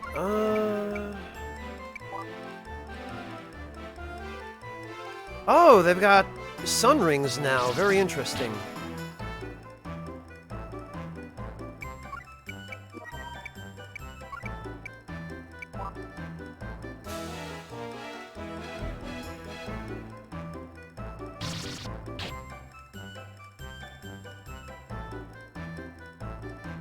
Oh, Schwa, I see what you're getting at. Okay, fine. A holy job without a space between the two words is the altar boy under the tablecloth. That's a holy job. Yes, I said it. Try and tell me it's not true. Alright, we can toast these guys. Oh, there's now a captain among them. Oh, there are two flyers among them.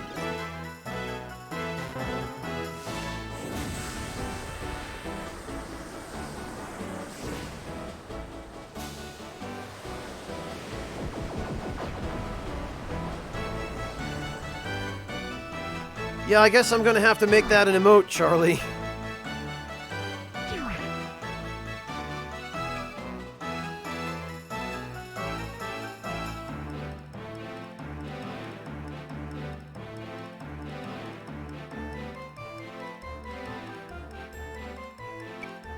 Okay, turn end. Yes, you. I guess you get the reference, Schwa. Yeah, this game was developed by Konami. Vandal Hearts is a Konami game, and that being the case,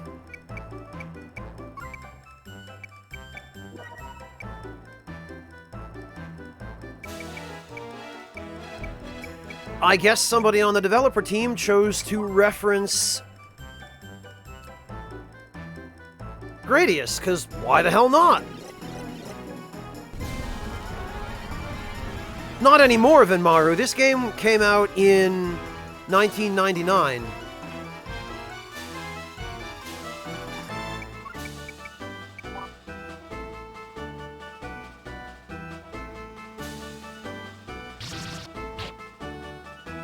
Schwa, probably because, like a lot of Japanese developers, Konami, even before they decided they hated video games altogether, I think they decided they hated their old IPs and didn't want to acknowledge that they existed.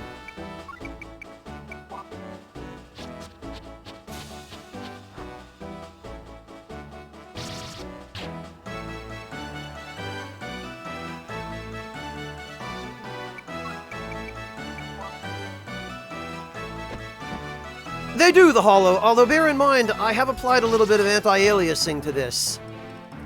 So it looks better here than it would have on an original PS1. This is a Super PS1.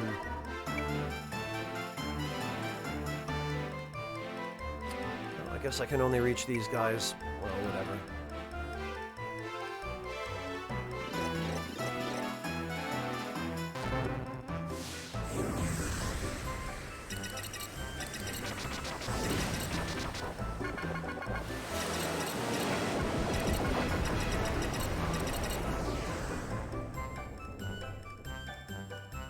Tell you what, though, Schwa, it's nice to be able to call in a futuristic airstrike in a medieval fantasy setting.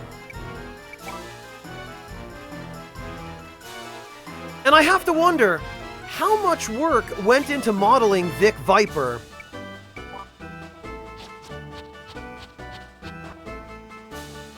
In a game where its only purpose is basically as a spell. It seems like a fair bit.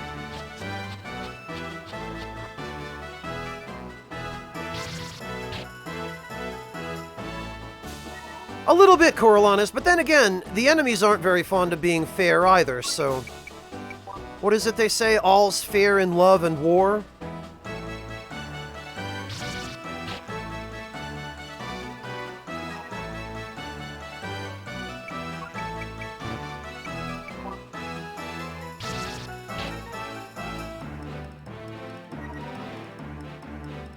I suppose it depends, Schwa. It depends on how it's executed.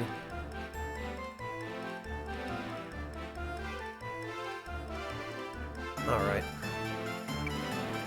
I think we're done here.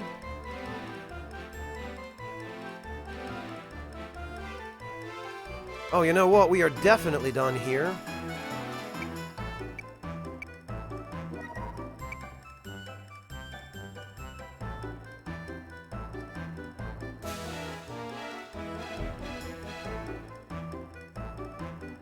Man, it's always the blasted mage. Ah, I can get all three. Aha!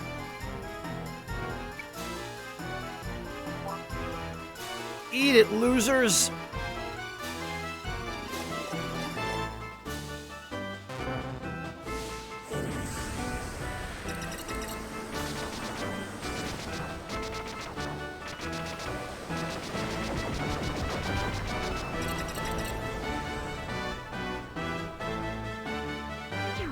Yeah, Schwa, when Disney took over. Wonder what happened there. Disney and J.J. Abrams.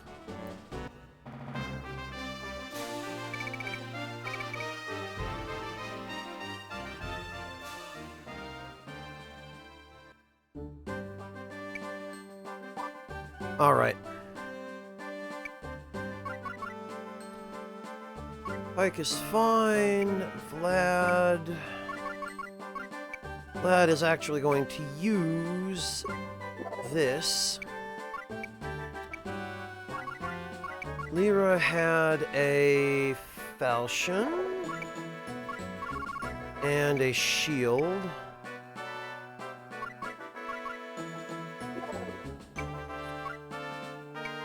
Kratos had a Wonder Rod and a shield.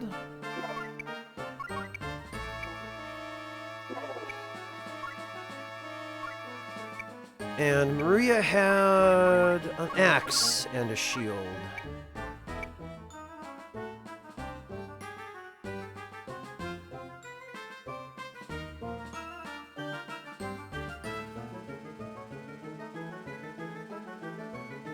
What, hey Estes, because they stopped making it? No. No, the original 3 movies were complete.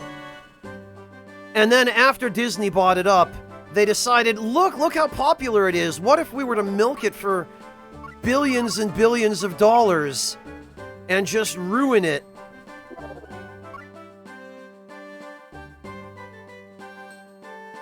Hey Estes, it wasn't stagnating, it was finished. It was a complete work.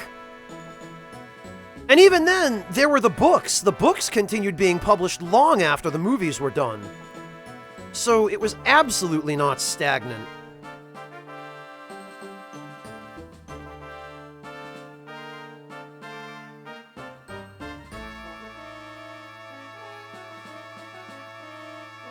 Well, sure, Sokomo, but those people are fools, and their opinions don't matter. I'm talking about just Disney taking over and going, woo, money!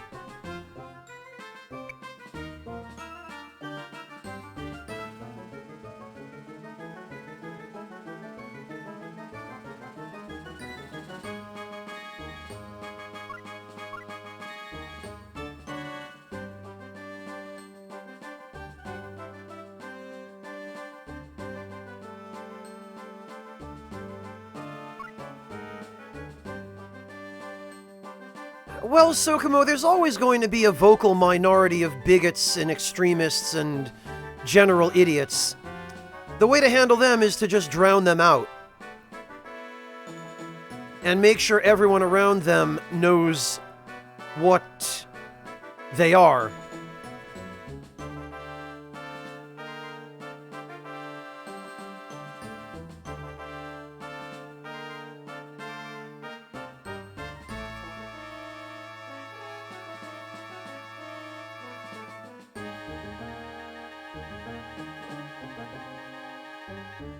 Oh no, I'm not saying they weren't, hey Estes, but those 3 films were good.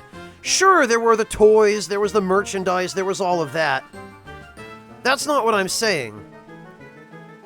I'm saying that had a limit, whereas Disney's greed appears not to have a limit. Appears not to have a limit. Let's be honest, it doesn't. What was I even doing? I've already forgotten.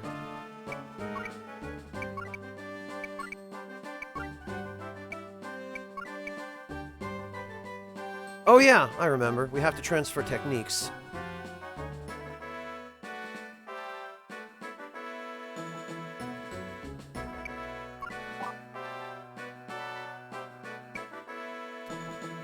What we need is to transfer... Yeah, okay. Actually, I think we can just... Exhortation...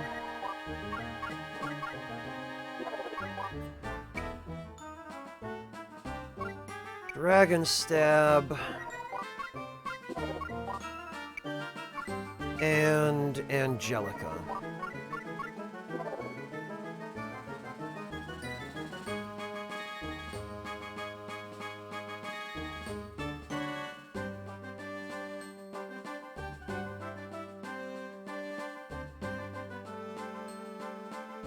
No, Schwa, no. The holiday special that George Lucas did his level best to try to erase from existence? That one? The one with Chewbacca's wife watching a cooking show on TV? Like that.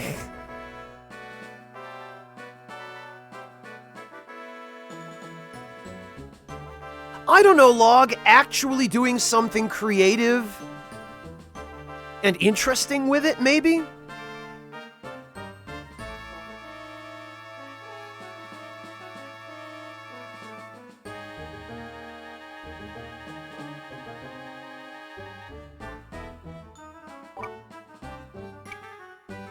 Alright, I think we're all set.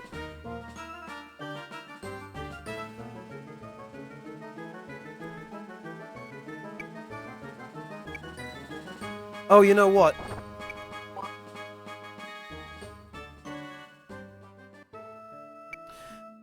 Well, Sokomo, that's fair. When you're young and the movie doesn't really explain it, it'd be understandable to arrive at that conclusion. Alright, let's see. Yeah, you know, Pike is going to need a couple of red capes as well. We really, really need that evasion.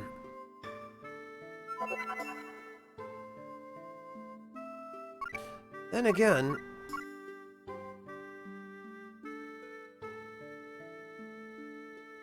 8 HP or 10 dexterity. I've never been able to be to 100% figure out how much difference dexterity makes, but I think 20 points of dexterity is somewhat significant.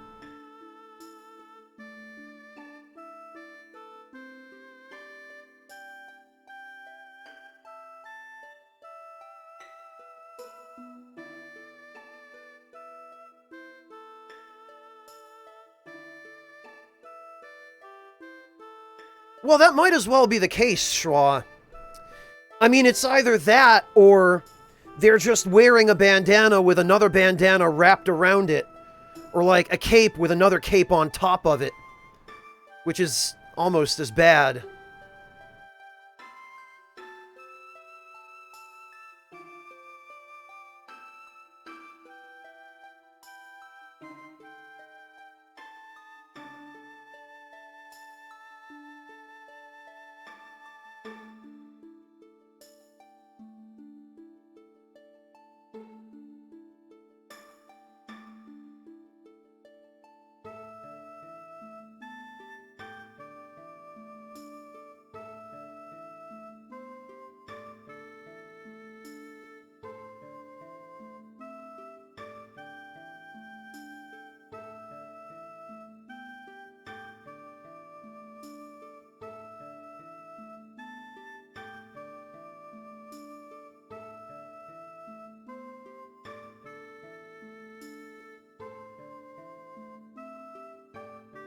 Okay, Schwa, I think that's the worst of all. You win.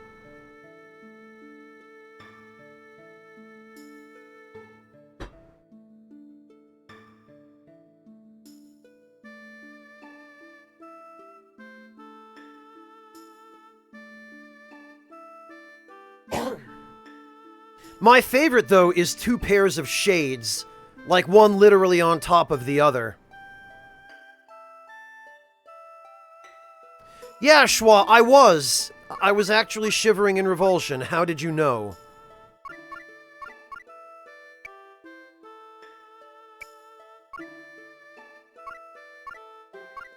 Uh...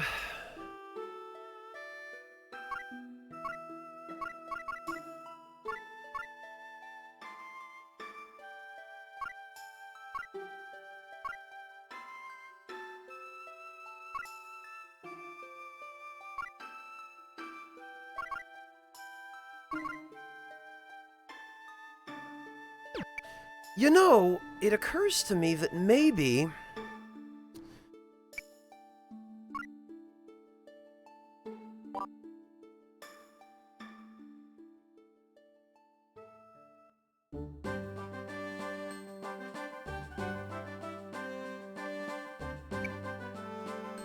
Oh, don't be like that, hey Estes.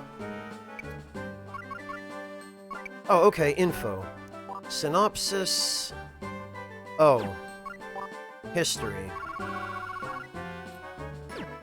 Not a thing on game systems, though, so no explanation of stats.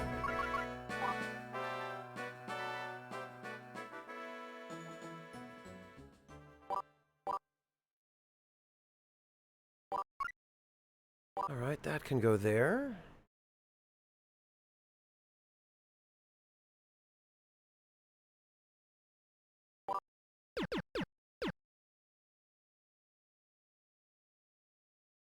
Okay, I think we are finally all set. We can head to the Porta River.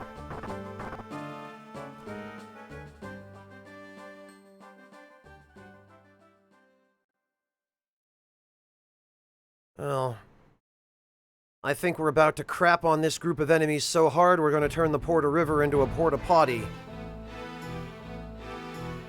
All units cross the river. East occupied territory is across the river. That's nice and all, Guilty, but let's not forget our friends here. These gents don't look like they want us to cross. They sure don't. Not a single one of them gets across the river.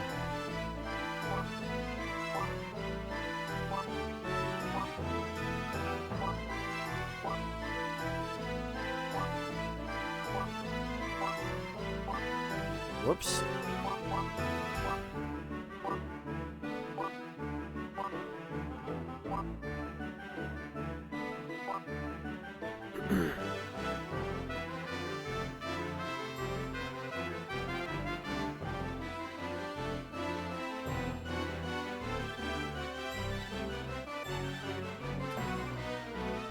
Yeah, this should do.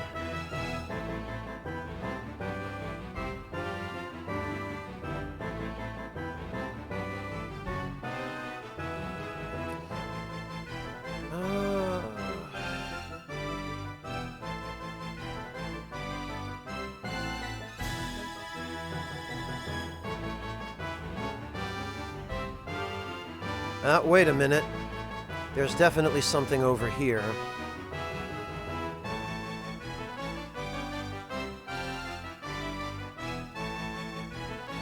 Okay.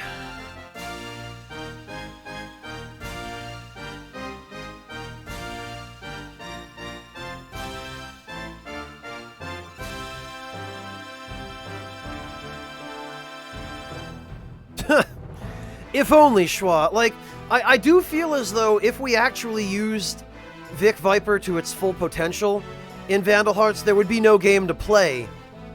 Because we would just fly it around, wiping out East and West Natra. We'd slaughter all of the scumbag nobles and country leaders.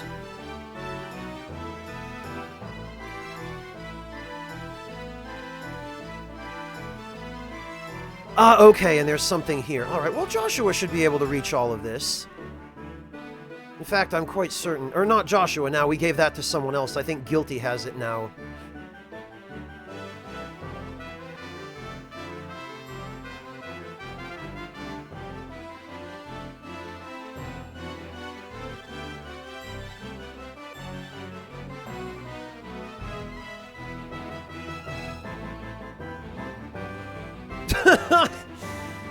You know, Schwa, I hate to think that's true, but I've played Gradius. I know just how squishy those ships are. It's depressing, but it ain't wrong.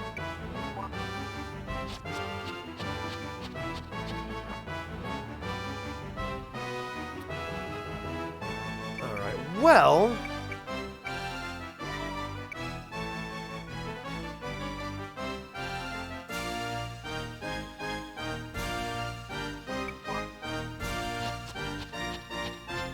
Speaking of Vic Viper, how about we roast a few East Natra soldiers?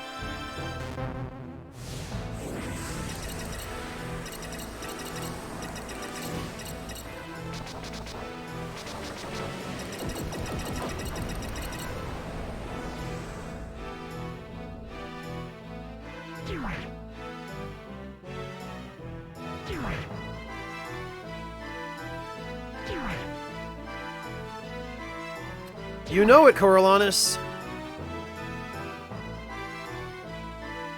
Of course, this guy managed to escape somehow. Frankly, there's not an awful lot for Joshua to do at this point.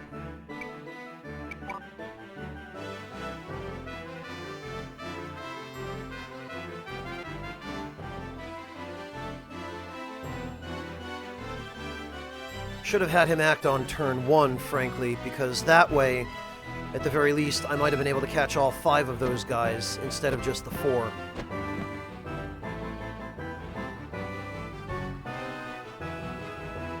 We'll still have plenty left to mop up over to the north.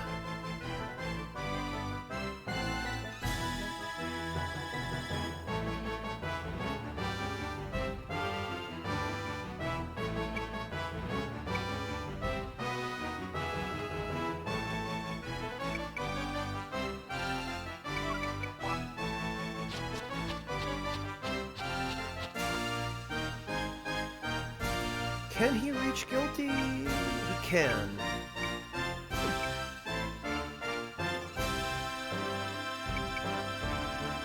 Can I reach him? I can!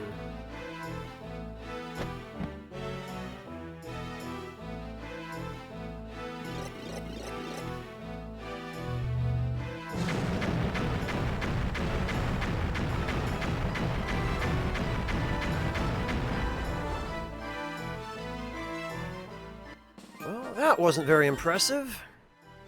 Goodness knows, though, Prato needs some experience.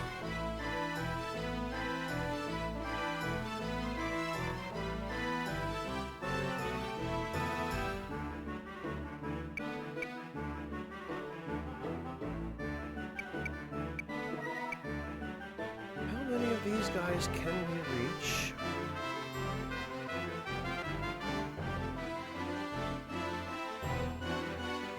Main thing is I want to inundate the entire area where they're likely to move.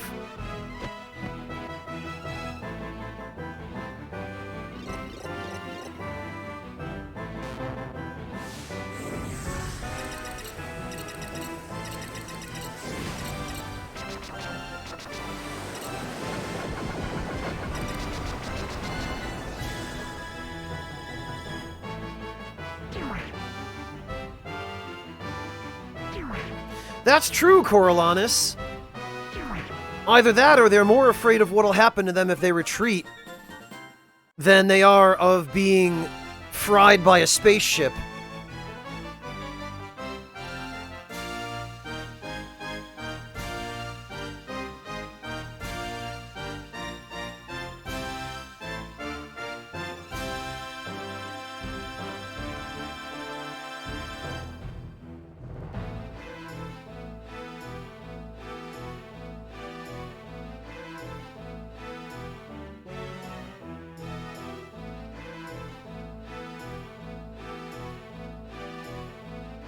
Oh, hello, Charlie. Are you still juggling 4 streams?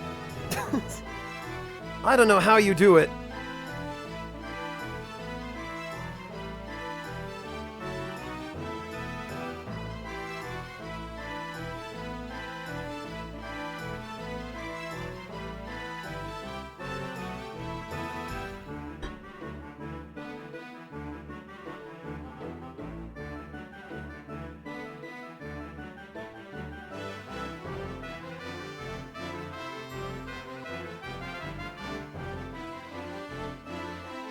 Tell you what, the one problem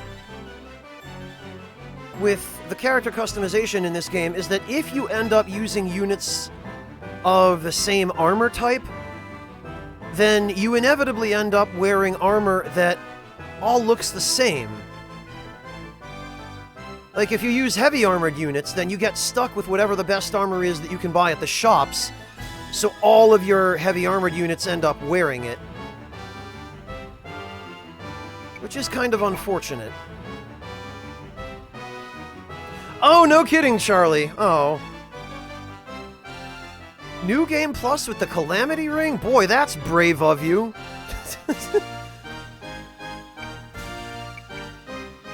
He can either reach Guilty or Plateau. I have a feeling he's probably going to go for Plateau. I'm gonna take a gamble on that.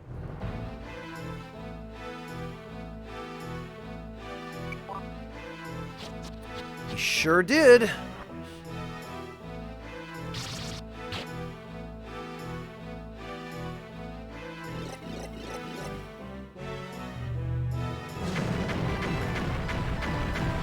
I'm sort of Coriolanus, I suppose.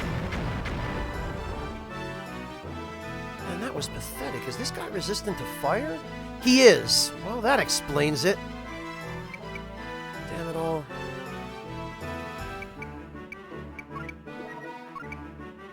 Ah, but he is weak against lightning.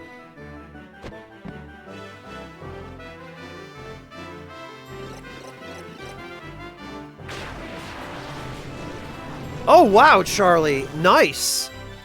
Very nice. At least it wasn't like the randomizer with Ornstein and Smo, where you got... What did you get? Priscilla and the Asylum Demon?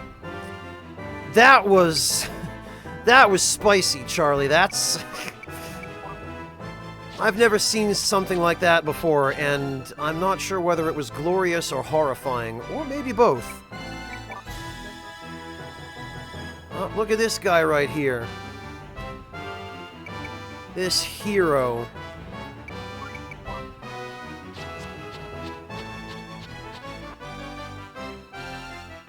Wait a minute, is he the only one left?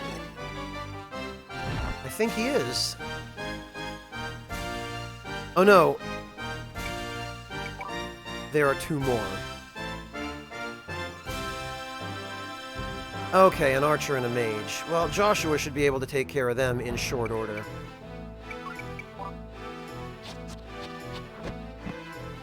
So much the better, even, that there's a second mage, because... Oh, alright. I didn't realize this guy was close enough to begin attacking us. That's what I get for not paying attention.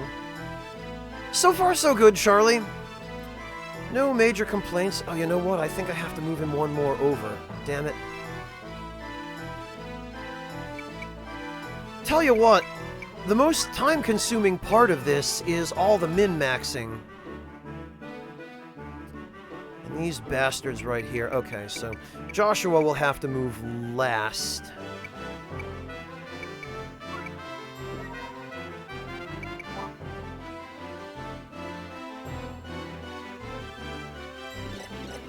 Yeah, Mortiferro, I also have seen and heard fairly unpleasant things about Daughters of Ash. It appears to be a super trolly mod. Did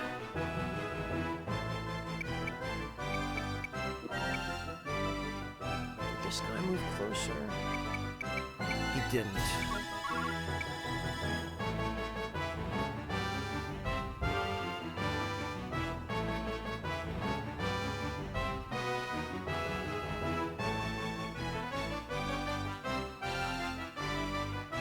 They have bonfires that explode? Jesus.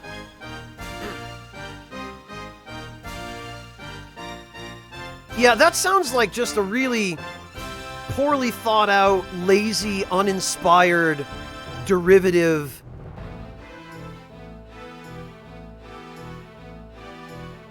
experience that, yeah, you took the words out of my mouth, Def Thought, that misses the entire point of the Souls series.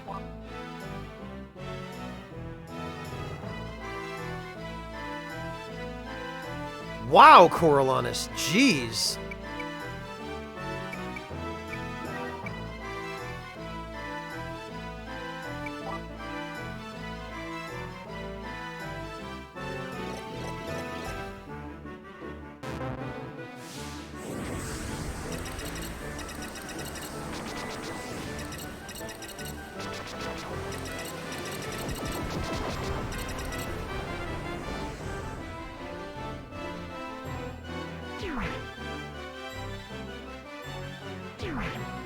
Yeah, Coriolanus, the more I hear about Daughters of Ash, the more it sounds like somebody just collected a random pile of mods from the community and slapped them all together like a child playing with Legos.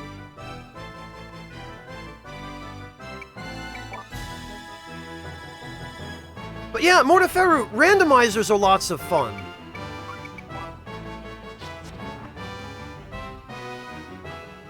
Ah, there we are. Leather glove, huh?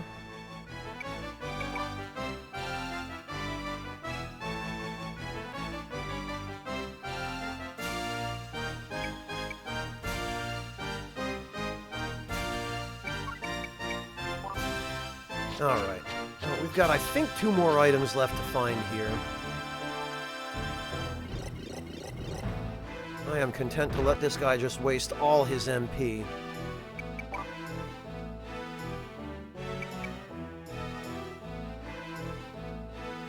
Where was that spot that... Oh, it's here. Okay.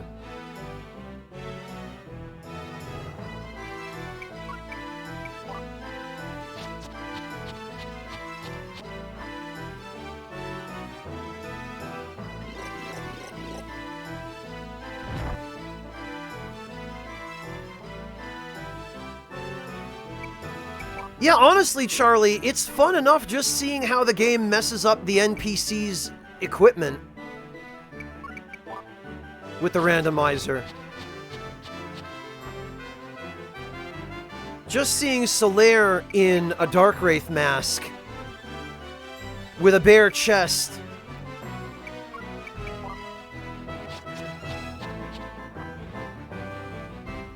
That was enough to crack me the hell up. Oh, good, the magic book. Actually, that'll be really useful for Prateau.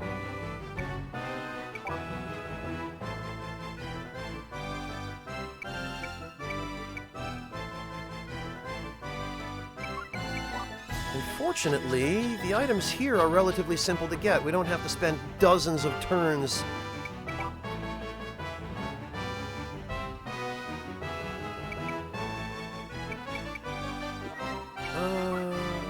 Alright.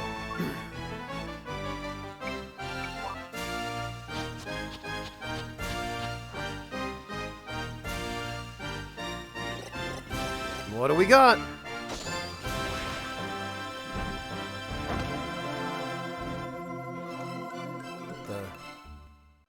Ah, the nail bat. I think this might be our source of block make.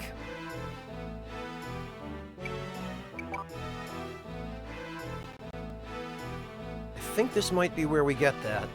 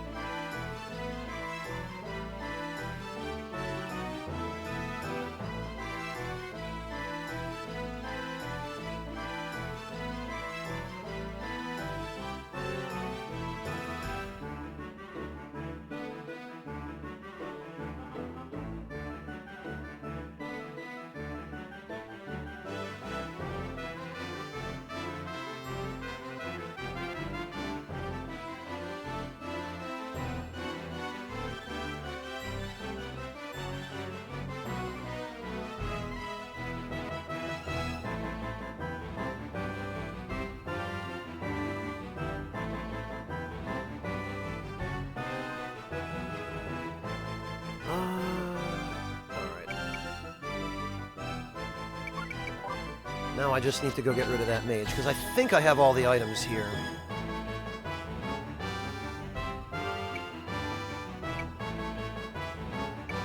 Oh, this guy's out of MP. Alright, well... now he's just gonna have to use physical attacks.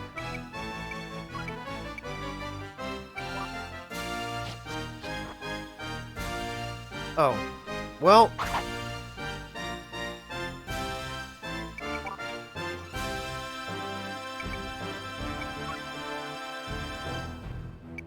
actually, I have a sneaking suspicion that Guilty has higher agility than this guy, so we'll get... yeah, he sure does.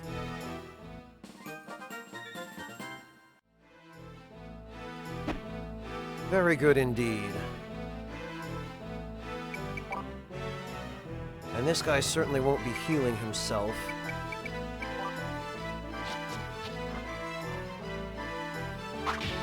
Ah.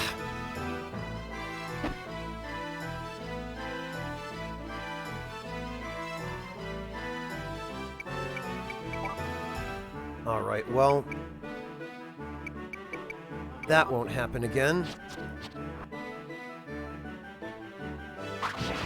There.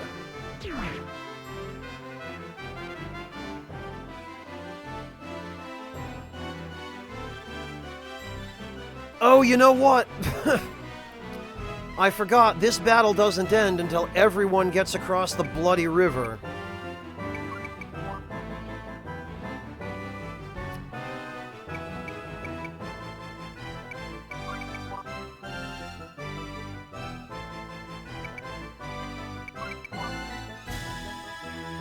This is one of those battles. I totally forgot that those exist in this game. Yeah, Coriolanus, well, the original idea behind this was that you would gradually work your way across the river as you fought.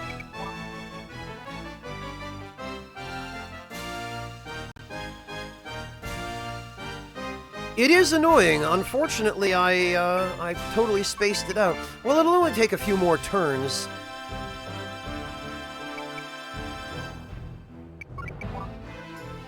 It's just a pain to have to move everybody individually.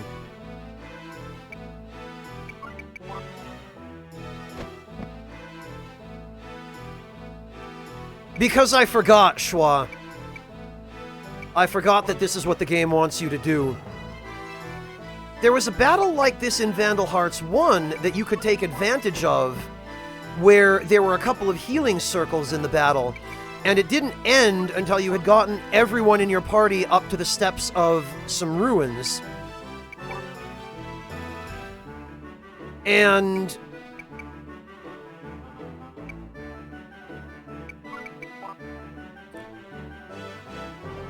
you could basically just sit on the... have a mage sit on the healing circles and level him up. And... gain infinite experience for your entire party.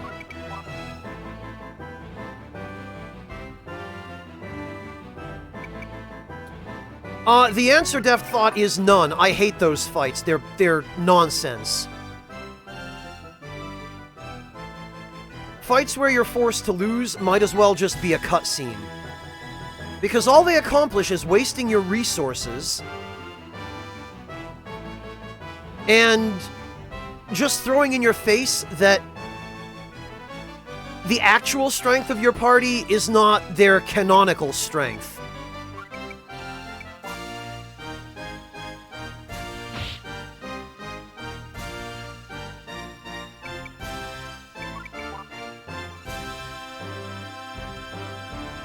The only kinds of battles like that, Deft Thought, that are okay with me are the ones where you're meant to lose, but it's possible to win if you are either prepared enough or you take advantage of like an early leveling spot that you're not supposed to be able to access or something like that. And there's an actual reward or a different result or cutscene if you win.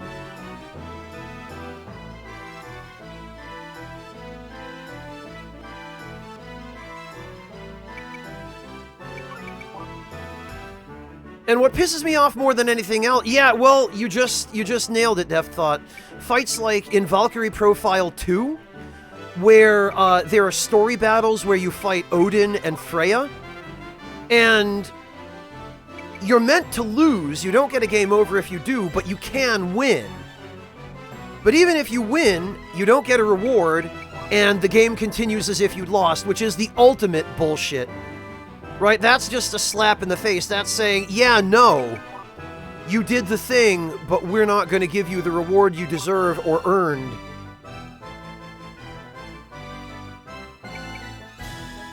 They're like, yeah, that cool victory you just scored where you absolutely styled on the final boss during the prologue, that didn't happen. Fuck you.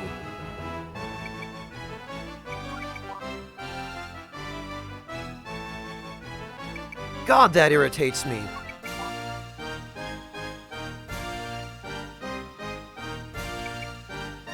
And then there are a couple of, well, there's at least one game, one Nipponichi game. I think it might be Makai Kingdom, where there's a battle against the protagonists from an earlier Disgaea game, Flan, Etna, and Laharl. Or it might just be against Laharl by himself, but you're meant to lose, and you can win, but if you win, you get a bad ending. He just goes crazy and destroys the world. That is the ultimate slap in the face.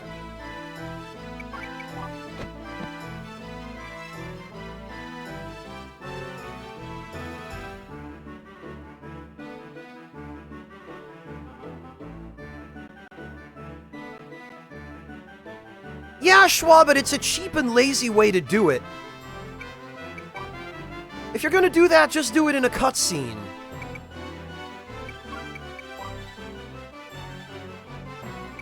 Because that way, you don't feel like you were robbed of the experience of victory, even if you actually had what it takes to win.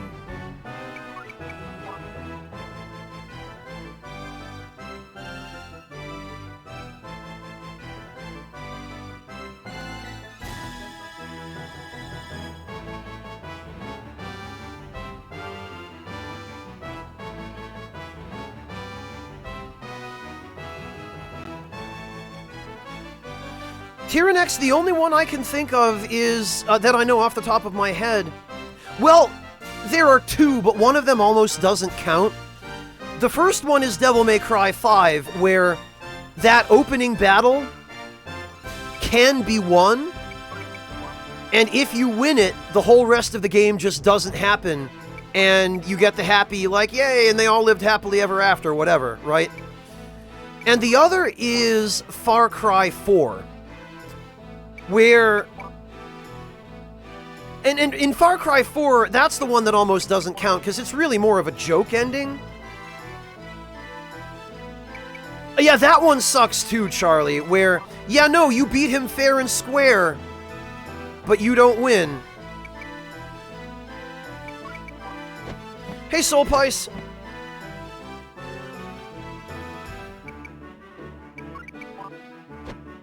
It is Schwab, but it always ends up feeling contrived.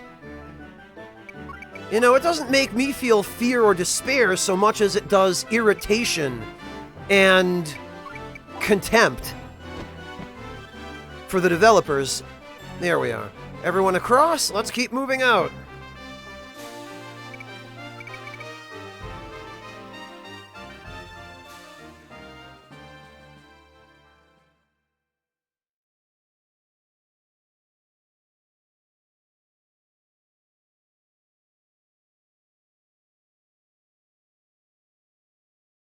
Well, Charlie, it's kind of the same as the Vanguard fight in Demon's Souls.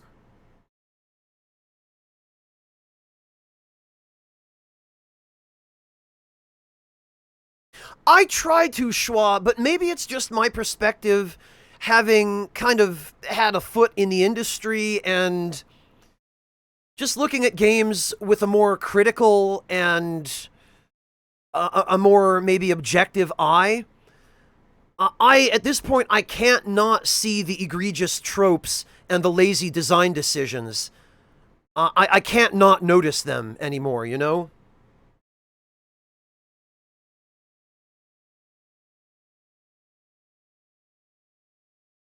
You do get something for Vanguard, Charlie, yes. It's just that when I compare him to Vanguard, I mean that they're there basically as a way of ensuring that new players lose the fight, but then when you come back with the skills you've gained from playing the game once, you basically curb stomp them and you go, oh, okay. Yeah, right, Soul Pice. West Natra, Gardeau, Queen Mother Agatha's room.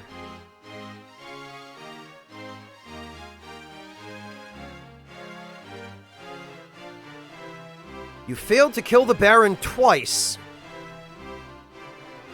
I find this entirely out of character, Doom the Thunderer. Look at this guy right here. Please forgive me for having failed you. The Baron, he has new mercenaries with him. They are surprisingly strong, Your Majesty. They disrupted us at the last second.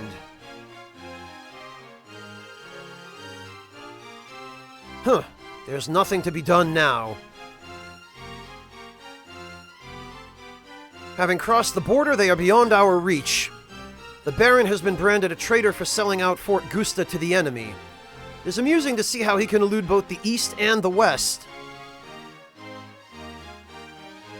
For the time being, keep collecting information on the Baron. Yes, Your Majesty. Go. Yes. Well, okay, most certainly. Can't even spare the animation for them getting up and walking out. I love how everyone in this universe gets to teleport except the player team. Doom, what is the homeland situation? We have built forces over 7 years. We're ready.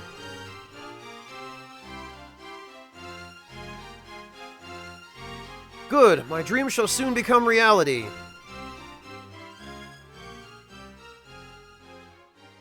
I guess so, Deft Thought.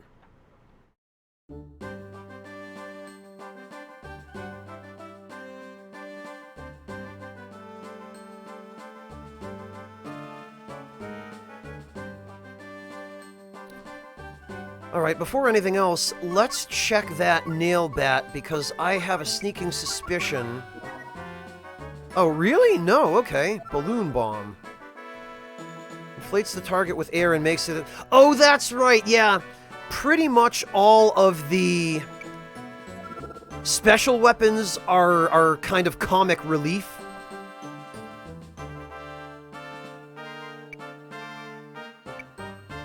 Alright, I guess this was not, in fact, the weapon that has block make.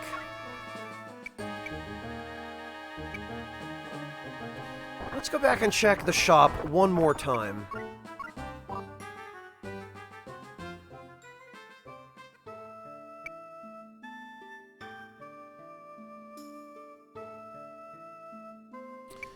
Let's just see if we've got anything new and useful.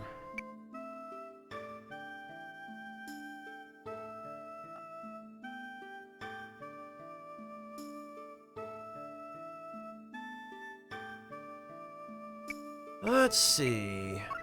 Oh good, finally a new sword! I feel like you don't get swords anywhere near fast enough in this game. Fire Dance. Oh, this is just another... Yeah, it's another projectile.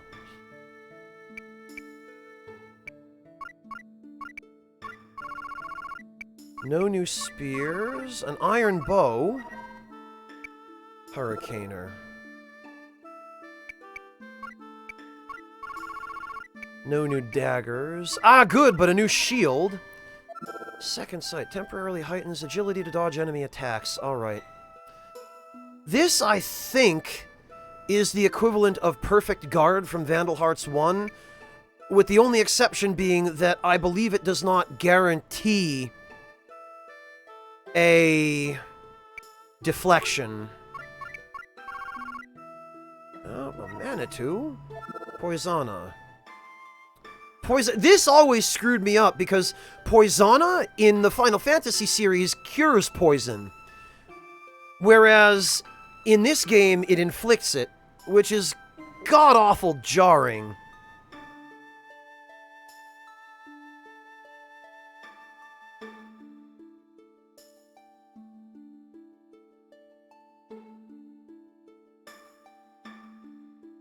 No, Deft Thought, but I know there's a bit of a resemblance. You know how Japanese developers love their tropes, and the eye patch is one of the most popular tropes for expressing, oh look, this guy's a badass right here.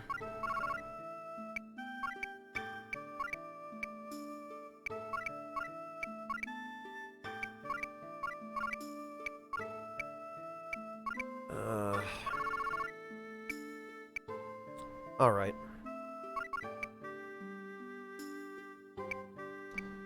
So, Lyra can have a rapier.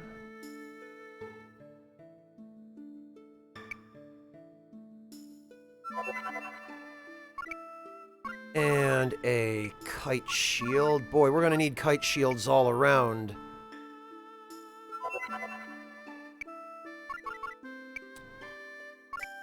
Joshua can have... Wait a minute. Okay, yeah, actually, this is fine. Because the kite shield still has 4 slots. Also, can we take a minute to appreciate that the S-coder is a silver coating for armor, and yet Joshua is wearing a robe. So yeah, what if we just poured some silver on that robe? That'll increase his defense.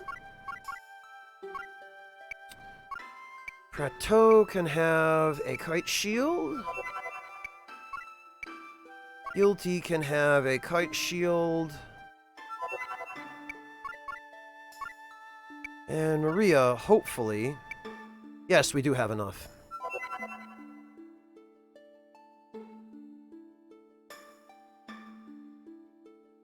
God, Schwa.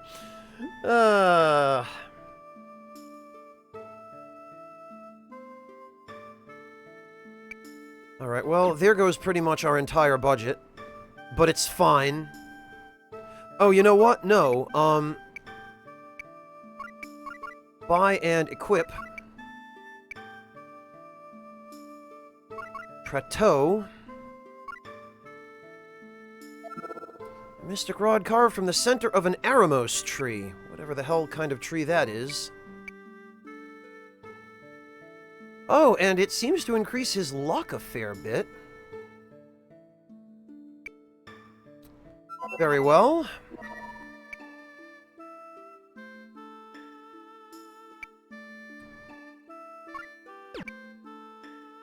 Alright, let's transfer over those shield techniques.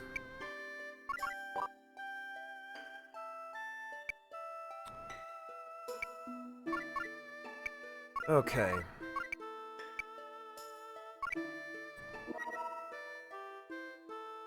Okay, that one is Guilty's.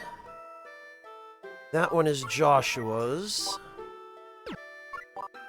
So actually, Joshua, we won't worry about that for now. Lyra.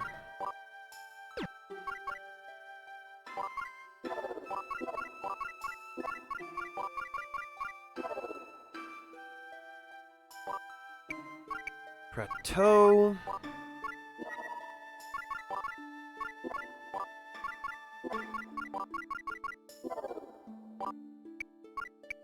Guilty.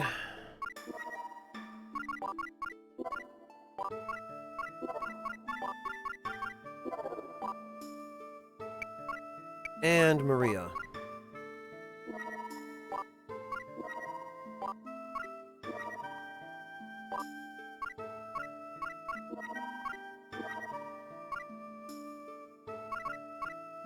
Actually...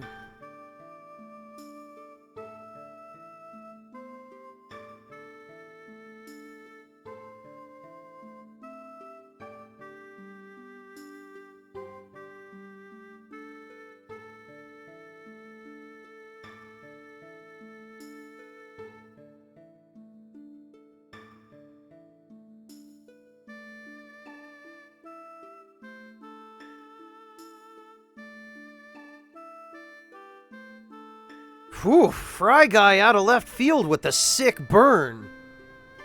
Jeez.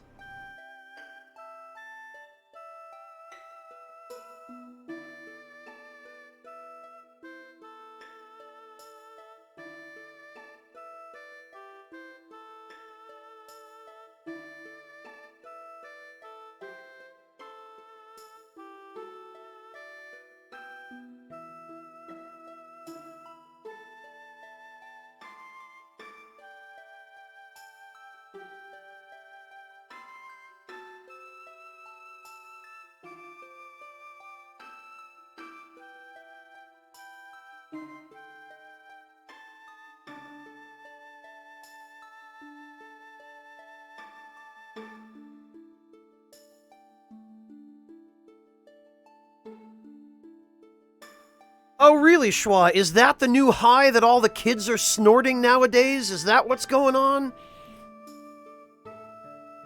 Is that why the streets aren't safe anymore?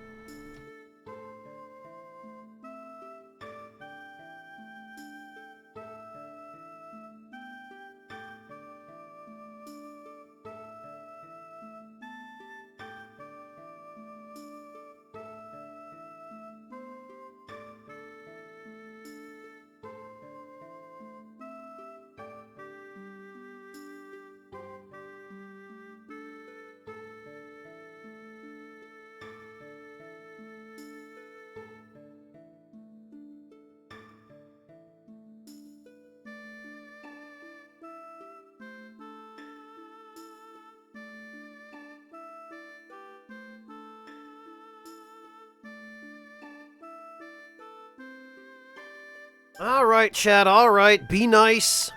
Tone it down. I do not condone snorting moth dust, but neither do I condone everyone jumping down each other's throats over snorting moth dust.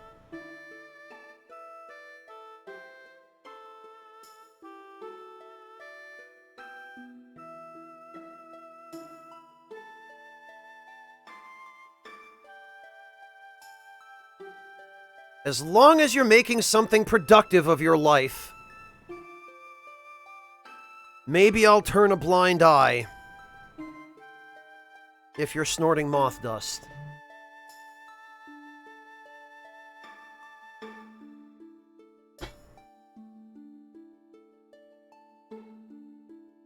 But if you're just sitting in your room all day playing Skyrim,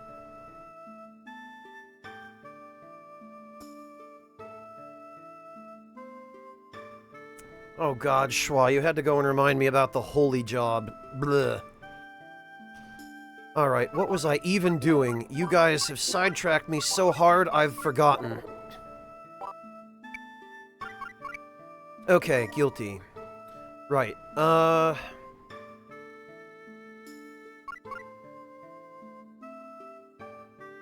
You know, actually, Spirit Boost wouldn't be a bad thing for Guilty to have with MP slash.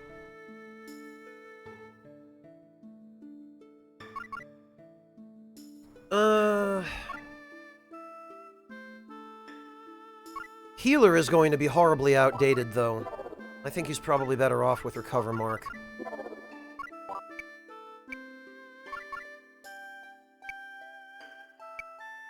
Alright, weapon trade.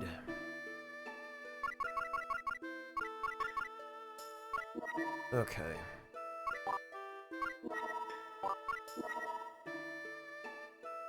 Charlie! Thank you so much for continuing the gift sub from me. Really appreciate that, Charlie.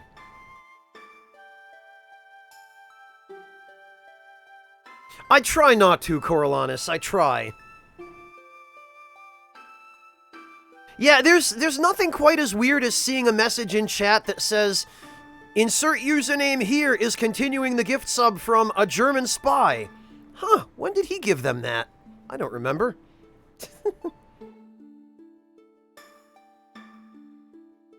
Alright. Basically what I want is to swap all of these weapon trade skills to the bucklers. Oh, and I did want to check.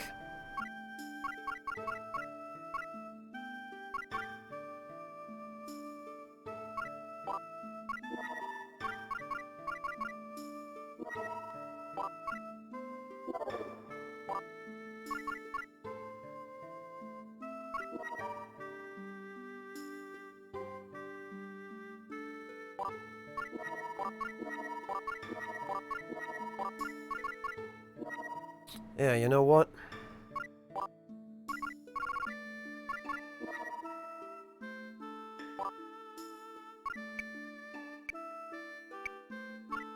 Select weapon. There.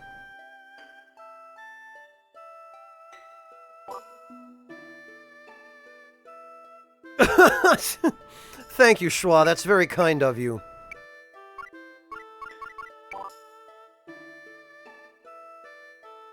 I don't get to visit nearly enough places for my personal taste, Schwa. Not nearly as many as I would like. I try.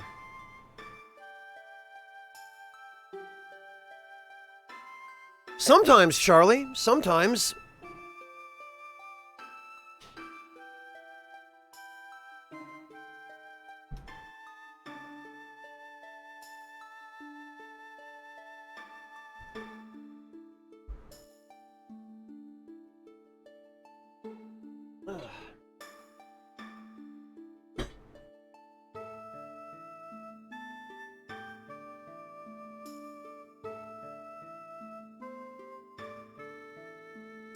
Okay, I think there are a couple of things... Okay. In fact, I believe... I've forgotten that we need to...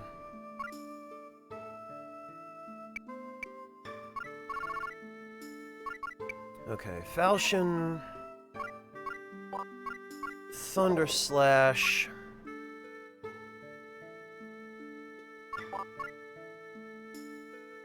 And First Aid.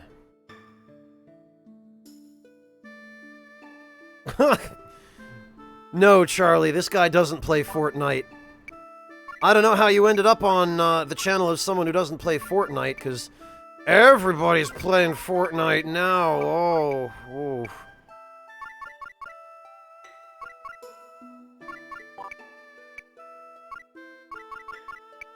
Alright, what other weapon did... Oh yeah, Prateau. We need to transfer... Heal, Light, and Refresher.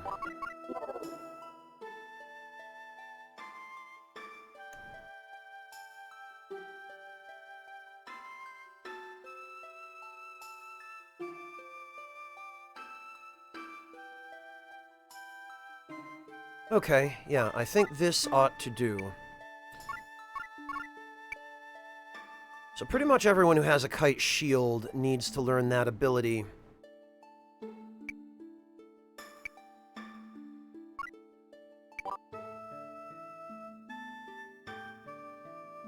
All right.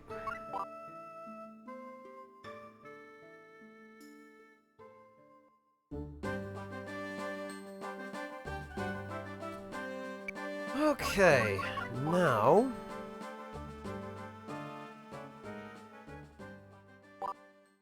Now we need to make very sure to save.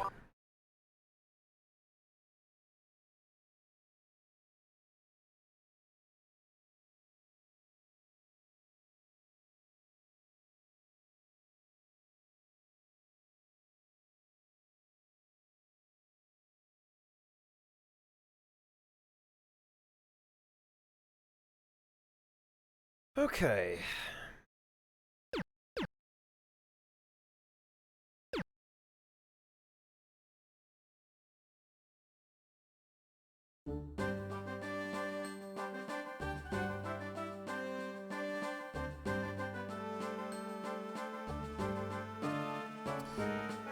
And I think actually I'm going to need to call it for today because I'm just looking over at my stream timer and I'm realizing that we've been streaming for 9.5 hours. I was starting to wonder why I was getting hungry. Yeah, I think maybe we're gonna go raid someone who was here a little bit earlier. We're gonna go raid Lady Low Kitty, who is playing Undertale from the looks of it. She is a viewer of mine, and she streams periodically. She's trying to get her channel off the ground, so let's go stop in, show her some support, and say hello. Thank you all so much for joining me today, and I probably will be streaming more of this tomorrow, so I hope you'll all stop back in then. Thank you all for showing up. Thank you, Charlie. Thank you, everybody. And I will catch all of you tomorrow, hopefully. Good night, everyone. Take care of yourselves, and let's go say hi to Low Kitty.